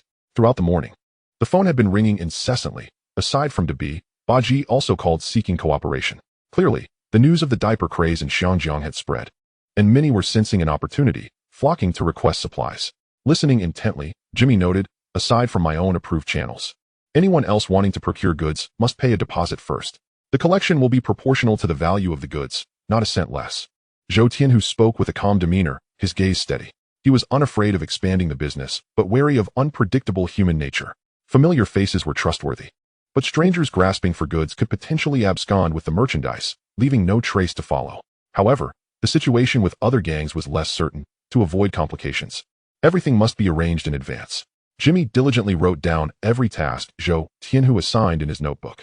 Now, let us discuss last week's performance. Zhou Tianhu leaned back in his chair. Jimmy opened the documents on the table, cleared his throat, in Tsuan, Central, Mong Kok, and Sai Kong. Last week's average daily income was 200,000. After deducting promotional expenses and other costs, we net approximately 5 to 6 million a month. And the numbers are steadily increasing. At this trajectory, we could soon reach 10 million a month. Chapter 41. Goods available for viewing anytime.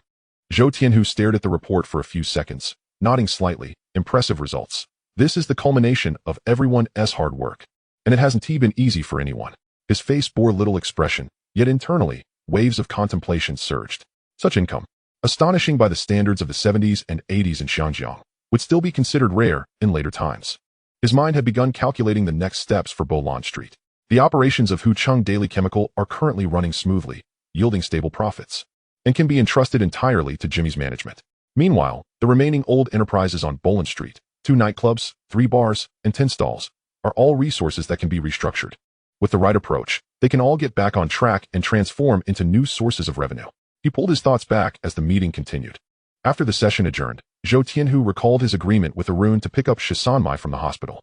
As he stepped out of the factory gates, he was momentarily taken aback. He had been preoccupied with matters lately and had had no time to purchase a vehicle. To make matters worse, he had previously wrecked Jimmy's car in a confrontation with Liang Kun, leaving them both without a single car. Standing by the roadside, they exchanged glances, momentarily at a loss for words. Brother Hu, you're quite the big shot now, earning tens of millions monthly and over $1 billion annually. Yet here you are, walking on foot. That wouldn't reflect well, would it? Jimmy teased with a grin. Zhou Tianhu smiled broadly. You speak the truth. Not having a decent car does indeed belittle my status. Do you have any connections? Let us just go and acquire one. Jimmy's eyes lit up at the prospect of acquiring a car for free. Oh, I certainly have connections. Over at the Shah's in Saigon. They have all sorts of vehicles, water trucks, off-roaders. They're inexpensive, and the paperwork is swift, ready for viewing at any time. Upon hearing this, Zhou Tianhu felt a stir of interest.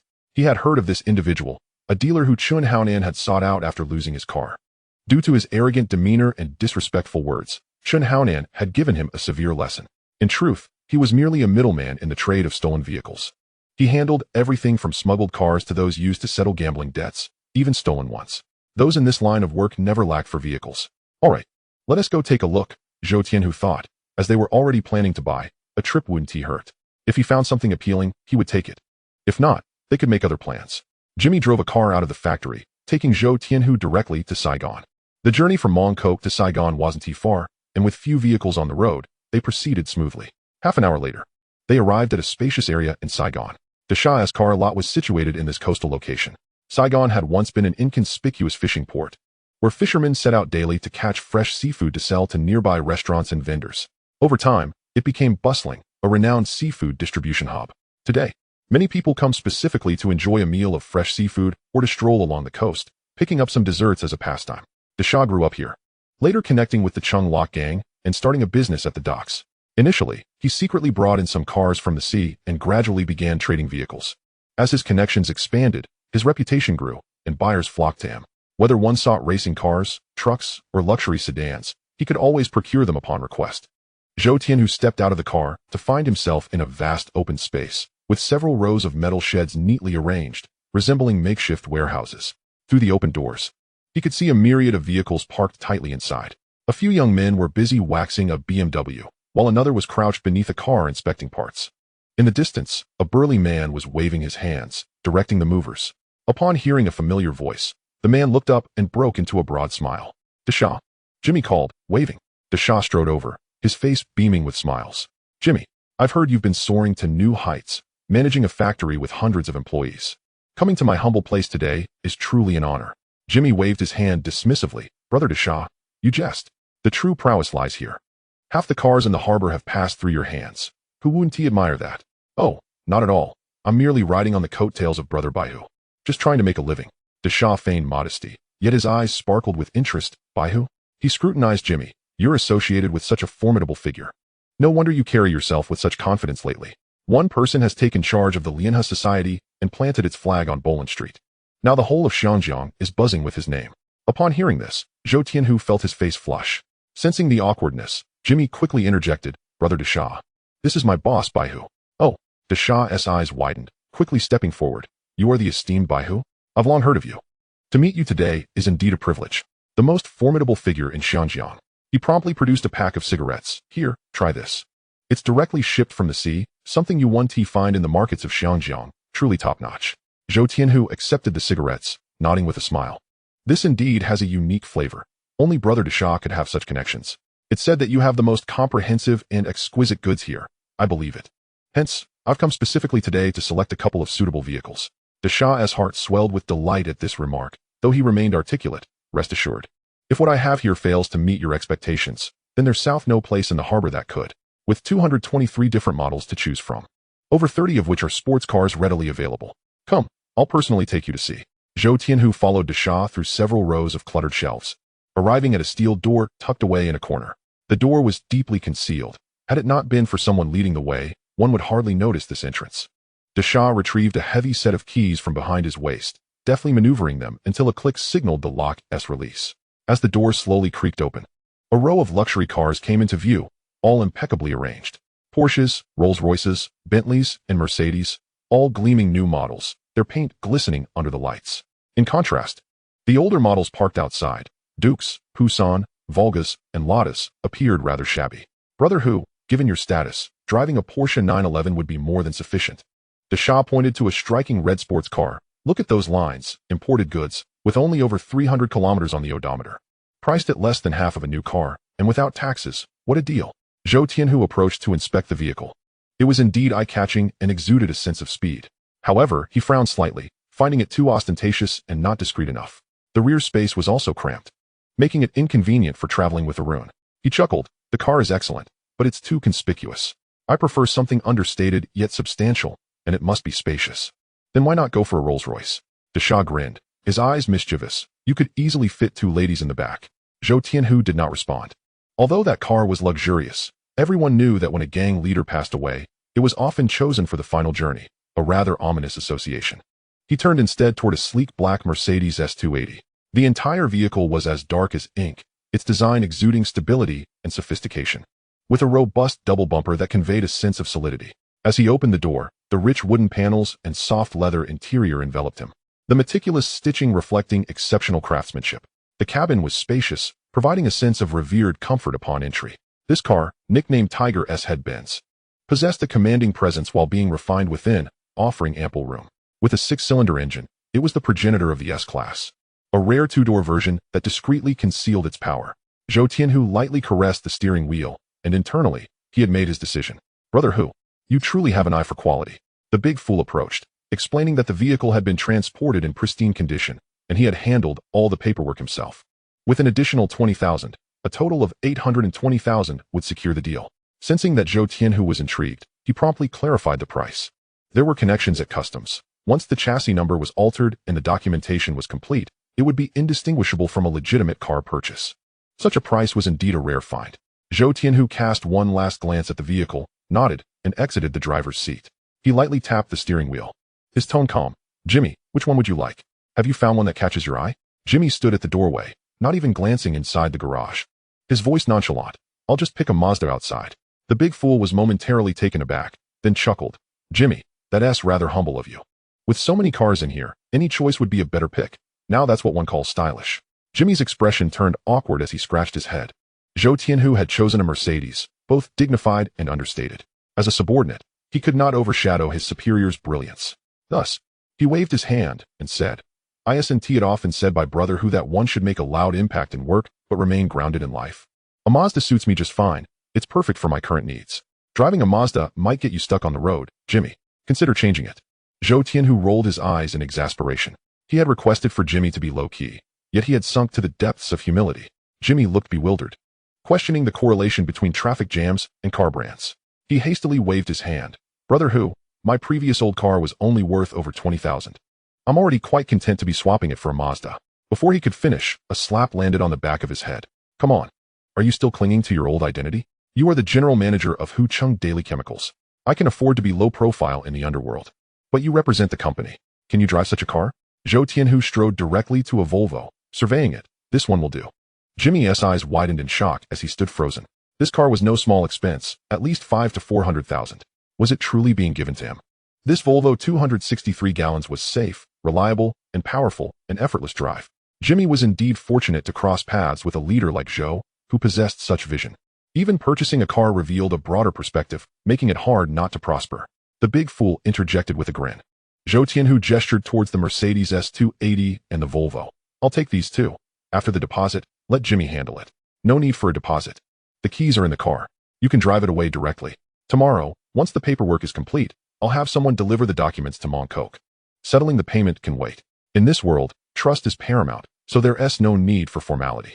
The big fool beamed, waving his hand. No wonder he had established a firm foothold in the circle. This knack for discerning people and the world was indeed remarkable. In the underworld, face is everything.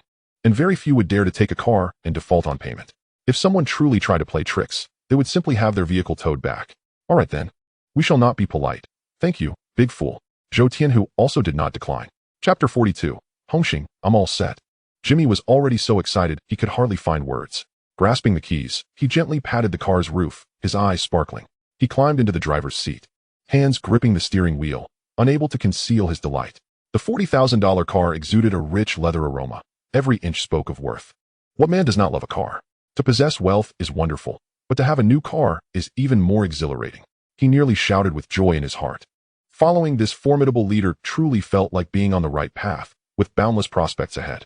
Zhou Tianhu observed Jimmy's naive excitement and shook his head lightly. This kid, he is yet to see the grander stage. The best days are still ahead. As Jimmy rushed to Mongkok to attend to factory matters, Zhou Tianhu turned his direction towards the central hospital to pick up Sister 13. The two parted ways at an intersection, each embarking on their respective journeys. Driving alone through the streets, he rolled down half of the car window. A refreshing breeze swept into the cabin, brushing against his cheeks, carrying a hint of early summer's coolness. Gripping the steering wheel, as he pressed down on the accelerator, the car surged forward with the grace of a cheetah. That feeling of freedom made him want to burst into laughter. Compared to the rickety little car he once shared with Jimmy, it was a stark contrast. Indeed, Hong Kong was becoming increasingly prosperous. Vehicles flowed continuously through the streets, yet truly luxurious rides remained a rarity. His brand new Mercedes parked at the roadside shimmered like a radiant gem, drawing glances from passers-by, their eyes filled with awe and envy. With a screech, he brought the car to a halt at the entrance of the central hospital. A Run was assisting Sister 13, one hand carrying luggage while scanning the surroundings. Both were dressed simply, yet their youthful vitality shone through. Zhou Tianhu lowered the window a crack and deliberately lowered his voice. Ladies, would you like a ride? Who would want a ride from someone driving a luxury car? You look like you have ulterior motives. Go away, don't bother us. My boyfriend is very fierce. Sister 13 did not recognize him, yanking a run behind her, her voice raised. Before she could finish, the car door swung open. Zhou Tianhu leaned against the car, his arm resting on the roof, a smirk playing on his lips. So you don't want to join? Then I'll take a run and leave. At the sound of his voice, the air seemed to freeze. Sister 13's eyes widened in shock, and Aaron stood dumbfounded. The figure before them was unmistakably Zhou Tianhu. Yet the gleaming vehicle behind him, its imposing front and metallic wheels, was a sight one would expect only in films. Oh my goodness, it's Brother Hu. Sister 13 exclaimed, slapping her thigh. I thought a gangster was here to rob us. I almost screamed for help. She circled the car, gently touching its surface, her fingers gliding over the mirror like paint, as if she were encountering something from a dream. Brother Hu, you're so generous. You come to pick me up with such an impressive car right after I've been discharged. Today, my Sister 13 is shining bright. Zhou Tianhu smiled as he helped a run into the back seat, turning to see Sister 13 still in a daze, and casually remarked, it's not a loan. I just bought it, and it hasn't even been registered yet. Do you think it's all right? Once more, silence enveloped them. You bought it yourself? Sister 13's voice trembled. How much did this car cost? I've seen it in the newspaper. They call it the Tiger Head Benz, and it's shockingly expensive. Surely worth hundreds of thousands. Aaron leaned in, eyes shining. Is it true? Brother Hu, have you struck it rich? What do you mean by struck it rich? Zhou Tianhu opened the car door, his tone relaxed. It's merely a change in transportation. Sister 13 stood by the car, gazing at its sleek lines, speechless for a long moment. Suddenly, she felt that Zhou Tianhu seemed even more different than before. Zhou Tianhu looked at Sister 13, who was staring at the car in bewilderment, and couldn't help but shake his head. I spent 800,000 on this car. If you were to go through the proper channels, you wouldn't get it for less than $1 million. After uttering those words, the atmosphere felt as if it had solidified. 800,000 for a mere mode of transportation seemed like a fantastical notion to them. Heavens above. A car costs 800,000. It must be gilded, right? Arun's eyes widened, her voice pitch rising. Indeed, my husband has been scratching lottery tickets for decades.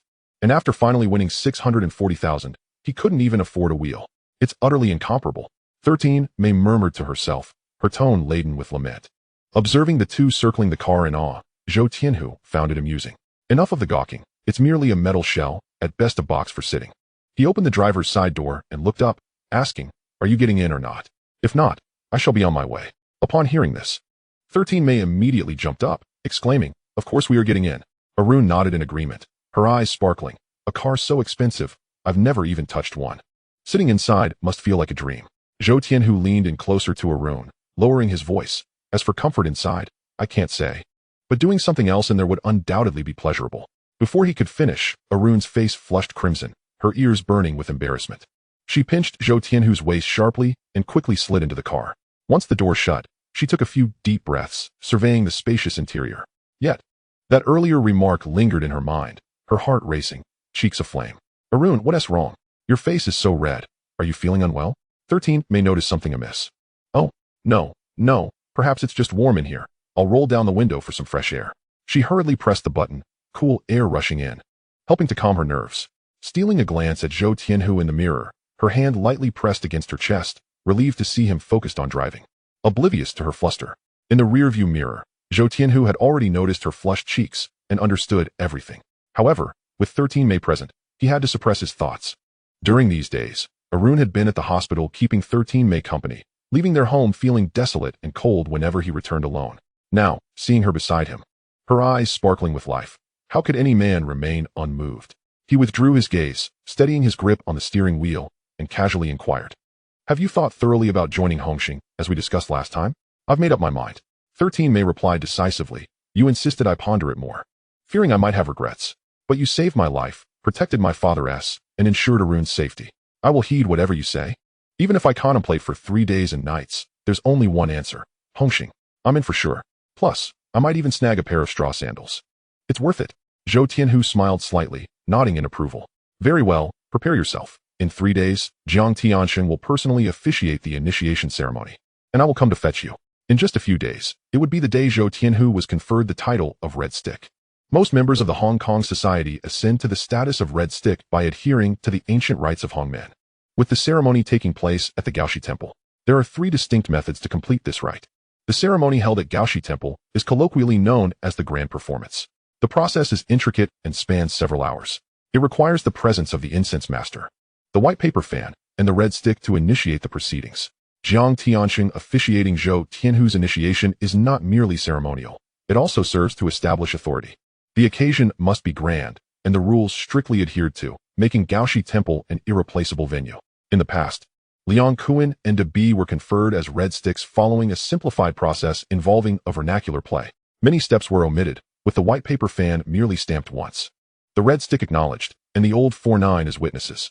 Following that, an oath was taken, handprints exchanged, and verses recited to complete the ceremony. The simplest method, known as the mosquito net play, requires only a red envelope to be presented to the leader, obtaining a single word of acknowledgement to gain entry. Many small gangs often utilize this method. Undoubtedly, Zhou Tianhu's grand performance is the most dignified, with a resounding presence. Outside and inside Gaoshi Temple, brothers from Hong Hing have begun to arrive for the ceremony. Mr. Zhang personally presides over it, and nearly all members ranked 4-9 and above are in attendance. The open space in front of the temple is filled with vehicles, their engines still warm. As Bi stepped out of his car, he spotted Liang Kuan striding forward with an air of arrogance, oblivious to those around him. He quickly caught up, plastering a smile on his face. Kuan Go, I truly must thank you this time. I'll treat you to a meal at Fu Man Lu another day, and raise a glass in your honor. Surrounding people turned to stare. The two have always been at odds. When had they ever been friendly, let alone aiding one another? What prompted such words? Liang Kuan frowned, his tone brusque. Get to the point. Don't beat around the bush. Do I look like I'm interested in your meal? Bi grinned widely, his tone flippant. Oh, come now, quite the temper you have. I genuinely appreciate it. If it weren't for your subordinate, by who, transferring the goods to Wan Chai, would I have made 50,000 in just 3 days? Haha. Liang Kuan looked bewildered. What goods? Orange powder? 50,000. Realizing he was unaware of the situation, Bi grew even more smug. What else could it be? Diapers. Didn't Bai who pass you quite a bit of stock before? You, quietly raking in profits, have kept it all under wraps. I made 50,000 in 3 days. You must have earned over 500,000, right? Liang Kuan's expression shifted dramatically. Impossible. Diapers are merely for infants. How could they yield such exorbitant profits? Bi must be spinning a tall tale to provoke me. He scoffed. Is that so? Just a piece of paper, and you claim to earn 50,000 in 3 days? I might as well sell insoles and become a millionaire. Hearing the commotion, Baji sauntered over to the crowd. I witnessed this firsthand. What Bi said is entirely true. The baby brand diapers are flying off the shelves in Hong Kong. Kuan, you don't have kids, so you wouldn't understand. Things for children are in high demand. I heard Tsui Wan was the first to start distributing them. And there are rumors that just from the profit sharing, one nets a clean $1 million a month. That's no exaggeration. As these words fell, the surrounding red sticks and 4-9 members widened their eyes in astonishment. $1 million in profit sharing? Then by who must be raking in gold? Someone gasped. Then continued. No wonder a few days ago I passed by Tsui Wan Plaza and saw a line that stretched beyond sight. They were all there to snatch up diapers. Things have gone wild over in Wan Chai too. People were packed at the mall entrance. Even the security couldn't manage it. Typically, we don't have traffic jams here. But that day, I spent over an hour stuck on the road to Tsui Wan. I've heard that when Bai Hu and Liang Kuan were still on good terms. This business was thriving on his turf, and the first to benefit was him. He must have endless money. The more they spoke, the more animated they became. Turning to surround Bi. Brother Bi, if you're making 50,000 in 3 days and your luck is so good, why not have a word with Bai Hu to let the brothers ride the coattails too? Exactly. We should share the fortune amongst ourselves and not let outsiders take all the profit. Bi grinned widely, a glint of mischief in his eyes. I'd love to help everyone out, but I'm just a small fry. Bai Hu and Liang Kuan are the old friends. They were like family back in the day. You'd be better off approaching Kuan Go. As soon as he finished speaking, all eyes turned to Liang Kuan, who was immediately surrounded. Brother Kuan, in the past, White Tiger called you Big Brother. Given the nature of your relationship, could you perhaps facilitate a connection for us to benefit from your good fortune? After all, it is said that one should not let the fruits of their labor flow to outsiders. Sharing a morsel with one's own kin is hardly excessive. Kuan, even if you are quietly amassing wealth, it would be gracious to allow your brothers a taste of the bounty, even if we have grown distant. Remnants of old ties remain. A simple introduction would not be too burdensome. The incessant chatter swirls around me, akin to flies buzzing incessantly in my ears. Liang Kuan's countenance darkens, turmoil brewing within him. What is there to inquire? In his own territory, he has not even caught a glimpse of a single diaper. Former subordinates seeking collaboration? It would be a miracle for Zhou Tianhu to recognize him. In his eyes, he has long since transformed into a sworn enemy that must be eliminated. A wave of bitterness surges in his throat. had they not fallen out. Even for the sake of appearances, White Tiger would not have withdrawn the goods. That shipment was initially stacked high on his turf. And now? It has all been taken over by Big B and Big D, lying idle, raking in a clean $1 million a month. Precisely $1 million. This figure reverberates in his mind like a needle piercing his temples. An opportunity that was firmly within his grasp has been pushed away by his own hand. For the sake of Bolon Street, he sacrificed a capable ally who was willing to listen and generate profit. Now, he is left with nothing but regret. Swelling within his chest like a tide, a seething fury simmers within him, threatening to erupt as his emotions teeter on the brink of collapse. Regret washes over him like a deluge, turning Leon Cohen's face a deep shade of gray, as if he could squeeze out bitter juice. Observing this, Big B feels a secret satisfaction, though he feigns ignorance as he remarks, "Ah, Cohen, you remain silent, yet your expression is so grim. Could it be that your rift with White Tiger led to the complete withdrawal of goods?" His tone is flippant, tinged with unmistakable mockery. Boom. His words strike like a thunderclap, stirring a commotion among the crowd. All eyes fixate on Leon Cohen, fully aware of the implications. Big B speaks the truth. The goods are gone. The money has vanished without a trace.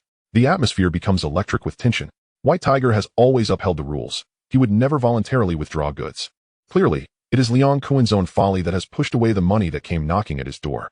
How can such a person be deemed a leader? Who would be willing to follow? The younger brothers toil tirelessly to seize territory, while the boss desires to monopolize it. Insatiable greed will inevitably lead to downfall. The gazes around him pierce Leon Cohen like needles, rendering him a figure of ridicule in the eyes of the crowd. Big B is relentless, smirking as he taunts. "Ah, Cohen, could it be that I have hit the nail on the head? Not a single cent to show for it." At last, Leon Cohen erupts, cursing vehemently. "Shut your mouth. Are you ever done? Whether I make money or not is none of your business. If you keep yapping, I'll tear your mouth off." Big B sneers. "What's the rush? Did I strike a nerve? Never mind. Today is White Tiger's promotion day. I won't stoop to your level." With that, he turns to leave, his back radiating disdain. Leon Cohen's eyes blaze red, veins bulging on his forehead, as if he might explode at any moment. Suddenly, several luxury cars glide in with synchronized precision. Leading the procession is a sleek black Mercedes-Benz, its body smooth and imposing, glistening in the sunlight as it comes to a halt in front of Gao Shi Miao. The moment the car appears, all eyes are drawn to it. Everyone is familiar with the vehicles commonly driven by the prominent figures, but this one is a first. Who could be inside? Questions swirl in the minds of the onlookers. Emerging from the driver's seat is Grey Dog, respectfully opening the rear door. Zhou Tianhu steps out, clad in a tailored deep red suit that fits him impeccably. His feet adorned with crocodile leather shoes, each step exuding confidence. His features are sharp, his posture erect, impeccably dressed, radiating an undeniable aura. The crowd stares in disbelief. Not long ago, White Tiger was merely a lowly 4'9" lackey within the Hong Hing gang, and now he arrives in a top-tier luxury vehicle, 10 times more impressive than Leon Cohen's shabby ride. This is astonishing, almost surreal. One could hardly believe it was possible without winning the lottery. Big B's assertion that he has struck it rich appears unequivocally true. As their gazes meet, emotions of shock, resentment, and envy intermingle like a complex tapestry. Chun Haonan and Shan Ji hide in a corner, their mouths agape as if they could fit an egg inside. "Brother Nan, that fellow White Tiger has really hit the jackpot," arriving by car. Baopi feels as if his insides are ablaze, jealousy almost causing smoke to rise. Shan Ji mutters under his breath, while White Tiger is raking in money hand over fist. "What about us? We've been lugging diapers on B Brothers' turf until our shoulders dislocate. In this lifetime, we may never even touch the steering wheel of a luxury car." Chun Haonan's gaze is fixed on the striking tiger-emblazoned Benz, his eyes gleaming with ambition. White Tiger has a knack for making money. If we continue to sit idly by, we will inevitably be left in the dust. If he can thrive selling diapers, why can't we? De Tion Air suddenly raises his head. "Why not we venture into this business too, imitating his brand? We are bound to profit." Before he can finish, Chun Haonan quickly raises a hand to silence him. "Shut up. If that gets out, our heads will be on the line." The group exchanges knowing glances, a silent agreement forming to create a counterfeit of Zhou Tianhu's diapers. Shan Ji's mind conjures images of himself driving a sports car, surrounded by beautiful women, his lips curling upward involuntarily. Just then, as Zhou Tianhu steps out of the car, the rear door of a Volvo slowly opens. Jimmy and 13 may emerge in succession. Following them, a van door swings open. Long Hair and Sanning stand side by side, impeccably dressed in sharp suits, their expressions steely, commanding an impressive presence. White Tiger truly exudes gravitas this time. His brothers all clad in formal attire, projecting an air of authority. "Humph, we are streetwise. We aren't here to sign contracts. Who are we dressing up for?" Shan Ji scoffs derisively. "What do you know? That suit is handmade in Italy, whereas the t-shirts we wear cost 10 for 3 at the market. Just the cost of that outfit alone must be over 100,000. Who wouldn't envy such extravagance from a mere 4'9" lackey? No wonder Long Hair and San Ing are willing to follow him. I heard each mission pays 30,000. I'd join too. Shan Ji is left speechless, his gaze landing on Zhou Tianhu's expertly tailored suit, a weight settling in his chest as jealousy churns within him. At that moment, Big B strides forward, a broad smile on his face. White Tiger, today you are the star. You truly know how to make an impression. Ah, Brother B. My women insisted that I dress formally today for the promotion, and they thrust this outrageously expensive suit upon me. It's a bit ostentatious. I apologize for the disturbance. Zhou Tianhu feigns humility, though pride radiates from his expression. He catches a glimpse of Liang Kuen's ashen face, nearly stifling a laugh. You should dress the part, today. You are the paramount figure. Please, enter the temple first. Mr. Jiang will arrive shortly. Big B jovially leads the way, ushering Zhou Tianhu, Jimmy, and 13 Mei into the temple. Shortly thereafter, Jiang Tiansheng, Chen Yao, and various hall leaders begin to arrive. For the first time, the Hong Hing twin flower red stick heir, who had not appeared in the previous 2 meetings, makes his entrance. Clad in a gray suit, his demeanor is composed, revealing no emotion. Zhou Tianhu pays little heed, as there are no ties between them as of yet. Jiang Tiansheng surveyed the gathering, ultimately fixing his gaze upon Zhou Tianhu, Jimmy, and Shisanmai, nodding in acknowledgement. Turning slightly to Chen Yao, he spoke in a calm tone. Everyone is present. We may commence. As the white paper fan of Hong Hing, matters of this nature were traditionally presided over by Chen Yao. He took his position and called out with a commanding voice, "Open the altar." At the sound of his command, several young subordinates entered the temple in succession, bearing various implements neatly arranged on red silk. Incense and candles were set upon them, while a live rooster, its wings bound, was placed before the altar alongside a large pig's head adorned with red paper, standing out conspicuously. The Hongmen knife and the dragon and phoenix staff were displayed side by side, glinting ominously. Chen Yao lit the candles and incense himself, then presented 3 sticks of incense to Jiang Tiansheng. Jiang Tiansheng raised the incense above his head, bowing deeply before the statue of Buddha 3 times. The assembly followed suit, bowing in unison. Zhou Tianhu discreetly lifted his gaze. The statue on the high platform wore a grand hat, draped in a blue-green robe, and stood upon iron grass sandals, holding a plain pearl in its palm, exuding an aura of authority and grandeur. When he had joined the society, the ceremony had been led solely by Liang Kuen, involving the ritual of sacrificing a chicken and swearing an oath before Guangong, which sufficed as a completion. Now, having ascended to the status of a red stick, he was required to pay respect to the Buddha in the Gaoshi temple. This statue he had never encountered in the future, nor was there any record of it in historical texts. Yet, he understood that this was a tradition of Hongmen, one that required no further inquiry. Paying homage at the Gaoshi temple was both a rule and a symbol of status. Such ceremonies were held in utmost reverence within the underworld of Xinjiang. Continuing well into the 1990s, the elaborate procedures were not mere theatrics. They announced to all that Hong Hing had gained a new official rank member, a red stick, a white paper fan, or grass sandals. Only the 6 major societies held investiture ceremonies worthy of such grandeur. Other minor gangs that conferred titles privately were dismissed with a laugh in the Jianghu, holding no weight. The fact that Jiang Tianxing himself was presiding over Zhou Tianhu's investiture indicated that this individual was no ordinary subordinate, but rather someone poised to rise within the ranks of the society. Once the incense was placed in the burner, Chen Yao proclaimed loudly, "Please, altar master, take your position." Immediately, a young subordinate approached, holding the Hongmen knife and the dragon and phoenix staff, and presented them to Jiang Tianxing, who reverently placed the weapons upon the altar. Chen Yao began to recite, "The knife is the Hongmen knife. The staff is the dragon and phoenix staff." Upon entering Mukyang City, one becomes a member of the Hong family. Following this was an extensive incantation, consisting of no less than 1,000 words. Each phrase was ancient and cryptic, resonating with a rhythmic cadence. The solemnity of the ceremony was amplified by these words. Zhou Tianhu inwardly marveled at Chen Yao's ability to recite such complex scripture flawlessly. Once the incense was burned, and the incantation concluded, Jimmy donned a white suit, Zhou Tianhu wore red, and Shisanmai was clad in black. The 3 were arranged in accordance with their colors, kneeling sequentially upon the mats.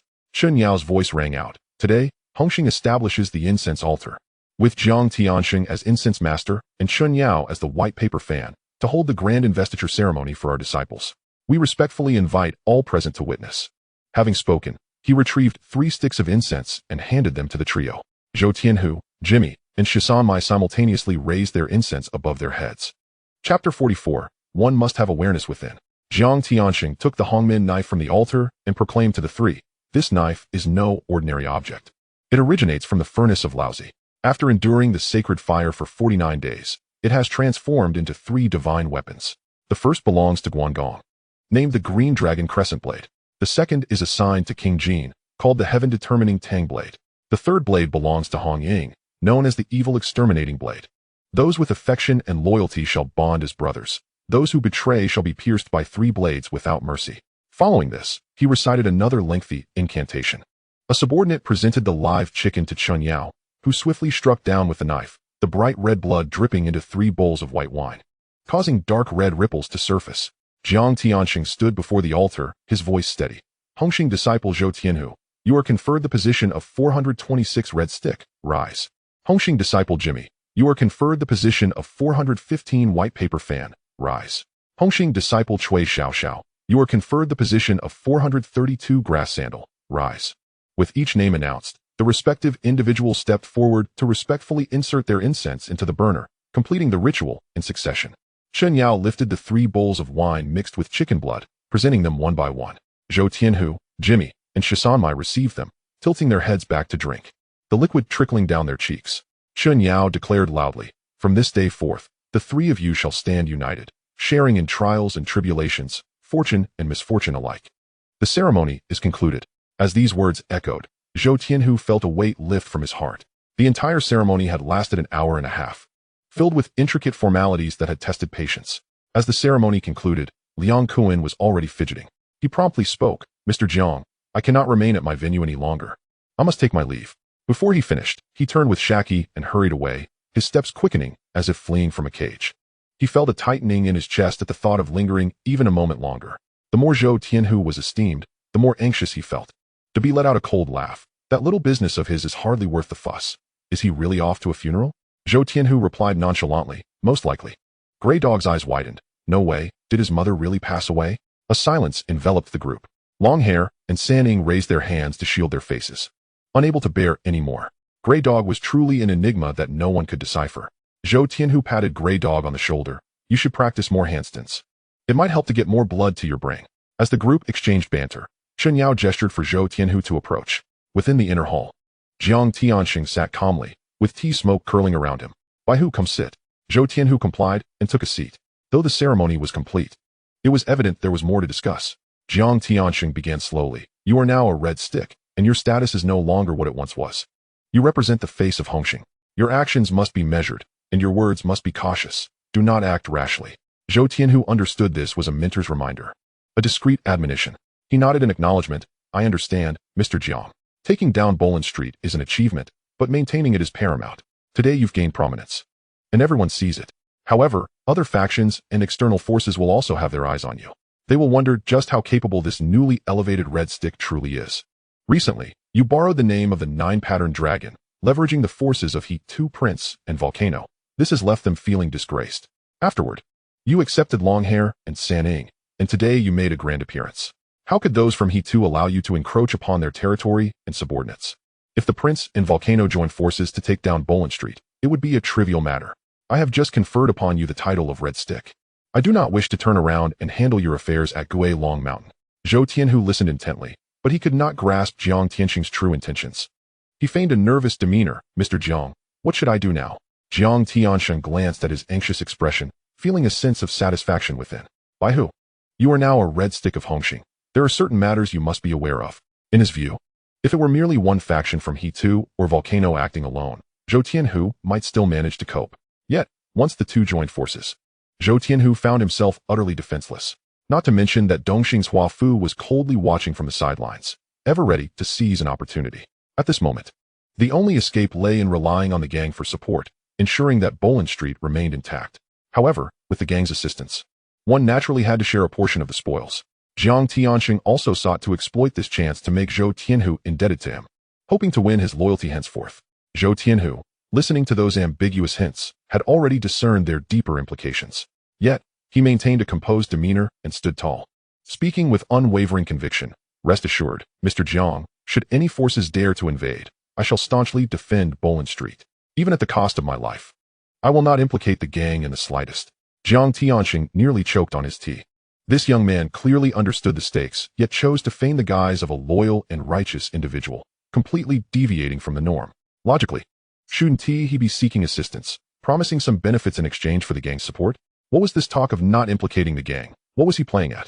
It was hard to discern whether he was genuinely foolish or merely putting on an act.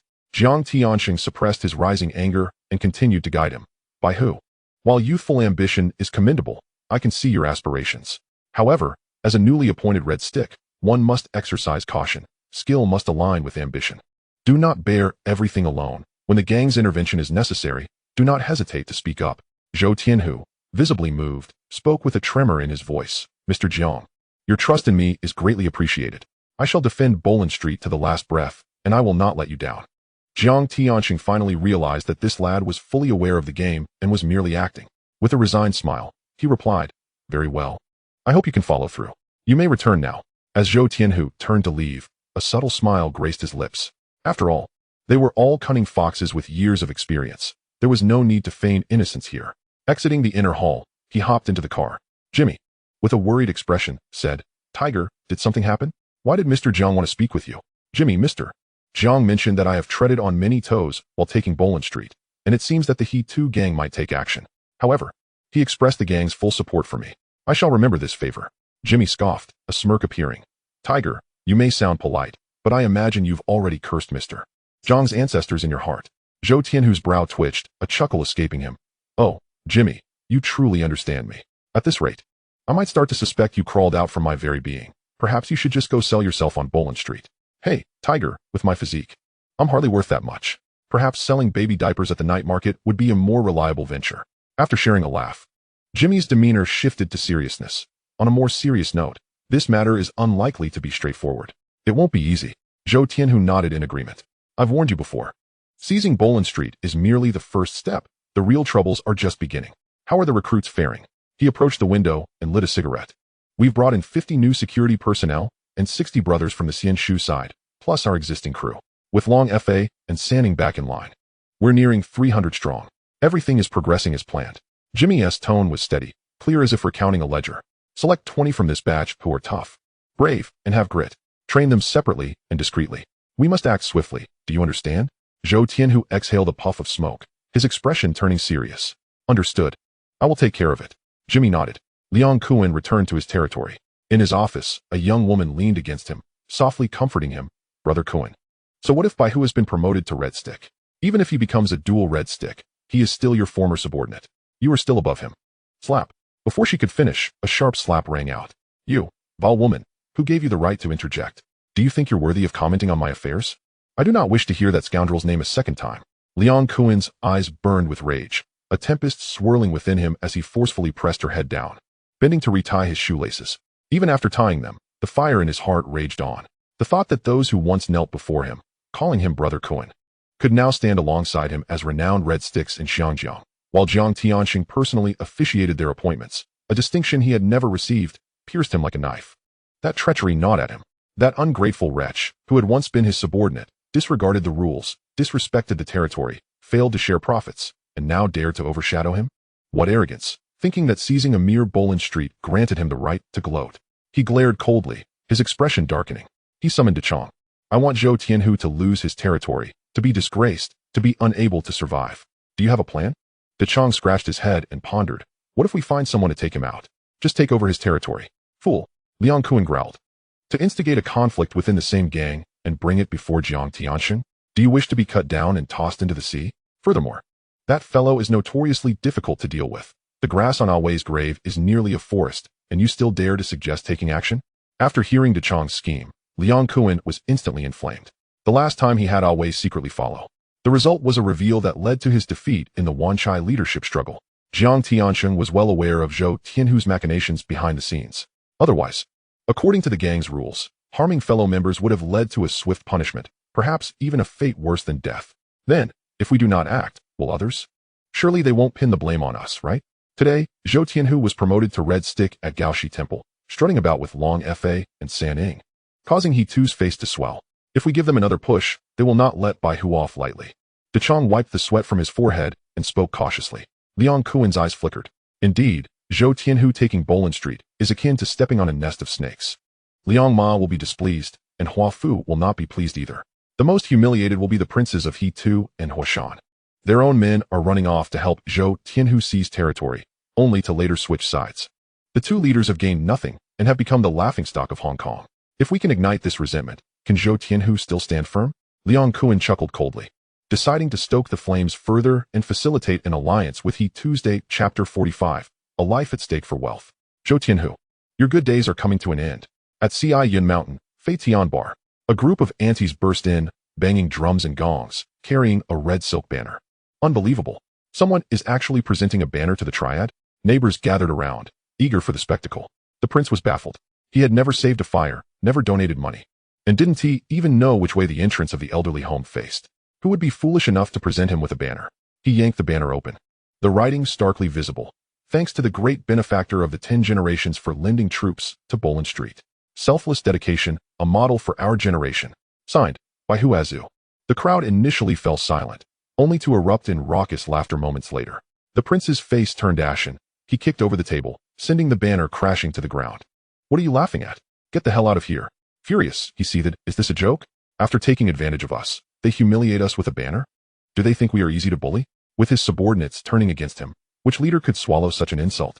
Even though Chang Fa and Sanning had already been ousted from the He Tu, their allegiance to Zhou Tianhu now felt like a slap in the face to the prince and Huashan. He snatched up the phone and dialed Huashan. Huashan, have you received a gift of thanks? On the other end, Huashan erupted into a tirade. That brat by who thinks we've perished? It was bad enough that Chang Fa and Sanning sided with him, but now he sends a banner to slap us in the face? I'll make sure he pays dearly.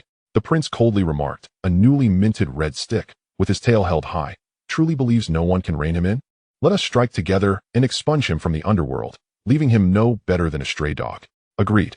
Spread the word. Within 3 days. He too will ensure by who disappears from Hong Kong. A chilling smile crept across Huashan's lips. The news of the prince and Huashan's alliance to besiege Zhou Tianhu spread like wildfire through the streets, vowing to erase him completely in 3 days. In the dimly lit billiard room, Liang Kun rested one hand on the shoulder of a nearby woman while the other held the cue with steady precision. As he pocketed a shot, he laughed heartily. There are at least 1,000 capable men on the side of Ci Yun Mountain, while Zhou Tianhu has at most 200 or 300. What can he possibly do? This time, he is bound to fall hard. Shai Chong, misjudging his shot, sent the ball sliding askew into a corner.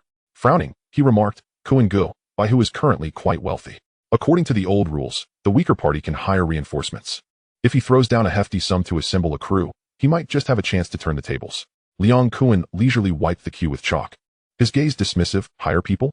He too has declared that apart from the 6 major factions, anyone who dares to lend troops to Zhou Tianhu will find their territory flattened, and their banner burned on the spot. Shai Chong burst into laughter, slapping his leg. Then there's no game to be had. Bai Hu is truly surrounded, and no one will come to his rescue, no matter how loudly he cries. The two exchanged glances, their laughter tinged with a cold malice. Everyone believed that Zhou Tianhu was at his wit's end, forced to bow down and seek refuge with Hong Hing. But just then, Jiang Tianxing spoke up. He stated, as long as Zhou Tianhu can defend Boland Street with his strength, I will officially designate him as the Jia-fit person. The Hong Hing system is vast, with numerous minor leaders under the authority of the 10 districts.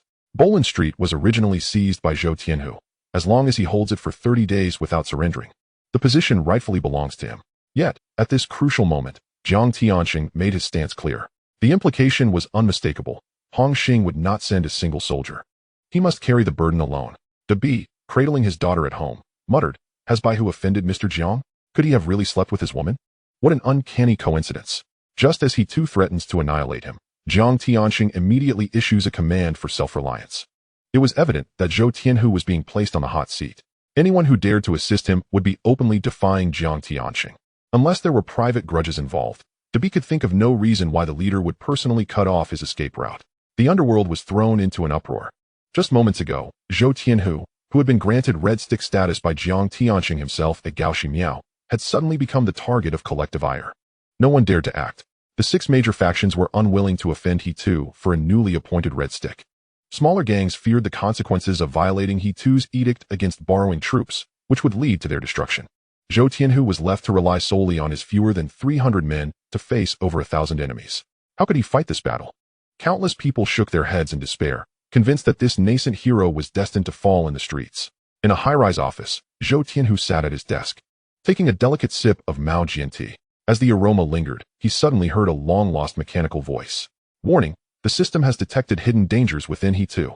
Eliminate their influence and overturn their reputation. Shall the command be executed? Choose to execute, and upon task completion, corresponding rewards will be issued.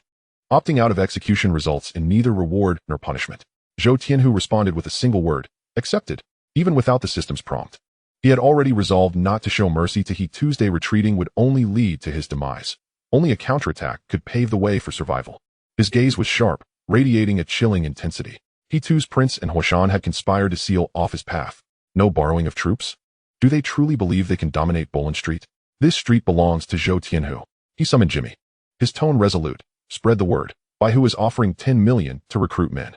No matter which faction you're from, as long as you're willing to join. The money is guaranteed. Ordinary 4-9, starting at 5,000. Large bases, 50,000. Red sticks, 100,000. Double flower red sticks, 300,000 for a seal. I refuse to believe no one in all of Hong Kong will be tempted. Huashan, Prince, you think you can dictate who dares to lend troops? Then let us see how far your reach extends. Is He Tu's reputation stronger, or is Bai Hu's fist more ferocious? Zhou Tianhu rose. His presence akin to a storm splitting the heavens, as if he were about to carve out a new world. Jimmy had never seen such a leader. His heart involuntarily trembled. This time, it was for real. A 10 million investment would send shockwaves throughout the entire underworld. Previously, when he was just scraping by on the streets, anyone claiming they could gather 10 million for reinforcements would have been dismissed as a madman. Who among the lowly could pull such cash from their pockets? Every person in the underworld was looking to line their own pockets. Who would willingly spend 10 million to hire someone for a fight? Such thoughts seemed utterly insane. Yet, since following Zhou Tianhu, he had witnessed firsthand what true strategy looked like and the speed of making money. He was well aware of the monthly revenue of the Tiger Chung Daily Chemicals in Mongkok.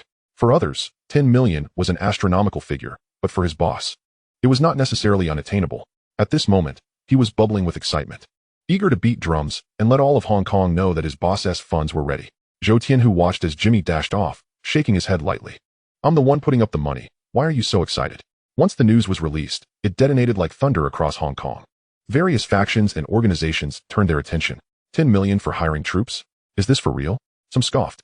A small player who has only been in Hong Hing for 2 months. What gives him the audacity? Surely, he must be bluffing. While borrowing troops is not uncommon in the underworld, offering 10 million upfront is unprecedented. Not even some long-standing leaders have such liquid capital on hand. Amidst skepticism, countless calls flooded into Jimmy. On the other end of the line, Jimmy shouted until his face was flushed. Absolutely true. Not a word of a lie. The money is ready. We're just waiting for the brothers to arrive. As soon as the sign of Hu Chung Daily Chemicals lit up, everyone immediately associated it with the name of Zhou Tianhu. With a casual recounting of the accounts from Bolin Street, combined with the accumulated capital from clandestine dealings, the scales in their hearts began to tip. Could the White Tiger truly produce 10 million to borrow troops? Once this rumor spread, it was no longer dismissed as a joke. On the He Tu side, the Prince and Volcano issued stern warnings. Anyone who dared to stand with the White Tiger would first have their flag ripped down. Yet, this threat, upon hearing it, seemed to ignite a powder keg. Initially, some were wary of He Tu's deep roots, especially since those two were formidable pillars, their underlings numbering over 1,000. If things escalated, it would indeed be troublesome. However, once the news was confirmed, the winds shifted immediately. The path of the rivers and lakes is, after all, a gamble of life and fortune. Those who cower in fear should have long returned home to gnaw on their buns. Who among those who roam the streets isn't seeking a morsel to eat, with money laid out before them? Even a mountain of blades would not deter some from rushing in. 10 million is no trifling sum. If this deal goes through, countless individuals could turn their fortunes around. Hong Kong was suddenly abuzz, with discussions echoing in every corner. Jimmy's phone rang incessantly, while Long Hair and San Ing were besieged by acquaintances, bombarding them with inquiries. Yet Zhou Tianhu remained as steady as a mountain. He arranged to meet with Sister 13 at the Kowloon ice room. With war on the horizon, the matters in the backyard also needed to be sorted out. Beep. As the car door locked, he entered the ice room, directly reserving the entire venue. Sitting at the innermost round table, Brother Long, the usual all of it, 9-patterned dragon, donning an apron, emerged, shaking his head. Big Tiger. Do you still have the mind to eat? When you're hungry, you must eat. Do you intend to emulate an immortal and fast? Zhou Tianhu chuckled as he opened his chopsticks. Only you can remain so unperturbed. 9-patterned dragon peeled garlic, saying, he too has already issued orders to eliminate you. The outside world is abuzz with talk of your 10 million borrowing troops. Even the regulars who come for late-night snacks are seeking me out, asking for a connection to join you. I can't even cook in peace. Huh, those wet behind the ears kids want to follow me? Zhou Tianhu grinned. I'm not leading a troop of Boy Scouts on an outing. The two shared a laugh. Nine-Pattern Dragon turned and headed back to the kitchen. He had once been a part of E2 and was all too familiar with that past. Boss Ding Tian had sent him to Thailand on a mission, only to be set up, resulting in a broken leg and imprisonment. He never got to see his father before he passed away. Upon his release, life was not any easier. Ding Tian feared he would make a comeback, sending people to smash his shop multiple times. In the past, he would have taken a knife and charged back, bloodily retaliating against He Tuesday. But he had knelt before his father's grave, swearing to withdraw from the rivers and lakes, never to shed blood again. Now, with long hair and San Ying, his trusted subordinates, following Zhou Tianhu, he had no more attachments. In this battle, he would not involve himself overtly, but his heart had already tilted. He hoped for Zhou Tianhu's victory. Shaking off distractions, he focused on preparing the ingredients for tomato beef noodles. Suddenly, a flurry of hurried footsteps echoed from outside the kitchen, and Sister 13 burst in. Tiger brother, he too has sent word that they want to completely drive you out within 3 days. Do you still have time to cook noodles here? Shouldn't you be thinking of a way out? Chapter 45, Exchanging for Blood and Sweat Money. Zhou Tianhu observed her panting heavily and leisurely rose to pour her a glass of water, offering it to her. Take your time, drink some water first. Sister 13 took the cup and gulped down most of it in one go. Staring at the still composed Zhou Tianhu, she suddenly recalled something, her tone changing. Tiger brother, the word outside is that you're spending 10 million to hire manpower. Is that true? Zhou Tianhu lit a cigarette, exhaling a cloud of white smoke, and nodded nonchalantly. What else could it be? Blown from my mouth. Sister 13's eyes widened, nearly dropping the cup. Wow, 10 million. The girls under me would take lifetimes to earn that amount. You just say the word, and it's done? That's too frightening. Previously, the dubious territories and bars had already been entrusted to Sister 13's management. Bolin Street could indeed be profitable, but compared to 10 million, it was like a small ditch compared to the sea. Her eyes sparkled as she tentatively proposed. Tiger brother, I'm not greedy. Just give me 2 million, and I'll rally all the girls to support you. Zhou Tianhu shot her a sidelong glance, unable to suppress a roll of his eyes. Support what? What can they do if they go up? Are they really going to lie down and receive customers? Sister 13 grinned. Lying down is still going up. I guarantee that those from He too will be reduced to a pile of bones, unable to stand, let alone defend their territory. Zhou Tianhu shook his head helplessly. In just a few days, Sister 13 had become quite the talker on Bolin Street. Little sister, with regard to He too, Bolin Street will not interfere. Besides, I intend to completely reorganize the places and people left by the dubious dealings. From now on, no more touching orange powder, and no more engaging in chaotic affairs. As he spoke, he lit a cigarette. Sister 13 frowned. Boss, I'm on board with not touching orange powder. But what kind of place is Bolin Street? It's a brothel street. The girls depend on their bodies for a living. If we don't allow this line of work, should we switch to selling rice rolls? How much can we earn? Zhou Tianhu remained silent. At that moment, Nine-Pattern Dragon brought out dishes one after another, finally placing a large crab before stepping back. Zhou Tianhu untied the rope binding the crab, leisurely disassembling its shell, extracting the meat, and savoring the crab roe, his movements unhurried. Sister 13 initially found it hard to sit still, but as she saw him remain silent, her impatience gradually waned, and she quietly waited. Only when she noticed her own calmness did Zhou Tianhu slowly speak. Little sister, how large do you think the business on Bolin Street can grow? Grow how large? Sister 13 was momentarily taken aback, not understanding the question. After a brief hesitation, she attempted to respond. A bar requires at least 20 girls, with an average of 10 customers each, earning 1,500 per person. At most, that amounts to 30,000 a day. On our territory in Bolin Street, with 5 shops, the business tops out at 450,000 a month, and that's under the condition of operating daily without a break. For those not so attractive girls, even reaching that figure is challenging. Zhou Tianhu continued to suck on the crab leg while saying, setting aside wages and daily expenses.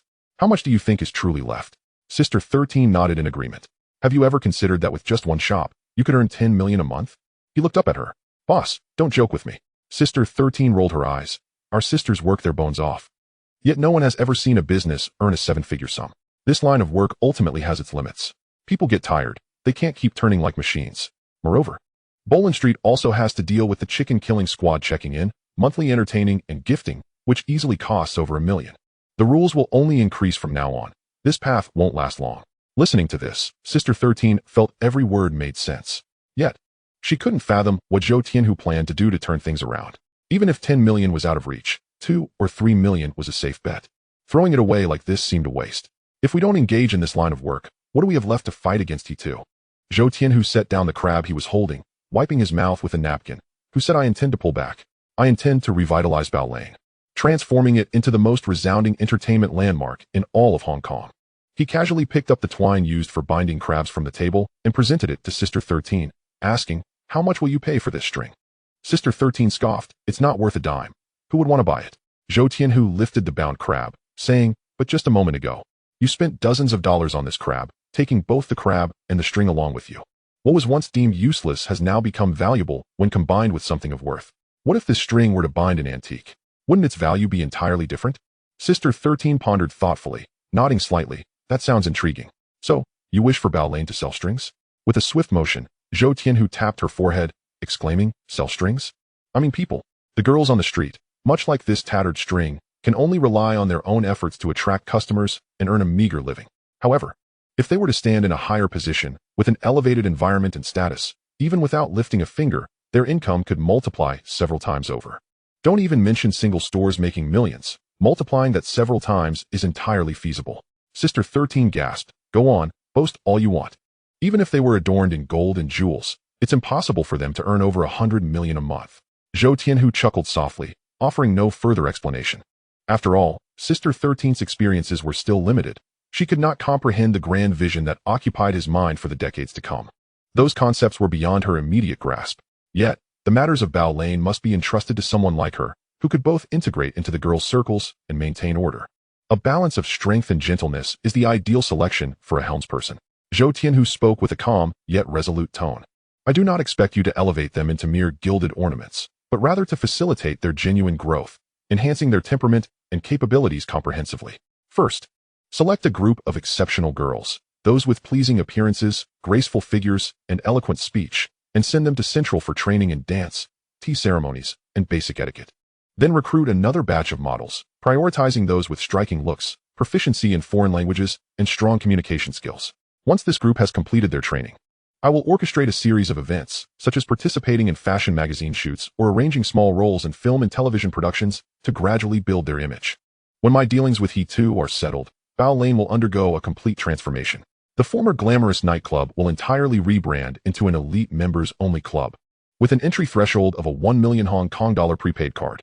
The internal services will be comprehensive, staffed by the most attentive and cultured female companions, with primary revenues stemming from beverage sales and voluntary customer gratuities. The more popular the girls become, the higher the cost for appointments. Sister 13 listened intently, her eyes growing brighter. The entire harbor had never witnessed such a business model. If every woman inside were heavenly in beauty, and the entry barrier remained at 1 million, affluent businessmen would undoubtedly flock here, treating it as a clandestine meeting place. Many wealthy individuals would rush in just for a glimpse. The thought of money flowing in like a tide nearly overwhelmed her excitement. Brother who, those able to part with 1 million for entry are ultimately few. What about those without such means? Are we to let them slip away? Zhou Tianhu had anticipated her inquiry, smiling slightly. What I mentioned earlier pertains to the high-tier consumer route. For the broader market, I have other plans. Nightclubs, bars, and KTVs will abound. Nightclubs and bars will feature beautiful women performing daily, where customers can order drinks for entertainment or pay to invite girls to dance. KTV will operate in 2 models. One is a wholesale style, where guests purchase their own drinks and choose songs freely, suitable for couples or friends. The other is a business reservation model, where we provide female companions to meet networking needs. All venues will have clear pricing, operate legally, and the girls' participation will be entirely voluntary. Most importantly, all locations will strictly prohibit drug transactions, and substances like orange powder will never be tolerated. Just imagine. A single establishment's daily revenue could easily reach hundreds of thousands or even break 1 million. If that were the case, earning 1 billion in a month would no longer be a distant dream. As his words fell, the atmosphere seemed to freeze momentarily. Sister 13's eyes blazed with intensity, her heart racing with astonishment. What kind of mind could conceive such a meticulous and lucrative business blueprint? Initially, she had only aimed to open a few more venues and recruit more girls through traditional means. Yet Zhou Tianhu's approach was evidently a shortcut to the pinnacle of wealth. If he could genuinely achieve a monthly income exceeding 1 billion, that would amount to over 10 billion in a year. At that point, acquiring not only the buildings in TSC Wanshan and Yuan Long, but also luxury homes on the peak would be effortlessly attainable. The more she contemplated, the more her heart raced. She could hardly contain her eagerness, longing to turn back immediately and commence training the girls. After hastily bidding farewell to Zhou Tianhu, she dashed away. It seemed that making money was indeed the most exhilarating motivator. Zhou Tianhu sighed softly, then returned to savoring the meal before him with great enjoyment. As night descended, he found himself in a bar on Bao Lane, cocktail in hand, his gaze roaming the dance floor, admiring the lovely women swaying to the music.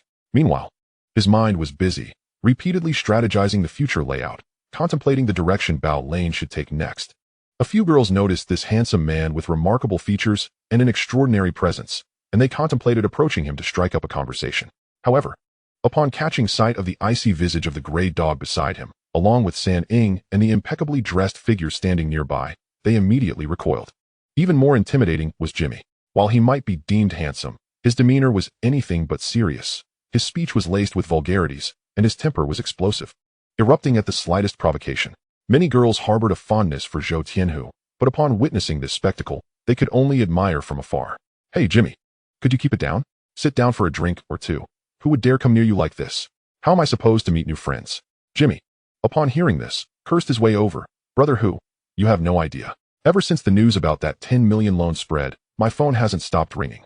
A bunch of fools call wanting a million, claiming they can handle he Tuesday chapter 46. Those who have seen blood cannot hide the light in their eyes. Some older guys who have stepped back even boasted about wanting to help us take care of business. I'm genuinely worried they'll throw their backs out when they swing their knives." The most absurd was Dongxing Huaf, wanting to get involved. All his subordinates are girls. Fighting? Are they going to use lipstick against the enemy? Zhou Tianhu chuckled. Huaf's girls are not bad. If they race, they don't even need equipment. Each comes with their own weapon.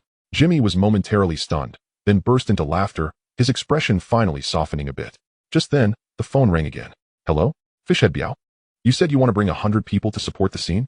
Sure, we can discuss the price." Jimmy grabbed the phone and stood up to start making arrangements. "Fishhead Biao?" Zhou Tianhu felt a stir in his heart. Could it be the infamous fish head mark associated with Lianxing, who started out selling orange powder? If so, there should be a subordinate known as Airplane following closely behind. This individual is notoriously ruthless, engaging in fights with reckless abandon, landing every punch with precision. I wonder if he resembles the character from the movies. If this time he truly leads the charge, it's likely that Airplane will make an appearance. A sense of anticipation swelled within Zhou Tianhu. He was genuinely curious to see if Airplane lived up to his fearsome reputation. Just as he pondered this, a commotion erupted outside. Sanning stepped out to investigate, only to be forcefully kicked back in, crashing heavily onto the ground. Zhou Tianhu's gaze turned icy as he rose. "Who dares to trespass on my white tiger territory?" Sanning clutched his chest, gasping for breath. "Boss, there's a fellow from the number gang outside, named Oh. He insists on confronting you directly about the legitimacy of that 10 million for mercenaries. We directed him to Brother Jimmy, but he didn't hesitate to take down everyone at the entrance." "Oh, from the number gang?" Zhou Tianhu paused, a smile creeping onto his face. Could it be that the visitor is Oh, the notorious Brother A from the number gang? "Sanning, did you and Changfa fail to subdue him?" Sanning's eyes darted away, speaking in a hushed tone. "We couldn't match him. He fought like a madman, with ruthless strikes and deadly accuracy. Changfa and his men attempted to corner him, but he evidently held back. Otherwise, we wouldn't have stood a chance." Zhou Tianhu laughed heartily. "Excellent. Truly excellent. Let him in." Sanning was perplexed. They were the ones who had been beaten. Why was the boss so pleased? Nevertheless, he didn't question further and turned to bring Oh inside. Zhou Tianhu sat in his chair, scrutinizing Oh before him. The man was not tall, around 5'7". His expression devoid of emotion, muscles taut like a beast poised to pounce. Standing there, the air felt several degrees cooler. There's a saying in the Underworld: those who have seen blood cannot hide the gleam in their eyes. As mentioned in the original text, Brother Ao is a desperate man, willing to do anything for money. With a background in martial arts, he specialized in the business of thuggery, becoming the number gang's most notorious hired killer. At that moment, Ao met Zhou Tianhu's gaze, feeling somewhat uneasy. Those eyes seemed to penetrate his very soul, causing his usual arrogance to dissipate. "I hear you wish to verify whether the 10 million for mercenaries is genuine?" Zhou Tianhu raised an eyebrow. Why the silence now? Ao shifted his gaze, his tone resolute. "So, is this true or not?" "Yes," Zhou Tianhu nodded. "Then why did you feel the need to come and ask in person?" "I disregard what others say. I only trust the words of the white tiger himself," Ao replied steadily. Zhou Tianhu couldn't help but shake his head. After all that commotion, beating San Ing and Changfa, it was merely to confirm the truth of a statement. Indeed, Ao was someone who valued money above life itself. After receiving confirmation, Ao spoke directly. "I have 100 brothers, each capable and tough. As per your proposal, with 5,000 for each as relocation fees, plus medical expenses." I'll lead the charge for a flat rate of 400,000. Just then, Jimmy, who had just hung up the phone, erupted in anger. What is this nonsense? Who do you think you are? The double flower red stick only charges 300,000. What makes you think you can demand 400,000? Do you know how many people want to borrow soldiers from Brother Tiger right now? Do you think your face is particularly large? Oh shot him a cold glance. His expression unchanged. I'm worth this price because I am ruthless and capable of killing. I hail from a martial arts background, the number gang's top enforcer. My 100 brothers are all madmen who clawed their way out of Kowloon walled city, unafraid of death. Once the money is in hand, I can wreak havoc. Just now, even with San Ing and Changfa teaming up, they couldn't withstand a single step from me. As long as the price is right, I can accomplish anything for you, with clear rules and no deceit. Jimmy glared at the man before him, who had just defeated Changfa and San Ing, feeling his temper flare. Just as he was about to retort, Zhou Tianhu gently pressed down on his shoulder, signaling him to remain calm. This man, Brother Ao, indeed possessed considerable skill, but more importantly, he was trustworthy. Once paid, he would certainly honor his word, even at the cost of his life. Such tenacity, willing to fall to ensure his opponent's complete downfall, was rare in the underworld. Throughout the day, Jimmy had contacted numerous individuals, none of whom were anything more than empty promises or insignificant small gangs. Such groups could hardly be expected to fight. They would likely be crushed before even assembling. Ao was different. He was genuinely capable of carving a bloody path. With him in the mix, their odds against the alliance would at least double. Oh, if my white tiger cannot produce the 10 million for mercenaries, I wouldn't be standing here negotiating with you today. For 100,000, I would even be willing to offer 4 million. But you must demonstrate strength worth that price. The Prince of the Alliance and those from Volcano can pull out anyone from their ranks, all of whom are desperate men, with thousands ready at a moment's notice. Can your 100 or so men really measure up? Upon hearing this, Ao's eyes instantly lit up. 4 million? This figure made his heart race. Brother Tiger, if you find the numbers insufficient, I can call in more brothers. As long as you're willing to add 28%, I can ensure an ample supply of manpower. Zhou Tianhu chuckled wryly, shaking his head. Indeed, Brother Ao was fixated on money, unable to stray from the topic. Money is not the issue. However, I don't want useless numbers. I seek truly formidable characters, hands stained with blood, hearts as dark as coal, fists as hard as iron. I am investing 10 million not for charity. Since the Alliance intends to eradicate me within 3 days, I shall ensure they experience unrest in return. You may gather your men. The more, the better. I do not only wish to eliminate the Prince and Volcano.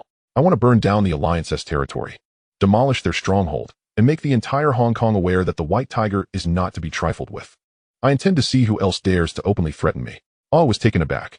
He had undertaken countless assignments, but he had never encountered someone as audacious as Zhou Tianhu, who aimed to uproot an entire organization.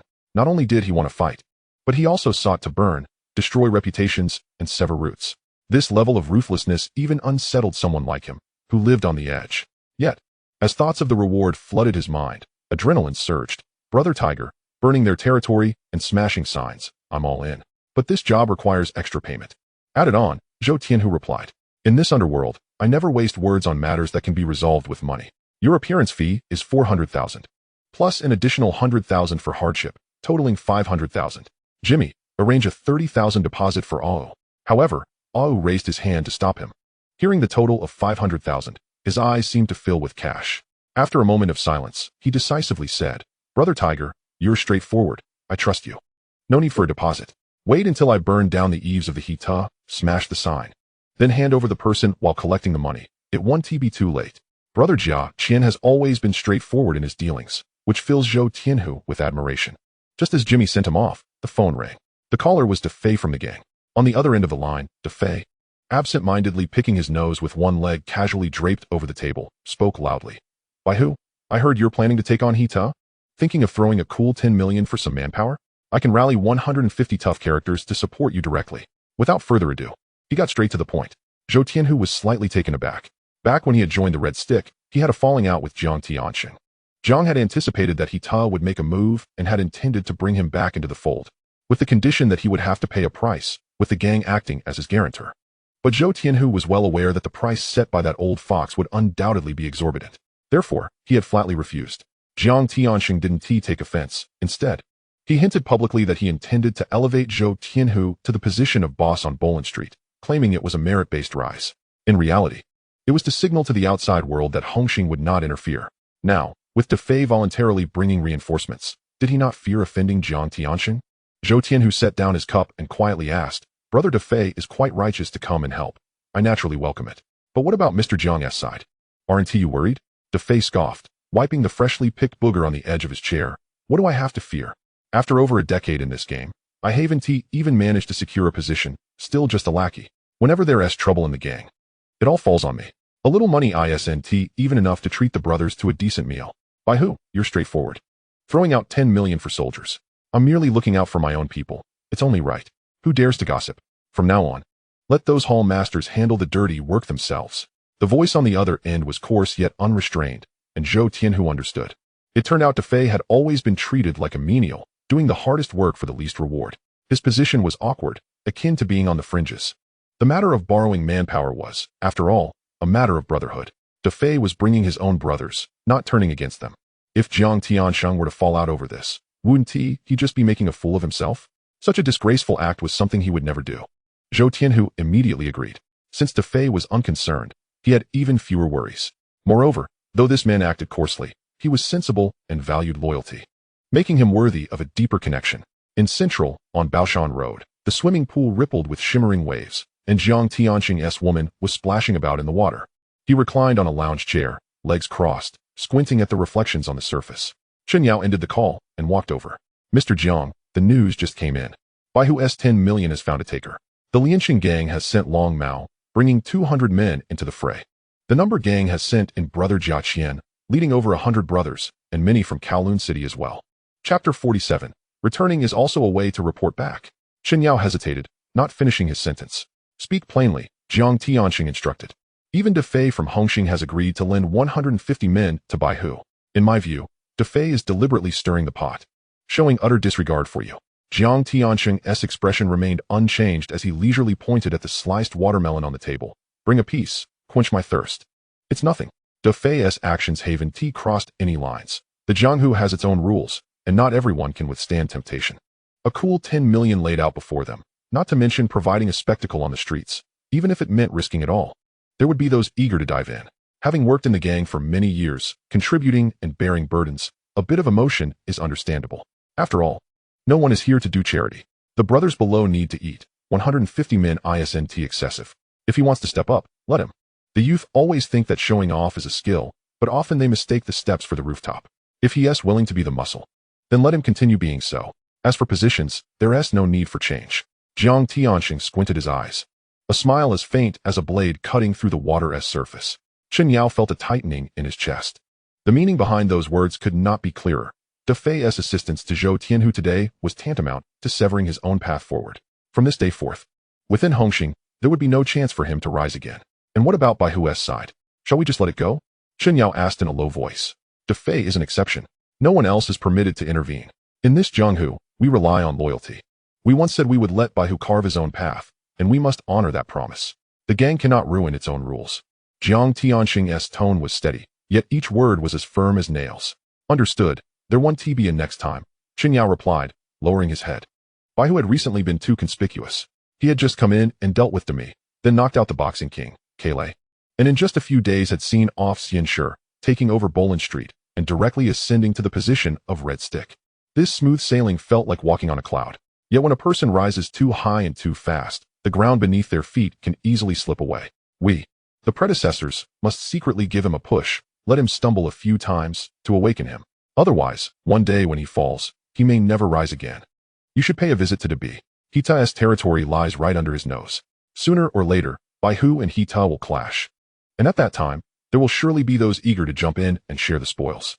Ask Debi if he is considering waiting for the two to finish each other off before stepping in to clean up. Jiang Tiansheng kept his eyes closed, a slight smile playing on his lips, as if he were anticipating a splendid show yet to commence. The head honcho spoke wisely. The younger generation, full of pride, will inevitably face losses. When it's time to rein them in, one must do so, as it fulfills the responsibility of a leader. Chen Yao nodded in agreement and turned to leave the villa. Once outside, he couldn't help but smirk. The old fox is as cunning as ever, clearly setting a trap to ensnare others, yet he spoke in such a lofty manner. How a leader can so easily twist black and white with mere words. Debi was sitting in a street corner ice room, enjoying a steaming bowl of cart noodles, when he lifted his head and saw Chen Yao personally visiting. And he already had an inkling. Beside him, Chun Haonan exchanged a knowing glance with Shanji, their eyes glinting. The opportunity had come. Baihu was charging ahead, while they remained firmly in the rear. Once both sides were left battered and bruised, they would step in to reap the benefits. Gaining territory and showing loyalty to Jiang Tiansheng, a twofold gain. Just imagining snatching benefits from Zhou Tianhu was exhilarating. The thrill was palpable. As soon as Chun Yao left, Chun Haonan could no longer contain himself and whispered, "Brother B, the opportunity is here. Once Baihu and Hita are left to fight each other to exhaustion, we'll immediately charge in, take out Hita's underlings, seize a few streets, and acquire some venues, ensuring a steady income." Chop. You think you can chop? You can't even get a whiff of the action. That guy knocked out the boxing king Kale. And he's directly offering 10 million to hire soldiers against Hita. With money and skills, who would dare to easily touch him? Are you living harder than Kale? You think you can take advantage of this? Just obediently go collect your cleaning fees at the night market. Dabi, visibly annoyed, waved his hand to Shu Chun Haonan and Shanji away. The two left reluctantly, their faces filled with dissatisfaction. Big B let out a deep sigh, retrieved his phone, and dialed Zhou Tianhu's number. Jiang Tiansheng was exceptionally eloquent. Although his intention was to undermine Zhou Tianhu, he cleverly framed it as a test for his own good. Quite remarkable, indeed. He deftly shifted the blame onto others. Having followed Jiang Tiansheng for over a decade, how could he not understand the man's temperament? When it suited him, he affectionately called him AB. Yet, if trouble arose, not a single cent of the organization's funds would be spared, and interest would be added on top. Ostensibly, he was regarded as a confidant, promising to support him in becoming the decision-maker in Wanchai. But what was the result? In the name of the so-called greater good, he turned around and handed the position to Liang Kun. All those years of hard work and dedication were met with ridicule behind his back, branded as a sycophant. His dissatisfaction had long been brewing. Zhou Tianhu, ever astute, had ventured into the diaper business in Wanchai, allowing him to gain some profit as well. Not to mention, this time he casually lent out 10 million to recruit soldiers, showcasing his audacity and capability. After a lifetime of struggle, he himself might not have been able to muster such a sum. Now that Jiang Tiansheng harbored discontent towards Zhou Tianhu, did he intend to use him as a pawn? Big B was not one to fall for such tricks. On the other end of the line, Zhou Tianhu sensed Big B's urgency and set off for their meeting. He entered a nondescript ice room in Wanchai. In stark contrast to the desolation of Kowloon, the walls here were adorned with posters of movie stars and colorful stickers. With a throng of youthful students filling the downstairs, laughter echoing throughout.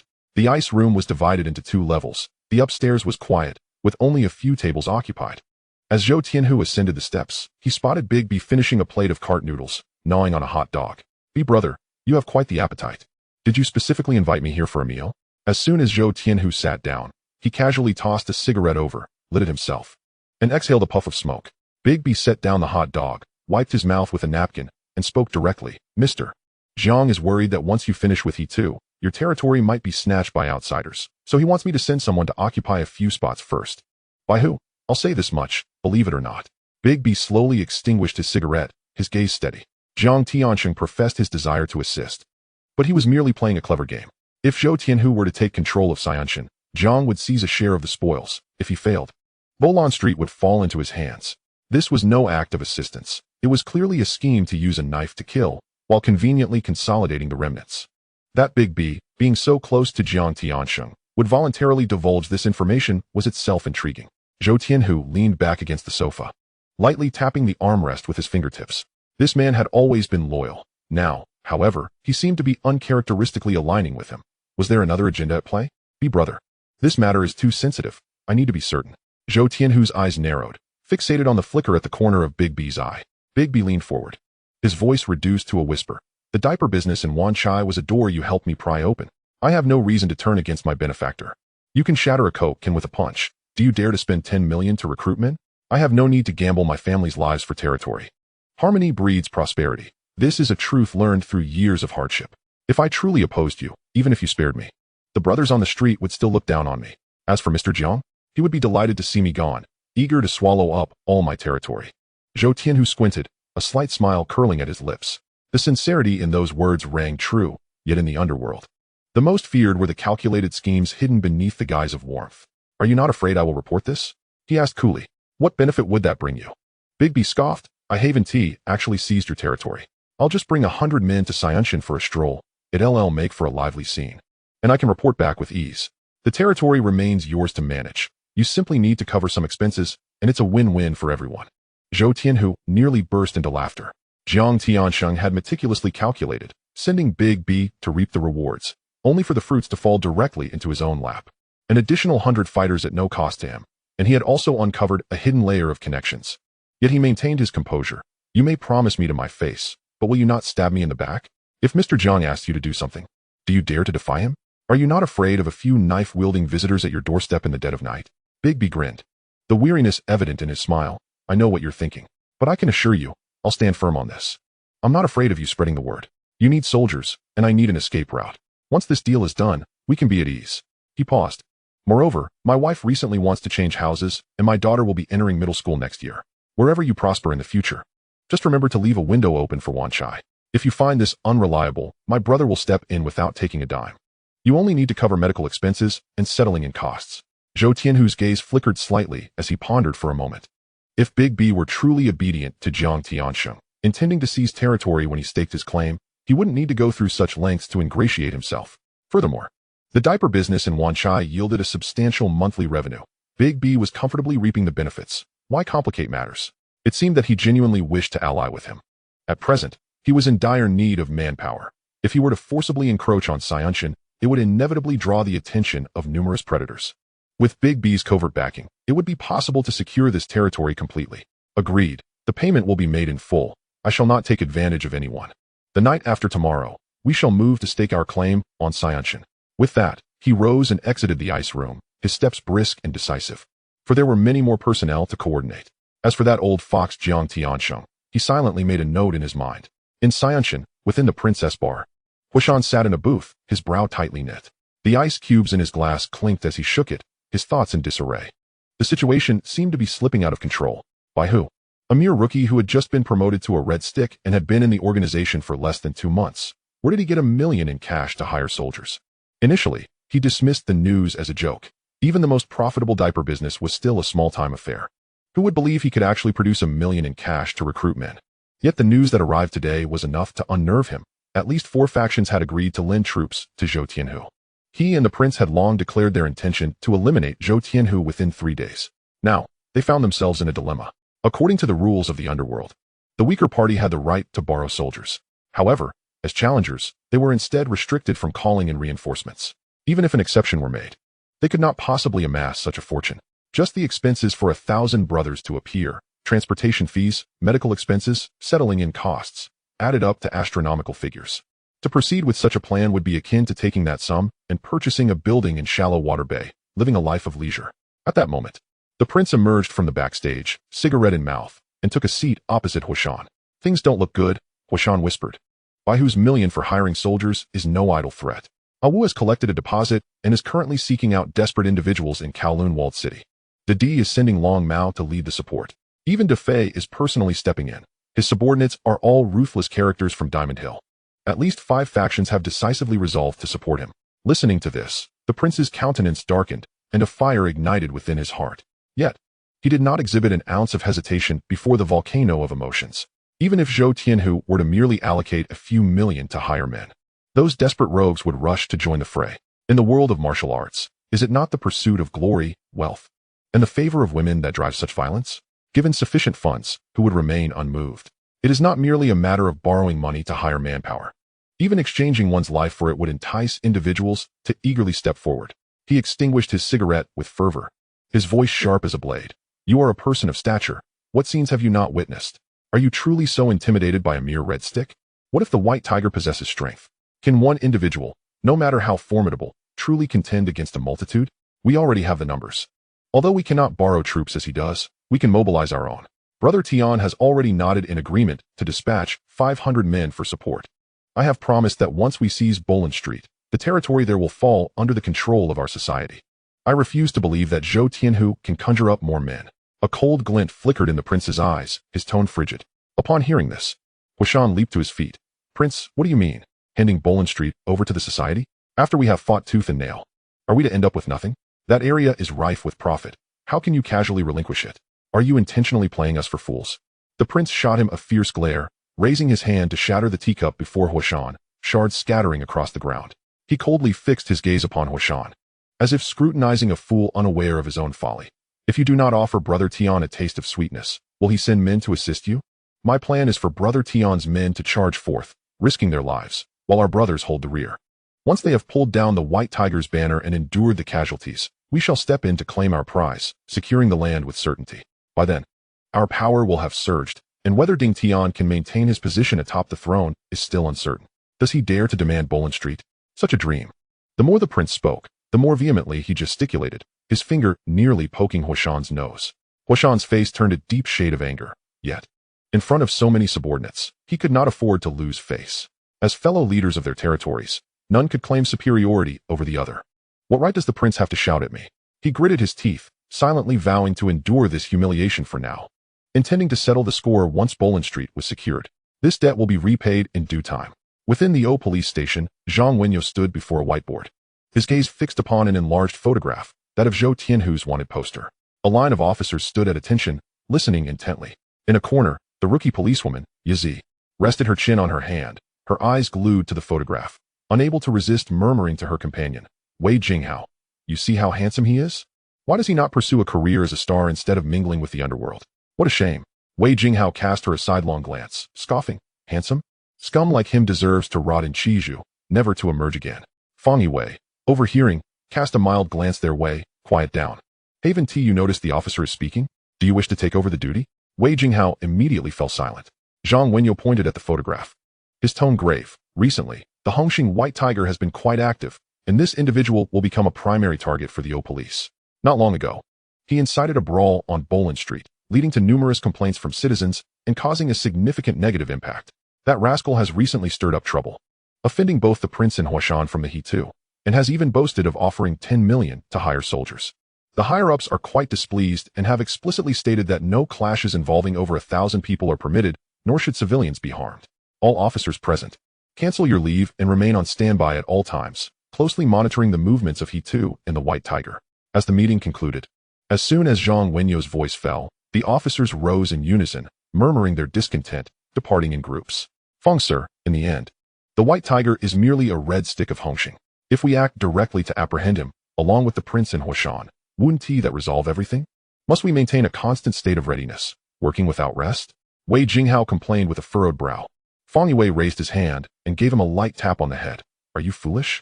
Arresting someone requires evidence. If we detain him today and lack proof tomorrow, we will have to release him, and the day after that, the chaos will resume. Besides, do you think the society is easy to deal with? Just a couple of foreign lawyers can strip you of that uniform. Wei Jinghao gritted his teeth. Evidence? Who in the underworld doesn't know that the White Tiger offers 10 million to hire soldiers? Isn't that solid evidence? Fang Yiwei cast him a sidelong glance, as though regarding a naive fool. Do you truly believe that this can serve as evidence? Be careful, they might countersue you for slander. If he indeed possesses 10 million to hire soldiers, he has the means to procure another 10 million to ruin you financially. Once you shed this uniform and delve into the world, you will find yourself begging the society for a meal. Yazid gasped in shock. The society earns money this way? 10 million? I wouldn't earn that in 2 lifetimes. Fang Yiwei chuckled bitterly. Indeed. With my monthly salary of a few thousand, even if I work until retirement, I would barely accumulate a few 100,000 in pension. These lowlifes casually toss around 10 million. Where do they find such audacity? Truly, the heavens have opened their eyes. Hence, we will proceed as instructed by the higher-ups. As long as we do not involve the civilians, we will turn a blind eye. Once they finish fighting, we will arrest a few leaders to take the fall and report back. No need to be overly serious. With that, Fang Yiwei patted Wei Jinghao on the shoulder and turned to leave. Wei Jinghao stood there, his chest heavy with thoughts. Why can those ruffians act so brazenly against the police? Why do they wield both wealth and power? It has been 2 days since the prince and Huashan issued threats to eradicate Zhou Tianhu within 3 days, yet the territories of both sides remain brightly lit and operational, showing no signs of impending conflict. Zhou Tianhu stepped into an underground space transformed from an abandoned factory. It was exceedingly discreet, spanning nearly 1,000 square meters, with soundproofing meticulously installed. The interior was filled with combat equipment, a shooting range, and fitness training apparatus, resembling a clandestine base. Greetings, Brother Hu. Brother Hu is here. Each step he took was met with a chorus of greetings from various directions. Before him stood an elite team, fully armed, codenamed Fierce Sting. This group had been meticulously selected by Jimmy from a pool of tough applicants for bodyguard positions. Some hailed from Diamond Hill, others from Chaguoling, and some had emerged from the mixed environments of Kowloon walled city. Many had blood on their hands and had served time in dark prisons. Big circle boys, tough guys. And even foreign mercenaries who had come crawling back, all possessed murderous glints in their eyes. Once they engaged in a fight, blood was certain to flow. The fierce Sting Special Operations team was already formidable, surpassing the ordinary henchmen by a significant margin. Under Jimmy's rigorous training, they had become as precise as machines. Now, this group of 20 could carve a path even against a police force of 50 to 40, making a clean getaway. Zhou Tianhu valued precision in his personnel. Mere numbers were of no use. A bunch of weaklings who could only flirt and would be panting after a few steps were no match for true weaponry. Like those damp subordinates, either infatuated with orange powder or languishing all day in the horse enclosure, when someone comes knocking, they have no chance to fight back and are swiftly cleared out. Thus, true underlings rely on strength. The individuals selected from this batch are the cream of the crop. Zhou Tianhu cast a sweeping glance, and everyone stood as still as pine trees, moving like the wind, fire igniting in their eyes. He was quite pleased. Jimmy, is everything arranged? Jimmy nodded. Brother Hu, look at these men. To smash the venue of He2 and deal with those lowly scoundrels is akin to crushing ants. No. Zhou Tianhu shook his head. I do not intend to move this group. Starting tonight, our run and I will occupy the 17th floor of the Boning Hotel. I've booked the entire floor. You instruct the Liegi team to enter and stand by. Their sole duty is to ensure the safety of our run and me. Jimmy nearly dropped his jaw in astonishment. Brother Hu, are you serious? A great battle is about to commence, and you are taking a woman to a hotel for romance. The two sides could clash at any moment, with thousands of lives at stake. Liegi is your last trump card. Instead of pressing forward to He2's territory to secure the prince's ground, you're sending them to the hotel as guards? Don't tell me our run's beauty has made you forget your priorities, to the extent that you no longer wish to engage in combat? His agitation grew, spittle nearly splattering Zhou Tianhu's face. Were it not for the fact that he was addressing his elder brother, he might have cursed. He simply could not comprehend why.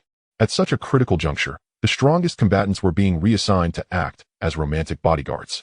Zhou Tianhu placed a hand on his shoulder, casually slipping a cigarette into his mouth to block the spray of saliva. Calm down. We spent 10 million to hire these troops. This money cannot go to waste. When it's their turn, let them charge. We need not always take the field ourselves. Jimmy lit the cigarette with a deep inhale, his emotions somewhat settling. Zhou Tianhu continued, this confrontation with He2 has drawn too much attention. Both the underworld and the law are watching me closely. I wish to keep a low profile to avoid being summoned for tea by the police. Moreover, the prince is no fool. He has surely dispatched people to monitor me. Think about it. What gang leader, on the brink of war, has the mind to take a woman to a hotel for pleasure? Consider the implications, Zhou Tianhu urged. Suddenly, Jimmy laughed. You want them to think you've let your guard down, and take action while they are unprepared. Zhou Tianhu nodded slightly. Precisely. If I appear at Boning Hotel, what will the prince think? A solitary dragon head is not an opportunity for glory delivered right to him. Everyone knows that if I fall, the deal with the hired troops becomes void, and the entire plan collapses. He wishes to take advantage, and I am equally inclined to set a trap for him. Let him revel for a moment, then I shall strike him down decisively. Once this batch of ambushers has resolved the situation, the Liegi squad will immediately spring into action, penetrating the heart of He2's domain, assisting Ah Wu, turning their territory to ashes, and shattering their reputation. As he spoke, a smirk graced his lips, his gaze sharp as though everything had already been laid out on a chessboard. I understand. I will take charge of the operations. You can rest assured. Liegi is not to be trifled with. Even if He2 were to send 100 men, they are merely walking to their demise. The hotel is secure. After hearing this, Jimmy felt a surge of admiration. Are all the other brothers in place? Zhou Tianhu inquired.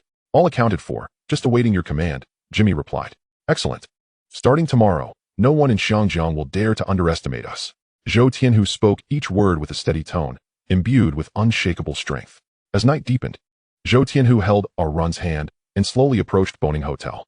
Nestled on Boland Street, its name might sound ordinary, but it was widely recognized as a popular rendezvous for couples. He parked the car at the entrance, smoothly guiding our run out of the vehicle. Chapter 49, All Heart of Volcano's Confidence. Our run looked up at the sign, her cheeks instantly aflame. Can't we stay at home? Why come to such a place? Zhou Tianhu chuckled softly. A change of scenery, a bit more stimulating. Besides, fighting at home is too troublesome. Blood would splatter everywhere. He did not explicitly mention that it was to avoid endangering his family or leaving the battlefield at home. But I heard you're going to war with He2. Everyone outside is fighting fiercely. Bringing me here seems inappropriate, our run murmured, her voice growing softer. She recalled those heart-pounding days, her heart still trembling. They will fight their battles. I shall tend to my affairs, Zhou Tianhu replied calmly. I am a Hong Hing red stick. There is no need for me to be on the front lines for every skirmish. Before he finished speaking, He tucked our run under his arm and strode into the hotel. The hidden eyes lurking in the shadows immediately pulled out their phones, dialing the prince's number. Boss, the White Tiger has entered Boning Hotel, just him alone, and he brought a woman. On the other end, the prince's eyes brightened. That brat White Tiger. He truly cannot remain calm. Gather more people. Let us go and chop him up. Whoever can bring me his head will be rewarded 200,000. After hanging up, the prince leaned back in his chair, a smirk creeping onto his lips. White Tiger, you are still a bit too naive. Do you really think yourself a solitary hero? On the brink of war, daring to indulge in pleasure alone. What audacity! I can't decide whether to call it bold or reckless. With a light chuckle, the prince swiped his finger across the phone screen, dialing Ding Tian's number. Brother Tian, the time has come to move. He then dialed another number. Connecting to Hoshan. Is everything arranged on your end? Ready to go at any moment. The lobby of Boning Hotel was brightly lit. Zhou Tianhu, with our run in tow, entered the hall, his steps steady. Two figures stealthily followed behind, their gazes fixed on his silhouette. Sir, do you have a reservation? The receptionist politely inquired. Yes, room 1708. Here is your key card. The elevator is to the left, taking you directly to the 18th floor. She smiled as she handed over the card. Throughout the entire process, our run kept her head down, her hair cascading to obscure her entire face, her breaths quickening, hardly daring to inhale. Her body stiffened as Zhou Tianhu guided her into the elevator, maintaining silence until the doors closed. The two pursuers, upon hearing the room number, exchanged glances and headed straight for the service desk. Do you two need to register? Before the receptionist could finish her sentence, one of them struck her down, and she crumpled to the floor. Target confirmed, 1708, assemble, commanded the leader, Black Cat, through his walkie-talkie, his tone icy. In the next instant, shadows began to stir in the dark corners of the street. Men emerging from beneath fruit stalls wielding watermelon knives, thugs dragging steel pipes from behind bridge railings, youths leaping down from motorcycles brandishing knives. One by one, they manifested like phantoms, charging towards the hotel entrance. Over 40 individuals stormed into the lobby with an intimidating presence. Such scenes were not uncommon in Xiangjiang. Bystanders merely tightened their grip on their bags, retreating to the walls to observe. No one called the police or asked questions. The corridor on the 17th floor was instantaneously jammed. Inside room 1708, the Liege assault team had long been lying in wait. Shorty 7 crouched by the door, his eyes glued to the peephole, silently signaling 3 with his fingers. Breach the door, commanded Black Cat, just as his subordinate began to raise his leg. Bang, bang, bang. The fire doors at both ends were simultaneously kicked open, and 2 teams surged forth like lightning, each armed with short blades, their movements impeccably synchronized. They had fallen into a trap. Get them! Someone roared. The response was a flash of cold steel across the throat. The members of the lethal strike team executed their assault with ruthless precision, devoid of battle cries or idle chatter, relying solely on tacit signals and lethal coordination. 1 against 2 was more than manageable. 10 against 40 was similarly overwhelming. In less than 5 minutes, the corridor returned to silence. Save for the blood that slowly oozed along the cracks of the tiled floor. The Black Cat lay slumped in the corner, eyes wide open, unable to comprehend how dozens of people had not even caught a glimpse of their target. The bodies were dragged away to the stairwell. Shorty 7 rose, brushing the dust from his trousers. The cleanup was swift and thorough, as if nothing had ever transpired. At that moment, the intercom crackled to life. Black Cat. Has the mission been completed? Respond. Shorty 7 picked up the fallen device, lowered his voice, and uttered a single word. Yes. The other side erupted with excitement. Has White Tiger been dealt with? That's splendid. Immediately moved to the Prosperity Restaurant for support. Shorty 7 remained silent, pressing a button that returned the intercom to silence. Let us go? As the words left his lips, the group swiftly retreated, heading toward the Prosperity Restaurant to execute their support mission. The Prince and Volcano were destined to await reinforcements in vain. Inside the room, Aaron stared at the flickering red light, his heart pounding like a drum, palms sweating, uncertain of what to do. However, Zhou Tianhu remained composed, a slight smile playing at the corners of his mouth. He had just received confidential intelligence. The ambush at the hotel had been completely neutralized. The lethal strike team was racing towards He2, ready to rendezvous with Awu. He2 had once held some degree of prominence during the time of the 9-pattern dragon. It barely managed to rank among the second tier. But ever since the 9-pattern dragon was schemed against and imprisoned in Thailand, and Ding Tian seized power, it had gradually decayed. This man was devoid of responsibility, only knowing how to exploit his subordinates, driving the brothers to resentment and causing the organization to fracture. Presently, He2 had long since lost its former glory, barely qualifying as a third-rate gang. At this moment, the 40 henchmen dispatched by the prince had been eliminated. The lethal strike team arrived just in time, and with the aid of Awu, a fierce warrior, the conquest of He too was nearly assured. Although He too could nominally muster 1,500 men, Zhou Tianhu could also call upon over 1,000 fighters. The crucial difference lay in the fact that his men were all daring and lethal, incomparable to the rabble who merely sought to fill the ranks. As night fell, Tsui Mountain remained ablaze with lights. The territories of the prince and volcano continued to operate as usual, with neon lights flashing and revelry in full swing. Appearing calm on the surface, yet, beneath the facade, a deadly scheme had quietly been laid. Underneath each booth and beneath every chair, blades and steel pipes were securely taped. The Baku bar, seemingly raucous and vibrant, was in reality filled with Volcano's loyalists. A young thug whispered, "I heard from a friend that White Tiger took a woman to the hotel for a good time. Is it really necessary for us to be on such high alert?" Another nearby echoed, "The boss is off enjoying himself. Who would dare show up?" Before the words had fully escaped, the head thug slapped him across the face. "Have you lost your mind? In this line of work, there is no such thing as absolute safety. Who knows if White Tiger is genuine? Our people have already gone to Boland Street. Do you think the enemy won T-Act? Everyone, stay alert. If anyone slips up, don't blame me for being ruthless." The slapped thug covered his face, a flicker of resentment in his eyes, but he could only lower his head in silence. At that moment, the street outside the bar grew increasingly deserted. In their place, small yet formidable figures began to gather stealthily. Many of these men, adorned with dragon and tiger tattoos, wielded machetes, cleavers, and steel bars, resolutely advancing toward the bar. Leading them was Fei, casually picking his nose, utterly indifferent to his appearance. Behind him trailed 150 henchmen, split into 3 teams, each heading toward the Baku bar, the Happiness Sauna, and the Lu Ting restaurant. Fei drew a machete from his lower back, gripping it tightly. With a sweep of his arm, the tide of followers surged forward like a tiger descending a mountain, crashing toward the bar's entrance. "Anyone not wishing to end up in the hospital for half a year, get the hell out now," he bellowed, the blade flashing as he unleashed a fierce assault, clearing the venue in an instant. Dozens, even hundreds, of bodies became entangled in chaos, the scene spiraling out of control. Inside the Baku bar, the sound of shattering glass echoed as Volcano's men fell one after another, screams punctuating the air amidst the flashing blades. The thugs emerging from Hong Hing were notoriously brutal, and Fei was among the fiercest. As a high-ranking member of the gang, he had endured countless brawls. His strikes decisive and his step steady, clearly not a novice. The tide of battle swiftly turned in favor of Hong Hing. Fei became increasingly exhilarated, his mind racing with thoughts of the substantial reward awaiting him, causing him to wield his blade with ever greater ferocity. His subordinates, witnessing his fervor, were emboldened, charging forward with wild shouts as if blinded by bloodlust. Concealed at the street corner, Wei Jinghao observed all of this and immediately pressed his communicator. "Report. A large-scale brawl is occurring at the Baku bar, with numerous gangsters involved in the firefight. Requesting support. Repeat, requesting support." Almost simultaneously, several properties under the prince's name were attacked in succession.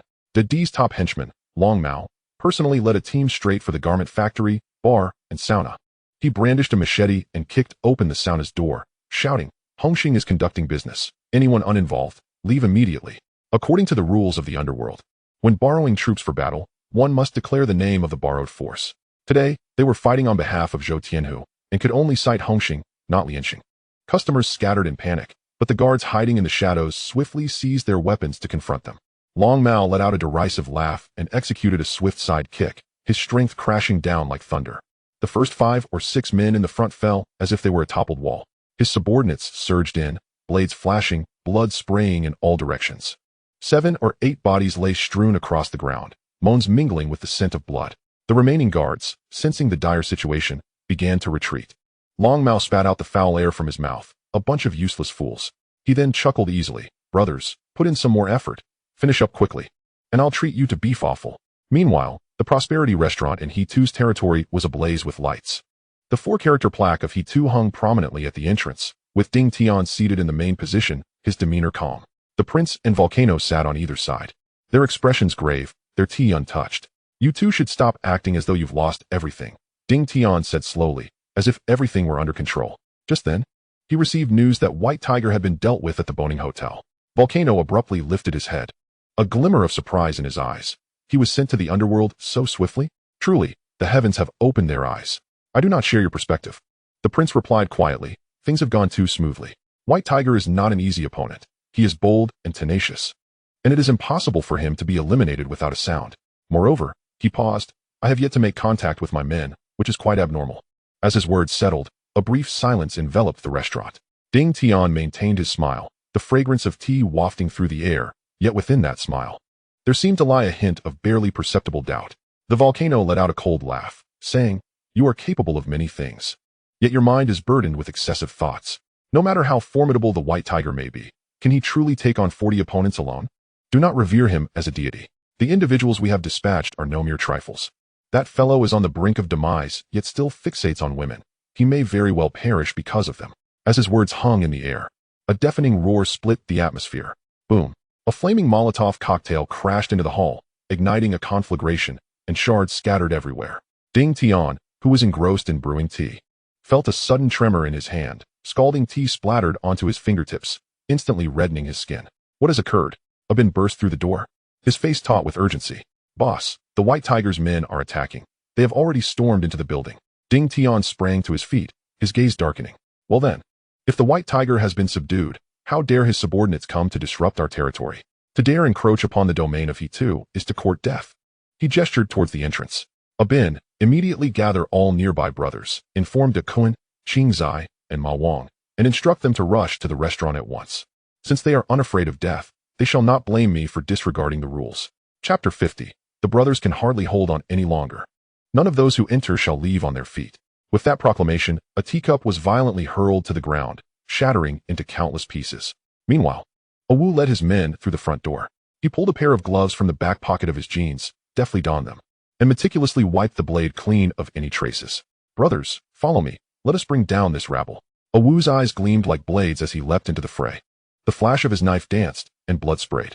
The sound of steel-piercing flesh echoed repeatedly, swift and decisive, with no hint of hesitation. The 200 men he commanded were all fierce warriors, many of whom were desperate outlaws from Kowloon City, fighting recklessly and striking with precision and ferocity. The subordinates of he too were forced to retreat, their formation collapsing rapidly. The disparity in strength was glaringly apparent. They were simply not of the same caliber. In the blink of an eye, the ground was littered with the wounded, their groans rising and falling like a haunting melody. "Boss, we can't hold on any longer." Awu, the leader of the number gang, known as a Golden Enforcer, cried out, "The brothers are on the verge of collapse. I will personally intervene." The volcano stood at the edge of the second-floor railing, his brow furrowed in concentration. Ding Tian observed the battle below, realizing that waiting for reinforcements would likely be futile. Awu would soon ascend the stairs. He nodded slightly. The volcano seized a cleaver from the corner of the table, executed a flip, and leapt out the window. Upon landing, he swept his blade across, and 2 of Awu's men fell lifelessly to the ground. His eyes blazed with fury as he fixed his gaze upon Awu. Awu grinned, his tongue wetting his cracked lips, his combat spirit soaring. With a downward strike, the volcano raised his blade to block. Metal clashed, sparks flew, and his entire arm was jolted, numbed by the impact. His pupils constricted, a chill running through him as he realized the strength of this opponent exceeded his expectations. Little did he know, based on past performances, Awu had single-handedly battled 4 men within a shipping container, triumphing over the formidable Kwa Lan Dongwang Zai. Earlier, in Zhou Tianhu's bar, he had also defeated both Chang Fa and San Ing in a 1-on-2 confrontation. His strikes were methodical, his mind calm. He was far from a mere brute, swinging wildly. Though the volcano possessed immense strength and fierce punches, he stood no chance against Awu. The blade flashed, blood mist rose, and the volcano crumpled to the ground, his soul departing this world. The prince's pupils dilated, and his fingers raced to dial the black cat's number, urgently calling for reinforcements. Silence greeted him on the other end. Anxiety gripped his heart. "Old Ding, the black cat is unresponsive. Reinforcements cannot arrive. Something must have gone awry.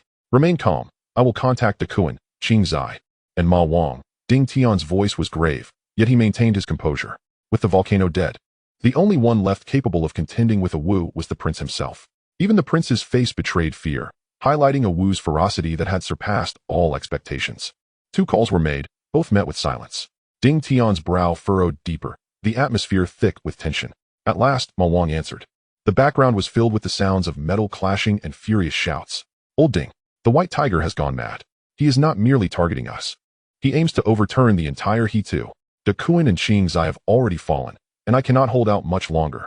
A sudden interruption came from the gray dog's voice, calling for help at death's door. "Do you really think you have an escape route?" The call abruptly ended. Ding Tian's breath caught in his throat. Even if Zhou Tian who sought assistance, how many men could he muster? Struggling to protect himself, how could he possibly split his forces to attack various halls?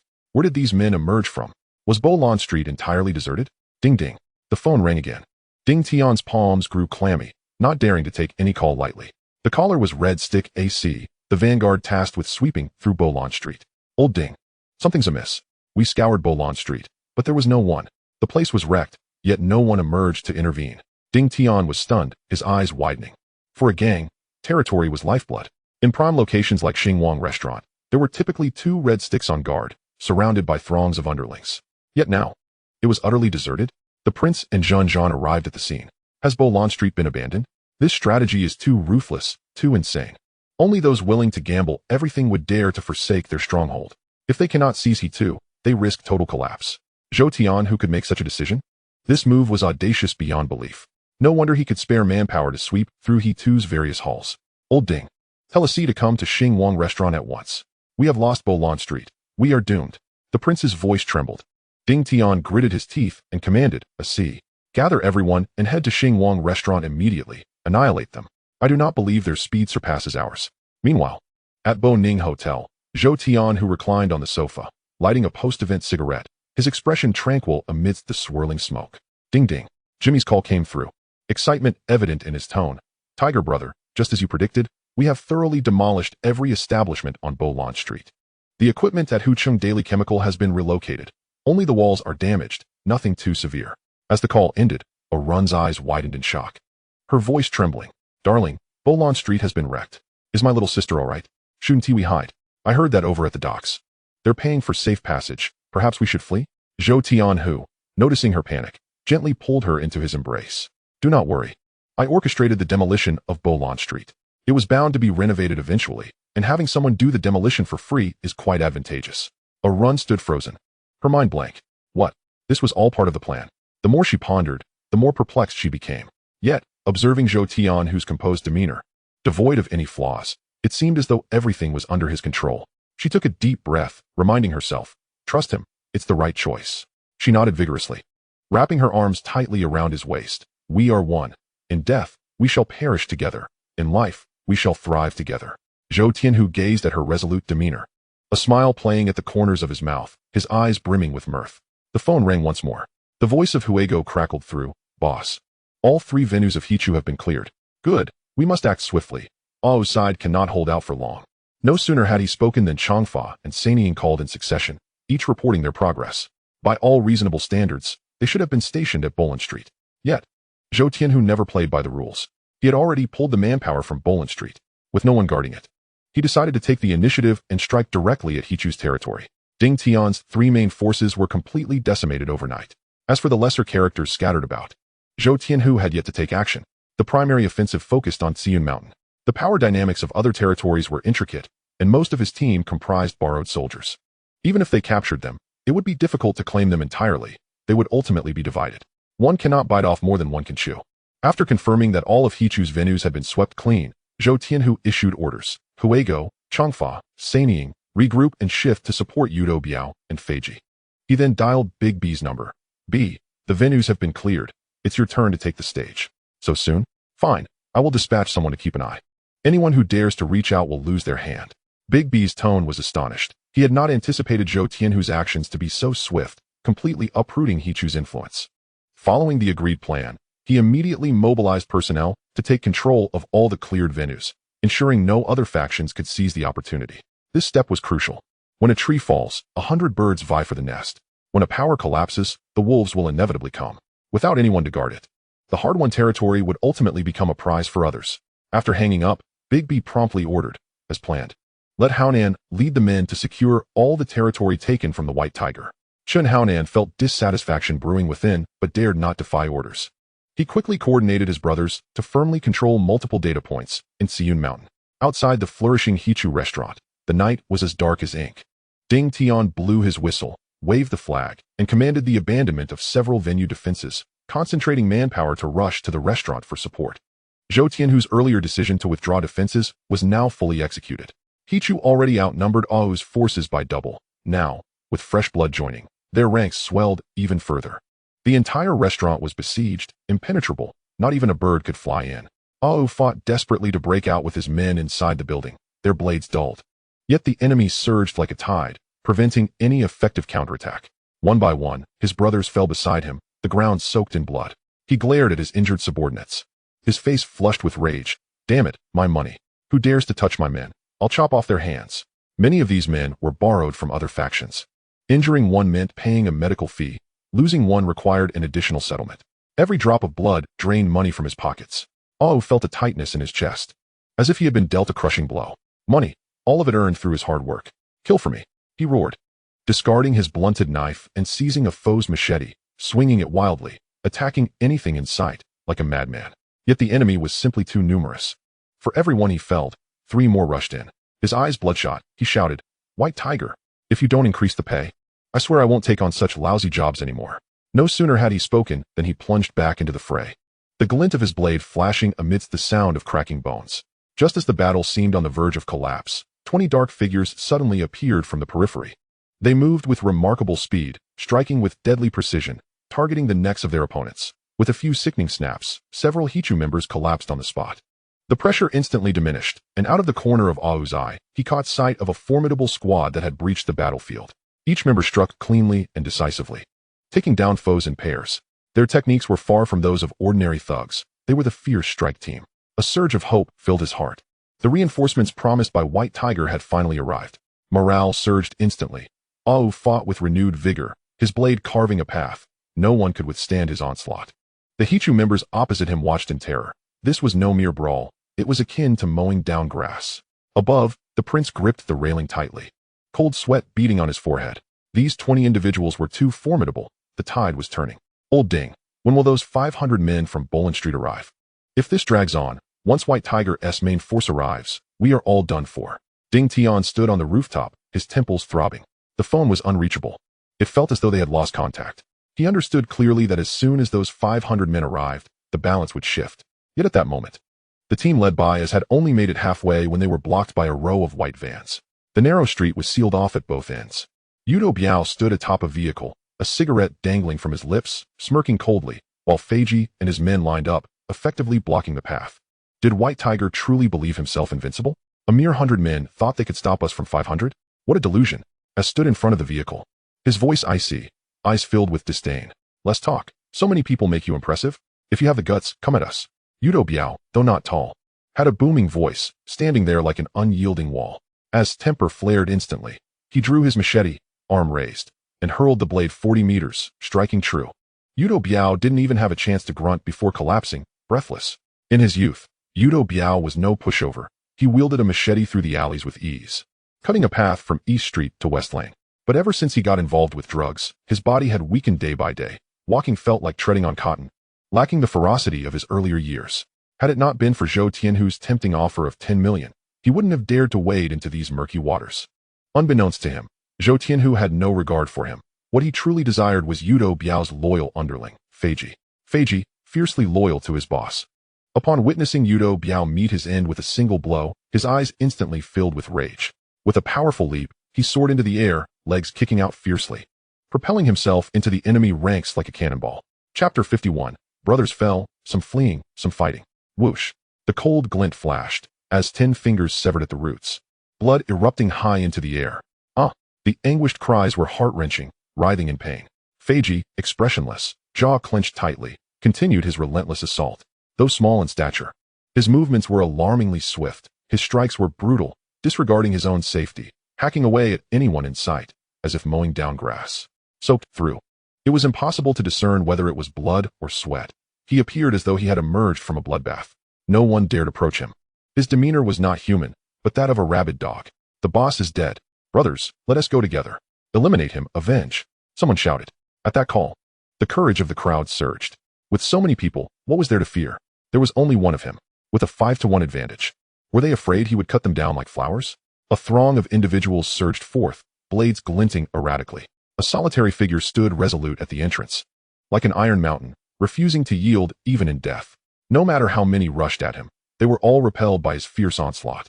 The clash of steel rang out, and none could advance beyond the threshold of doom. Long Hair of Hong Hing has arrived. 3 eagles of Hong Hing are here. Greyhound of Hong Hing has come. 3 factions surged from behind, a dark mass that swiftly encircled the 500 souls in the heart of the street, besieging them from all sides, rendering escape impossible. With as dead, The forces of Hichu were left leaderless, and the minor players crumbled under the pressure. Longhair and Three Eagles were seasoned veterans who had fought alongside the Nine-Pattern Dragon to carve out their territory. They executed their strikes with unwavering precision. Greyhound was even more frenzied, driven wild by the scent of blood, his fervor only intensifying as he struck, each slash aimed at vital points. And none could withstand more than 3 of his blows. The scrawny henchmen of Hichu had never encountered such chaos. They were shattered in their first skirmish, their morale obliterated. The advantage of numbers had evaporated. What was there left to fight for? The Underworld was a realm for profit, not for laying down lives. Who wished to be cannon fodder? Many chose to discard their knives and kneel and surrender.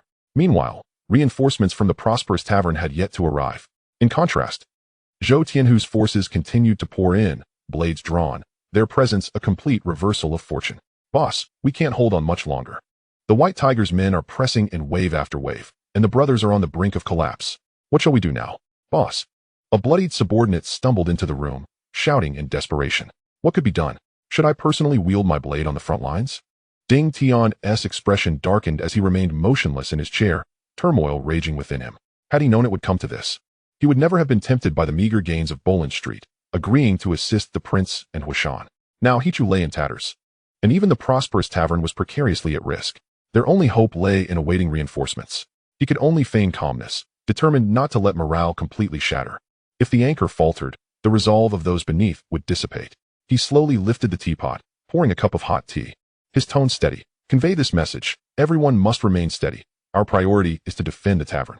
This location is elevated, easy to defend, and hard to attack. They cannot reach us quickly. Our men are on their way and will arrive soon. Fear not. No matter how many outsiders the White Tiger has summoned, they will not stir up a tempest.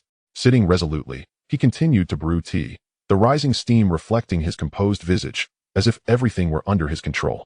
Observing this, his subordinates felt a slight reprieve and rushed out to rally the others.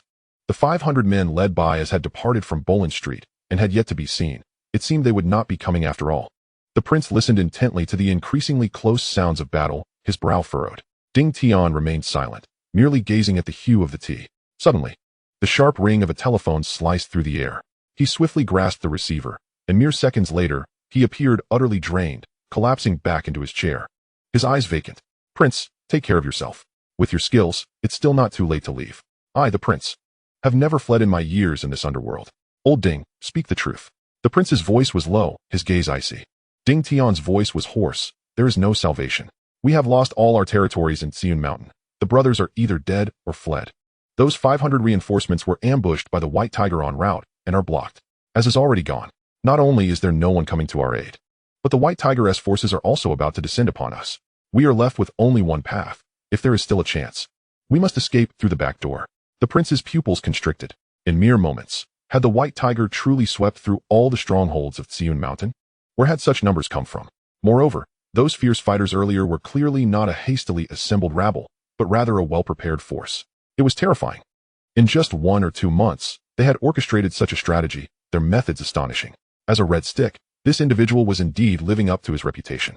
The prince suddenly laughed, recalling his prior boast to annihilate the White Tiger within 3 days. Now it seemed merely a jest.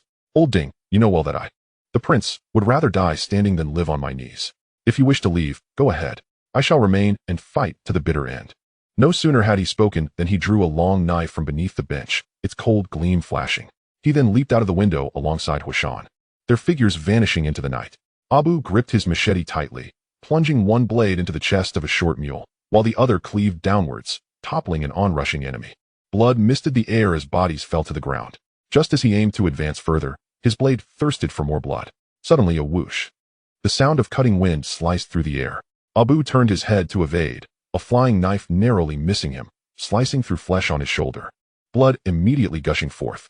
The prince stood a few paces away, his expression stern, his empty blade still raised, simply uttering a single word, come. No sooner had the words left his lips than the blade surged forth, a torrent of snow-like fury aimed directly at Abu's head. Abu stepped forward, retracting his blade before pushing it forward again, swaying to avoid the lethal strike, and then met the blow head-on. Step by step, they closed the distance. The clash of metal rang out, sparks flying. The 2 men fought wildly, each strike lethal, their forms blurring amidst the flashing blades. Around them, the underlings clutched their weapons, rooted in place, unable to intervene in this battlefield. Clang, clang, clang. The dance of blades was frenetic, dust swirling around them. Once the haze cleared, the two remained locked in a standoff, their breaths steady, their gazes unwavering. Abu stood immobile, like a statue rooted in the earth. The prince made no move either. But the murderous intent in his gaze gradually faded, revealing a hint of melancholy. Your swordplay is chaotic and lacks any semblance of technique. Your accuracy is woeful. He spoke softly. Had I been a decade younger, your head would have long since rolled. It would be you, not I, who would meet death. Abu nodded. I believe that. The prince suddenly chuckled, his laughter deep yet untroubled. The white tiger truly has an eye for talent, able to cultivate a swordsman like you. I concede. With that, the machete slipped from his grasp, his body falling straight back. Thud. Dust erupted as his chest burst open, a gaping wound revealing itself. Blood gushing forth. The crowd gasped in astonishment. Unbeknownst to them, that fatal blow had silently landed. So swift was it that no one had perceived it. The short mules, witnessing their leader fall, felt a tremor of fear, their morale instantaneously shattered. At that moment, Defei and his men arrived, a dark tide encircling the prosperous tavern. Zhou Tianhu's forces had fully besieged them. The Hichu faction found itself in dire straits. We have won. A roar echoed through the streets. Brothers, let none remain on Hichu's territory. Greyhound, 3 eagles, and long hair led the charge, the light of their blades scattering the enemy ranks. They burst through the door. Tea and water spilling everywhere, and Ding Tian was nowhere to be found. What a coward! The greyhound spat disdainfully. The once formidable leader had cowardly fled when the stakes were high. The most pressing matter at hand was to replace the sign of He Tuesday. Several individuals were poised to dismantle the plaque when a figure emerged from the crowd. Wait, let me handle it. It was a Wu. His body was drenched in blood.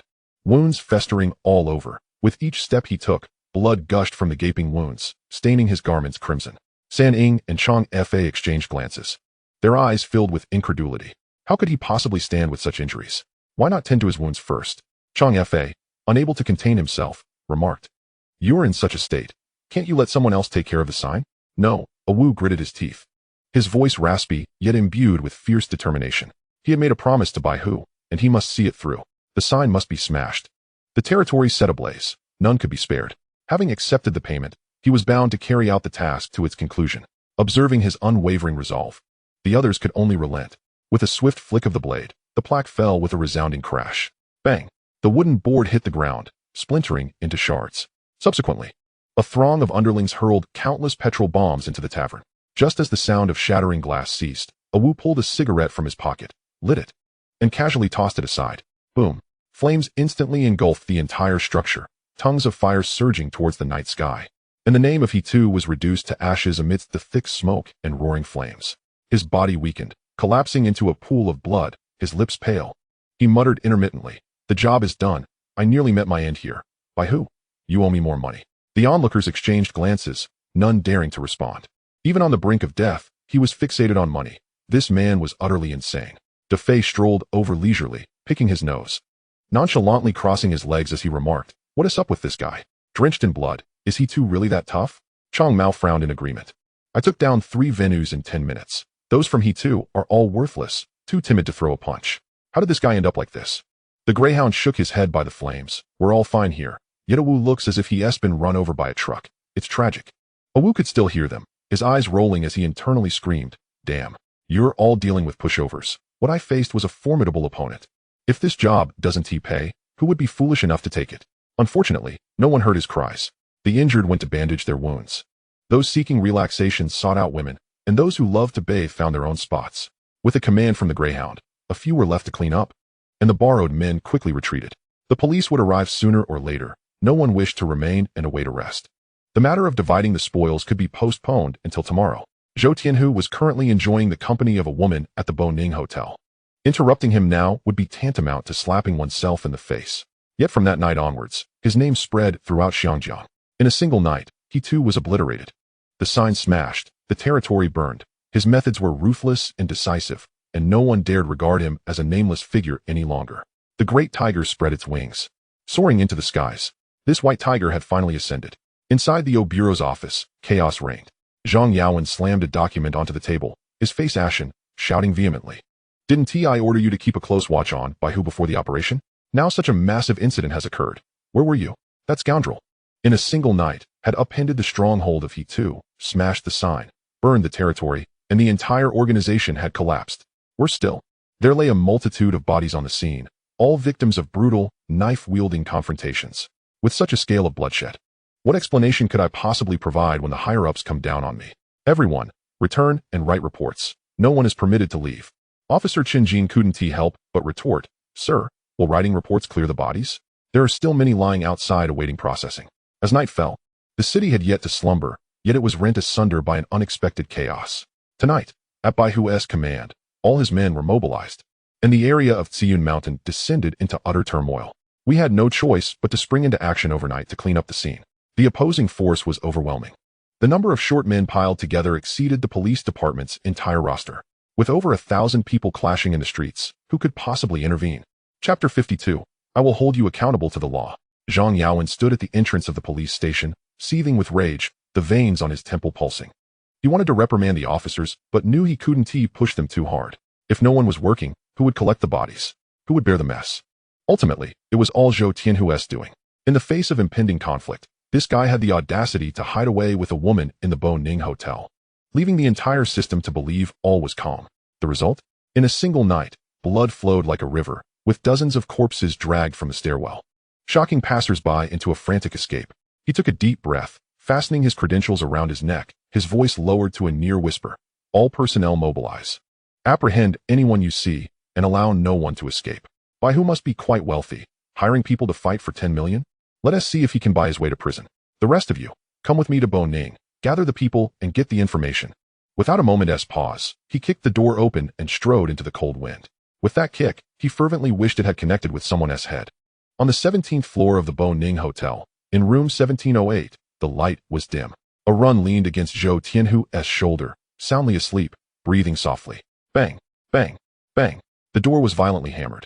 Zhou Tianhu opened his eyes, lazily threw on a bathrobe, and sluggishly unlocked the door. Standing outside was Zhang Yaowen, badge gleaming, his tone sharp as a knife. Zhou Tianhu, Bureau is investigating. You are suspected of involvement in multiple murders.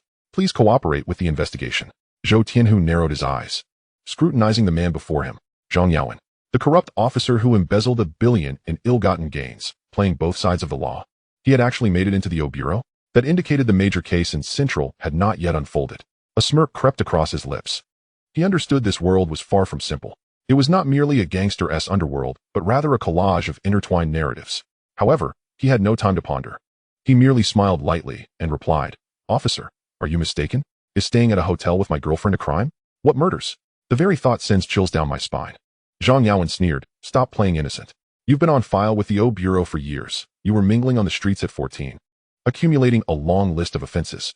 2 months ago, you joined Hong Hing, eliminated Demi, and brutally killed Kowloon in the boxing ring, then took down Xianshi, seizing Bolan Street. Now, you've gone even further, smashing He 2's venue, burning their territory, hiring mercenaries for 10 million to wage war. The bodies of the short mules could cover half the street. Do you still think you can deny it? Zhou Tianhu gently shook his head, his tone languid. Officer, you talk so much, do you think you're in a movie? You might as well switch careers to screenwriting. You'd surely win awards. I am Zhou Tianhu, General Manager of Hu Chung Daily Chemicals, conducting legitimate business. I understand not a single word of what you just said. With no evidence, you cannot pin charges on me. Be careful, I might countersue you for defamation. Zhang Yaowen's anger flared, his forehead veins bulging, his cheeks turning crimson. Zhou Tianhu was correct. At present, there was indeed no tangible evidence to convict him. If this went to court, the case would likely be dismissed outright. Yet the individual before him displayed not the slightest hint of fear. Rather, a smile danced upon his lips. His demeanor as relaxed as if he were sipping tea in a quaint tea house. This nonchalance ignited a fire of frustration within Zhang Yaowen's chest. Even the prominent figures within the underworld, upon encountering law enforcement, would at least know to temper their bravado. Yet this man dared to provoke him openly. Devoid of any semblance of respect, Zhou Tianhu, cease this pretense of ignorance. Today, we have extracted 40 corpses from the hotel you reside in, all laid out in the stairwell across from your door. You claim to have heard nothing? Do you take me for blind or foolish? Zhou Tianhu chuckled lightly. Officer, come now. As a man, you understand certain things. At that moment, I was engrossed in a tender moment with my girlfriend. How could I possibly pay attention to the outside? He added, and those 40 individuals, did they not perhaps accidentally tumble down the stairs and meet their demise? What concern is that of mine? Zhang Yaowen, consumed by rage, seized the front of his bathrobe, spitting words like venom. What nonsense. All 40 perished from a single stab wound to the heart, and you dare suggest they fell to their deaths? Do you truly think we, the police, are mere ornaments? Zhou Tianhu fixed his gaze upon him, his tone unwavering. Sir, I shall reiterate, I was utterly unaware of any such events. How those individuals met their fate is of no concern to me, nor is it within my purview. Kindly release me. Any physical aggression will compel me to pursue legal action against you. Before the words had fully left his lips, Jimmy entered, escorting a man who sported a slicked-back hairstyle, a black briefcase in hand, and donned a sharply tailored brown suit, his stride steady. Sir, Zhang Yaowen began to speak, but the suited man stepped forward, presenting his credentials. I am Zhou Tianhu's legal representative, Zhang Zhirong. I just witnessed your physical intimidation of a citizen cooperating with the investigation. I must insist you maintain your distance from my client. Otherwise, I shall file a formal complaint with the police public relations department. Zhang Yaowen clenched his teeth, slowly releasing his grip, even adjusting Zhou Tianhu's collar with a begrudging demeanor. Very well, Zhou Tianhu, so you wish to play the legal game? He understood that the formidable characters he had previously encountered were often brutish men relying on blades and fists. But Zhou Tianhu was different. He was shrewd, quick to act, and had already secured legal counsel. In the current state of affairs in Hong Kong, still under British colonial rule, lawyers held a unique status, and the police dared not offend them lightly. A complaint to the public relations department could lead to reprimands, salary deductions, or worse, being relegated to the band to play music, forever unable to hold their head high. Upon seeing Zhang Zhirong's arrival, Zhou Tianhu knew he would emerge from this situation unscathed. This lawyer had a notorious reputation for handling criminal cases for gangs, employing formidable tactics. Years ago, drug lord Zhu Tao, caught red-handed with irrefutable evidence, had surprisingly been exonerated in court under Zhang's deft guidance. With such a trump card, who could dare touch him? This matter concerning Zhou Tianhu was hardly a storm in a teacup. The police possessed no tangible evidence against him. What could they possibly do? Zhang Zhirong's lips curled into a slight smile, his tone composed. Sir, I formally respond on behalf of my client regarding the on-record accusations implicating him in the stairwell homicide. I shall handle this matter entirely. You possess no direct evidence linking him. Should you persist in your unwarranted harassment, we shall pursue a defamation lawsuit. Zhang Yaowen's frustration surged, veins throbbing at his temples, his expression darkening. In mere moments, the lawyer had turned the tide of the situation, transforming an otherwise tenuous claim into a seemingly airtight defense. Yet the police could indeed grasp at nothing, left standing in silence, powerless. Zhou Tianhu leaned casually against the doorframe, his bathrobe hanging loosely, a hint of mockery in his eyes. Officer, did I not make myself clear? I am a law-abiding citizen. There is no need for your aggressive approach. This attire is hardly suitable for receiving guests. Any business should be discussed with my lawyer. Before he could finish, the door was slammed shut with a resounding thud, plunging the outside into silence. Zhang Yaowen seethed, his mind rife with curses. Ultimately, he had no choice but to have Zhang Zhirong sign the notice and depart with his team in frustration. After the tempest had calmed, Zhang Zhirong gently rapped on the door. Inside, Zhou Tianhu and Arun had already donned their attire, their expressions relaxed. Zhou Tianhu chuckled, placing a hand on Zhang Zhirong's shoulder. Thank you for your efforts, lawyer. We still have several brothers at the precinct. I would appreciate your assistance with their bail. Mr. Zhou, consider it my duty. It is only right to handle affairs for an appropriate fee. Zhang Zhirong replied with a hearty laugh, turning to leave with a firm stride. In those days, Hong Kong's order was lax under colonial rule, with the populace adhering to the philosophy of avoiding trouble when possible. Gang conflicts, no matter how severe, were typically handled by the organizations themselves, compensating the families of the victims. Relatives of the deceased, wishing to avoid entanglements, would naturally refrain from reporting incidents to the authorities.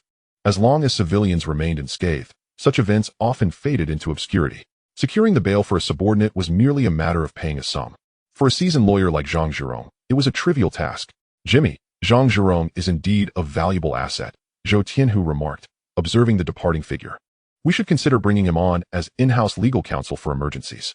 Understood. Jimmy nodded in agreement before promptly updating him on current affairs. Brother Hu, we have taken full control of the TSC Wanshan area. The territory of He2 has been completely cleared. The remnants on Boland Street are being cleaned up, with construction teams already on site, expected to commence work the day after tomorrow. The international patent for the adult diaper has been approved, and all aspects, design, appearance, and trademark, have been registered. He understood that Zhou Tianhu would soon be preoccupied with expansion plans, and opportunities for meetings would dwindle. Zhou Tianhu nodded slightly. Jimmy had indeed met his expectations, executing tasks efficiently without error. Tomorrow at 10 in the morning, gather everyone in Mong Kok. I will settle all outstanding debts in person. His tone steady, he continued. From He2, select a few reliable brothers to remain, ensuring clean backgrounds, and have Grey Dog take them for training. Now was an opportune moment for recruitment. With their reputation established, manpower must keep pace. Jimmy nodded affirmatively. Understood. I will arrange that immediately. Additionally, we must publicly present a red envelope to Big B with great fanfare, expressing our gratitude for their timely assistance tonight. Furthermore, over at the Hong Hing headquarters, we should hang a banner with sincere wording, thanking Jiang Tianxing for his support and care for our brothers. Zhou Tianhu's lips curled into a smirk, his gaze sharp. Jiang Tianxing had intended to capitalize on his presence at He2, sending Big B to seize opportunities amid chaos. Such tactics, to put it plainly, were less than honorable. Yet he was determined to bring this matter to light, transforming the original territorial dispute into a noble act of Big B aiding TSE Wan Shan. With the backing of a Dragon Head's directive, would ensure Big B could retreat unscathed, even if Jiang Tianxing sought to claim credit. He would find it difficult to save face. This matter, I shall handle with utmost care. You and the eldest sister should enjoy your conversation. I will take my leave. Jimmy said, winking at Arun in the corner with a broad smile. Zhou Tianhu kicked out at him. You incessantly misbehave. Be off with you. As the door clicked shut, Arun hurriedly tidied the bed, her movements flustered. Her face flushed red. The room is such a mess. Jimmy surely must have guessed. He's a man. He understands. You only think to clean now? It's a step too late. Furthermore, he is not the only one privy to this information. The entire Hong Kong is abuzz with whispers.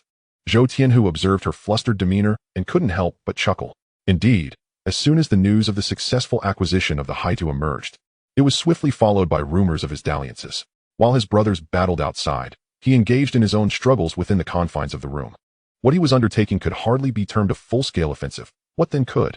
Oh, Arun gasped, covering her face and crouching down, mortified to the point of wishing to vanish into the very cracks of the floor. I have matters to attend to and must step out, Zhou Tianhu remarked, his smile fading as he gently caressed her forehead. The waiter will bring up some food shortly. You should rest for now. With that, he turned and departed. Once seated in his car, he rested one hand on the window ledge while gripping the steering wheel with the other, closing his eyes in deep concentration. Ding. Congratulations, host. On completing the task, eradicate Haitu and destroy its banner. Reward, a small arms cache. Do you wish to accept? Accept, he affirmed without hesitation.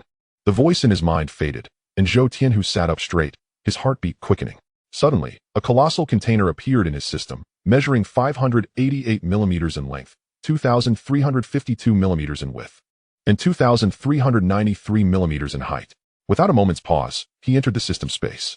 Judging by its specifications, it was a standard cargo container, with a load capacity estimated at 1 ton. Just the thought of that figure sent his heart racing. As he opened the container doors, he was greeted by rows of neatly stacked wooden crates, densely packed, occupying the entire space. Chapter 53, Stabilizing the Situation. He casually unleashed 2 punches, smashing open one of the crate lids and uncovering the packed straw within, revealing a full case of Black Star pistols. In that instant, he felt that the old Black Star he had unearthed from the damp safe paled in comparison. From that moment on, he fully unleashed himself, meticulously examining each box. This was the internal realm of the system, where no one could dictate how he chose to explore. After a thorough inspection, he discovered an impressive diversity of weaponry within. Automatic firearms, light and heavy weaponry, standard equipment, everything imaginable was present. Just the smaller firearms, like the Black Star and Desert Eagle, filled several crates. The quantities of rifles, submachine guns, and shotguns were equally substantial. Even more astonishingly, several elongated wooden crates housed sniper rifles. Furthermore, a complete array of tactical projectiles, including grenades, stun grenades, tear gas, and flashbangs, was available. Tactical vests, bulletproof vests, camouflage combat uniforms, and military boots were also fully supplied. The ammunition reserves were astonishingly plentiful. Zhou Tianhu extracted an M1911 pistol, locked onto a target within the system space, raised his hand to aim, and pulled the trigger. Bang! The bullet struck with precision, the impact formidable. With such an arsenal at his disposal, what fear could he possibly harbor in Hong Kong? He could hardly contain his excitement, a smile creeping onto his lips.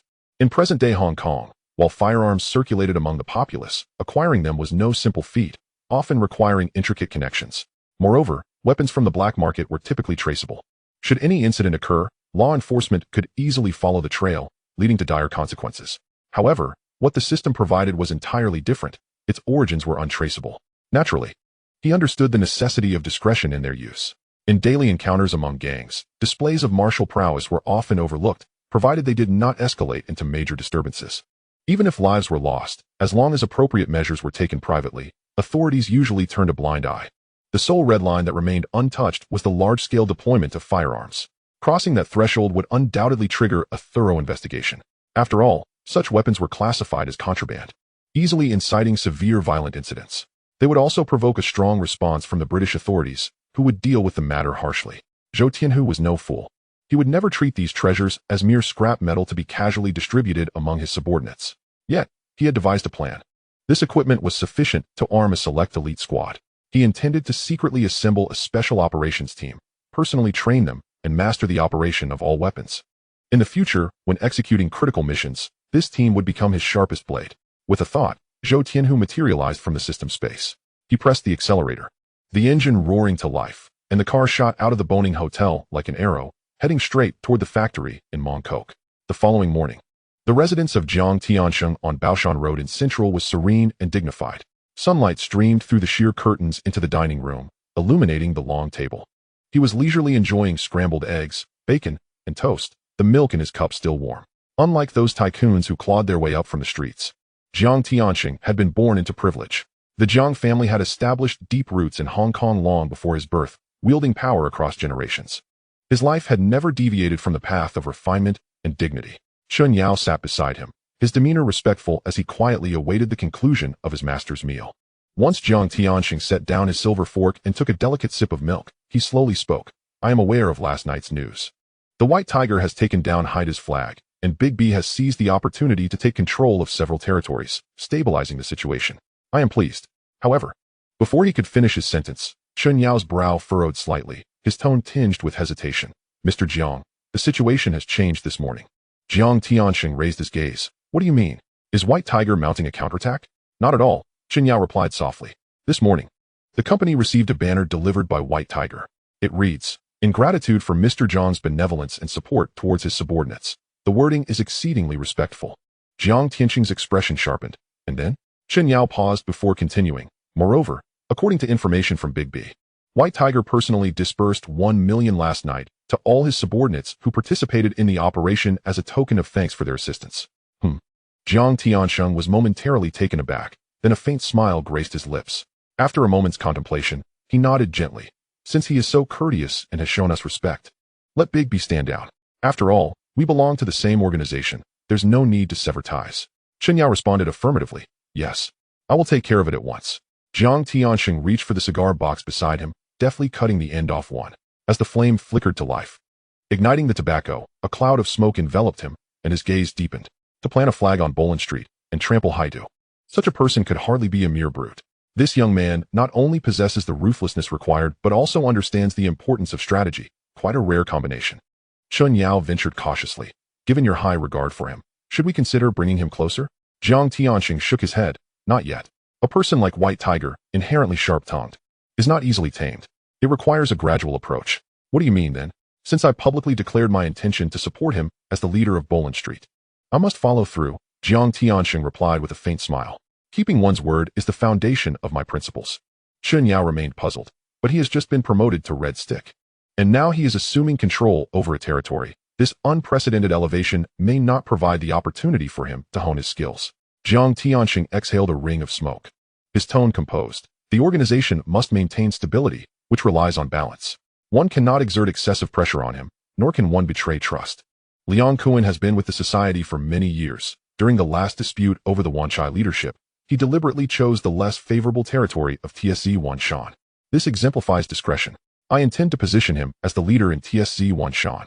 Chun Yao's eyes brightened. Instantly grasping the underlying strategy, Liang Kun is currently at odds with Bai Hu, who has recently secured control over TSC Wanshan. It is only a matter of time before they clash. Should Liang Kun establish a foothold there, he would naturally overshadow Bai Hu. However, Bai Hu has indeed contributed by securing territory for the society, which could be perceived as a merit. Will our arrangement be seen as inequitable? Jiang Tiansheng slowly expelled another puff of smoke, his laughter low. I merely suggested promoting him to the position of the leader in Palam Street, not to appoint him as the spokesperson for TSC Wanshan. A mere position in Palam Street hardly constitutes a significant affair. If it is granted, what upheaval could it possibly provoke? I have fulfilled my promise. If he is dissatisfied, what can he do? Dare he overturn the table? Chun Yao privately felt that this tactic was somewhat cunning, yet he maintained an outward calm. Since the leader had spoken, it was not his place to judge right from wrong. Meanwhile, Zhou Tianhu sat in a swivel chair in the Mongkok office. The desk was piled high with Hong Kong dollars, stacks of cash towering like small mountains, totaling a full 10 million. The thickness of the banknotes made the air feel scorching. With his feet propped on the table, he closed his eyes to rest, appearing at ease. Knock, knock, knock. The sound of knocking shattered the tranquility. Come in. The door swung open as Jimmy entered, his tone respectful. Brother Hu, the heads of the borrowing factions have arrived. Zhou Tianhu lowered his legs and straightened up. Bring them in. Moments later, Hong Hing's De Fei, along with Longxing's De D subordinate, Cheng Mo, and Yudo Biao's underling Fei Ji, as well as a Shui, who rushed over from Diamond Hill, filed into the room one after another. Following closely behind was brother A Wu, wrapped like a mummy. Limping as he made his way in, Zhou Tianhu frowned at the sight. You're injured this severely and still came in person? Couldn't Jimmy deliver the message? A Wu forced a smile, sweat streaming down his face, his wounds still seeping blood. I won't die, but the money cannot be compromised. Zhou Tianhu shook his head with a chuckle. This man truly valued money above life. The group stood still, their eyes gradually adjusting to the light in the room.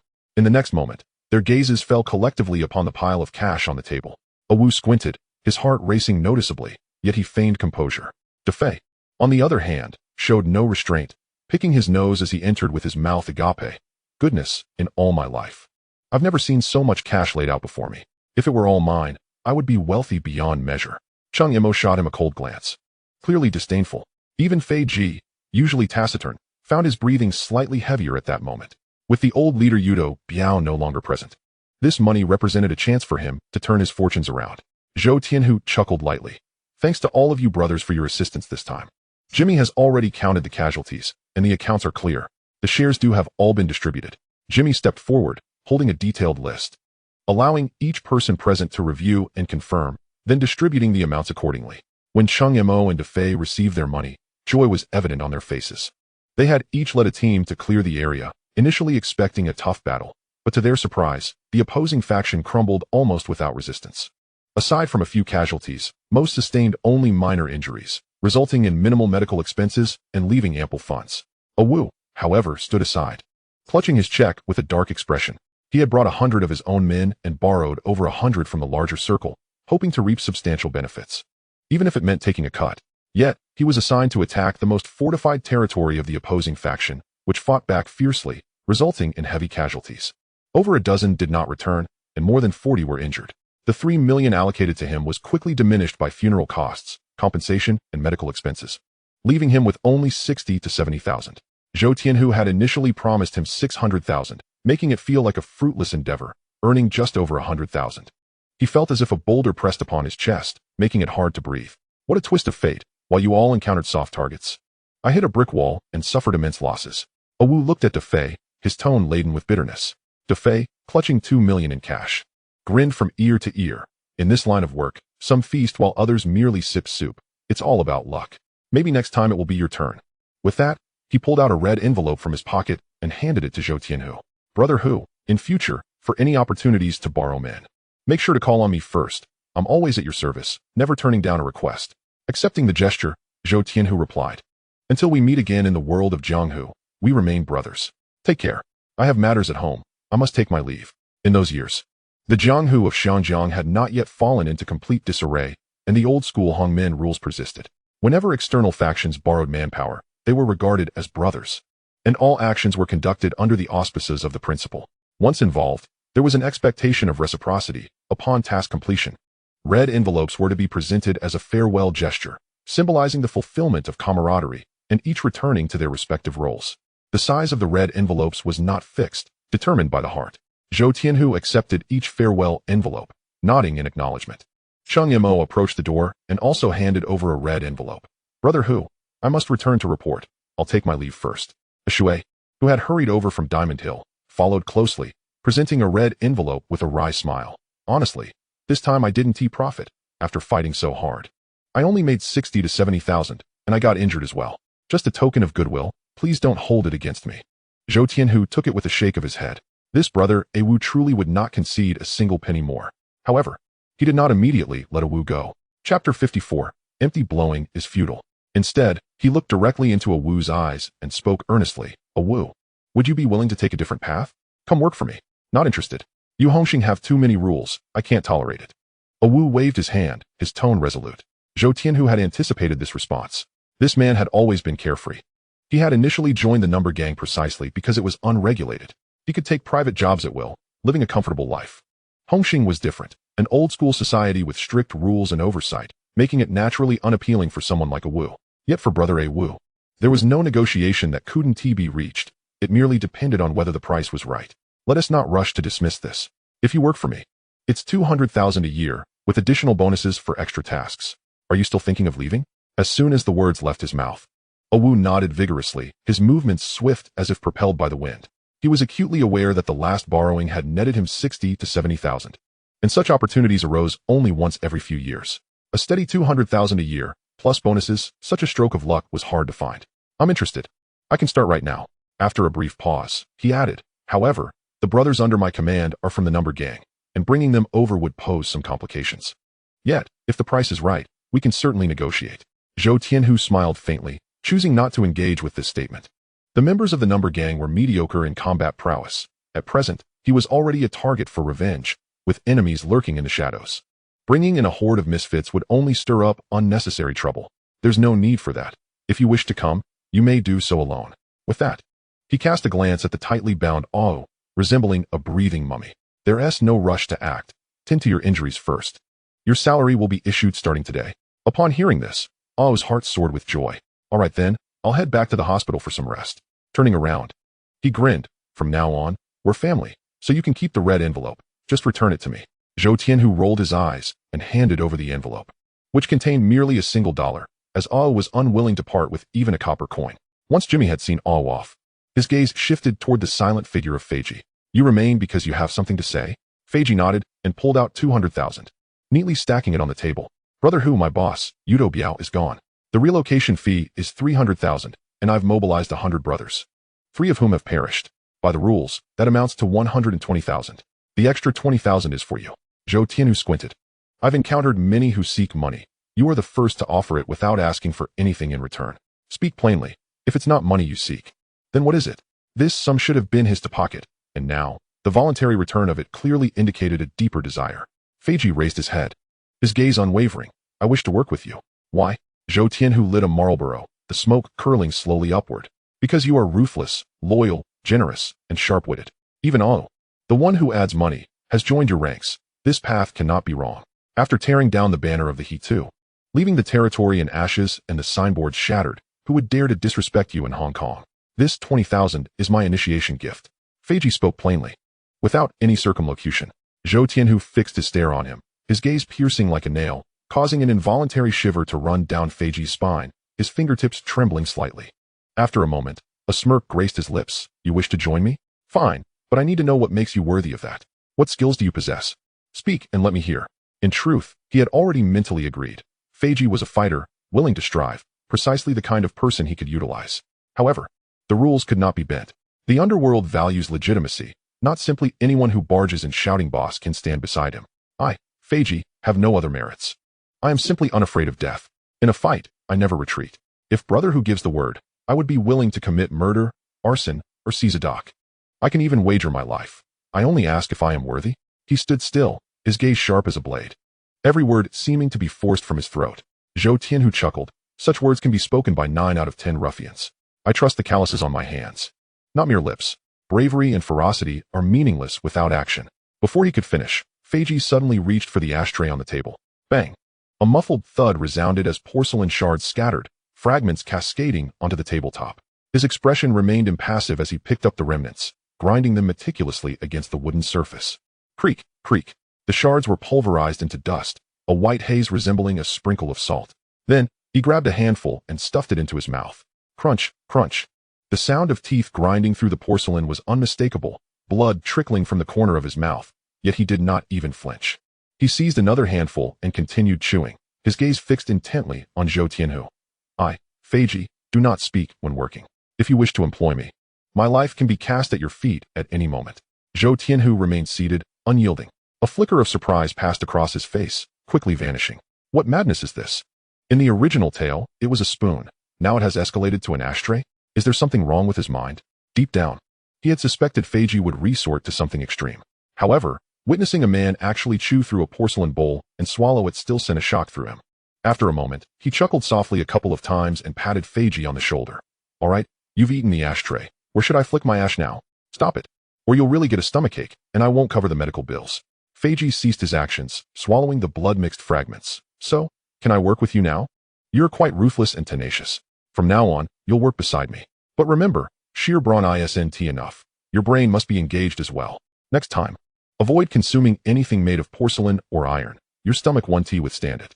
This 20,000 is your rightful hard-earned money. Take it back. With that, he waved his hand, urging Feiji to rinse his mouth quickly, lest he appear like a bloodied mess. Foolish individuals rely solely on brute strength and will never rise. But Feiji was different. Amidst his recklessness lay loyalty, and within his madness, sincerity. He was worth taking along. Zhou Tianhu's ranks were in dire need of manpower. With Au and Feiji joining, along with Gui Go, San Ying, and Chang Fa, the team instantly gained strength. However, as the money was distributed, the turmoil outside intensified. The He-Tu's territory was set ablaze, reduced to ruins, and their signs shattered, causing ripples throughout the underworld. Stupid Lao Tai sat in his room, his expression as dark as the night, not uttering a single word. Uncle Tai, by who has truly overstepped this time? He directly swallowed the territories of the Prince and Volcano, leaving no one behind. The territory is in flames, the signs shattered, and even Big Ding Tian has been captured and thrown into the harbor to drown. The news is true. If this grudge is not avenged, how can he too continue to survive in the underworld? A representative from a small faction rose, his tone aggressive. Damn, by who, I want his life. We have only lost Tsui Mountain. The other factions remain intact, with no significant injuries. Stupid Lao Tai slammed the table, roaring, you must immediately call all the remaining uncles, faction leaders, and red sticks to convene here for a meeting. Understood. The representative turned and dialed the number. In less than half an hour, numerous individuals began arriving at stupid Lao Tai's residence. Previously, meetings were held at the bustling restaurant, but now that place was nothing but scorched earth, and they could only crowd into this living room. Voices clashed in a cacophony of anger and indignation, as if everyone was eager to take up arms against Zhou Tianhu. They repeatedly denounced his actions, wishing to see him ground to dust. Yet, as stupid Lao Tai listened, his brows knitted tighter, despite the abundance of words. No one offered a solution. Silence. He suddenly barked. The loss of face is a fact. Does cursing 1,000 times yield any benefits? Now is the time to take action. I want Bai Hu dead, utterly, with his corpse displayed in the town square for all to see. Today, who here dares to step forward and resolve this calamity for he too? His gaze swept across every face. The previously boisterous room fell silent. Those who usually shouted and bellowed, the uncles, faction leaders, and red sticks, all lowered their heads, no one daring to voice a response. Their eyes darted about, exchanging glances, none willing to speak up. The name he too, in essence, is a mere assemblage of various small factions, ostensibly united but inherently harboring their own agendas. The incident at Tsui Mountain is but a distant fire to them. More critically, the moniker Zhou Tianhu is fraught with menace. In a matter of mere days, he has stirred up tumult, employing ruthless tactics and leaving no survivors. Furthermore, he has the formidable backing of the Hong Hing group. Currently, he too is fractured. And what means do they have to engage? To challenge the White Tiger is akin to lying down in one's own coffin. This battle is simply unwinnable. Lao Tai harbors his own calculations. Zhou Tianhu has only recently planted his flag at Tsui Mountain, and his strength has yet to be restored. Most of his subordinates are merely borrowed, rendering his foundation precarious. If the remaining forces of he too can unite as one, now is the opportune moment to strike, ensuring a complete rout of the opposition. The territory of Tsui Mountain, along with Zhou Tianhu's original sphere of influence, would entirely fall into the hands of he Tuesday. After serving as the second-in-command for so many years, Lao Tai has finally awaited his moment to rise. Yet, as he surveys his surroundings, he finds several uncles, the heads of various halls, and the core members of the Red Sticks, all of whom remain silent, seemingly indifferent to the matter at hand. He is left with no choice but to muster the courage to call for action. Zhengbo, you lead the charge and reclaim some face for the association, will you? Zhengbo immediately waved his hand.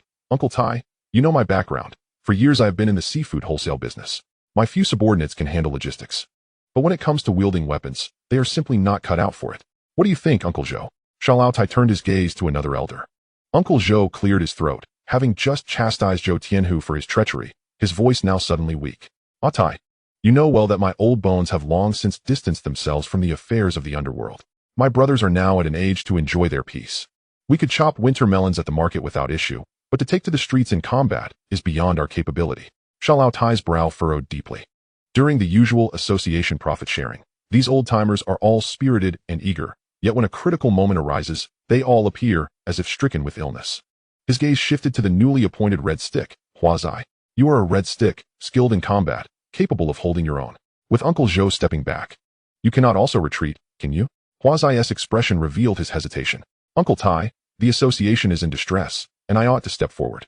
However, facing the White Tiger is no trivial matter. Recently, the police have been cracking down hard. My gambling den has been raided several times. And half of my brothers are now in Chizhu. Once they are out, I will certainly lead the charge. Xiao Tai nearly gasped for breath. Who does not know that the shortest sentences handed down to Huazai subordinates are at least 1 to 2 years? By the time they are released, the situation will have undoubtedly changed. This is clearly an excuse. Bah, each of you only seeks self-preservation, yet the face of the association means nothing to you? He too has already lost face, trampled upon, their territory burned. Now, no one dares to act out of fear of death. If he too concedes, they will be expunged from the underworld, and you think your faces will shine then? He slammed the table, the sound echoing. Yet, silence reigned around him, with many hall leaders even avoiding his gaze, entirely unconcerned. Zhengbo, it has come to this. Anger serves no purpose. Face is important, but life is far more valuable. As the old saying goes, as long as the Green Mountains stand, the firewood will not cease.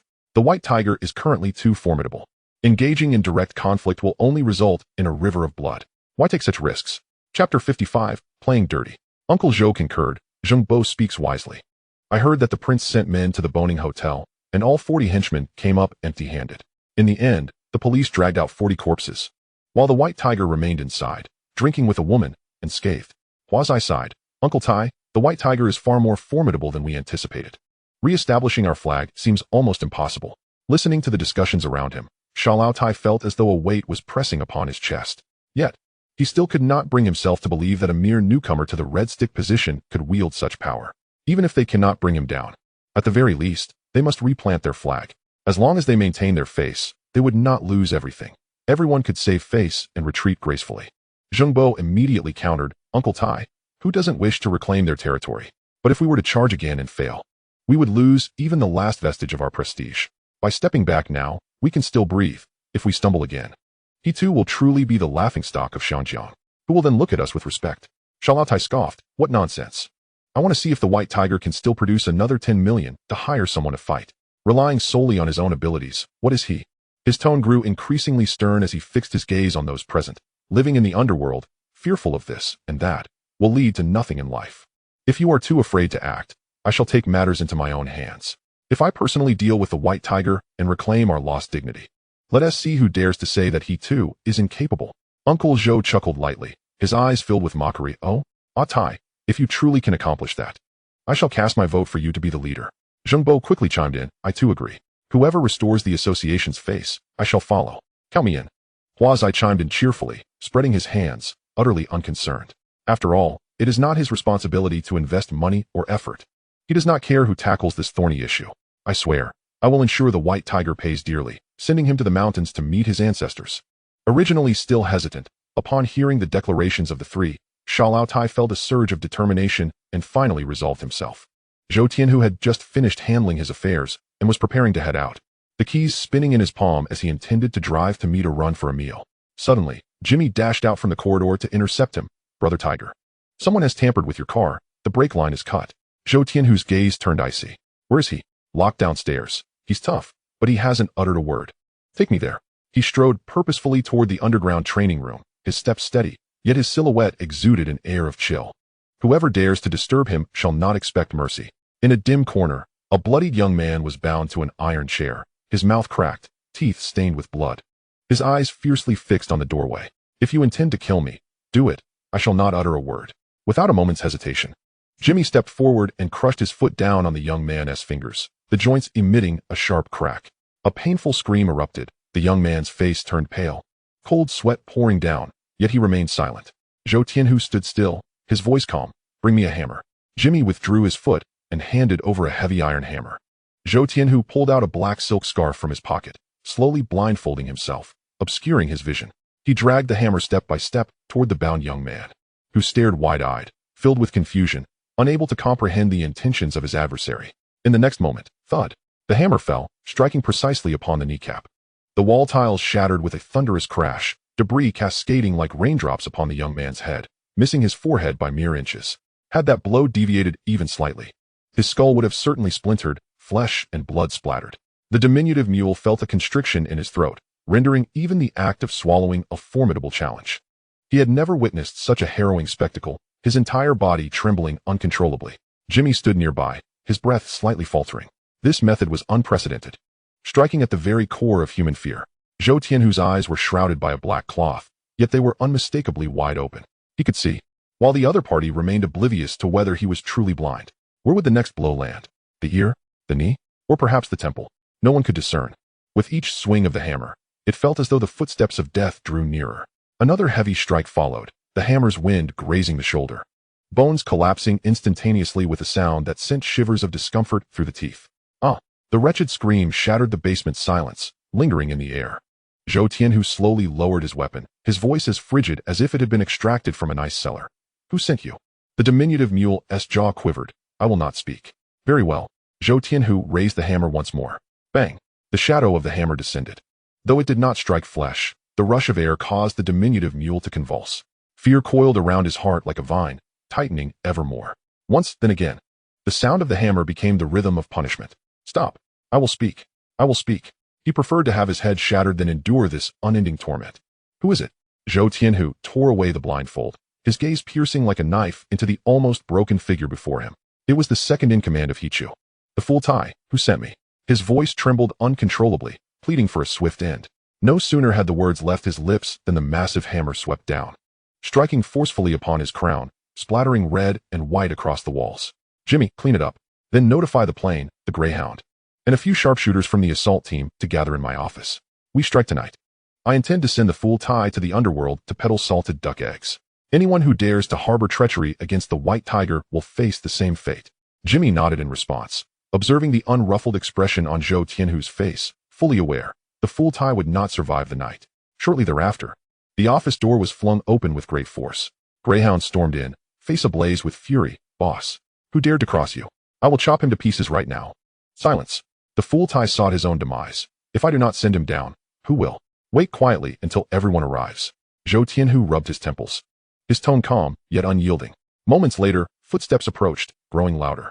Jimmy led the plane, the diminutive 7, and several members of the assault team into the room. Brother Tiger. Boss. Boss. The group came to a halt, the atmosphere in the room as heavy as iron. We strike tonight, targeting the fool Tai. This is the layout of his establishment. Leave no one behind. Eradicate them completely. Greyhound, the pilot 243 is a newcomer, untrained. You will take him along. Diminutive 7. Select a few capable brothers to assist Greyhound. After Zhou Tianhu finished speaking, he scanned the room and continued. The fool Tai's territory is not small, but having just taken Xian Mountain, we must be cautious not to overreach. We will focus on these few most profitable bars and a casino, diminutive 7. You will personally lead the team to collect. Tonight, we must be swift, ruthless, and precise, catching him off guard. I want the entire Hong Kong to understand that the White Tiger is not to be trifled with. Jimmy furrowed his brow. Brother Tiger, the assault team is short-handed. While we can deal with the fool Tai, managing multiple locations simultaneously may prove challenging. Should we call in more men? Zhou Tianhu did not respond, turning to approach a concealed stone door on the wall, twisting the statue mounted there. With a resounding thud, the hidden door slowly opened. Inside the secret chamber, various weapons were neatly arranged, an arsenal of firearms and ammunition gleaming with a metallic sheen in the dim light. The group momentarily stood in stunned silence, their eyes wide. Good heavens, so many firearms. Jimmy blurted out. Boss, this firepower is more than enough to rob a vault. Greyhound's eyes sparkled, his voice trembling with excitement. It was only at this moment that diminutive 7 and the team truly grasped the extent. The entire wall was lined with firearms, everything from handguns to submachine guns, shotguns to light machine guns. Even anti-material rifles were included, with crates of shells stacked in the corners. The faint light reflected off the dark, glistening barrels, resembling dormant beasts waiting for a command. Were it not for Zhou Tianhu's presence, this seasoned group of veterans would have already rushed forward to caress the weapons. Many among them had once been ghosts of the battlefield, retired mercenaries, companions of firearms for half a lifetime. Now, confronted with this room full of deadly tools, they felt as if reuniting with old friends, their blood surging with excitement. With this kind of backing, how could a few bars stand against us? Zhou Tianhu's lips curled slightly. Jimmy grinned widely. Let us not just talk about a few venues.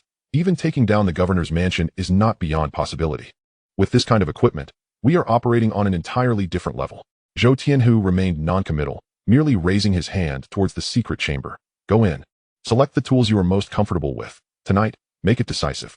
No sooner had he spoken than the group could no longer contain themselves. With a whoosh, they surged into the dark chamber, grabbing firearms and eagerly feeling them, their eyes ablaze with fervor. Black Star pistols, Desert Eagles, AKs, MP5s, SPAS 12s, M60s, even Barretts and RPGs.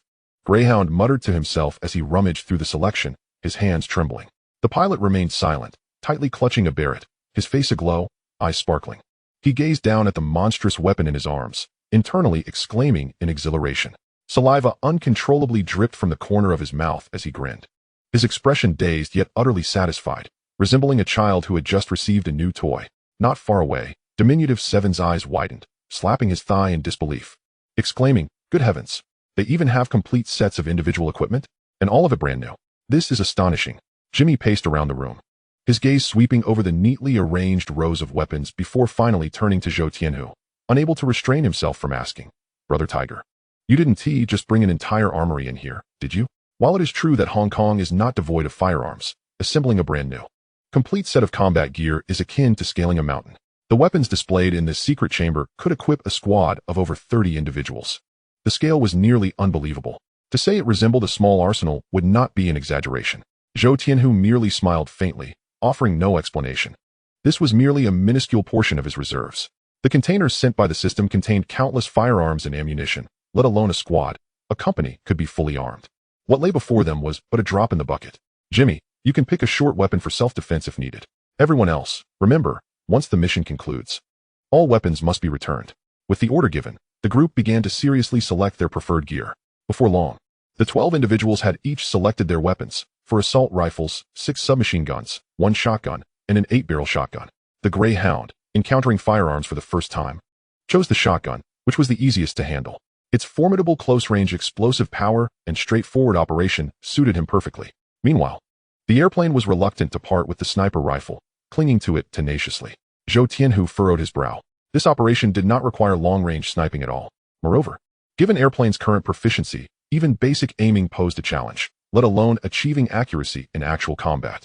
Zhou Tianhu had originally brought along newcomers like Greyhound and Airplane to allow them to witness bloodshed and cultivate their courage. Future training would only grow more rigorous. He had already devised plans for upcoming tasks that would become increasingly difficult. This time was merely a warm-up for his subordinates. We are about to invade the lair of the foolish Tai, relying solely on a surprise assault. What purpose does your sniper rifle serve? Such a cumbersome weapon hinders movement.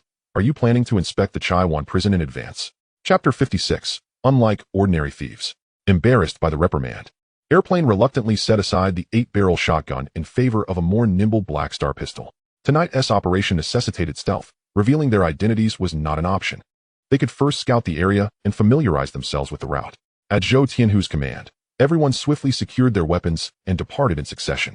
As night fell, within the residence of the foolish Tai and Huayuan community, several loyal confidants sat encircled by the coffee table. At this hour, not a whisper had been heard from the White Tiger. It was certain that AE had fallen. The foolish Tai glanced at his watch, his tone grave as he began to comprehend the unfolding situation. He slowly turned to his chief enforcer, Fat Jia. "Fat Jia, assist your elder brother in sending someone off on their journey. Are you up for the task?" Fat Jia replied, "When the boss speaks, I shall certainly comply. Whoever you wish to deal with, I will take care of." "The target is the White Tiger," the foolish Tai murmured. Upon hearing this name, Fat Jia's brow furrowed slightly, and he fell silent for a few seconds. The White Tiger held considerable notoriety in the underworld, rumored to be ruthless and elusive. The brothers previously dispatched by the foolish Tai had not only failed in their mission, but had also completely vanished, most likely having met a grim fate. Sensing his unease, the foolish Tai's tone darkened. "I understand that, with your current capabilities, taking down the White Tiger is indeed a challenge." As he spoke, he retrieved a tightly wrapped object from his pocket, revealing a pitch-black pistol that gleamed coldly. However, with this, the situation changes. No matter how formidable the White Tiger may be, he cannot withstand this shot. He gently pushed the gun to the center of the table. "You merely need to act. I will arrange for someone to raid his old hideout, Huchingrihua. We shall advance on 2 fronts, one overt and one covert. This time, he will be trapped." Fat Jia gazed at the firearm, his expression complex. "Boss, in our line of work, we have always avoided firearms. If we resort to this, The Hong Hing faction will not stand idly by. He paused, contemplating the consequences, light repercussions, or a full-blown war. In their usual turf disputes, negotiations were preferred, with diplomacy taking precedence. Only when talks failed would they resort to knives and clubs. The use of firearms had never been a standard approach. Firstly, it could provoke a police crackdown, and secondly, the potential for casualties was too great. The cost of lives could easily devastate a faction. The various gangs in Xiangjiang adhered to this unspoken rule. Unless facing life-and-death situations, they would never cross such boundaries. However, exceptions did exist.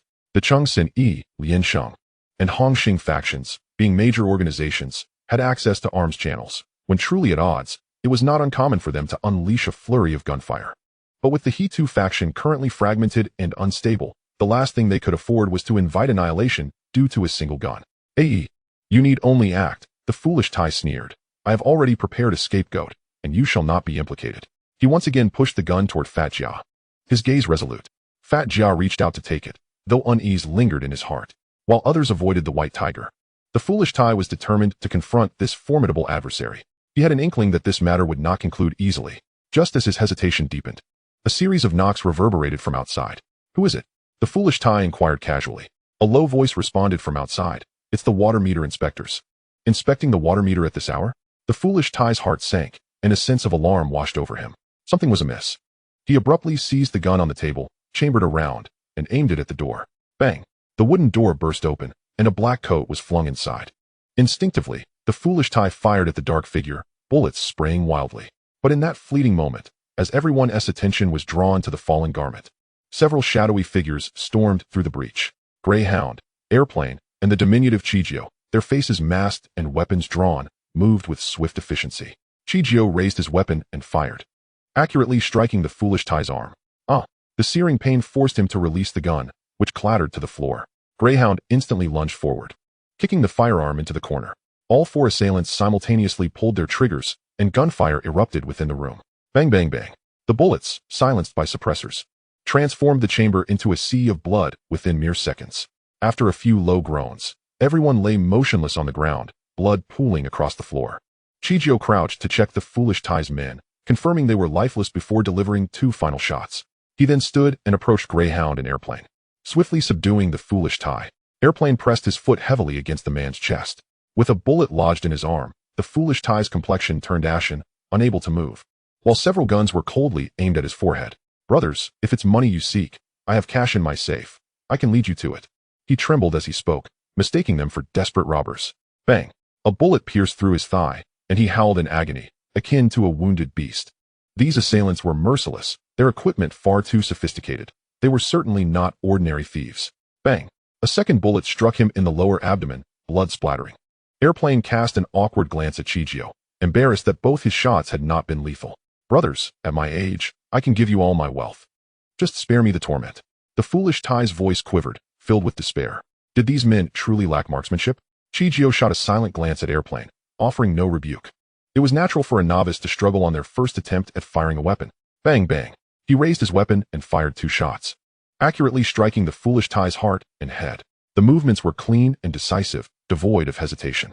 The foolish Tai's eyes widened in shock, and he died without ever comprehending who had sought his life, his face frozen in astonishment and confusion. Minutes later, Greyhound discovered a safe in the corner of the bedroom and retrieved the key from a hidden compartment. The safe opened to reveal a neat sum of 10 million Hong Kong dollars, alongside a mountain of gold and silver jewelry, entirely the foolish Tai's lifetime accumulation. Greyhound swiftly packed the valuables into a black bag, and the group proceeded to clean the scene. As the lights extinguished, silence enveloped the room, leaving only the dried blood on the floor as silent testimony. Soon after, a maintenance vehicle departed from Huayuan community. Half an hour later, a cargo ship quietly docked at a remote pier. The Greyhound, the Airplane, and the diminutive Chijia combined their efforts to heave several heavy cement oil drums into the sea. The surface of the water erupted into a flurry of waves, only to quickly revert to tranquility. "Damn, this is exhausting. Burying bodies is even more laborious than killing." The Greyhound panted, gazing at the obsidian expanse of the sea while muttering to himself. He retrieved his phone and dialed Zhou Tianhu. "Boss, Shalayatai and his crew are now fish food.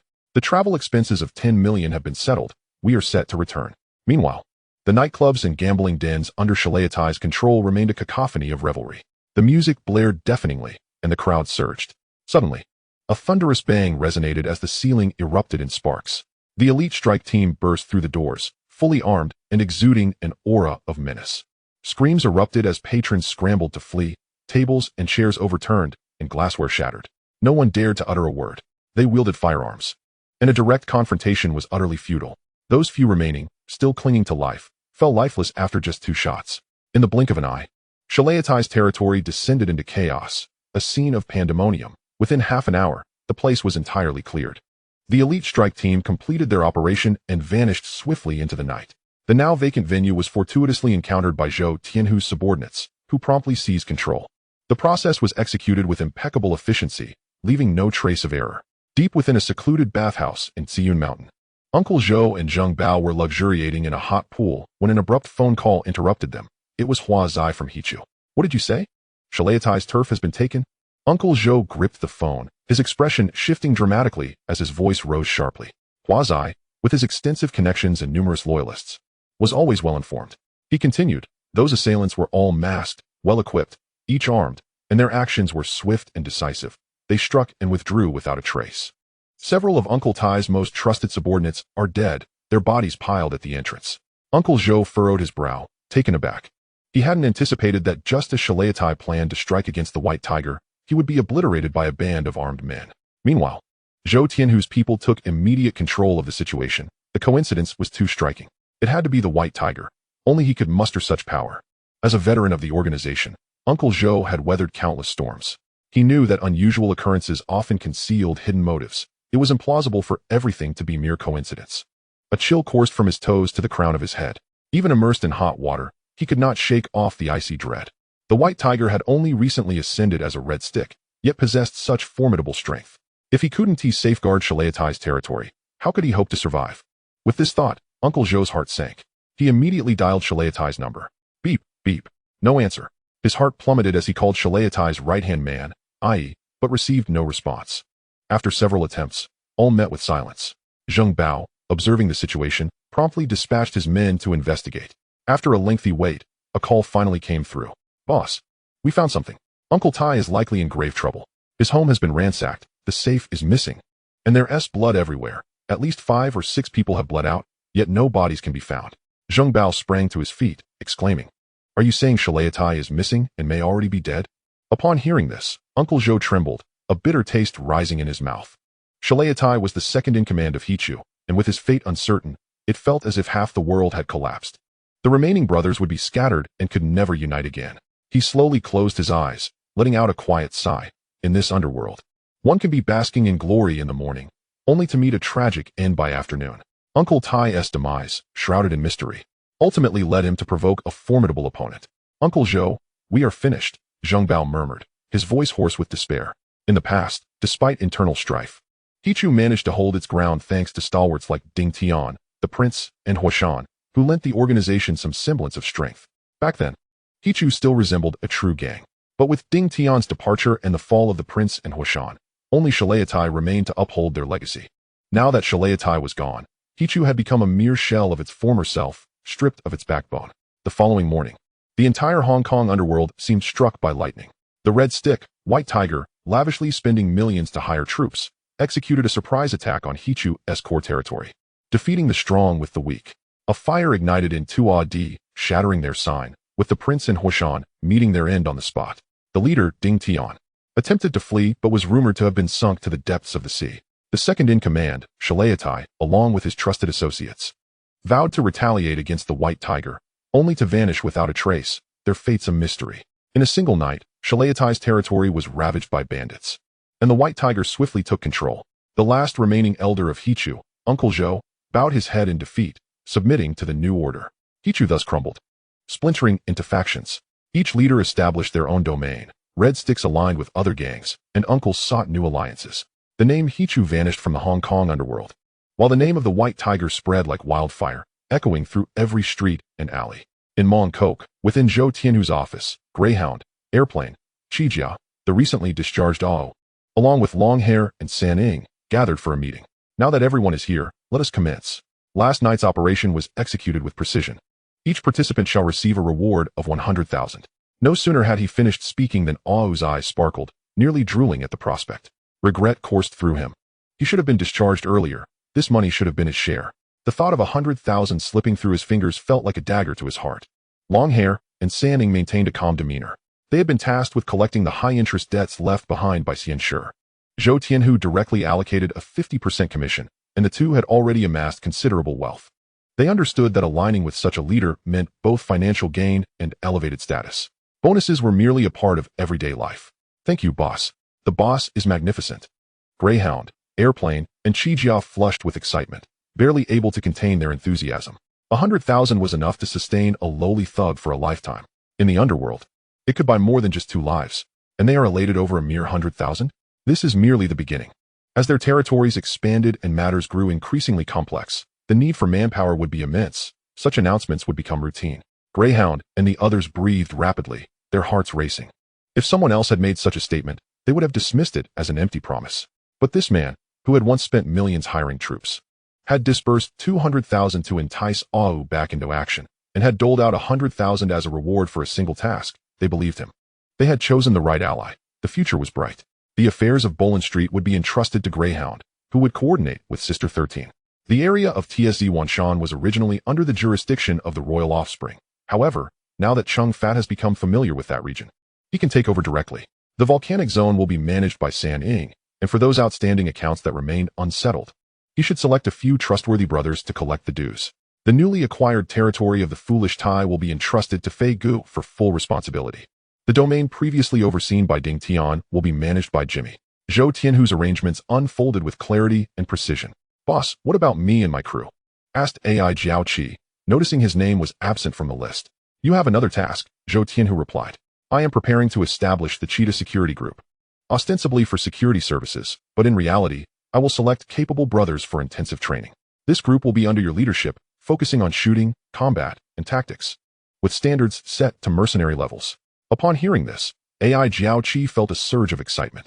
He had once been a mercenary on the battlefield, and such training was his forte. This appointment made him feel valued and ignited his fighting spirit. However, Fei Gu frowned at the side. He scratched his head and said softly, Boss, if it comes to fighting and brawling, I will definitely be at the forefront. But managing territory is really not my forte. How about I switch with Grey Dog? There's Sister 13 at Palam Street. I could collect a cleaning fee and maintain order. Grey Dog immediately waved his hands. No. Fei Gu, don't even think about it. Your name might suit Palam Street, but I want to relinquish my position. At this remark, the room erupted in laughter. Zhou Tianhu's expression darkened. No wonder the books often say these gangsters lack intellect. It's no surprise they can only wield knives for a lifetime. Such a golden opportunity lay before them, yet they sought to evade it. He stepped forward and struck Fei Gu on the head with a firm slap, causing a buzzing in his ears. The short-sighted will remain short-sighted forever. We have territory now, and we have industries. We are no longer in a situation where we merely scrape by on the streets. We wear suits and belts to negotiate grand business deals, not to roam the streets wielding iron rods and extorting money daily. In the coming years, matters will only increase, our territories will expand, and our businesses will double. There is so much money waiting for us to earn. We cannot afford to wait for you to grow slowly. Just follow my orders. If you don't know how, learn. If you don't understand, seek Jimmy's advice. Those I, Zhou Tianhu, bring forth must be capable fighters and thinkers. Fei Gu lowered his head, his face flushed. Boss. Zhou Tianhu placed a reassuring hand on his shoulder. After delivering a slap, one must offer a sweet. The fact that I can place you in the territory of the Foolish Tai shows my trust in you. Work hard, and do not let me down. This statement ignited a spark in Fei Ji's heart. He felt a rush of warmth in his chest. The feeling of being trusted and entrusted with significant responsibilities was more exhilarating than winning 100 fights. He nodded vigorously, his spirit invigorated as if infused with boundless energy. Boss, I will give it my all and will not betray your trust. Zhou Tianhu nodded slightly, his gaze sweeping across everyone present. The eyes of the crowd shimmered with fervent light, embodying a yearning for the future and unwavering belief. The room was alive with vibrant energy. Just as the meeting was about to conclude, the door was suddenly flung open. Huang Zhicheng, accompanied by his team from the Major Crimes Unit, strode in, his sharp suit lending him an imposing presence. Zhou Tianhu recognized that face at once, his heart stirred. Zhou Tianhu, I am Police Superintendent Huang Zhicheng from the Central District Major Crimes Unit.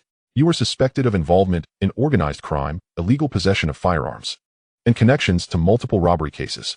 Every word you utter from now on will be used as evidence in court, Huang Zhicheng declared, brandishing his badge with a resonant tone.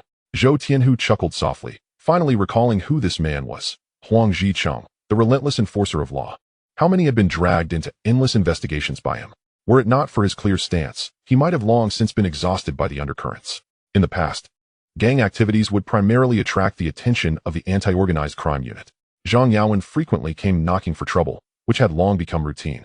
But this time, the use of firearms had created too great a stir, finally alerting the upper echelons of the major crimes unit. Huang Zicheng personally led the team, clearly targeting him. The calm demeanor of this young man, unperturbed by the sudden intrusion, set off alarm bells in Huang Zicheng's mind.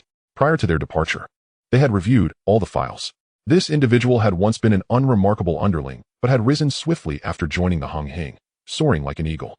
In a short span, he ascended from a lowly 49er to a core member of the Red Stick, his influence stretching across Palam Street, TSC Wanshan.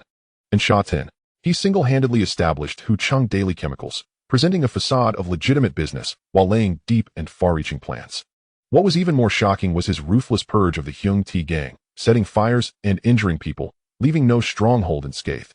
Even the foolish Tai was not spared. Particularly concerning was the emergence of that batch of firearms, which had thoroughly set off police nerves. The major crimes unit had been pursuing leads through the night, leaving everyone exhausted with dark circles under their eyes. The thought of what should have been a leisurely holiday evaporating into thin air only made Huang Zicheng's gaze towards Zhou Tianhu grow colder. Sir, what are you saying? I don't understand. I am merely a legitimate businessman. Hucheng Daily Chemicals produces baby diapers, and I pay my taxes promptly. Guns. I've never seen one. Just hearing about them gives me a fright. Zhou Tianhu maintained a gentle smile, his tone composed. Such theatrics had been performed by Zhang Yaowen numerous times. He was already quite adept at it. Those who navigate the underworld interact with the police as if they were eating and drinking, each understanding the unspoken rules. Zhou Tianhu, don't try to pull the wool over my eyes with the anti-organized crime unit's tactics. Since we, the major crimes unit, are here, we won't leave empty-handed. Huang Zicheng's tone turned frosty as silver flashed in his hand. He held handcuffs, poised to snap them on. Grey Dog, Fei Guo, and San Ing immediately stepped forward, positioning themselves protectively in front of Zhou Tianhu. The few stood tall, their necks straightened, gazes defiant, with a hint of disdain at the corners of their mouths. What is going on? Are you looking for death? Do you want to resist arrest? Huang Zicheng bellowed, his hand already resting on his sidearm.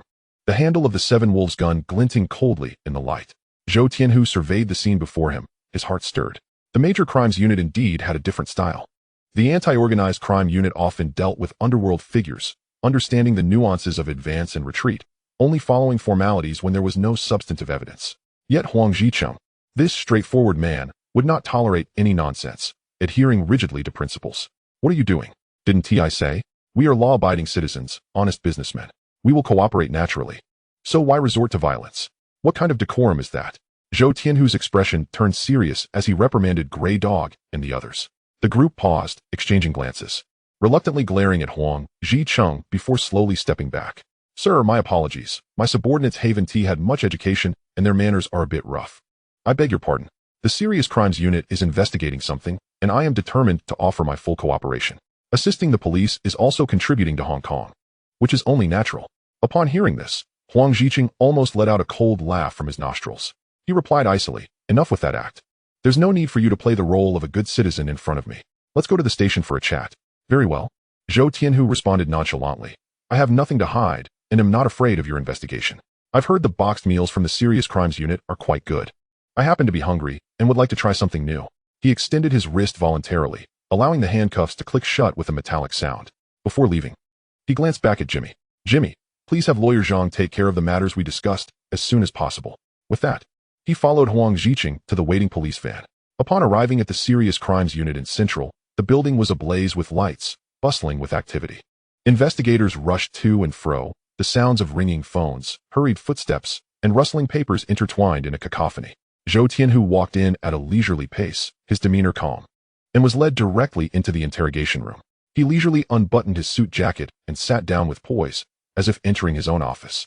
Huang Zicheng sat across from him, his gaze fixed on Zhou for a moment, and an odd sensation flickered through his mind.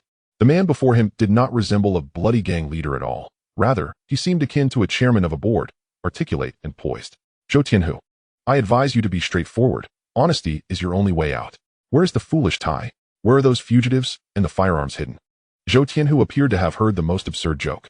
Officer Huang, Isn't investigating cases the responsibility of your serious crimes unit? I am merely an ordinary citizen. How could I possibly know the ins and outs of these matters? If I truly knew the details of the robbery and the whereabouts of the firearms, shouldn't I be the one sitting in this police station? Huang Ziqing, suppressing his fury, gritted his teeth and responded, an ordinary citizen? Yet you employ a group of thugs? Do you think I would believe such nonsense?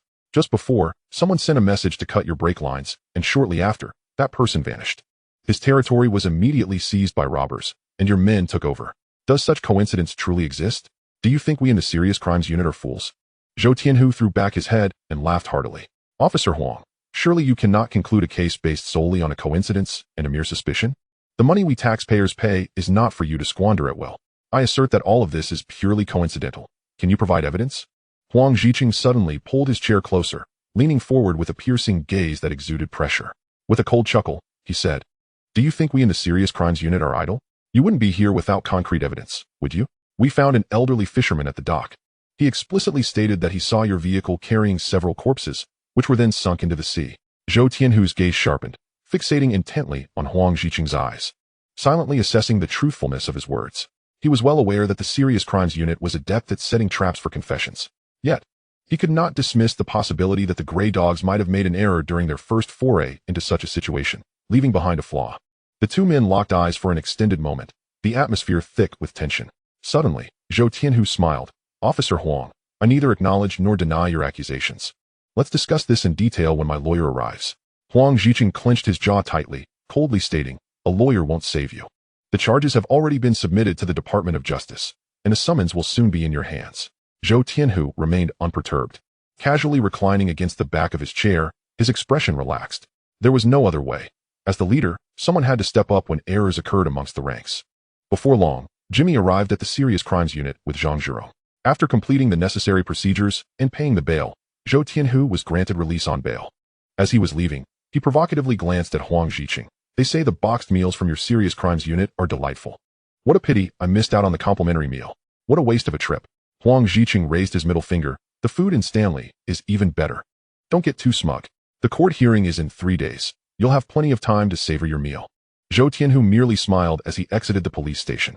Once in the car, Zhang Zhirong flipped through the case files and remarked, Mr. Zhou, this situation is somewhat tricky. I fear you will need to appear in court personally. Lawyer Zhang, do you have confidence in this matter? Zhou Tianhu furrowed his brow, realizing that there indeed was a witness, and the Serious Crimes Unit had acquired some clues. Rest assured, Mr. Zhou, it is 100% secure. I have a strategy in place. It's merely a formality. Zhou Tianhu naturally trusted Zhang Zhirong's capabilities. Otherwise, he would not have had Jimmy specifically invite him to serve as his legal counsel. Thus, he closed his eyes and took a brief moment to rest. 3 days later, at the Department of Justice courtroom, Zhou Tianhu was impeccably dressed, seated in the defendant's chair. Everything proceeded according to protocol, with the Serious Crimes Unit presenting multiple pieces of evidence, and the jury continually recording their opinions. Zhang Zhirong responded calmly and clearly. Zhou Tianhu stifled yawns, bored as he awaited the end of the proceedings. At a critical moment, Huang Ziqing submitted a particularly weighty piece of evidence to the judge. Based on the fisherman's testimony, the police had toiled to recover 2 corpses from the relevant maritime area. Upon confirmation, they turned out to be the right-hand men of the foolish Tai. If it could be proven that Zhou Tianhu was involved, a prison sentence would be inevitable. Huang Ziqing stood tall and proud, as if a victorious rooster, smiling as he silently mouthed to Zhou Tianhu, "You're finished." Zhou Tianhu chuckled lightly, his demeanor unfazed, as if the matter did not concern him. Please call the witness. The judge, adorned with a curly wig, reviewed the evidence before instructing the court officer. Subsequently, a fisherman clad in coarse, canvas clothing approached the witness stand. Huang Ziqing glanced at Zhou Tianhu with triumph, convinced of his victory. In the family section, Arun tightly gripped Sister 13's hand, fearful that the witness would testify unfavorably against Zhou Tianhu. Yet Zhou Tianhu merely raised an eyebrow in a show of defiance. Entirely unconcerned, I, Zhu Daming, swear to the heavens that every word I speak is the truth, without any falsehood. The witness placed one hand on the Bible and raised the other to the sky in oath. After the oath, he took his seat on the witness stand. Please recount the circumstances you witnessed that day, the judge intoned solemnly. That day, my boat was docked at the pier. I live alone. The boat is my home, where I eat and live, so I witnessed the entire process with my own eyes. 3 or 4 men drove a maintenance truck, dragging out 6 or 7 corpses from the back of the vehicle, and then loading them onto the boat. From a distance, I saw them shortly thereafter toss several oil drums into the sea, where they sank. Out of conscience, I quietly followed their vehicle and ultimately saw them drive into the Hu Chung Daily Chemical Company. As Zhu Daming finished speaking, the Serious Crimes Unit's lawyer nodded slightly. A clear statement. Thank you for your cooperation. Mr. Zhu Daming, I have a few questions I need to ask.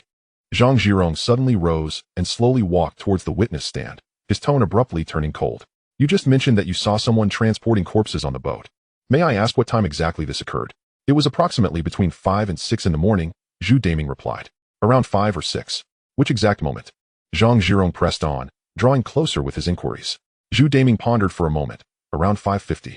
Zhang Zhirong pointed a finger directly at him. Then I shall consider it as 6 o'clock. Are you aware that on that day, the sunrise in Xiangjiang occurred at 6:23, barely breaking the horizon? Zhu Daming hesitated, responding softly, I was not aware. Below. Huang Zhiqing furrowed his brow and leaned towards his lawyer, whispering, Do you know what time the sun rises? How would I know? I don't start work until 8. The lawyer replied, a look of exasperation on his face, finding the line of questioning absurd. Zhang Zhirong continued his assault. Have you ever heard the phrase the darkness before dawn? I have not. Zhu Daming shook his head. That phrase implies that just before sunrise, the sky will be particularly dim, rendering visibility nearly impossible. Pray tell, Mr. Zhu Daming, in such poor lighting conditions, how could you ascertain that the individuals you saw were indeed connected to my client? On what grounds do you assert that they were transporting a corpse? Zhu Daming wiped the sweat from his forehead, believe it or not. But I truly saw them transporting a body. Objection. Huang Zhiqing's lawyer immediately stood, asserting that the prosecution had already retrieved 2 oil drums from that maritime area, containing human remains, with evidence duly submitted. The defense attorney's action was intended to mislead the witness. Objection sustained. Defense counsel, please be mindful of your questioning technique. The judge declared sternly. Very well. Zhang Zhirong paused briefly before rephrasing. Mr. Zhu Daming, I shall temporarily concede that you witnessed the act of transporting a corpse. However, you claim to have followed the suspect vehicle and saw them enter Hu Chung Daily Chemicals. Can you guarantee that at no point did your gaze waver from that vehicle? Zhu Daming hesitated slightly. I can be certain. Why do you hesitate? Are you lying? Zhang Zhirong's gaze was piercing, his voice resonating with authority, sending a tremor through Zhu Daming's heart. I object. The defense attorney is clearly leading the witness. Huang Zhiqing's lawyer rose once more in protest. Objection overruled. Please continue. The judge signaled for Zhang Zhirong to proceed. Mr. Zhu, you stated that you followed the suspect vehicle. What mode of transportation did you employ after disembarking from the fishing vessel to pursue it? A motorcycle. Excellent. Now, are you confident that while you rode the motorcycle for a full 10 kilometers, your sight never strayed from that vehicle? I am confident. It was very early, and there were few vehicles on the road, especially those construction vehicles, which are quite conspicuous. Zhang Zhirong suddenly spun around, his finger almost touching Zhu Daming's nose. You are lying. Do you know that along the nearly 10-kilometer stretch from Mongkok Port to Hu Chung Daily Chemicals, between 6 and 7 o'clock, there are 4 taxi routes operating? Additionally, cleaning vehicles, taxis, and various maintenance trucks would be frequenting the area. According to statistical data, at least 88 motor vehicles passed through that stretch during that hour. Such dense traffic would undoubtedly cause significant visual interference. Do you acknowledge that there were indeed numerous vehicles traversing the road on that day? Zhu Daming fell silent for a moment, his gaze sweeping over Huang Zhiqing. Before finally nodding, I acknowledge. Zhang Zhirong's lips curled into a slight smile. Acknowledgement is sufficient. There is no need for further irrelevant discourse. His fierce demeanor instantly subdued Zhu Daming, leaving him speechless. The witness had openly admitted that the road conditions that day were complex, with a plethora of vehicles causing interference, making it difficult to maintain a constant watch on the target vehicle. Moreover, my client Hu Chung Daily Chemicals routinely dispatches goods to supermarkets every morning. This is the shipment record for Hu Chung Daily Chemicals on that day, which sufficiently proves that the construction vehicle indeed traversed the mentioned route.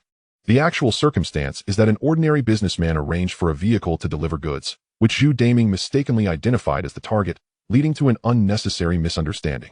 Zhu Daming was instantly rendered speechless, his inner conviction beginning to waver. Could it be that he had indeed followed the wrong vehicle? Your Honor, I protest. The opposing counsel is deliberately misleading. Huang Zhiqing suddenly rose, standing alongside his partner in indignation. Nonsense. An internal delivery receipt can be signed by anyone. Is that even evidence? Zhou Tianku's lawyer launched into a fervent rebuttal, bewildering the witness with a few well-placed words. How could this possibly be effective? Huang Zhiqing's forehead pulsated with veins, nearly bursting with rage. The judge's gavel struck down. Objection not sustained. Your Honor, the construction vehicle from Hu Chung Daily Chemicals remains unaccounted for. My task force has reason to suspect evidence tampering, and we are legally entitled to request continued detention of the suspect. Huang Ziqing immediately raised a challenge. Intent on prolonging Zhou Tianku's detention, he was determined to uncover any flaw. Your Honor, my client is merely a law-abiding citizen engaged in legitimate business, and he has already endured considerable psychological pressure during the previous interrogation. This is an evaluation report from a professional psychologist. Zhang Zhirong promptly submitted a psychological assessment document to the court. After reviewing it, the judge ruled, in case of doubt, the benefit of the doubt shall be given to the defendant. Immediate release is ordered, and additionally mandated 6 months of free psychological counseling services for Zhou Tianku. As he exited the courthouse, Zhou Tianku appeared at ease, striding confidently. Having a formidable lawyer makes all the difference. They can effortlessly turn the black into white and invert reality. Meanwhile, Huang Ziqing's face was ashen. His eyes fixed on Zhou Tianku's retreating figure as he pointed 2 fingers at him and then indicated his own eyes. Zhou Tianku, don't celebrate too soon. From this day forth, my task force will keep a 24-hour watch on you. Should you dare to cross any boundaries, I will personally ensure you end up in Stanley Prison. Zhou Tianku smiled nonchalantly. Officer Huang, why so irate so early in the day? Have you forgotten to drink some herbal tea to cool off? My mental state is rather unstable, so I advise you not to provoke me. If I happen to lose my composure and something goes awry, you might find yourself reporting to the Silver Band for retirement. Huang Ziqing's temples throbbed, his jaw clenched tightly, emitting a grinding noise. Nonsense. If Zhou Tianku has psychological issues, half the population of Hong Kong ought to be hospitalized. Zhang Zhirong stepped forward, gently pushing aside the obstructive Huang Ziqing. Officer, my client is feeling anxious and unwell in your presence and urgently requires rest. Please clear the pathway. Otherwise, I will formally lodge a complaint with the Public Relations Department regarding your unwarranted harassment of a law-abiding citizen. Huang Ziqing glared furiously, watching Zhou Tianku's retreating silhouette, his eyes glinting with malice. The meticulously prepared evidence had been so easily overturned, and the entire task force felt as though they were acting in a farce. You are ruthless, Zhou Tianku. I will find your Achilles heel sooner or later. He kicked the nearby car with force, the metallic clash ringing out sharply, the alarm blaring piercingly, and a searing pain shot through his toes, as if his bones might crack. Inside the vehicle, Zhou Tianku lightly patted Zhang Zhirong on the shoulder, smiling. Thank you, Mr. Zhang. You are too kind, Mr. Zhou. This is my duty. Such words should not be uttered lightly, were it not for your weighty presence before the judge. Could this matter have proceeded so smoothly? I have already instructed Jimmy to prepare my gratitude, which I shall personally deliver to you shortly.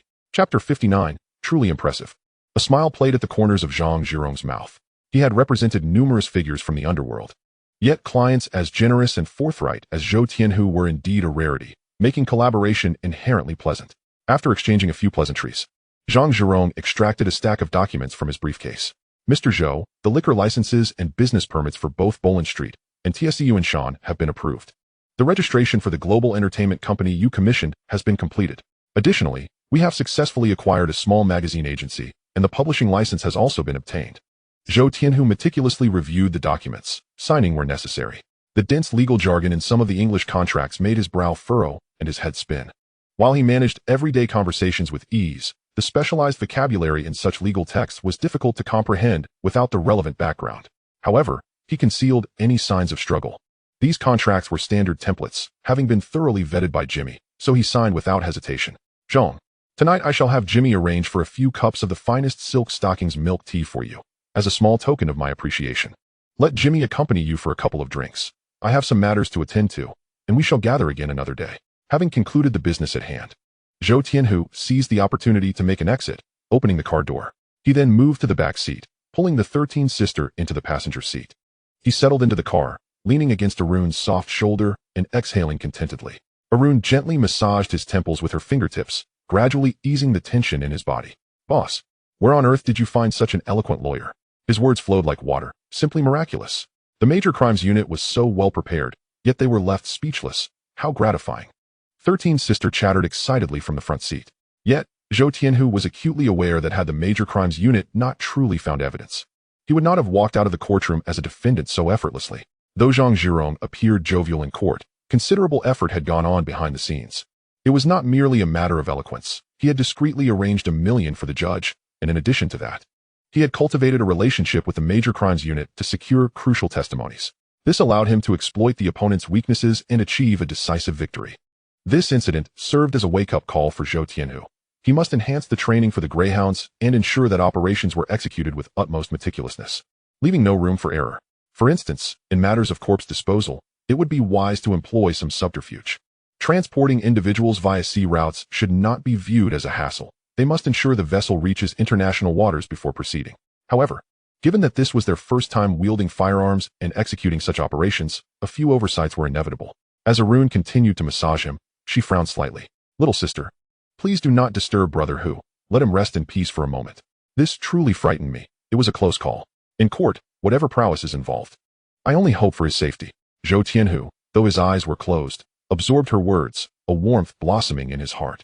Arun then spoke softly, so, I've made up my mind. Tonight, I will personally cook for you, to properly welcome you home. Oh no, we should eat out instead. Zhou Tianhu and 13 sister replied, almost in unison.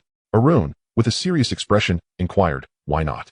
I've been diligently learning to cook lately, and my skills have truly improved. 13 sister grimaced at the thought of the bizarre concoction she had been subjected to recently, her face falling. Arun's culinary skills left much to be desired. The fact that she had not poisoned anyone yet was a miracle in itself. Zhou Tianhu shared a similar sentiment. The meals Arun prepared had elicited no responses from his white tiger bloodline, indicating just how dreadful they were. Arun, listen to me. On such an important day, we must celebrate outside. Your hands are far too lovely. It would be a shame for them to become rough from daily cooking. Be good and obedient. We shall dine out. Zhou Tianhu decisively extinguished her thoughts. Well, if you insist. Arun pouted, feeling somewhat wronged upon witnessing their aversion to her cooking. Yet, she was always obedient to Zhou Tianhu and ultimately acquiesced. 13 sister, observing this exchange, discreetly blinked at Zhou Tianhu, inwardly relieved. Central, at the mansion of Jiang Tianxing. Mr. Jiang, that white tiger truly possesses remarkable fortune. Despite the major crimes unit holding irrefutable evidence, today's trial allowed him to emerge unscathed. Chun Yao commented leisurely as he sliced into his steak, taking a sip of red wine. In the kitchen, the chef hired by Jiang Tianxing busily prepared fresh juice. The ability to eliminate the dampness, take Boland Street, and subsequently dismantle He too. This white tiger is no mere brute. He possesses a keen intellect. Unfortunately, he is young and ambitious, rising too swiftly and too high. Even I, the leader, find it challenging to keep him in check. Jiang Tianxing slowly chewed a piece of black pepper steak, his tone calm, yet laced with an underlying sharpness. Chen Yao understood that Jiang Tianxing had sensed the potential threat Zhou Tianhu posed. In this line of work, sometimes luck outweighs skill. Look at the prince of He Tu and Huashan. They were unfortunate and suffered a crushing defeat at the hands of White Tiger. Meanwhile, White Tiger seems to thrive, managing to escape danger each time. This fortuitous streak should not be underestimated. This discussion slightly eased Jiang Tianxing's expression and brought him some comfort. Yao, have you arranged the meeting with White Tiger, AB, and Liang Kun? Mr. Jiang, it has been arranged. They should be arriving shortly. I will go greet them at the door. Chun Yao gently wiped the corner of his mouth with a napkin and stood to leave. Jiang Tianxing set down his utensils. Murmuring to himself, the operation of the organization ultimately hinges on balance. Outside the villa, a car's headlights pierced the night. DB arrived punctually, driving a sleek black Crown that came to a steady stop. He exited the vehicle alongside Chun Haonan. A quick glance around revealed Chen Yao. Yao Gu. DB immediately approached with Chun Haonan to greet him. AB, Mr. Jiang is waiting for you inside. You two should head in first. DB's heart tightened. This time, Jiang Tianxing intended for him to seize the opportunity to take over Zhou Tianhu's territory in He Tuesday. However, while he superficially agreed, he was actually reluctant, feeling a mix of anxiety. Despite Zhou Tianhu's meticulous handling of matters, he still worried that the cunning Jiang Tianxing might catch wind of something amiss. Tentatively, he asked, Yao Go, is there something urgent that Mr. Jiang needs from me at this late hour? Do not be anxious. It is nothing serious. Mr. Jiang is aware that you incurred some losses in this He Tu affair, so he specifically called you in to offer some compensation. Chen Yao smiled reassuringly at DB, then gestured towards the interior of the house, indicating for him to enter. Brother Yao, I have no words to express my admiration for Mr. Jiang, DB said, displaying his remarkable acting skills as he instantly adopted a demeanor of profound gratitude. Guided by a servant, DB and Chun Haonan swiftly made their way into Jiang Tianxing's villa. Meanwhile, Jiang Tianxing leisurely savored his steak. It was no wonder that Mr. Jiang exuded a charm that surpassed his contemporaries, given the meticulous nature of his dining. Upon entering, DB immediately offered a flurry of compliments. Jiang Tianxing merely smiled slightly, not engaging in conversation. Mr. Jiang, this is my newly recruited subordinate, Chen Haonan. He is quite sharp-witted and has been with me for a short time. Yet he has performed commendably in several tasks. DB introduced Chun Haonan to Jiang Tianxing. Chun Haonan promptly bowed his head and respectfully greeted, Good evening, Mr. Jiang. Jiang Tianxing nodded at the two of them, saying, A.B., take Haonan to the living room to wait. There are others who have yet to arrive. Please, be patient. Of course, Mr. Jiang, B replied, leading Chun Haonan into the living room to await further company. Before long, Liang Kun arrived with Sha Chong. Dressed in an exaggerated ensemble of a red suit paired with green trousers, striding into the lounge with an air of arrogance. Oh, Brother B is also here. I heard you've been rather formidable lately, seizing quite a bit of territory from me Tuesday. But what happened? You were driven back by whose red envelopes. How mighty indeed. Liang Kun mockingly clapped his hands, adding, Oh dear, I misspoke. Brother B is known for his loyalty, always putting in a good word for his brothers. Regardless of personal gain, B was well aware of the prior arrangement he had with Baihu regarding the territory of He too. And Zhou Tianhu had even generously provided him with an additional 1 million as a reward. He had merely borrowed forces to help watch over the area, incurring no loss. However, faced with Liang Kun's sharp tongue, he struggled to keep his temper in check. Chun Haonan, standing nearby, was equally indignant. Unable to fathom why his leader was so accommodating. One ought to be resolute. Having secured the territory, how could one simply withdraw? Wouldn't tea that invite ridicule? B retorted sharply, A Kun, are you suffering from kidney deficiency? With so many women around and boba tea flowing daily. How is it that your fire hasn't diminished, yet your words are so foul? Just as their exchange grew tense, a familiar voice rang out from outside. Brother B. Brother Kun, you two seem deeply engrossed in conversation. Your faces are nearly touching. Such deep affection is truly a model for our kind. Zhou Tianhu sauntered in, having just been summoned urgently by Chun Yao while he was enjoying steak with a run and Shi San Mei. Baihu, we were just discussing you. Lauding your incredible capabilities in seizing so much territory from He too and snatching up the prime location on Bolan Street. Soon, wealth will flow abundantly, and you'll be counting money until your hands grow weary. Liang Kun cast a sidelong glance at Zhou Tianhu, his tone dripping with sarcasm. If anyone wished to see Zhou Tianhu falter, it was him. Once a subordinate, he now found himself consistently overshadowed by Zhou Tianhu, who had even orchestrated a scheme that left him unjustly accused of betraying his brothers. This matter had long troubled him. Zhou Tianhu feigned exasperation, sighing, Ah Kun. You wouldn't understand. The thought of territory gives me a headache. Too many territories, too many subordinates, too many venues. It's utterly overwhelming. The accounts presented by my subordinates are thick stacks, the daily revenue is incessant, and I have no idea where to put all this money. Having more territory has ironically brought less freedom. Even my personal time is consumed. I barely managed to rush over today, which is why I am late. I truly envy you, Kun. Your life seems so carefree, and you still have time to chase after women. Zhou Tianhu's smile was as radiant as a blooming flower. This display ignited a fire within Liang Kun and Chun Haonan, who could scarcely contain their urge to retaliate.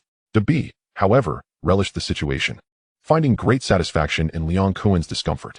A Kun, Baihu, you are all gathered now, Jiang Tianxing announced, entering with measured steps.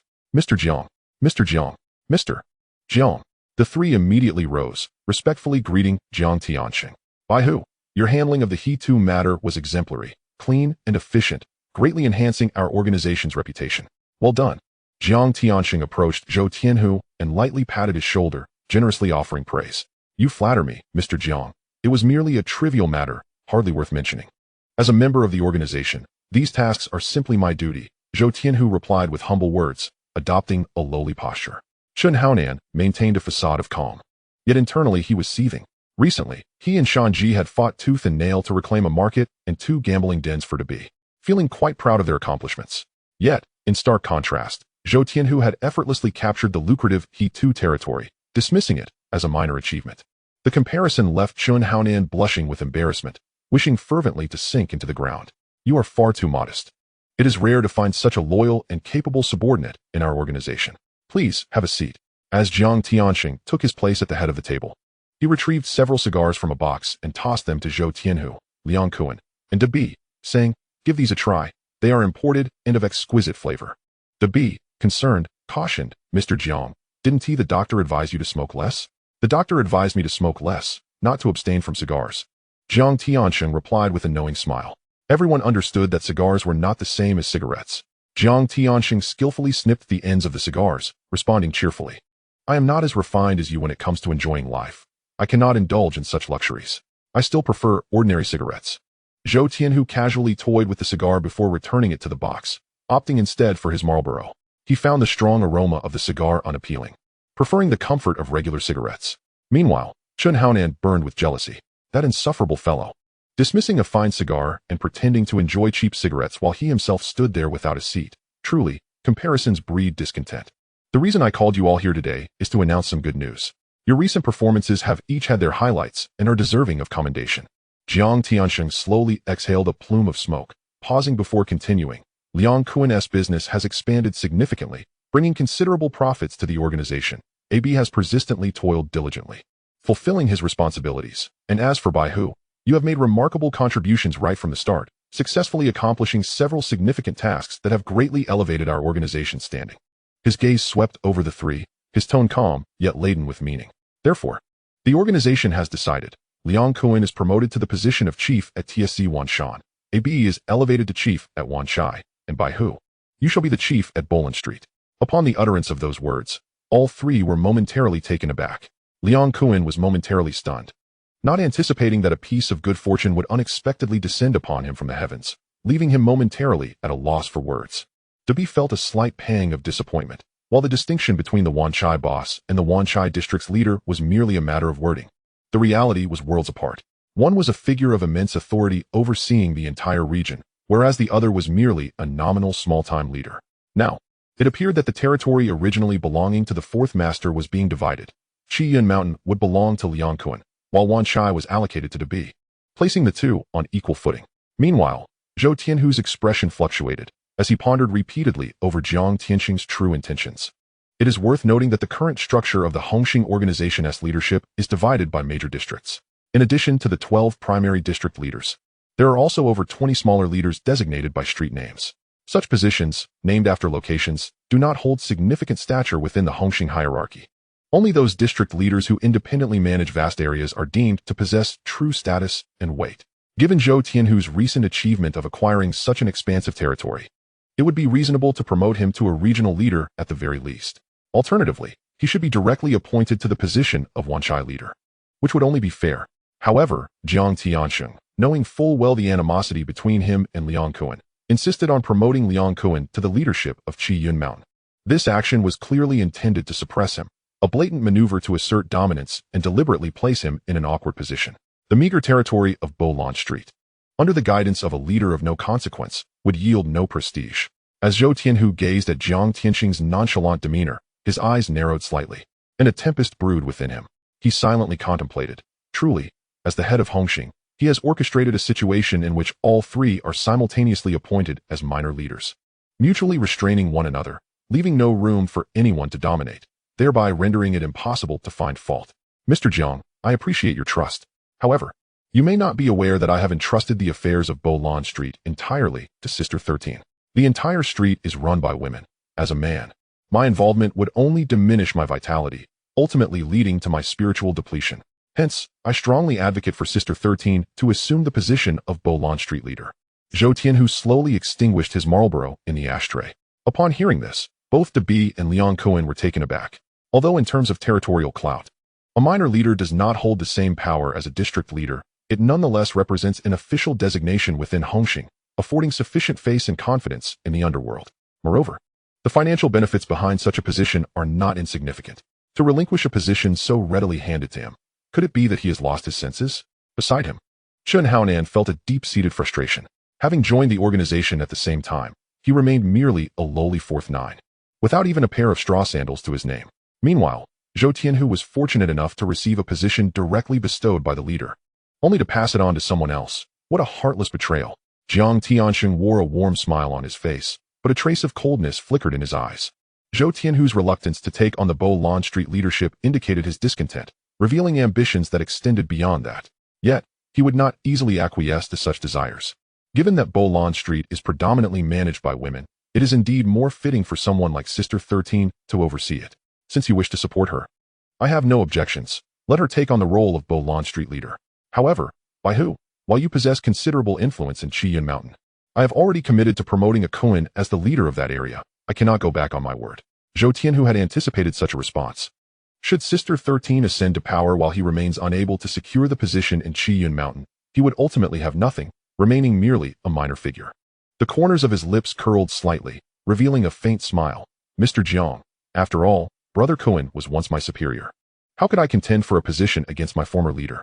I recall that if one can expand the organization's territory and establish a new stronghold in uncharted lands, one could attain the status of a founding leader, standing on equal footing with the 12 district leaders, correct? At these words, Jiang Tianxing's heart jolted.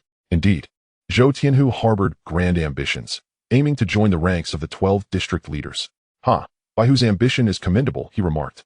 However, according to our traditional practices within Hong Hing, expanding into territories where the organization already holds influence does not count as genuine establishment.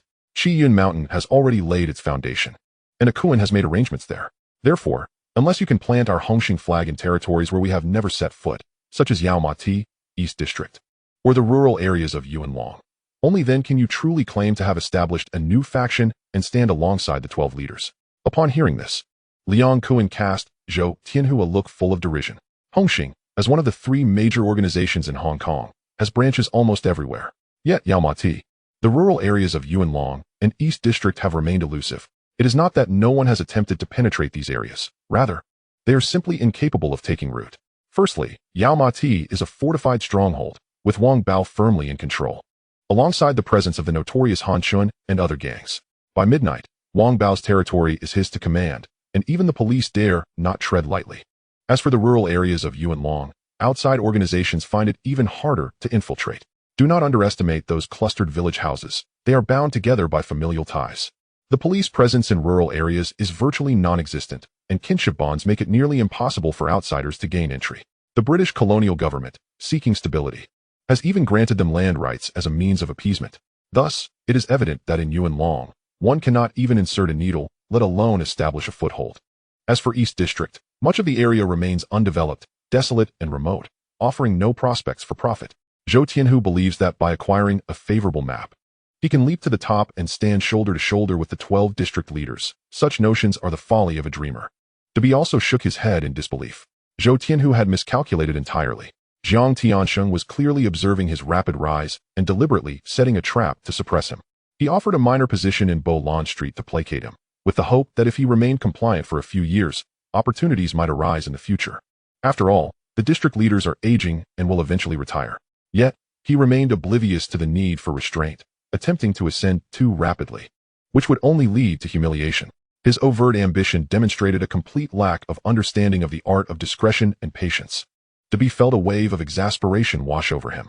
Zhou Tianhu was not a foolish individual. Upon hearing Jiang Tianxing's words, he immediately grasped that the other party was intentionally making things difficult for him. Just as he was about to respond, a notification sound echoed in his mind. Ding. Random task activated. Establish a flag in Yao Ma Ti and stand alongside the 12 district leaders. Will you accept? Choosing to accept the task would lead to rewards upon success. Choosing otherwise would yield neither reward nor punishment. Zhou Tianhu, who had no intention of retreating, would never allow Jiang Tianxing to have his way. You wish to instill fear in me? Then I shall deny you that opportunity. He immediately recited in his mind, yes, I accept the task. Seeing Zhou Tianhu remain silent, Jiang Tianxing presumed that the young man had been intimidated into submission. He raised the teacup on the table, taking a delicate sip, his face adorned with a warm smile as he spoke. Ah, the white tiger. It is indeed a commendable thing for the youth to possess ambition. The future of the Hong Hing Association relies on the vigor of fresh blood like yours to propel its growth. Jiang Tianxing was about to continue his admonition, seizing the opportunity to temper Zhou Tianhu's fervor. Unexpectedly, Zhou Tianhu revealed a countenance of unwavering determination, meeting his gaze with a cold interruption.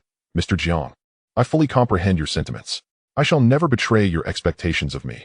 I am resolute in becoming a responsible and aspiring young man. This time, even if it costs me my life, I will expand our territory, plant our flag in Yao Ma Ti, and establish myself as a formidable leader. The assembly was taken aback, their expressions a tapestry of confusion.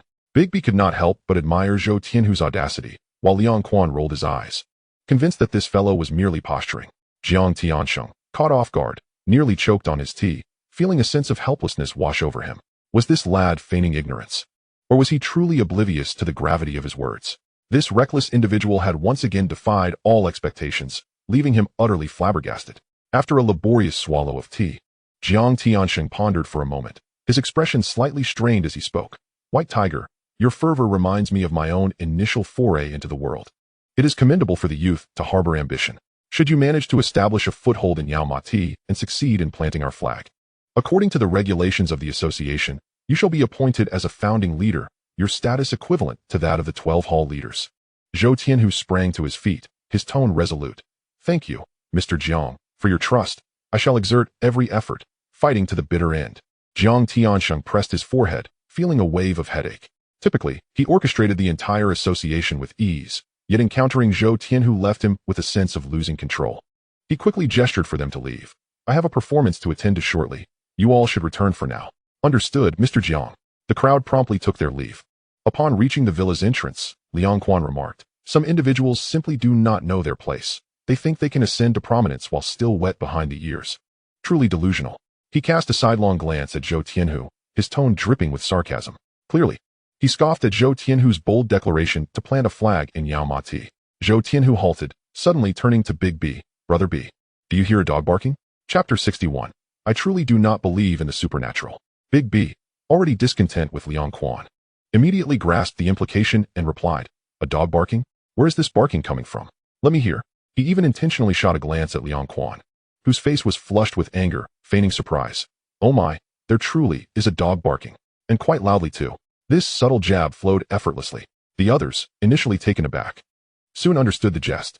Liang Quan slammed the door shut, turning around in a rage. In Jiang Tianxing's residence, in front of so many brothers. How dare he openly insult him as a dog? If he did not reclaim his dignity today, what credibility would he have in Hong Hing moving forward? He stormed up to the two, bellowing, who are you insulting? Who is the dog? If this isn't clarified today, you shall not leave this door alive. Zhou Tianhu regarded the infuriated Liang Quan, narrowing his eyes, a smirk playing on his lips. Whoever takes offense is the dog, right? Brother B, would you agree? We were discussing dog barking, yet someone seems to have taken it personally. That mind of theirs is certainly not very bright. Liang Quan, seething with rage, swung a fist directly at Zhou Tianhu's face. Zhou Tianhu reacted swiftly, his hand shooting out like lightning to firmly grasp Liang Quan's fist, exerting sudden force. Initially, Liang Quan gritted his teeth in silence, but within moments, cold sweat began to bead at his temples. He attempted to withdraw his hand, but found Zhou Tianhu's grip as unyielding as a vice, immovable.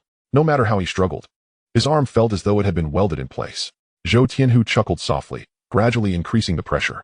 Liang Quan's complexion shifted abruptly, turning crimson as excruciating pain coursed through him, causing him to nearly grind his teeth to dust. What is happening? Does he think this is a martial arts arena? White Tiger has only been in Hong Hing for a few days, young and naive. Yet you two seasoned veterans do not understand the rules. Where is this place that allows you to wreak havoc? Chen Yao emerged with a stern expression, reprimanding them sharply, with Jiang Tianxing standing impassively behind him. Zhou Tianhu finally released his grip, having nearly crushed Liang Quan's hand, who let out a pained scream. Undoubtedly, his bones were fractured. You wretched scoundrel, with such strength. My bones might as well be shattered. You lot, come here. Apologize to Mr. Jiang. Chen Yao commanded, his tone brooking no argument. Big B, Liang Quan, and Zhou Tianhu stepped forward. Mr. Jiang, we apologize. Jiang Tianxing waved his hand dismissively. We are all family. Harmony is paramount. It is merely a small altercation. No need to escalate matters. You may all return. Do not disturb me here with your bickering. With that, Jiang Tianxing and Chen Yao turned to enter the house. Zhou Tianhu threw an arm around Big B's shoulders. As individuals of stature, why should we stoop to quarreling with dogs? Let us go enjoy some dog meat hot pot. I know a reputable establishment with exquisite flavors. Indeed, disobedient dogs deserve to be stewed, Big B quipped. Especially the male dogs, their incessant barking and biting, once stewed. They are tender, dissolving in the mouth with a delightful taste. Big B and Zhou Tianhu strolled shoulder to shoulder, getting into the car and driving away, leaving Liang Quan standing alone, his face ashen and slick with cold sweat. Truly, what a shameful situation. To be openly insulted as a dog and not daring to retort. Unable to best his opponent, he had to bow his head and apologize to Jiang Tianxing. Is there any justice in this?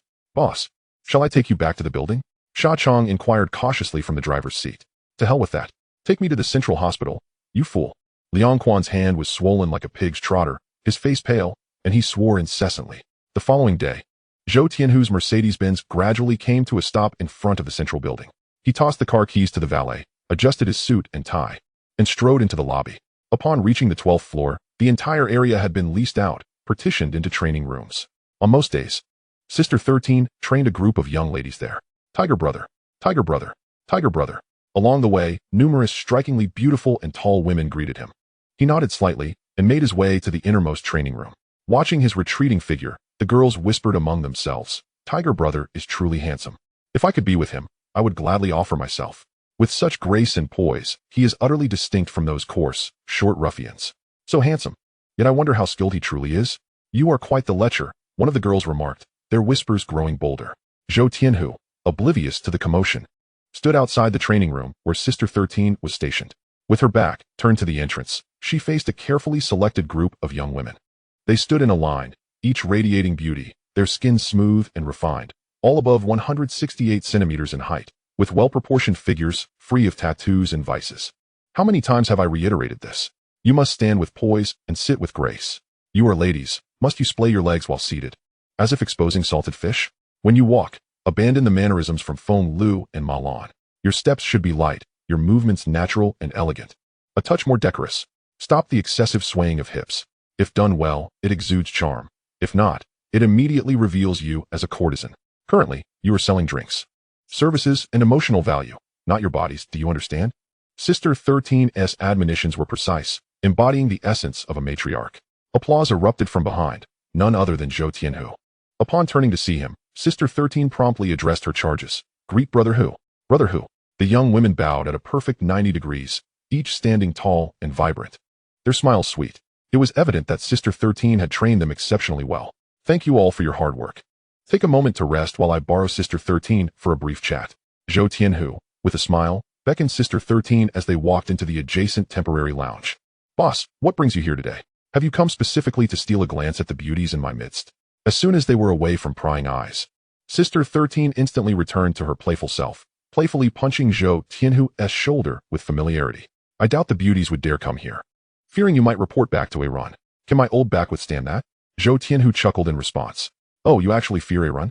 I find that hard to believe. The most exquisite girls in all of Xiangjiang are under my purview. Where else would they go to be seen? Each one here is a top-tier selection, radiating beauty, with an array of foreign girls, various heights and builds, an assortment of flavors. If you fancy anyone, I assure you I will keep your secret. Aaron will never find out." Sister 13 arched an eyebrow, grinning with a hint of mischief. "Never mind, I cannot indulge in such pleasures. These wily spirits would be beyond my handling. Let them be enjoyed by the lecherous souls of Xiangjiang." Now, Zhou Tianhu had accepted a task to officially establish his presence in Yaomati. For a considerable time ahead, he would be preoccupied with this endeavor. He had no inclination to seek frivolity here. Moreover, he was acutely aware of the backgrounds of the women present. Most hailed from Malan, with only a few exceptional ones serving as companions. Such easily obtainable distractions had never piqued his interest. Regaining his composure, he spoke slowly. "Sister 13, I met with Mr. Jiang last night. He wishes to promote someone as the leader of Bolan Street, and I have strongly recommended you. Are you prepared to become Sister 13? Upon hearing this, Sister 13 jolted, nearly leaping from her seat. "Boss, are you mistaken? You haven't even claimed the leader's position yet, and I, a mere junior, am being thrust into the limelight. This is too shocking. Am I to suffer a shortening of my lifespan?" Zhou Tianhu patted her shoulder reassuringly. "Sister 13, if I say you can do it, then you certainly can. Do not burden yourself with undue pressure." With a face full of trepidation, Sister 13 lamented, "Boss, please do not toy with me. Why must I become the leader of Bolan Street? I am utterly unprepared. We had an agreement, remember? You take the lead, and I handle the menial tasks. I can help manage Bolan Street, keep the accounts, and oversee the business, but to wield a knife or command presence, I truly cannot. My courage is nearly shattered." Zhou Tianhu's tone turned resolute. "Since you are managing Bolan Street, you are more than qualified to take on the leader's role. Rest assured, this position is not difficult. It primarily involves overseeing the girls and the business. As for the gang-related violence, extortion, and fees, I will assign Greyhound to assist you. Greyhound is my trusted confidant. You are aware of his capabilities. Maintaining a small area like Bolan Street will be well within his means." Sister 13 grimaced. "Boss, Greyhound is your close associate, notoriously ruthless. How can I, a woman, hope to keep him in line?" "Nonsense," Zhou Tianhu muttered, then continued. "He is the muscle, tasked with the violent work. You are the strategist. So why should you falter? I will have him guard Bolan Street, and he will obey without question, loyal and unwavering. There is no need for concern. I promote you, making you my representative. Do you expect me to suggest someone else to Mr. Jiang?" Zhou Tianhu was reluctant to linger on the matter, burdened with numerous pressing affairs, particularly the establishment in Yaomati, which took precedence over Bolan Street and needed immediate attention. After bidding farewell to Zhou Tianhu, Sister 13 watched as the Mercedes faded into the distance, her fingers running through her hair in a daze. At that moment, she felt as if still ensnared in a dream. What is this madness? Out of the blue, without any prior engagement, I am to be the decision-maker on Boulogne Street. Will everyone henceforth address me as Sister 13? Never mind, I shan't dwell on it. Since the boss believes in me, I shall muster the courage to rise to the occasion. If I encounter insurmountable challenges, I will simply seek Zhou Tianhu's assistance. After all, he is formidable and can resolve anything. Driving the Mercedes, Zhou Tianhu headed towards a secluded rural area in Mongkok. After acquiring the He-2, he had invested a sum to purchase an orchard in the countryside. It was situated in a remote location, accessible by only one road. Any outsiders approaching would immediately raise alarms. Navigating through a narrow path, making several turns, he finally reached the entrance of the orchard. Inside stood a modest structure erected by farmers years ago, somewhat rudimentary, yet perfectly suited as a clandestine hideout. After parking, a vigilant junior swiftly opened the iron gate. Zhou Tianhu entered the orchard, striding directly to the largest room, pushing the door open. Inside, A Wu, Chong Fa, Saning, Fei Ji, and Greyhound awaited his arrival. Brother Hu. Upon seeing Zhou Tianhu enter, they all rose, greeting him respectfully. Zhou Tianhu gently raised his hand, signaling them to sit. He then took his place on the prominent black leather sofa and, in a low but firm voice, declared, "Brothers, this time I aim to undertake a significant operation, tackling a formidable challenge." The moment the words left his lips, the room buzzed with renewed energy. Having followed Zhou Tianhu for some time, they had come to understand that whenever he spoke of a grand undertaking, it invariably signified turf contention, gang conflicts, and naturally, substantial profits. More importantly, once a new territory was secured, Zhou Tianhu never hoarded the benefits for himself. Expenses and revenues from the managed areas were distributed based on contributions. Thus, the mention of a major operation instantly ignited excitement among them, their spirits soaring.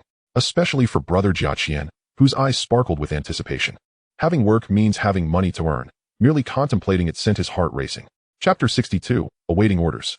The aircraft excitedly scratched its head and, with a serious expression, inquired, "Boss, are we robbing a bank, kidnapping a wealthy individual for ransom, or perhaps smashing a jewelry store? Or should we simply engage in a black market deal and seize a batch of narcotics?" In the aircraft's perception, undertaking a significant heist equated to direct robbery. Zhou Tianhu was momentarily speechless. This fellow might excel in many areas, but why did he always experience a mental lapse at crucial moments? The bank's security system was exceedingly stringent. The alarm would trigger even before entering.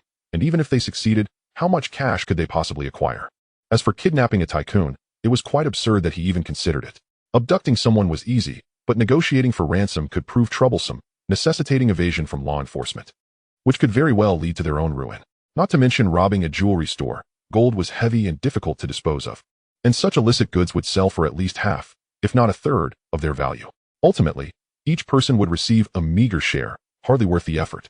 Whether it was a bank, a jewelry store, or a kidnapping, the noise would be too great, easily attracting public attention, and the police would undoubtedly pursue relentlessly, leaving them gasping for air. Furthermore, these ventures offered limited profit, yet posed extreme risk, certainly not worth the gamble. It was bewildering what thoughts occupied the aircraft's mind. As I just mentioned, we are law-abiding citizens, and we shall refrain from considering such illegal activities for the time being. Zhou Tianhu calmly gestured, addressing the uniquely minded aircraft. The others rolled their eyes in exasperation, clearly at a loss. "Come on, boss, when you were chopping people, dealing with lecherous scoundrels, and exterminating rivals, where was the semblance of a law-abiding citizen? You were fiercer than a beast back then. Now you speak of adhering to the law. What a joke. Impressive. A learned man certainly knows how to articulate, speaking more melodically than a song," remarked one. "Then, boss, what exactly do you plan to do for a big score?" Huigo, equally perplexed, could not decipher Zhou Tianhu's intentions. "I intend to stake a claim in Yao Mati, targeting the Exine faction led by Chan Yuman," Zhou Tianhu stated plainly, his tone resolute. "Chan Yuman of the Exine faction?" Ao was momentarily taken aback before responding. "Tiger brother, years ago, Chan Yuman was indeed quite prosperous, having eliminated 2 rival gangsters overnight and established himself in Yao Mati within a year. His business flourished, replete with profit. However, in recent years, he has been relatively quiet, hardly managing gang affairs, and instead spending his days in the fruit market as a wholesaler. Now, the Chung faction's matters are primarily handled by his partner, Sister Ai Lin, and his top enforcer, Hua Baoming. What benefit could we possibly gain from engaging with such a half-dead gang? In Ao's view, ventures without profit were hardly worth the risk. This declining power did not merit his consideration. Zhou Tianhu, however, remained unfazed. The primary reason he aimed at Yao Ma-Ti was indeed dictated by a system task. Furthermore, he aspired to become a prominent figure in the Hong Hing faction. Most importantly, bearing the memories of his past life, he was acutely aware of the unfolding narrative and possessed knowledge of the Exine faction's intricacies, far surpassing anyone present. The Chung faction had already fragmented into 3 power blocks, originating from the largest gang in Hong Kong, 14K. The Chung faction led by Lin Haolong, the Exine faction led by Chan Yuman, and the Yi faction headed by Wang Bao. Each of these 3 individuals was notorious in the underworld. Currently, Yao Ma-Ti was under the control of these 3 factions, the first being Han Chun, the second Wang Bao, and the last Chan Yuman. These 3 wielded ruthless methods, engaging in illicit activities such as gambling, drug trafficking, loan sharking, and human trafficking, all highly profitable, yet hidden from the public eye. Although these businesses operated in the shadows, outsiders mistakenly believed their financial resources to be modest. In reality, each was immensely wealthy, raking in gold daily. However, infiltrating Yao Ma-Ti was no easy task. The gangs here were heavily involved in drug trade, deeply interconnected. Any action could trigger a chain reaction. If one organization were attacked, the remaining leaders would undoubtedly be alerted and retaliate collectively. Thus, for many years, Yao Ma-Ti had been akin to a fortress, impervious to external influence. Zhou Tianhu's choice to target Chan Yuman stemmed from the fact that when Chan seized Yao Ma-Ti, his closest brother had tragically perished. He had long since become indifferent to everything, and his subordinates were each acting independently, making it difficult to unify. Most critically, Chan Yuman's girlfriend, Sister Ai Lin, now held power and was secretly entangled with his number 1 enforcer, Hua Baoming. This undoubtedly presented an opportunity for Zhou Tianhu. Additionally, the numerous wrongdoings committed by the Exine faction over the years meant that if Zhou Tianhu were to strike, he would bear no moral burden. Oh, you do not understand. The Exine faction once had a solid foundation. Even though they have declined, a dead camel is still larger than a horse. Moreover, Chan Yuman's girlfriend, Sister Ai Lin, is quite capable. Under her management, the business has remained stable and even grown. If we can take down this gang and establish our presence in Yao Ma-Ti, we can not only engage in black market dealings, but also seize their funds. Once we secure this territory, the potential for future development is immeasurable. Never underestimate the influence of a seasoned gang. Zhou Tianhu elaborated his vision to Ao. Boss, please outline the specifics of the operation. I am ready to act at any moment. Ao, upon hearing of potential profits, immediately perked up. He had long envied the 10,000 reward that Huego and the others had effortlessly earned on their last mission. If they could conquer Yao Ma-Ti this time and bring Chan Yuman down, the rewards would surely exceed that. The aircraft and Huego, along with the others, fixated their attention on Zhou Tianhu, awaiting orders. You few will infiltrate Chan Yuman's territory in Yao Ma-Ti, disguising yourselves as gamblers, loan sharks, and drug buyers to ascertain the extent of their underground influence. Particularly focus on those drug trafficking strongholds. The subsequent actions will be determined once you have gathered sufficient intelligence. Knowing ourselves and our adversaries is the key to victory in every battle. This time, we shall strike with resolve and seize Yao Ma-Ti. Yao Ma-Ti, Xianjin Street. The majority of this area was occupied by a fruit wholesale market. The remaining streets were bustling with activity, much like other parts of Hong Kong, with shops lining the first and second floors and basements of the buildings. Above the second floor, most were residential apartments. Inside a bar, Changfa and San Ing were drinking while summoning 2 women to accompany them. The 4 engaged in casual conversation and drinking for a while. Drinking here is so dull. Ing, remember the thrill we had back on Auto Island, winning and losing millions in one night? That was exhilarating, Changfa remarked, revealing a look of utter boredom. Big brother, this is Hong Kong, not Macau. No matter how wealthy you are, you won't find such large venues here. San Ing interjected, his voice raised. Gentlemen, is this your first time in Yao Ma-Ti? As long as you have money, there is no shortage of places to have fun. One of the women chimed in cheerfully. Oh, you have connections? Show us around, and consider this money a token of appreciation for your efforts. Changfa pulled out a thick stack of Hong Kong dollars from his pocket, casually extracting a few notes and tucking them into the woman's neckline. Follow me. The woman, beaming with delight, accepted the money and stood up to lead Changfa and San Ing towards the back of the bar. Long hair and San Ing exchanged a subtle glance, then followed suit. They traversed a concealed passage, arriving before a shadowy door, guarded by 4 burly men. Ahua, these 2 faces look familiar. What is their background? Inquired the leading muscular figure, furrowing his brow. Ahua responded with a coy smile, linking her arm with his. Big brother, these are friends I brought from Macau. Looking to indulge a little. As she spoke, she handed each guard a cigarette, playfully pinching one's waist. The previously stern-faced man immediately relaxed, gesturing them to enter. Go on in, enjoy yourselves. Upon hearing that these were guests introduced by Ahua, they understood these individuals were either wealthy or influential, intent on bringing money, and with a familiar face vouching for them, they naturally did not impede their passage. Let us have a thrilling game tonight. Long Hair and San Ing, grinning broadly, strolled into the bustling casino, where the atmosphere was electrifying, teeming with life. A plethora of games awaited: Golden Flower, Pai Gow, Sick Bow, Flush, Texas Hold'em, and high-low betting. The duo exchanged some chips and casually settled at a peripheral table. After playing a few rounds, they excused themselves to roam around, swiftly discerning the internal layout and guard distribution. They feigned a loss of several $1,000s, then took their leave. Moving on to their next target, they meticulously scouted over a dozen casinos, along with 2 wholesale fruit markets. Eventually, Long-Hair dialed Zhou Tianhu's number, boss. The core members of the Shinzi organization number around 500, with ordinary lackeys ranging from 600 to 800. The rest are scattered peripheral forces. The total doesn't exceed 2,000. The main strength is concentrated around the casinos, bars, and docks. The casino and dock areas are the most populated, heavily monitored, and naturally have the strongest combat capability. Simultaneously, Grey Dog and Airplane lurked outside several points where white powder was sold, stealthily approaching Shinzi's lackeys to purchase drugs. Brother, I'm really craving. I have many subordinates who need a steady supply. Can you give me a better price if I buy in bulk? Grey Dog sniffed hard, rubbing his nose, feigning the appearance of a withdrawal sufferer. Our Shinzi has rules. We can't act recklessly. Each venue has a fixed quota, the green-haired lackey replied helplessly. Just make an exception. Look at my brother Aji. He is completely dazed without his fix, only coming back to life after a few puffs. I can't bear to run out. Just a little stock for peace of mind. Airplane played along, appearing dazed, grinning foolishly, embodying a state of confusion. The green-haired lackey scrutinized him, genuinely believing he was a junkie suffering from overdose-induced brain damage. Grey Dog seized the moment to slip him a stack of Hong Kong dollars. The extras are for you to enjoy. The lackey's eyes instantly brightened. All right. Everything I get today goes to you. Just don't spread it around. Rest assured. Absolutely no problem. Grey Dog patted his chest, fervently assuring him. After securing the goods, Grey Dog cautiously inquired. Other venues are eager to sell more to make money. Why does your gang stick to quotas? It's quite odd. Isn't it? With Yao Gu out of the picture, now a woman S in charge, everything S done hesitantly. It's infuriating. For our venue, we only get 50 million worth of goods each time. It's simply insufficient to sell, the green-haired lackey lamented. Grey Dog and Airplane had gathered enough intelligence, quickly concocting an excuse to depart with the goods. After visiting over a dozen locations, they had a clear understanding. He promptly made a call. Boss, I've grasped the situation. The total incoming goods for the Shinzi organization is approximately 50 million per batch. Good, I understand. Zhou Tianhu concluded the call. Grey Dog, Airplane, and the others operated with remarkable efficiency.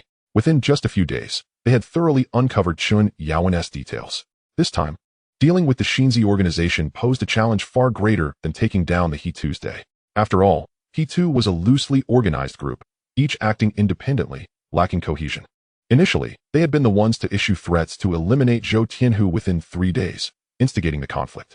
Thus, Zhou Tianhu retaliated swiftly, bolstered by a substantial force, standing on solid moral ground, with public opinion largely in his favor. However, now that they had set their sights on Yao Ma Ti, the nature was entirely different. This was a blatant expansion endeavor. The Shinzi organization, unlike He Tu, was closely intertwined with the Zhongzi and Yitzi organizations in terms of business and structure. The 3 major forces in Yao Ma Ti belonged to the systems of Zhong, Xin, and Yi. Whether it was Wang Bao, Han Chun, or Chen Yaowen, they were all closely united, standing as one. Chapter 63, Seeking Pleasure. If Zhou Tianhu were to storm in boldly, given his limited manpower, he would be utterly overwhelmed. Only by thoroughly understanding the situation, advancing cautiously, and subtly encroaching without the enemy's awareness could he secure a stable strategy. Not every scenario can be resolved with a single decisive strike. Careful planning must precede action. Zhou Tianhu called Ewu. We can proceed. The price for white powder is 35 million. Understood, Ewu succinctly acknowledged. Subsequently, following Zhou Tianhu's instructions, he sent a message to an undercover officer named Chen Yongren. Same place, rooftop meeting. On the rooftop of the Guangdong Hong Kong building, Chen Yongren stood, his unkempt hair unwashed for 3 days, letting the cold wind whip around him.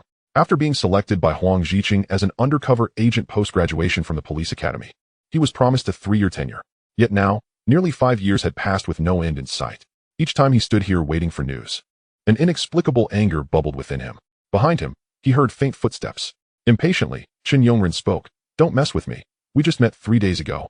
Why arrange another meeting? Do you think I have nothing better to do? DPC 27149. Don't you undercover agents just love meeting on rooftops? A Wu's teasing voice chimed in. The long-absent number, the unfamiliar tone sent a chill from Chun Yongren's feet to the top of his head, causing him to shudder. Instinctively, he reached for the concealed short knife at his waist, realizing he had no firearm. Observing his flustered movements, A Wu crossed his arms, a smile playing at his lips. You're not bad-looking. Compared to my boss, you're still a notch below. However, your performance as a police officer is utterly pathetic. I guess you were just about to draw your gun? Chun Yongren's expression changed drastically. It was evident that this person was not sent by Huang Zhiqing. Yet he knew full well this individual was aware of his identification within the police force. A profound sense of being completely exposed surged within him. He stumbled back 2 steps.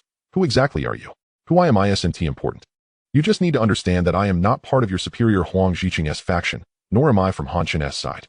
If you want Han Chen to discover you're an undercover agent, leading to a fate worse than death, then feel free to resist. Otherwise, assist me with a small favor. A Wu spoke in a calm, unhurried manner. What favor? Chun Yongren furrowed his brow. He is currently under duress, utterly devoid of any means to counteract it. Should Han Chen discover his treachery, it is likely that Huang Zhiqing will be implicated as well. That man is a lunatic. He may very well eliminate even Huang Sir in the process. Having followed Han Chen for 3 years, he is all too aware of this reality. It is quite straightforward. Tonight, you are to reach out to your former master, the volatile Ming, and divulge a piece of information to him to facilitate my collaboration with him. Should you dare to leak even the slightest hint to Huang Zhiqing, the consequences will far exceed your worst imaginings. My boss has ways to make your existence more torturous than death itself. A Wu spoke with a tone laden with menace. Chun Yongren weighed his options repeatedly before finally gritting his teeth and declaring, I agree to your terms. The situation itself is not complicated. The execution is straightforward, and one could choose to abstain. However, failing to act would likely endanger his life, and even Huang Sir would find it difficult to escape unscathed. As the individual before him stated, a far more dreadful conclusion looms ahead. Until he can ascertain the other party's true nature, Chun Yongren has no choice but to comply. As night fell, they found themselves at the letter pile bar in Yaomati. At this hour, Ming would invariably bring a group of brothers to revel in this establishment. The neon lights flickered, casting a kaleidoscope of colors, with figures milling about. A mingling of both genders. In the most conspicuous booth, Ming was engaged in a game of dice, drinking with several subordinates, beer bottles strewn haphazardly across the table. Brother Ming, what a coincidence. Chun Yongren sauntered over to the booth and greeted Ming with familiarity. Ren, come over, come over. It's been ages. Let us share a drink. This whiskey is no ordinary liquor. My underlings infused it with ginseng and deer antler, a true tonic for vitality. I assure you. After a few sips, you'll be bleeding from your nose. Ming chuckled as he playfully poked Chun Yongren with his finger and pulled him in for a shoulder hug. Then I must give it a try. It's my first time hearing of whiskey being infused with medicinal herbs. It must pack quite a punch. Chun Yongren took a seat. It certainly does pack a punch, but don't get carried away. 1 drink may leave the floor creaking, 2 drinks may overwhelm the women, and 3 drinks could send even my little brothers bursting a blood vessel. Ha ha. Ming clapped him on the shoulder, laughing boisterously. Then I shall gather a dozen or so ladies. Even the strongest liquor won't faze me, having navigated the underworld for years. Chun Yongren was adept at banter and jest. The two raised their glasses and clinked them together heartily. Ren, I hear you're now working with the pale-faced drug lord Han Chen, who frequents upscale venues. What brings you to my humble establishment tonight? Chun Yongren set down his glass, fuming. Don't even mention it. I'm seething tonight. I got connected with a wealthy benefactor, and the first deal was for 35 million worth of goods, and I was to act as the intermediary. Upon completion, I was promised a commission of 1 to 200,000. Hearing this, Ming immediately pressed on. That sounds promising. 35 million is no small sum. Han Chen should not let it slip away. Nonsense. That bastard Han Chen doesn't even regard it. He says it's not worth the risk for such a trivial business. A cooked duck has just flown away, and I'm so furious my liver aches. As Ming listened, his eyes darted around. 35 million may be a mere trifle to Han Chen, but for their organization, it represented a monumental opportunity. Their monthly sales barely reach 50 million. A single transaction would swiftly recoup funds, yielding substantial profit while minimizing risk. Ren, such a golden opportunity should be shared with your brothers. If Han Chen wants to take it, I shall. You assist me as the intermediary. And if the deal goes through, I'll give you 100,000 as your cut. How does that sound? Chun Yongren noted that Ming had indeed taken the bait. He feigned hesitation, saying, Brother Ming, let us clarify things first. I can introduce you to this avenue, but how the goods are delivered and the price negotiated is entirely up to you. Don't involve me in it. After all, I'm currently working for Han Chen. If he discovers I'm engaging in covert dealings, I'd be lucky to escape with my life. Ming, seeing him acquiesce, immediately raised his glass and proclaimed, "No problem. I'll handle the business negotiations. You just focus on drinking and entertaining the ladies. We won't leave until we've had our fill." Meanwhile, Awu had received Qin Yongren's response. He promptly reported back to Zhou Tianhu. "Brother Hu, I don't understand why we don't simply send someone to masquerade as a major drug dealer to approach Ming, instead of taking such a convoluted route." Awu had bottled up his confusion all day and finally voiced it. Zhou Tianhu smiled faintly. Those who partake in the white powder trade are most averse to dealing with strangers. Although Ming is hot-tempered, he possesses a basic level of vigilance. How could he not be suspicious with such a substantial business proposition suddenly presented to him? However, if this information were to come from his former subordinate, Qin Yongren, the scenario changes entirely. Qin Yongren is now aligned with the dominant drug lord, Han Shun, whose trafficking network far exceeds that of our organization. 35 million worth of goods may not even catch Han Chen's eye, and he could easily dismiss it. But for Ming, it is an enticing offer. Given their usual procurement scale of 50 million, 35 million is neither too much nor too little, perfectly hitting that sweet spot of temptation.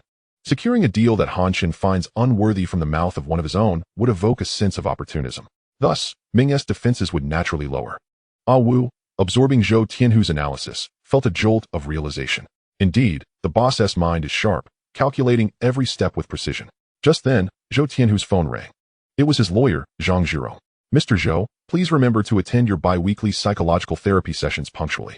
Dr. Li has filed a complaint due to your absence. If you miss more than 3 sessions, your freedom of movement may be restricted." After hanging up, Zhou Tianhu suddenly recalled the previous lawsuit, during which Zhang Zhiro had submitted a psychological evaluation report. Consequently, the judge mandated he undergo 6 months of psychological counseling. Preoccupied with strategizing in Yao Ma Ti, he had nearly overlooked this obligation. Reluctantly, he instructed Awu to keep a close watch on Ming's movements while he himself drove towards the Central Galaxy building, where the psychological clinic was located. Upon arriving, he registered at the front desk, and a neatly attired female receptionist led him into the therapy room. Knock, knock. The receptionist lightly tapped twice on the door. It swung open to reveal a refined and graceful woman with a sweet demeanor. She was tall, clad in a white shirt dress, the buttons at the front straining slightly, accentuating her exquisite figure. The therapist completely disregarded Zhou Tianhu's gaze and calmly invited him to sit across from her desk. "Mr. Zhou, I am Dr. Li Xiner. I must inform you that the psychological treatment you are currently receiving has been referred by the Department of Justice. Over the next 6 months, you are required to complete all sessions punctually.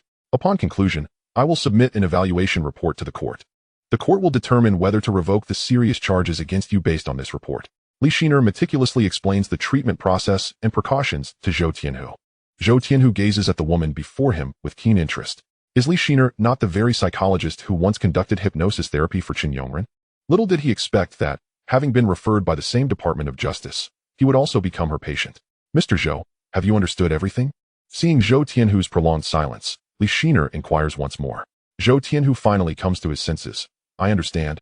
It's merely about cooperating with the treatment, a trivial matter." "Very well, please sign this informed consent form, and we can commence the treatment shortly." Li Xiner hands him a document. Zhou Tianhu casually picks up a pen and swiftly signs his name. Such procedural formalities are merely a formality. Signing suffices, and he does not mind it at all. Subsequently, Li Xiner, holding a folder, strides ahead in her crisp high heels, leading the way. Zhou Tianhu follows her into a room deep within the treatment area. The room is spacious, yet its decor is exceedingly minimalist.